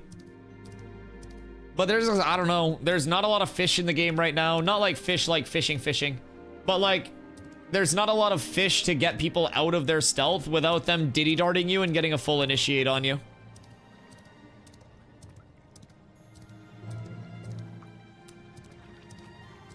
More DRs, need good coordination for 2 rogues. DRs on CC, you're saying? Yeah, but if you go too hard on CC DR because of one class, then every other class that's like dependent on combos sucks. Like, I as a tank am very deterministic, like very built around playing a trip into burst, into another trip, into letting the DRs wear off, into a stun, into another trip, like, and if I get fucked by DRs, then, you know, tank as an accessory to those DR changes just gets nerfed into the ground, right? So I definitely feel like, while DRs could be a balance, it's, I don't know. It almost feels like we just, through how many casts of everything a rogue has, we just don't have enough tools to actually deal with it in any like numbers even format. Now again, probably part of what 8v8's going on and like more group-based stuff is, as Shock said, like, what's the weakness to rogue? Shockham said, multiple people. In an 8v8, you may be able to turn, dump enough shit on the rogue, catch them in a CC where they can't get their stuns up or get their burst out because you can actually react to it, get their mana burn out on somebody, but... Give Mage Polymorph. Man, as someone who has been getting fucking just absolutely taken to the pleasure pit by a rogue for hours each of the past few days, I'm so fucking tired of losing autonomy of my character and just sitting there going, yeah, I guess I just wait for this CC to wear off. I used my fucking 1 CC break that's on a 30-second cooldown. And now I just sit here eating these other 7 CCs like I'm at a fucking succulent Chinese dinner. Yum, yum, yum. I love CCs. Like, there were times where I was caught in rogue CC. And I was just like, oh, fuck. Ashley CC, summon a multi-mage, but I'm used to WoW CC. Oh my god, fucking WoW CC is terrible. Like, I also have the perspective of coming from, like, full action combat, where CC was CC, right? But, like, in New World, if you got crowd controlled and then crowd controlled by the same form of crowd control without enough damage coming in to break the damage threshold, you would get a free dodge roll out. So, your dodge roll, typically your iframe, would cost 50 stam. You'd have 110 stam. Weird. And basically, if you got double CC'd too quickly, you would be able to get a free dodge roll out. You'd get a little, it'd be like a brrr for like the noise. You'd dodge roll out for free, and then you could reestablish yourself, and it would essentially break that CC if you got chain CC'd. So, like, diminishing returns are a good system. Like, if you lock somebody out and play like a goober, then that definitely makes sense, but... Like, diminishing return CC lockout will probably happen more in group play, but also, yeah, Rogue's biggest thing is just that it's super annoying 1vx, like 1v1 small scale, but that's not the intended balance of the game. It just feels like there's not a lot of options in a 1v versus a Rogue, which obviously that's gonna happen. It's like a fucking Pokemon-based matchup system, right? So you'll have strengths and weaknesses against everything, but yeah, I don't know. I almost wonder, a succulent Chinese meal? What is it crying? But yeah, I kind of try to wonder. Grapply has 13.5k HP now. Like, is that with Indom and everything up? That's so fucking funny. Or is that just running around HP? I gotta see what's going on there. That sounds like a funny ass set. Nah, there's no way he's naked at 13.5k. I need to see the gear set for this. I don't even think there's enough max HP sourcing to go naked 13.5 with no buffs. Because if he's in Mira, he's getting the HP buff. I gotta see that. That seems a little too heavy scaling.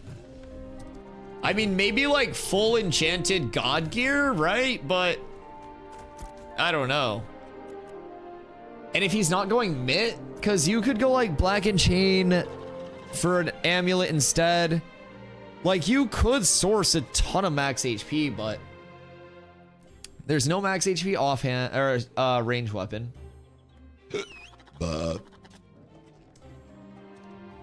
Fine picks. He sent me two. Might be mixing up the buffs. Yeah, because if that's full buffed, I could get that because he was 8-8 when we were chilling before in like his full HP scaling set. And then with a 20%, that'd boost him up to like, I don't know, like fucking what, 11 or something? And then food on top of that, stuff like that, gearing, enchanting. I can see it with Indom up, it's just... Huh. So many things about Rogue I love. I think they'll change. Being able to re-stealth in combat's insane. I mean, the re-stealth in combat, like, is fine as long as you can be fished out of stealth, right? Like, it's a way for them to play their lives and get, like, an in-out initiate. I think every class has that. I also just feel like I can never fucking get away from a rogue. You know what I mean? It feels like they have so much everything. Oh, yeah. So this is with Indom up. So this is full buffed. So he's got 700 HP from the food buff here. Indom is our tank buff that gives us 20%. He's probably got a con scroll there as well. And then I don't know what this mining buff is. If that's like a multiple food stack. This might be multiple food stack tech as well, because there's a bug right now that'll let you get multiple foods up. So that might be using that too. I don't know though. I don't know what that mining. Oh wait, no, what's this? Oh, maybe that's just a town buff. I have the same buff. Node buff. Yeah, I think that's node buff. So that's with... Is that Glizzy? What food is he using? I think he's using Glizzy's. Glizzy's, scrolls, Indom. So yeah, just for perspective, even in this set, like without going HP scaling and stuff, my big focus was pushing a little bit of power up too. But if I food up, and then this is with a strength scroll as well, so not with the con scroll. But food plus Indom, I'm at like 9k almost. So for me, you know, I could scale up a bit more, dropping a lot of fizz power. I can do a Black and Chain Collar instead of Zarin for full HP scaling. So that's definitely believable. Yeah, he's pumping up. Another damage.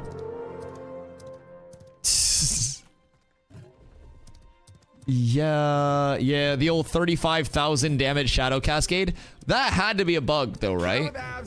That had to be a bug, right? Yo, Reclaimer, thank you for the follow. I appreciate you.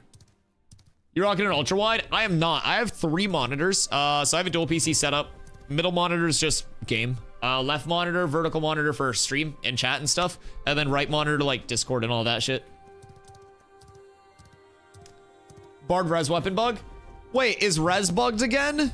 What's going on with res? Because I know like Bard is hitting hard as fuck.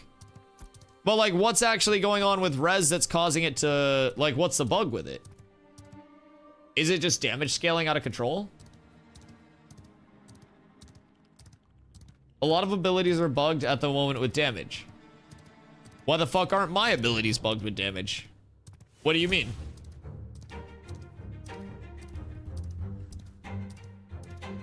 Why don't I get cool bugs? Like, what else is bugged with damage? Oh, also, wait, who needed Willow? I have so much Willow, by the way. What's somebody trying to test with Willow? Rogue, you need Willow? Sorry, I was mid-yap. Are you in Winstead? I have a shitload of Willow. Do you need it processed? Gotta show the setup. I will clean the desk and I will show the setup soon. I want to make a tin dagger for fighter plus dagger. Word. Word. Oh, you don't have to be sorry. You're chilling. Is it level 10 or level 20? Because I have these. If it's level 20. Oh, wait. Tin would be level 10, huh? Word. Are you processing it yourself? Because, yeah, I definitely have the wood. Coming to LED, 1440p, 240 hertz monitor. That just looks so good. Ooh. Ooh. What are you pushing frames-wise? You need it processed? Okay. You said just one? I have some. Ooh, ooh. Just one. Yeah, I got you. Off we go. I should grab fuel before I go.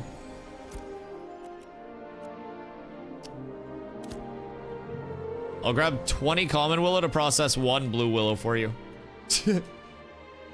Well, graphics almost 200. Cinematic outside cities. Inside cities 68. That's not bad. That's not bad. Have you tried my graphics yet? I 1000% think that I have the god graphics. I won't lie, just in terms of like the actual look to feel ratio. What do you need it refined into? Need video? Exclamation settings. Yeah, try those puppies out. It's what I run on, and I call them my comp graphics, but it's essentially what I've found with experimenting to be the best balance of like reduced input delay, like increased frames, and the game still looking good. Probably go find your YouTube channel. Yeah, and also like subscribe and gift a lot of subs and stuff while you're at it. A plank? Plank's back there. That's Plank.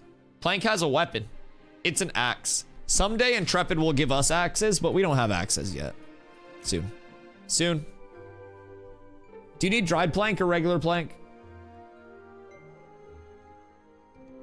Druid would be neat. So what elements of Druid are you guys looking for there? Need spear and staves? Staves exist. And so do spears. I mean, they're in like the codex anyways. Ranger needs their spear. Man, let me one-hand spear tank. Realistically. Weeping Willow plank? Okay, cool. Oh, I got you. Weeping Willow plank. Rare. 1. Up. Up. Start jump. Alright, while this processes, I'll be right back. I have to potty. I'll see you in a sec.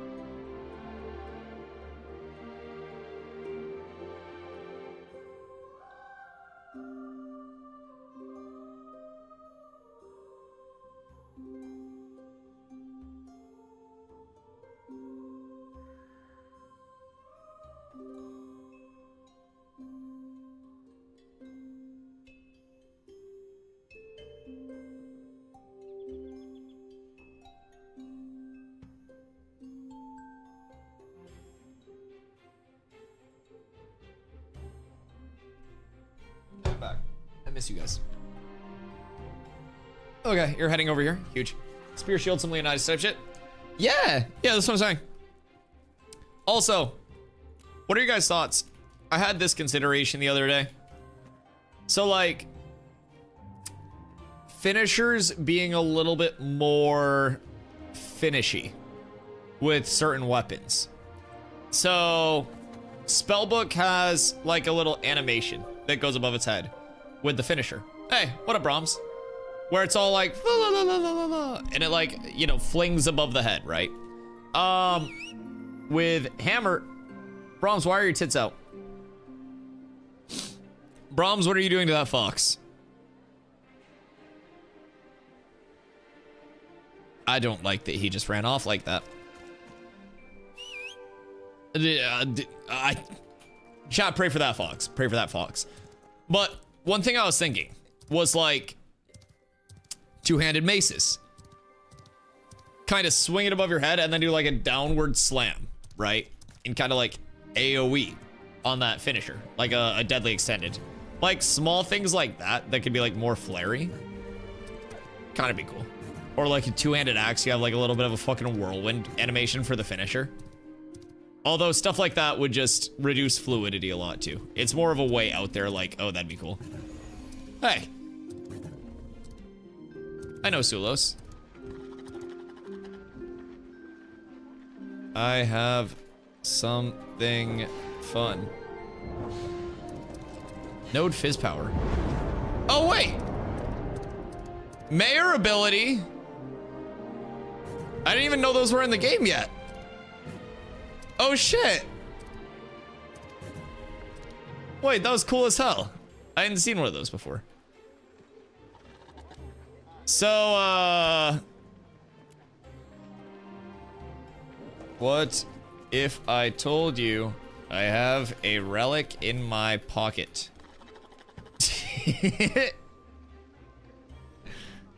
What if I told you that I might be the most powerful person right now on this server? I may or may not have a forge relic in my pocket.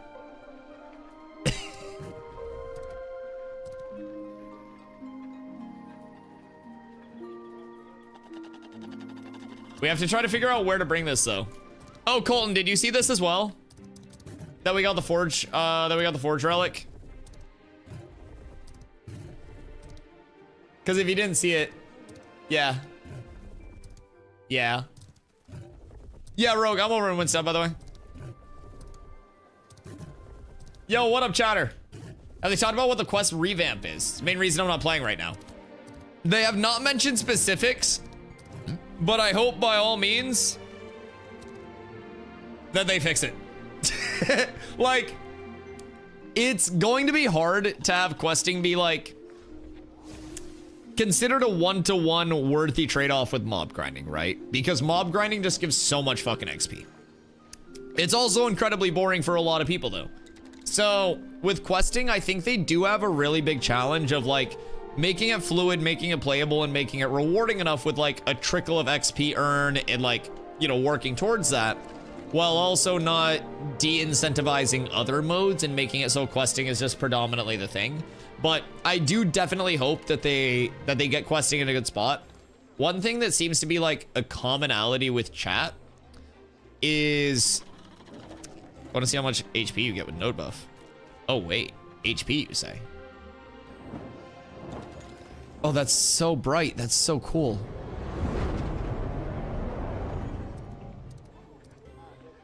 What the fuck? It didn't override the other one. Fizz power multi by 20%. Wait. Did that do anything? I don't think the HP buff did anything.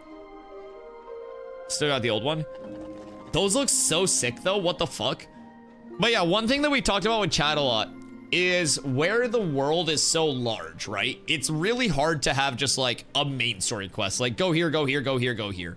But one thing that we talked about that would be cool is like quests that introduce you to the mob grind areas themselves and bring you on a little journey throughout the area that you're questing in. Like brings you to a node, and then towards the end of that, when you've completed most of the quests in that node, you run into a quest through progression that's like, oh, head to this other node, talk to this person. It's a transition, right? It doesn't have to be like a full like hand-holdy, but something that is a little bit more fluid for people to go in and out of the mob grind with. That's really the hope. I hope that they discuss more. There is an end of month dev stream coming up on the, is it the 30th, chat? I want to say was the date for it. So the end of month dev stream, they always cover a lot of very important things. I would assume they'd be talking about a lot of the May 1st prep, probably the extension, delay, whatever we want to call it. The June Dark release, what we'll be getting for May 1st, kind of the schedule of things. That's my guess, but we'll see. Maybe tank plus ranger can be druid. So I had asked before, I think I might have missed, but what would you guys like want to see from a druid? Like what specifically were you guys looking for there? Like the druid summon aspects or more of like the elemental abilities? Because from a druid summon aspect, I can almost see that with like ranger summoner, a shapeshifter. Oh, like actual forms? Ooh, interesting. I mean, fighter does have forms. So what about like a fighter summoner? Hi, what's up?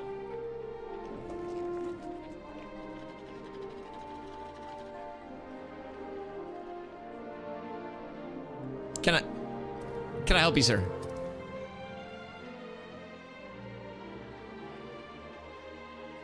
Oh, wait. That's Rogue. Yep. No, that makes sense now. I was like, I'm expecting a trade.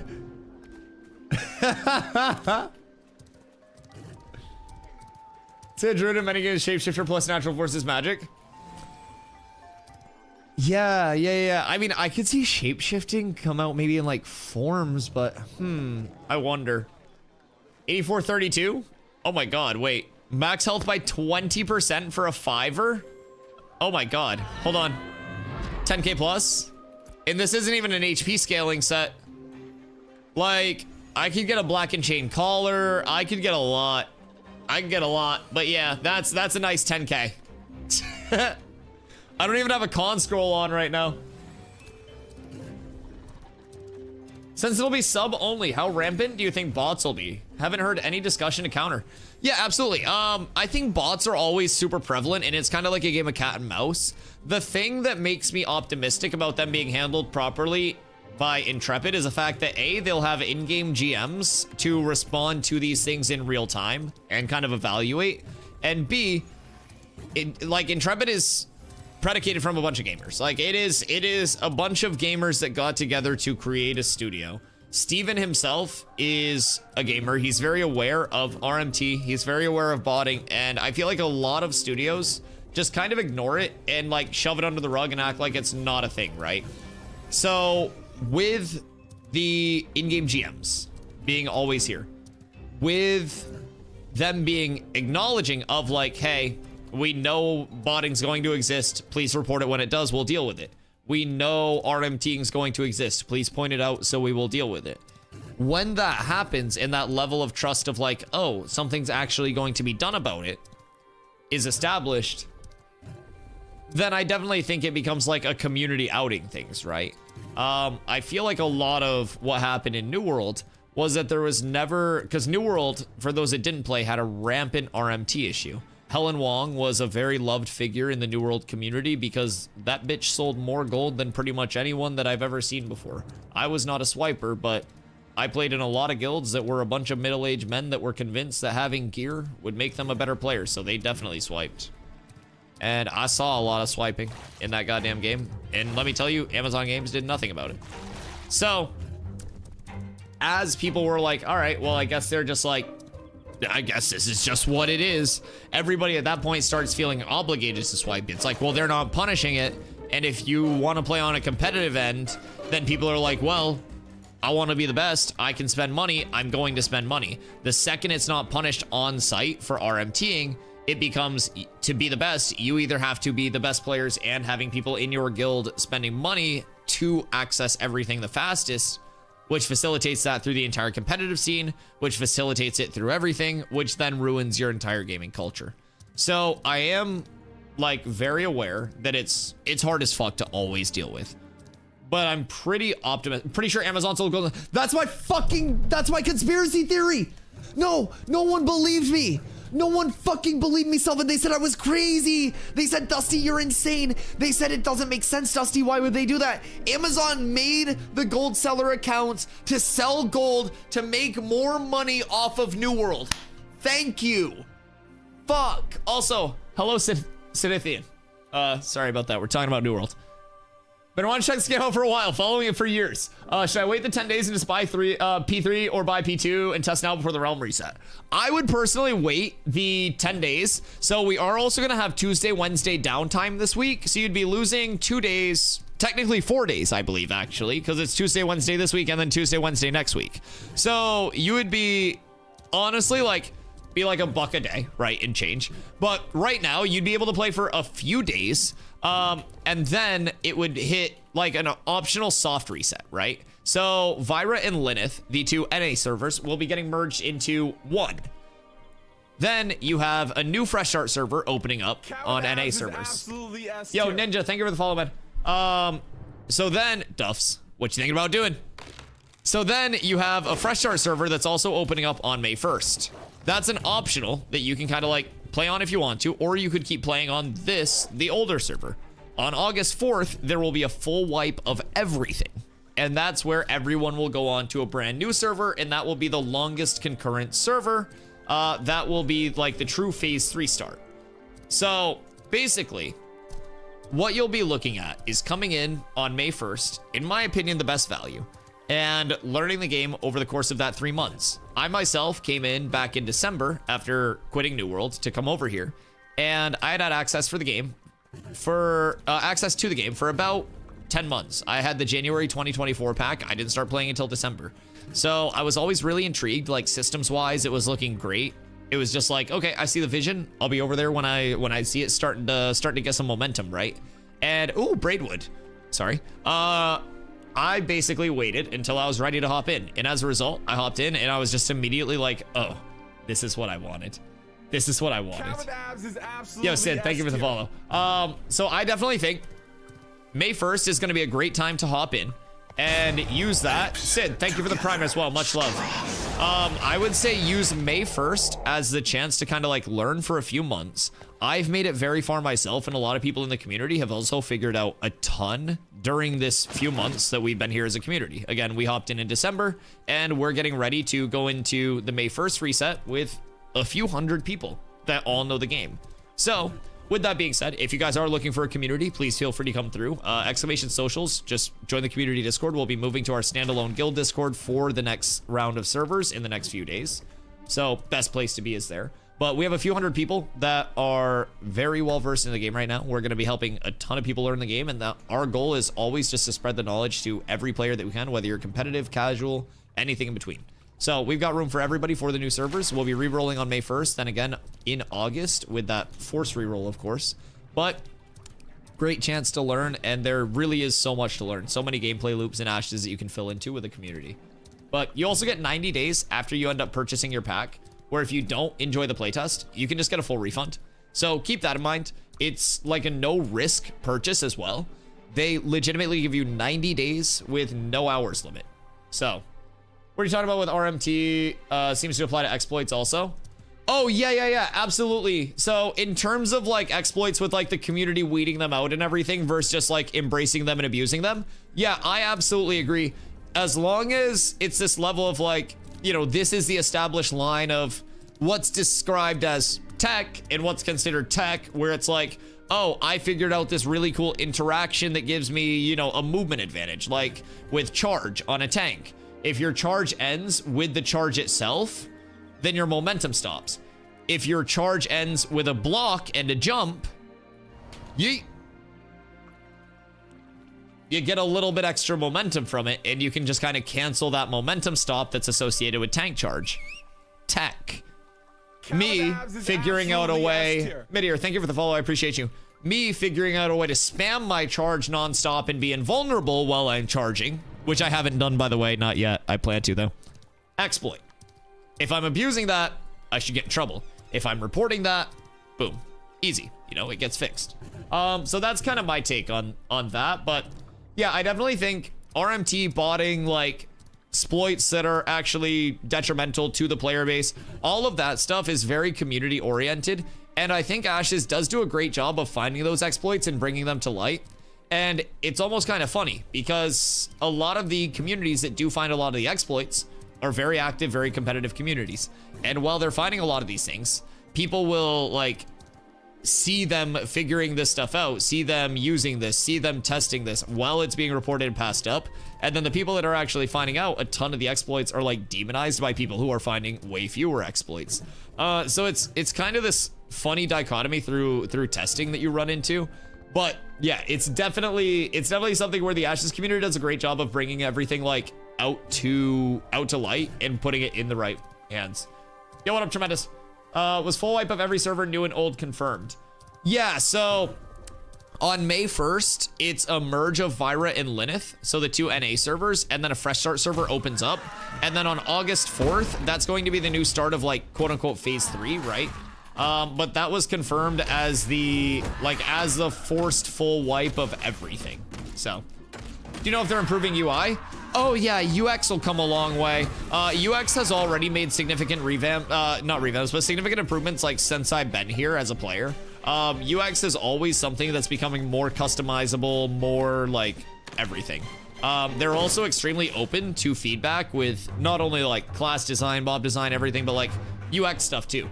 Any good UX improvements are always more than asked for. We have a lot of ideas as well.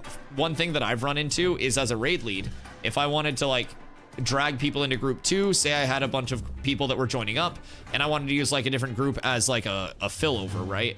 To sort all my clerics into and then distribute them after. Like I couldn't access one of these additional groups in a raid until there were actually people in it.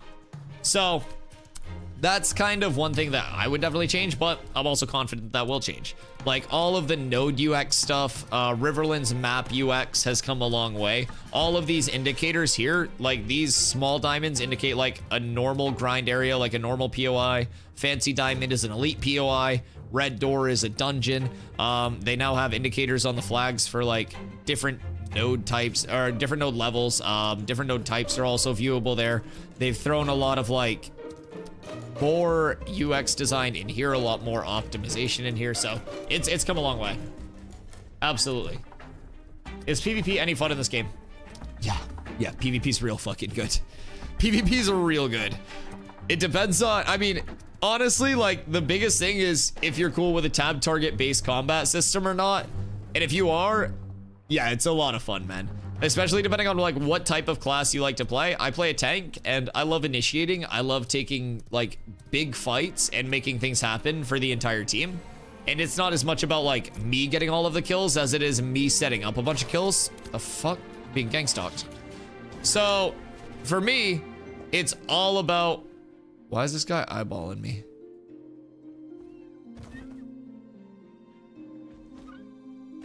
Brother, no one's gonna hit you. There's a guard right there. It's okay. Devo. Hello, Corla. How are you? I'm good. How are you?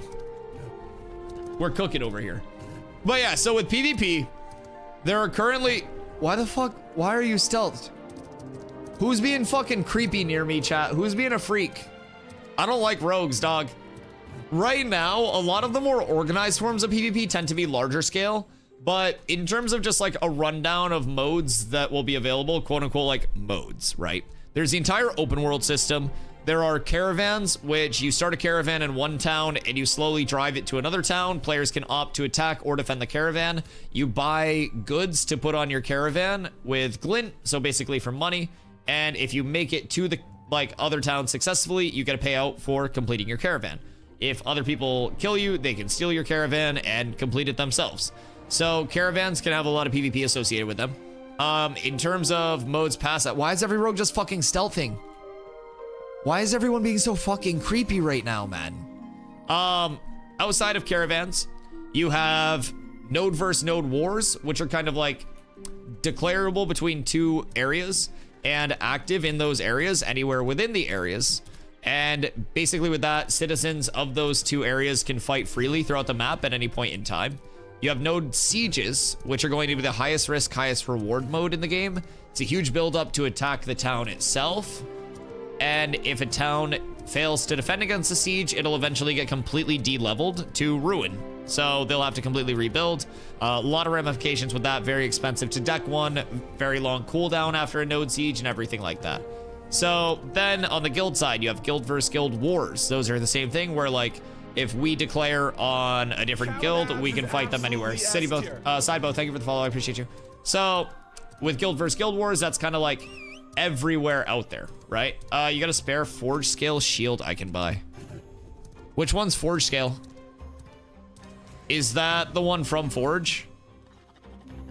So with guild versus guild wars, same thing. It's always out in the open world, right? And then you have guild castles, which will be coming into the game hopefully soon because they're going to be fucking sick. Guild castles will be sieged in castle sieges once a month, so you'll have to defend those. Then you'll have arenas, you'll have duels that are also going to be added.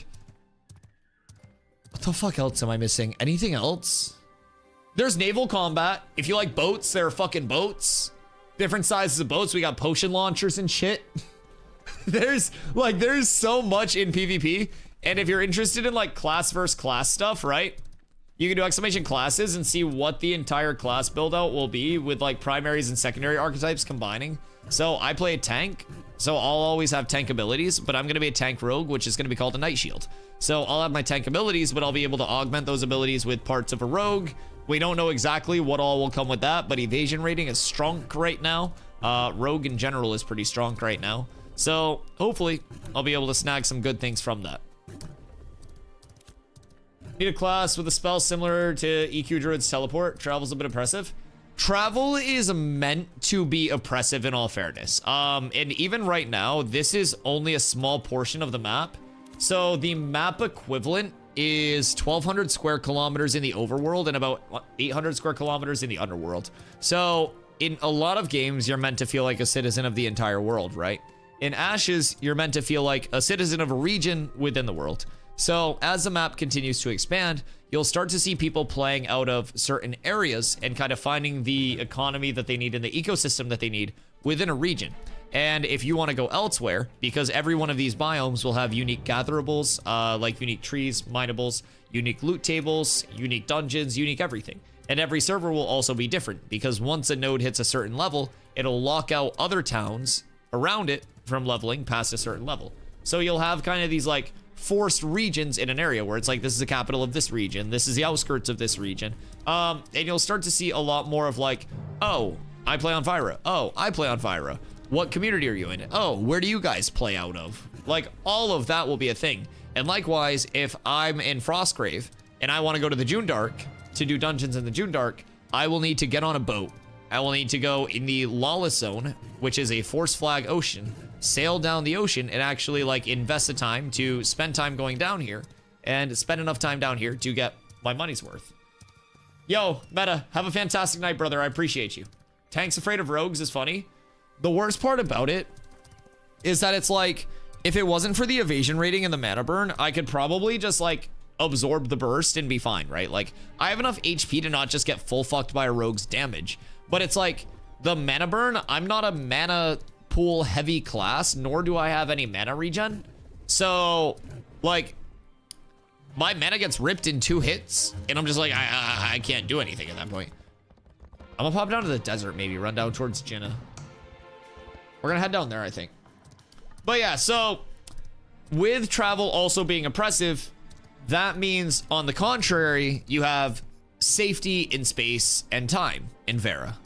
So say you were just in like a constant state right now where there are 8 nodes that are owned by players of just like getting node decked like crazy, like node versus node wars everywhere. So everywhere you go, you're just running into other players that are killing you. You're low level, you're trying to level, you're getting farmed. When the map continues to spread out, you'll be able to go to an area that's not really like a hotbed of PvP if you want to avoid that.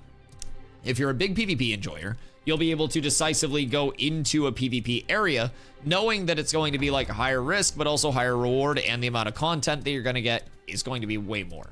So there are a lot of like gameplay elements that are associated with the spacing of the server and like with the world itself. No two servers will be in the same state either. So if we play on two different servers, our nodes won't level the same things in the same place at the same time. Not everything will hit max level. Not every dungeon may be accessible. Not every piece of loot may exist between servers. There will definitely be unique pieces of loot once servers start getting Metropolis nodes. It's truly going to be extremely unique server to server, very dynamic in the experience, and I'm excited for it. If I buy the alpha access, do I get the game when it finally releases? It'll be a $15 a month subscription that starts on the launch of the game. So you don't have to pay until the full launch of the game, whenever that may be. There's no current like announcement of this is when we're targeting. It's just kind of like a when it gets done type beat. You don't have to pay the sub in between that time.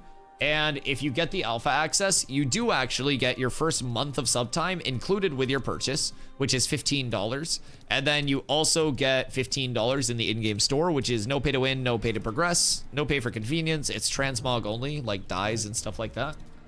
So yeah, with the alpha access, you get access to the entire development process. There's no box cost and no DLC cost either. So it's not like you have to buy the game itself and then you have to pay the sub on top of that when it comes out. You're paying for the playtesting. You have a 90-day period where you can refund your playtesting purchase if that is something you want to do. Like say you're not enjoying it, you want to wait for the launch. You can get your money back entirely anytime within 90 days. And then when the game launches again, you don't have to buy like Ashes of Creation the box. You don't have to buy DLCs, anything along those lines. It is just that sub cost. Does alpha access give you access through beta testing? Yep, alpha access gets you in the entire time that the game is in development until the full launch of the game itself. And you never have to pay anything else to continue testing. That was gonna get real annoying if I didn't stop to kill it. I just want to run to the desert in peace, brother. I want to go hit my Braidwood loop. We've made so much progress today. But yeah, alpha will get you in until the game launches. Basically, the schedule that we have is May 1st, fresh start servers, and wave 3 access. August 4th, everything wipes and everyone goes on to a brand new fresh start server. So you've got 3 months to get as much info as you can. So sponge it up, ask any questions that you need. I will answer anything. Let's see. And then once those August 4th servers hit, their goal is minimal wipes and keeping it on those servers until the actual like features of the game are finished. They want the betas by the time we're there to just be polished and the game to be pretty much ready at that point. So if you're getting in starting May 1st, you are going to see content.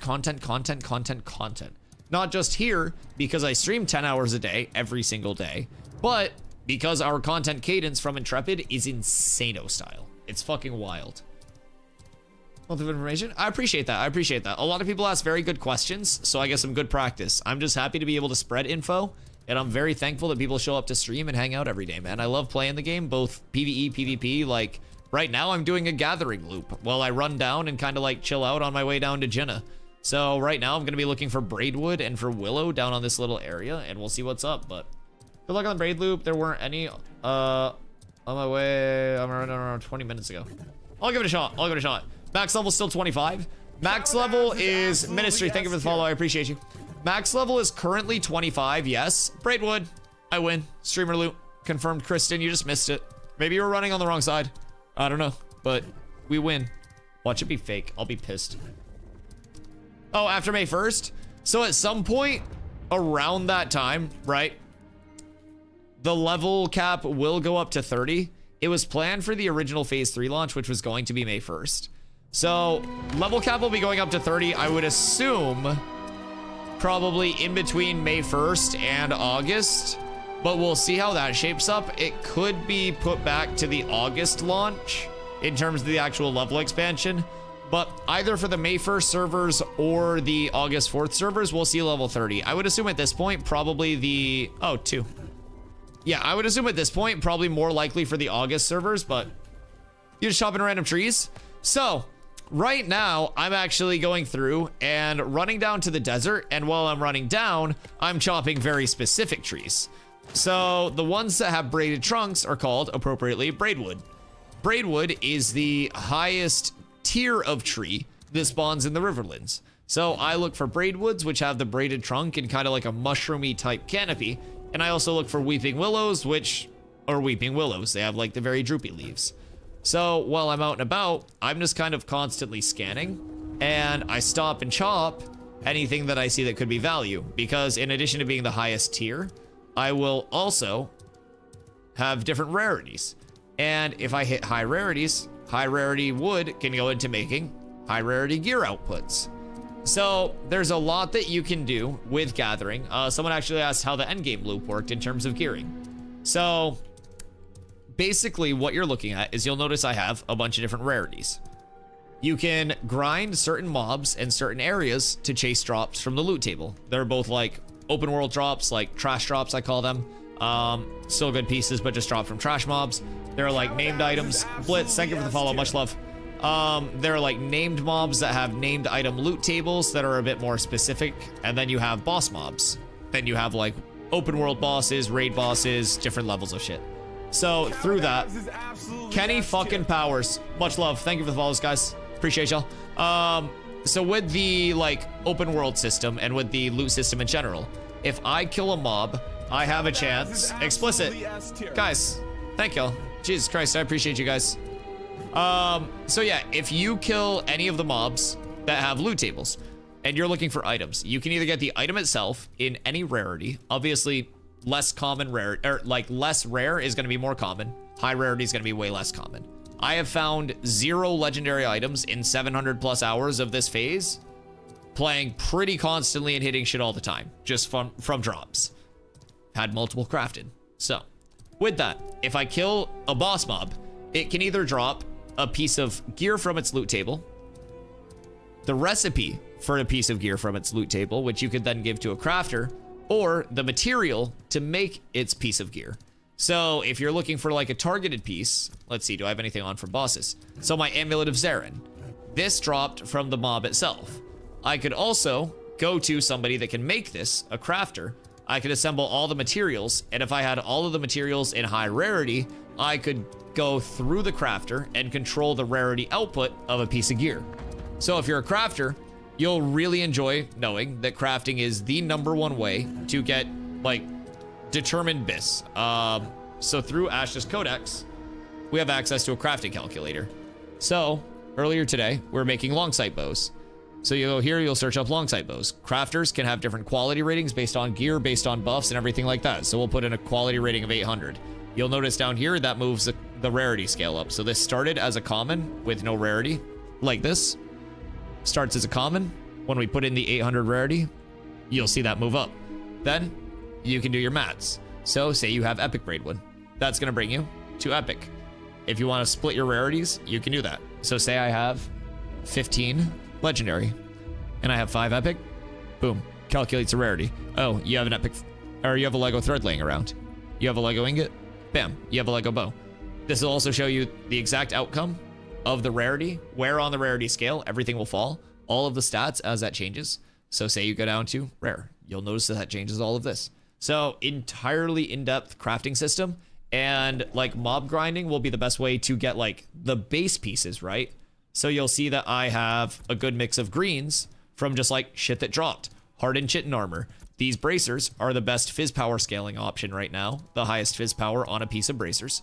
Those drop from snakes, a name snake, Zoltaresh, in this pocket dungeon that's right here on the map in Jinnah, which is a node. So then you have these gloves. These gloves are crafted. They can drop anywhere. This helmet can drop anywhere.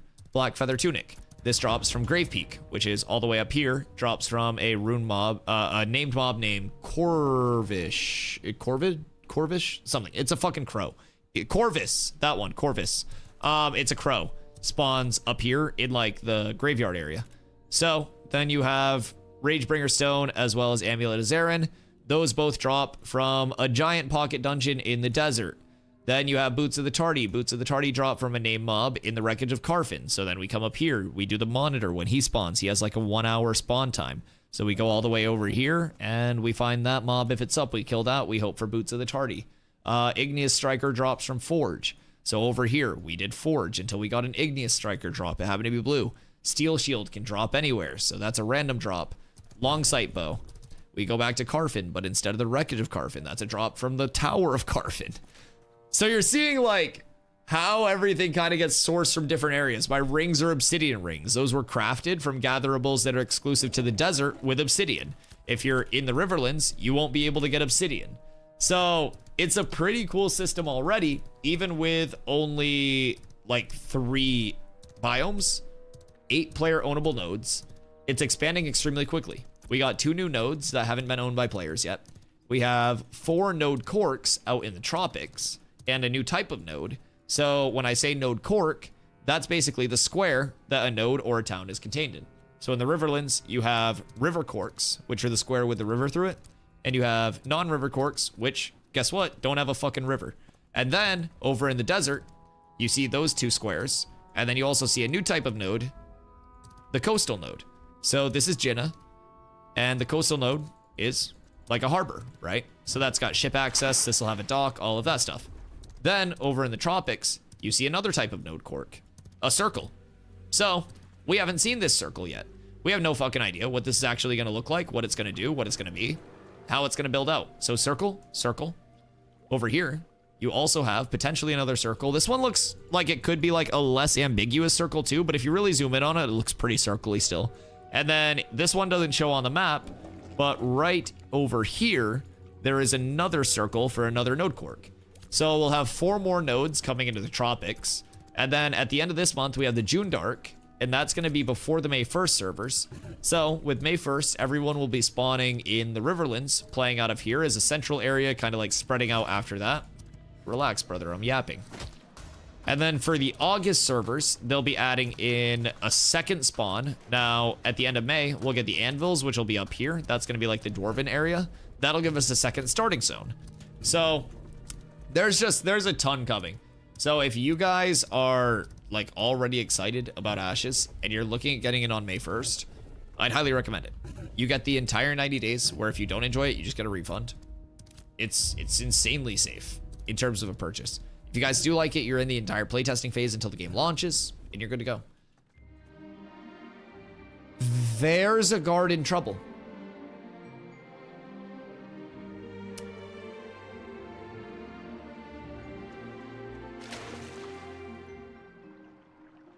I'm gonna just leave it be. Maybe they're just swimming. Maybe they're just swimming. Chat, they're just swimming, right? Everything's fine. When's the expected launch date? So there's no like said launch date, just kind of theory crafted within every like community based on timetables. We're guessing like 2.5-ish years. My personal eggs are in the late 2027 basket if everything continues to go well. You should chain hook the guard. You should lick my entire nutsack. I know what happens if I do that. You should chain hook the guard. You should give me 100 subs on Twitch. Jesus fucking Christ, YouTube chat. Also /bug. What if it's not a bug?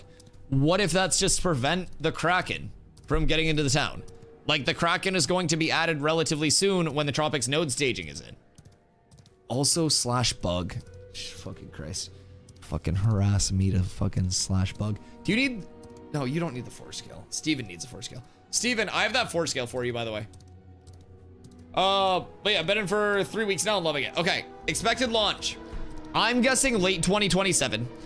On August 4th, we're gonna start the longest development phase. So that's gonna be phase 3. We'll get new servers and a wipe to go along with that. So that's essentially like the phase where your mom's cooking up something good and you're really hungry and you're like, hey mom, when's dinner gonna be done? And she's like, when it's fucking done, go back to your room. And that's essentially what Steven's doing with phase 3. So up until August 4th, it's going to be like everything that they can get implemented. May 1st to August 4th is going to be a ton of huge implementations that weren't even like slated to come in before phase 3. So these get thrown in. August 4th servers hit, and that's going to be at least a year. But by the end of that phase, the game will be feature complete and in a spot where it just needs polish before it's ready to launch. So you have 2 shorter betas after that, and then we launch. So again, my guess, 2.5 years, probably like 2027, 28-ish. I think late 27, based on how everything's been. It's insane how they pump out a new biome and zone every 1 to 2 months. Yeah, keep in mind, their cadence with all of that and their capabilities is only getting faster and more consistent, especially with the transition to Unreal 5.5. That's gonna give them insane capabilities. They've come up with so much in-house technology and like so many in-house processes that help them expand and create content and deliver content successfully at an insanely fast cadence.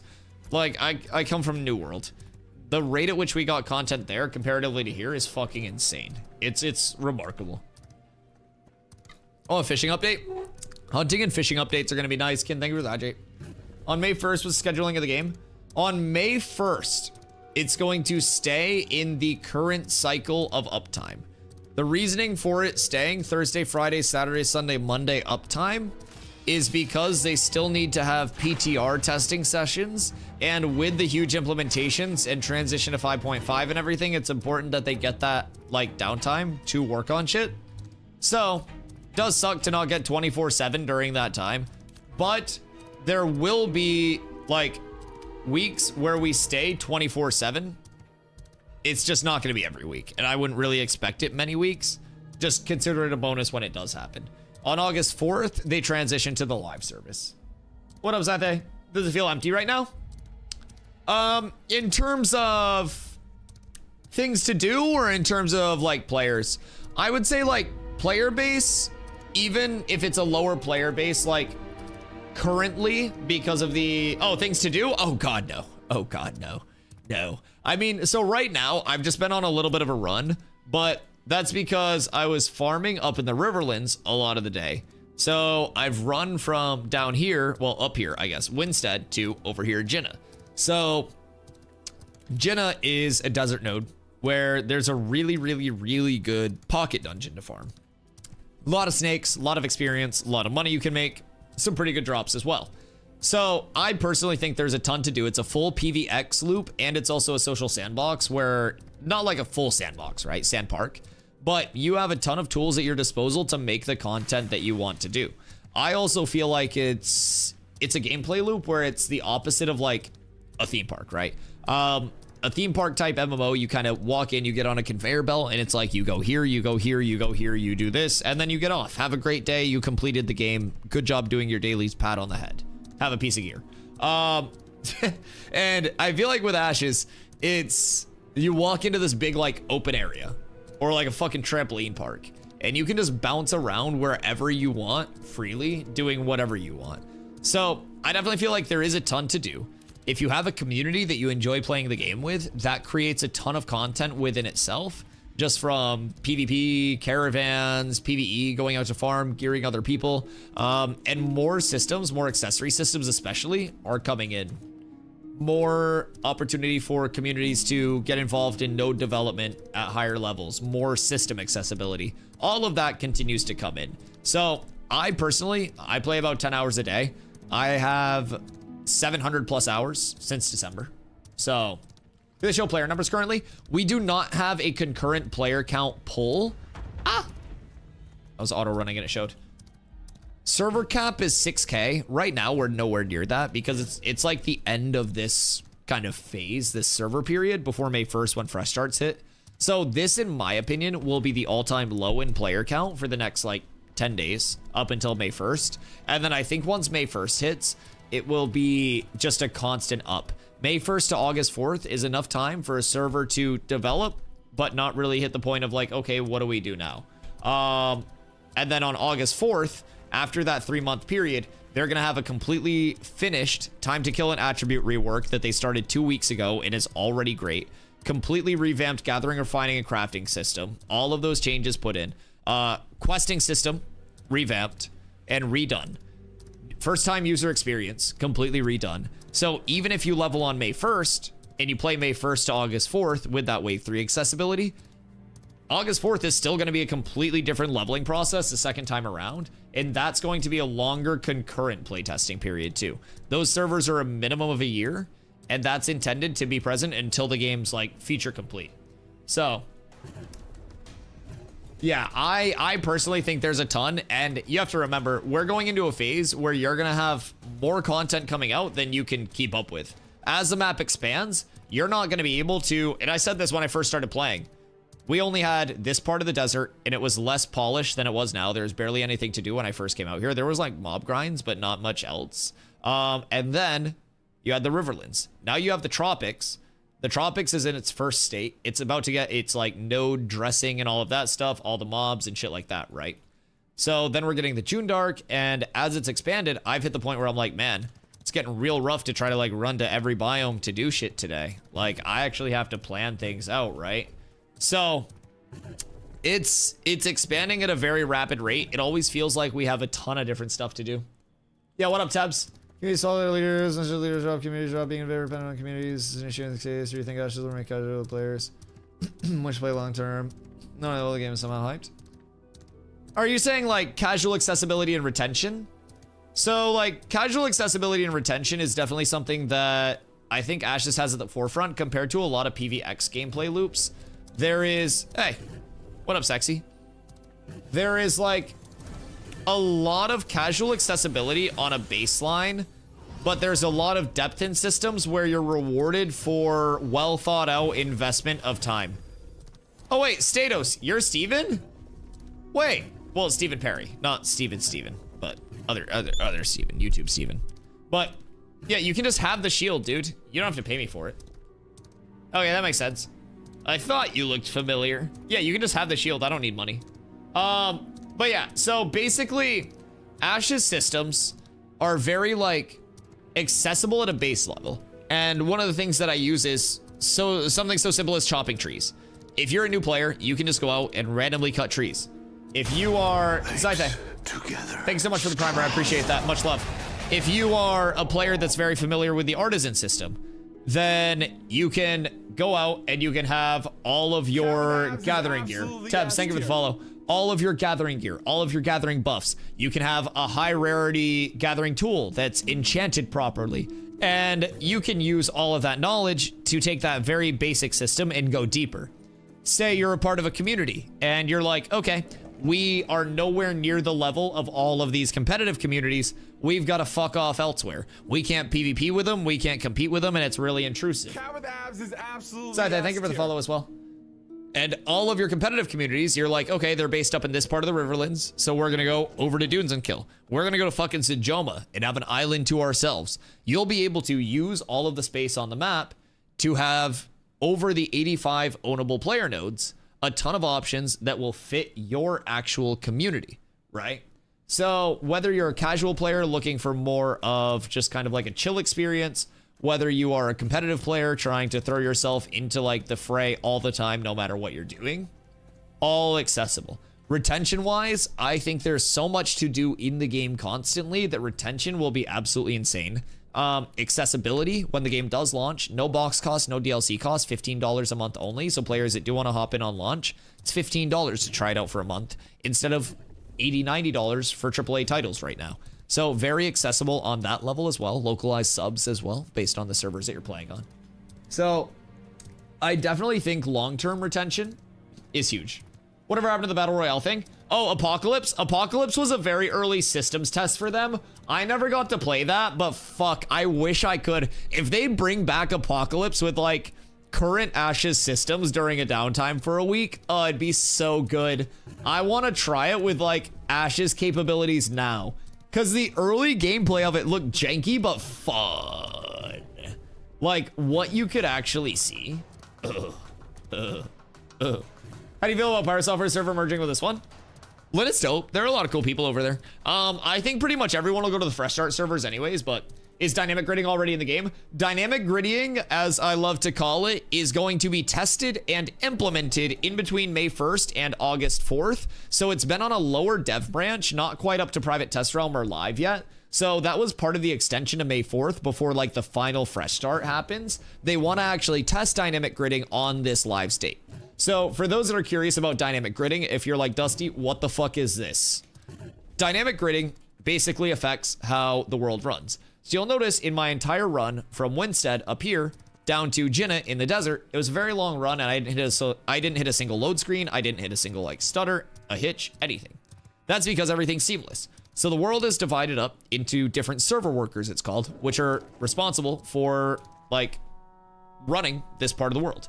So in super high player congestion spots, currently server workers can get a little bit overwhelmed, which can lead to desync, lag, and server workers crashing. With dynamic gridding, picture Jinnah, since it's kind of like square. If you just divide it up into quadrants right now and say there are 4 server workers for this node in the blue, say there was a lot going on in this top left quadrant. With dynamic gridding, it could instantaneously, without any human intervention, action, or anything, detect the server load that was needed, reallocate resources appropriately, and spin up new server workers and reassign the boundaries of server workers to deal with that load properly. So it can, on the spot, on site, reallocate resources, redistribute boundaries of server workers, and adapt what's allocated to the server load to keep it fresh and like feeling responsive no matter how many players are in an area. It's insane for an open world based game. Projected player base cap on a server for launch was 10k concurrent. If dynamic gridding hits in a one-to-one way, we could actually see like mega servers in an MMO. It would be insane. Would it be easier to make Dusty adjust the zones? I would just make every server worker look like a peen. They shouldn't trust me with that. I'm ready for fresh start. Protection, are you joining us? It's gonna be the place to be, brother. It's gonna be the place to be. Tomorrow, by the way, chat, we're gonna have some very hype content. So this little crystal in my inventory summons a relic. So relics are very, very, very rare and can drop or be found from different mobs, different bosses, and also different world puzzles. Now, if it were night, I would show you the skybox out in the desert, but in the sky, there are different constellations. Constellations can only be seen from certain areas at certain times, standing in specific spots. So basically, constellations can potentially lead you to puzzles, lead you to areas that could lead you to a relic. If a relic is spawned in, there's an entire global announcement that goes out, and it has to be brought back to a node, one of the player-owned towns, in a caravan. So escorted back. Other players can attack the caravan that's escorting the relic. This beetle's gonna grief me.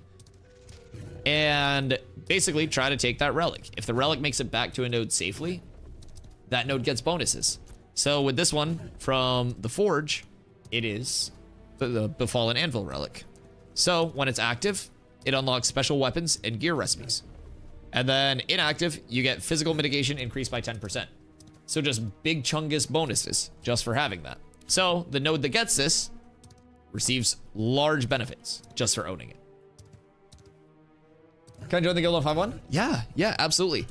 I always tell people, Discord, best place to be up until then. So we're moving to our standalone guild Discord for this upcoming Fresh Start server in the next few days. Corliss just getting all the finishing touches put on that. Do we know which recipes come with the relic?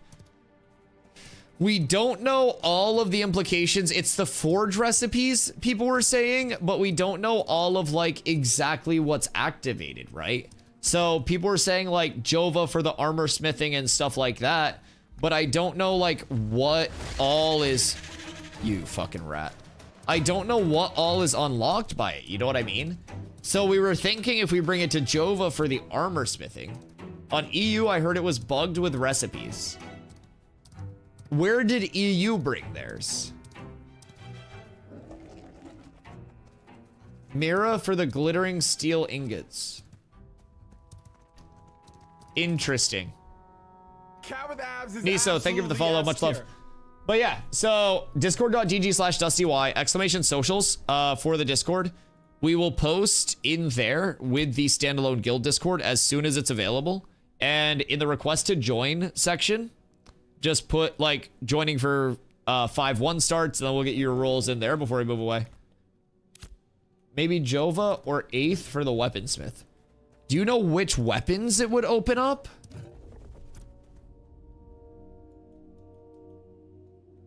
Because like if it's forge weapons, then it'd be like Igneous Striker? Can't we already craft this shit though? Or is it like non-craftables?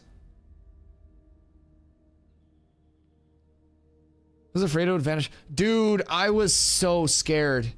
I was so scared when we wiped. I can't believe we actually got it.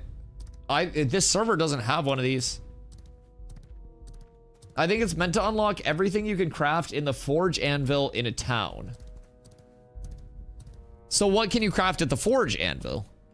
Are there weapon or armor recipes that are exclusive there? Because that's what chat was saying. My inventory looks like a rainbow. Mine's not bad. Mine's not bad. I got my iron pauldrons done. Oh shit, wait. What are the iron pauldrons? Those are higher fizz scaling, right? And expensive as fuck. What are the stats on those bad boys? Glittering spall rings are only made in Forge. Oh, okay. Is there... Does a Codex have the Forge exclusives?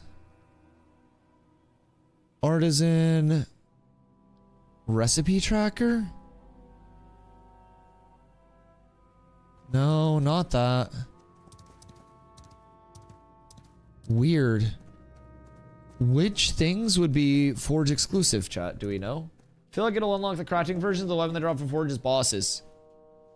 Right, so like Lumen Star and stuff? Well, not Lumen Star, but Sorrow's Edge now? Do those drop as recipes though? I feel like those already dropped as recipes, right?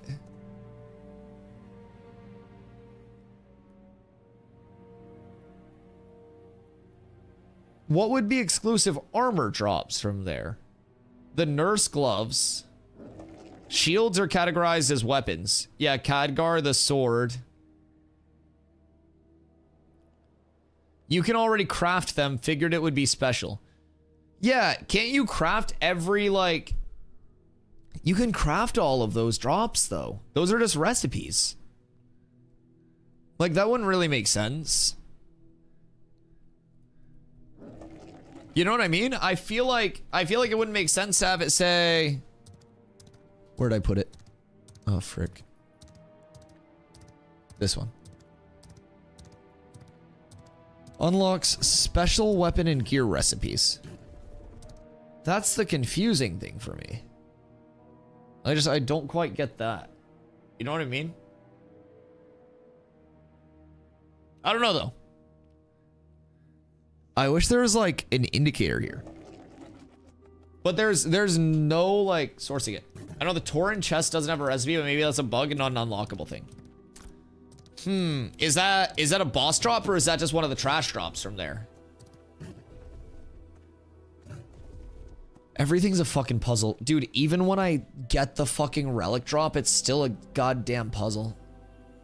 Trash? I don't think it would be a fucking relic for trash drops though. Right? Like, surely we wouldn't be escorting a fucking relic for trash drops. Trash drops?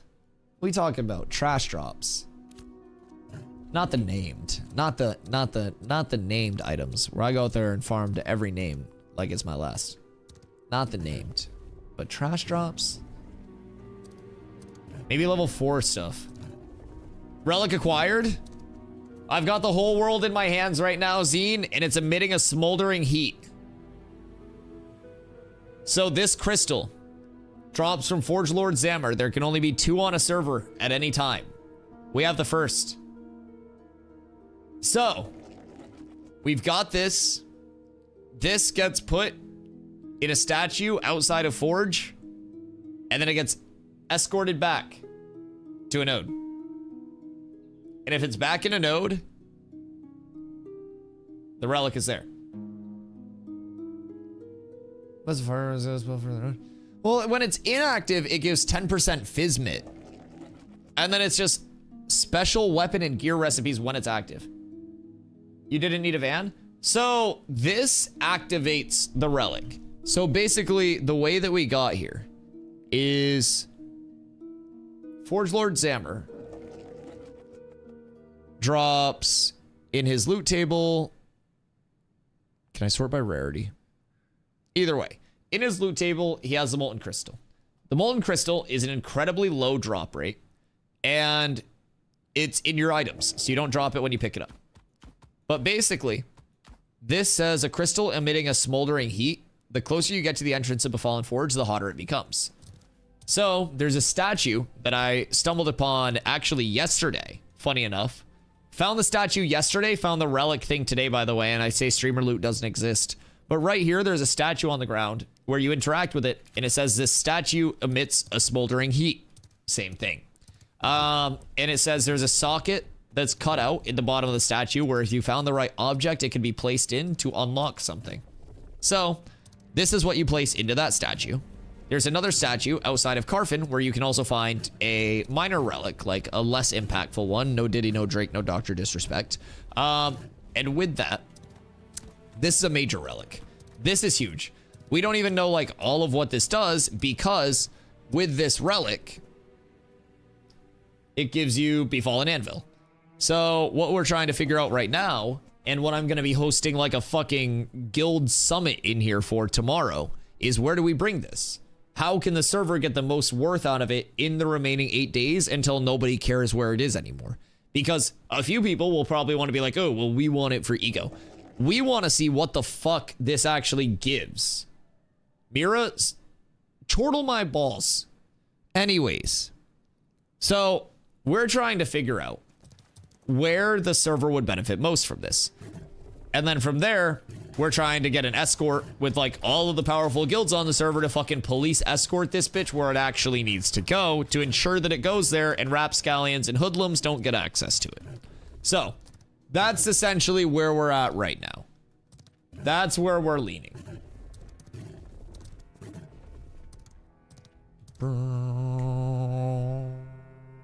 Hold a captive in the tropics? I'm holding a captive in my fucking inventory. I could host a bidding war for this. What weapons? We don't fucking know.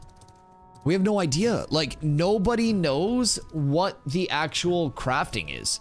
So, like, if it unlocks gear like armor, then we would want it in Jova. If we want to check the weapons, we would want it all the way in Azmoran. So we would have to escort a fucking relic with a caravan all the way across the entire goddamn map. So, like, we've got our work cut out for us. We've got to figure out exactly what we want to do. An escort of that caravan would be literal hours as well. Weapons miss. It just depends on the weapons, but yeah. Someone's donating a Lego van. Well, see, that's also why I am trying to get everyone on board, right? Because if we just get Nova and we get Penvius to work together for one fucking time for humanity's sake, then it becomes the easiest thing in the world, because who's going to do anything about that? Nobody. Literally nobody. So if we just get both sides to be like, yo, let's get this where it needs to go, and then we kick the shit out of each other afterwards, then it's GG easy.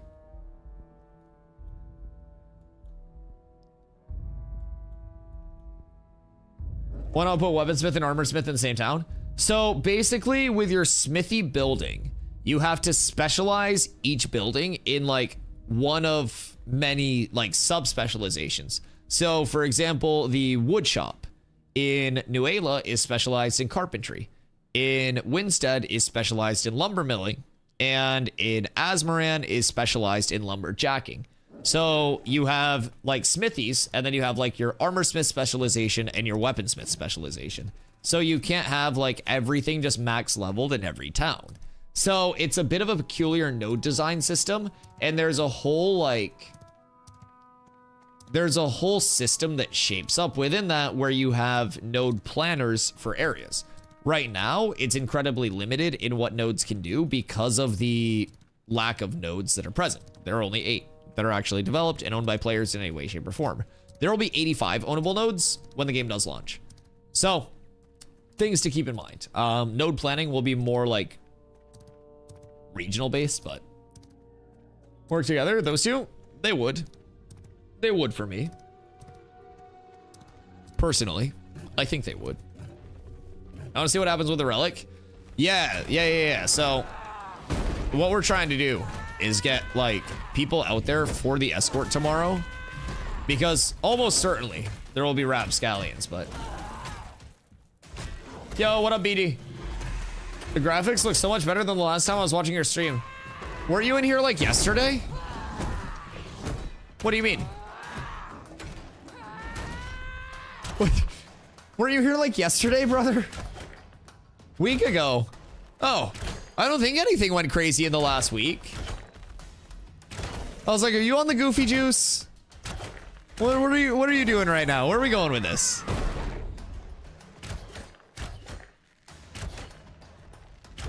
Hope you're doing well, dude. Hope you've had a fantastic Easter. I guess technically it's not Easter anymore on the East Coast, huh? It's only Western now.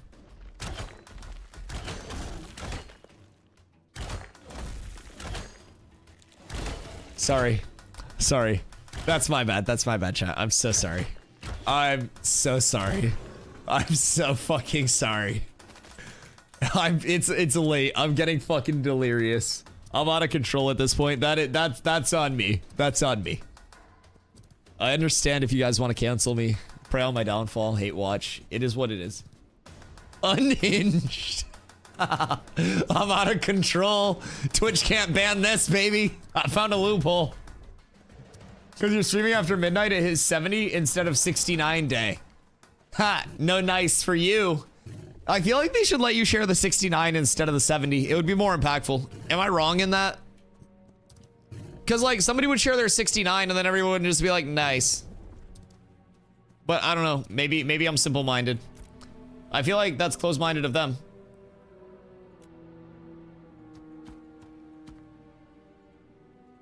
Looks like I have a bot playing for you. I do. Yes. I actually do. I sit here and I trade various cryptocurrencies during the stream.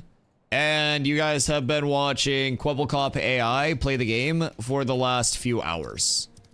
So I just want to thank you for your constant commitment to testing the new AI.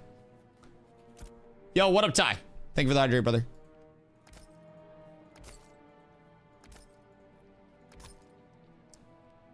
Okay. Everything's good. Please. We're up so tremendous. I've never had this much fucking gold in my life. I should drop this off.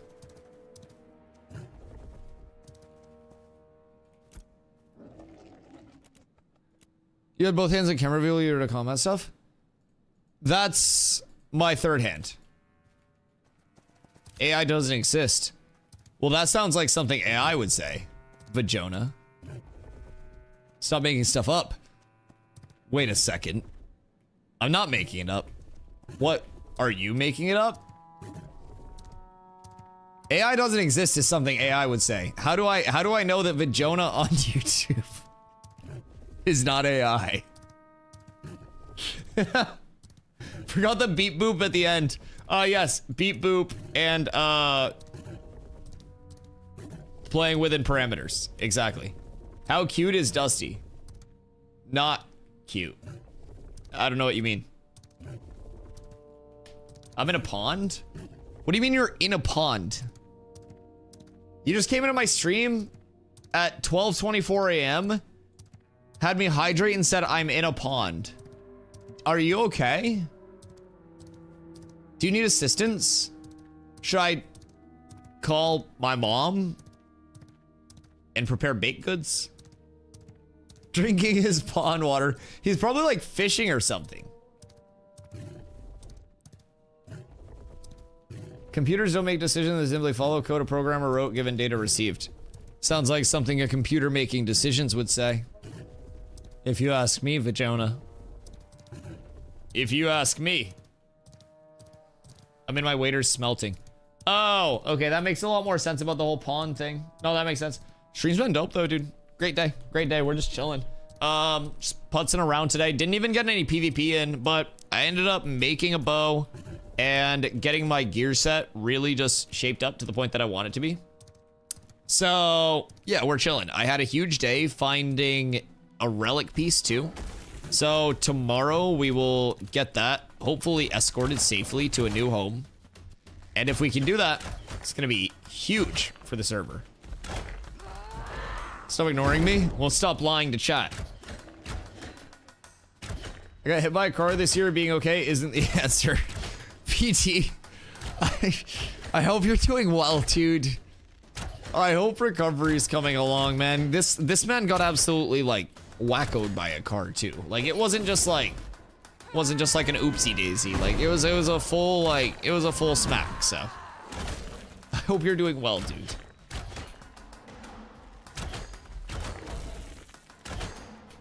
So I feel like, what's the plan for tomorrow, chat?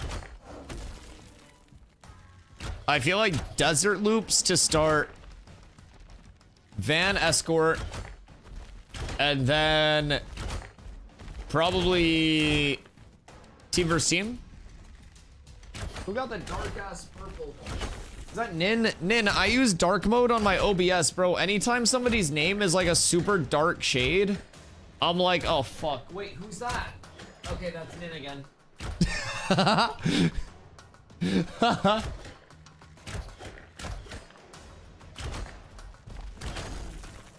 You see that giant blue and white beetle mount? Oh yeah, the dynasty beetle. So the first day that they put those in, they were like huntable by anybody, and we found a cave where a bunch of them were spawning, and we found like we hunted a lot. Unfortunately, we didn't have good luck with the training of them. We only got one mount of them, but use your handsome voice to explain P3 for me. Well, sorry.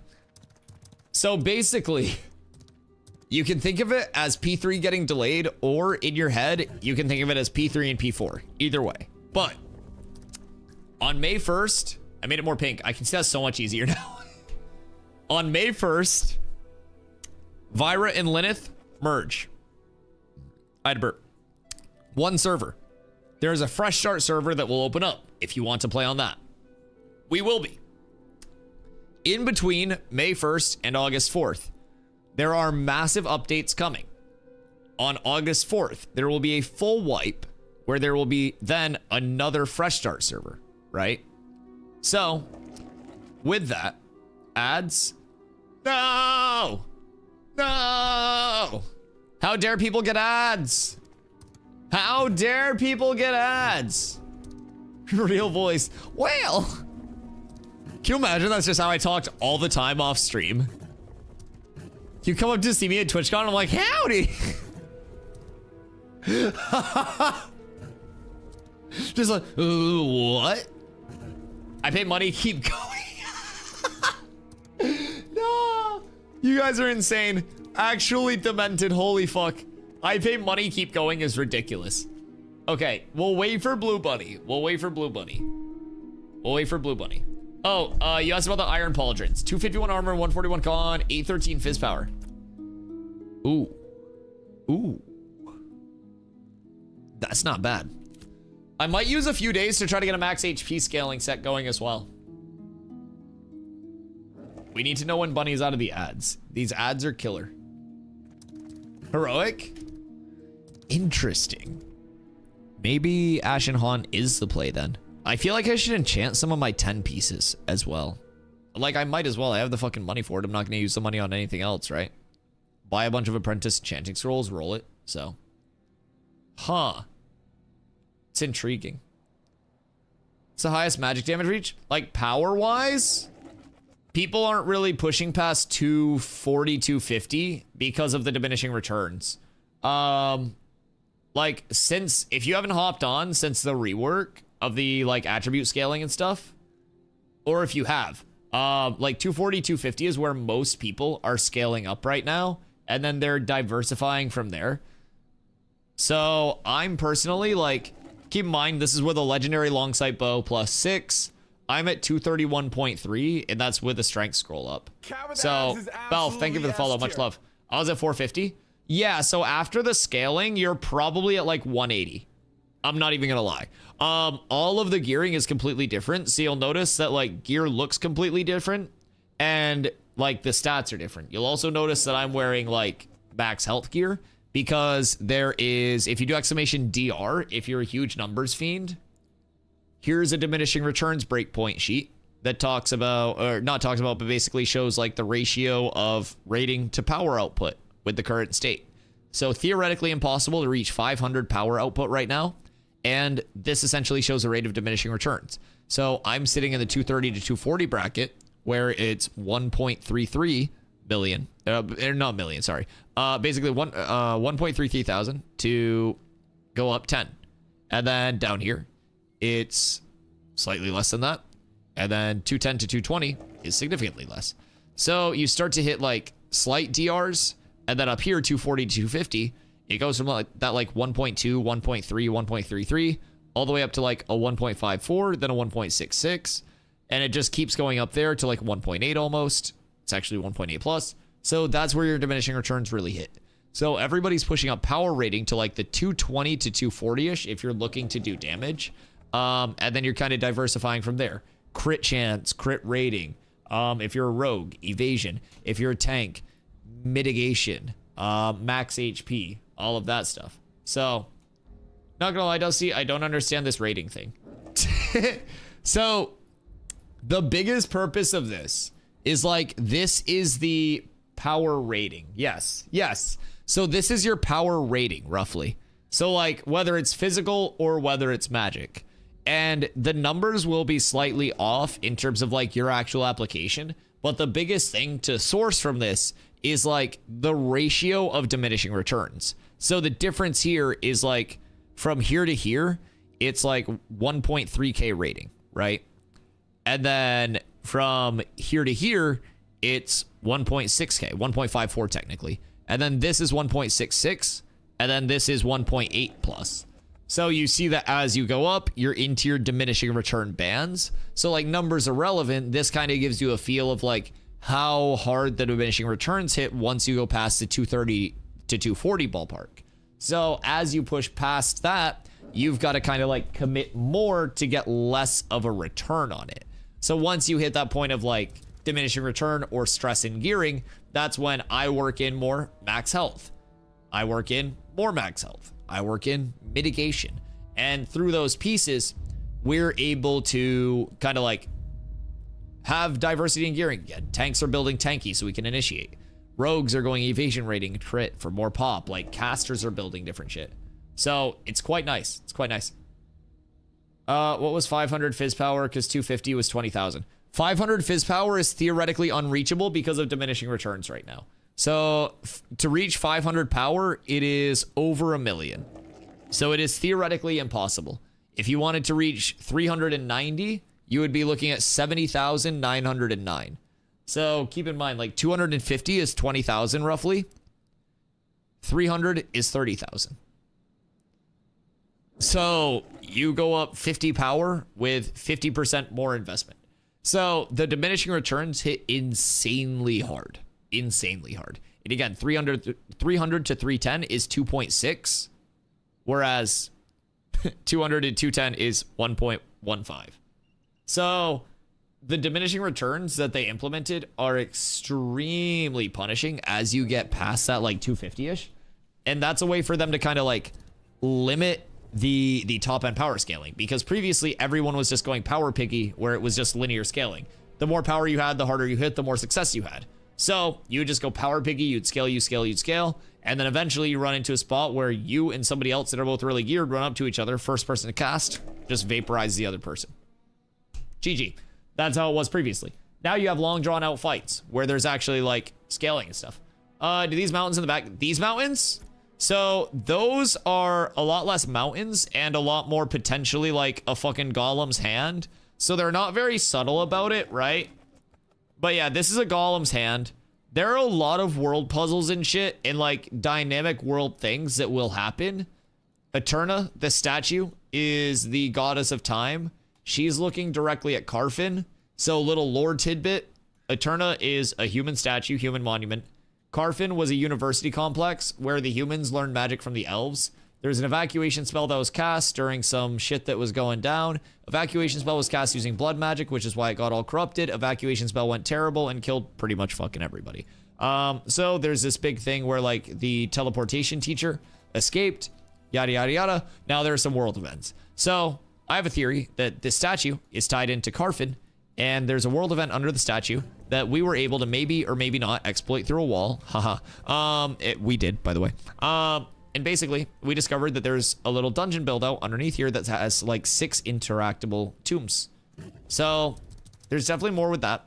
But it's fucking insane how much there is in the world that we haven't even discovered. And like Intrepid doesn't just come out and say, yo, this is definitely what you guys need to look for.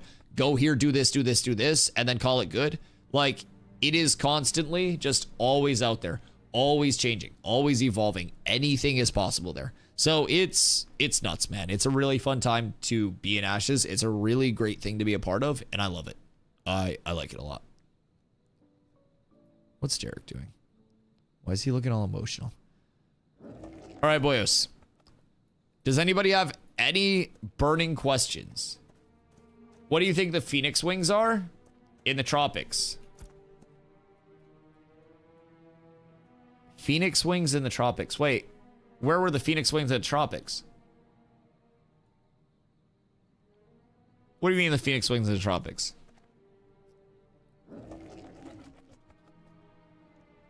Top? Black dots. These?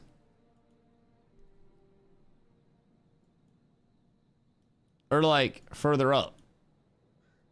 These? These aren't Phoenix Wings, what? Wait. What? So you're telling me that this is not a good Phoenix? You're telling me that this isn't a Phoenix? But that's a Phoenix? What do you mean? This is just a fucking problem. This is the equivalent of like spilling coffee on your fucking paper that's sitting on your desk. I don't know. This probably won't exist in a fucking week. I don't know what this is. I have no fucking idea. Do we get the June Dark in May? We get the June Dark in April, you fucking idiot. No, I'm kidding. But yeah, we get it at the end of this month. So June Dark should actually be, we go down for downtime tomorrow night. Well, technically like Tuesday at 1 a.m. But Monday is tomorrow, last uptime day. When we come up on Thursday, I would assume that we'll have the June Dark. Should have the June Dark because Thursday is going to be the 0.9.0 patch. So massive patch on Thursday that'll be hopefully adding in some more TTK changes. Gathering, refining, crafting, hopefully getting pushed before May 1st. June Dark edition should be good. So as soon as servers come up, we'll be sourcing everything that we can from the June Dark itself, trying to see how that's going to augment our actual gearing and all of that shit.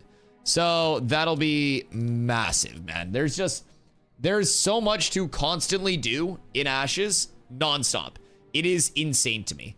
But boys, if anybody else out there is new, or if anybody out there is new, it's your first time here, I appreciate you guys coming through. If you haven't been here before, my name's Dusty. I stream every single day, starting at 2 p.m. EST. I stream 10 plus hours a day. I've streamed now 661 days in a row, and I stream Ashes full time. So if you like Ashes, you have a lot of questions, please feel free. Come back another day, hang out. We got a lot of people that love starting their streaks up and keeping those streaks going. Many streaks die. Many people start their streaks again after they do die. So, goddamn, Dorf, you're here late tonight, brother. Holy cannoli. Oh my god. Don't see my house how to go. Yeah. I know. So, boys, I will be back again tomorrow, 2 p.m. EST. We will be, like I mentioned, trying to find a home for this bad boy, the Molten Crystal. We'll be finishing out some gear sets. Maybe I try to optimize mine just a wee bit more. I'll probably do some enchanting on my level 10 pieces, see how that's scaling up, see how it impacts everything, see if I notice any difference from it whatsoever. And we'll go from there. It's our last day of uptime before a big downtime before the 0.9.0 implementation. So, I'm excited. I hope you're excited as well. And we'll be back tomorrow to share in that excitement. I love you guys. I appreciate y'all hanging out. Thank you for spending the night with me. And I'll see you tomorrow. Peace. YouTube, have a great night.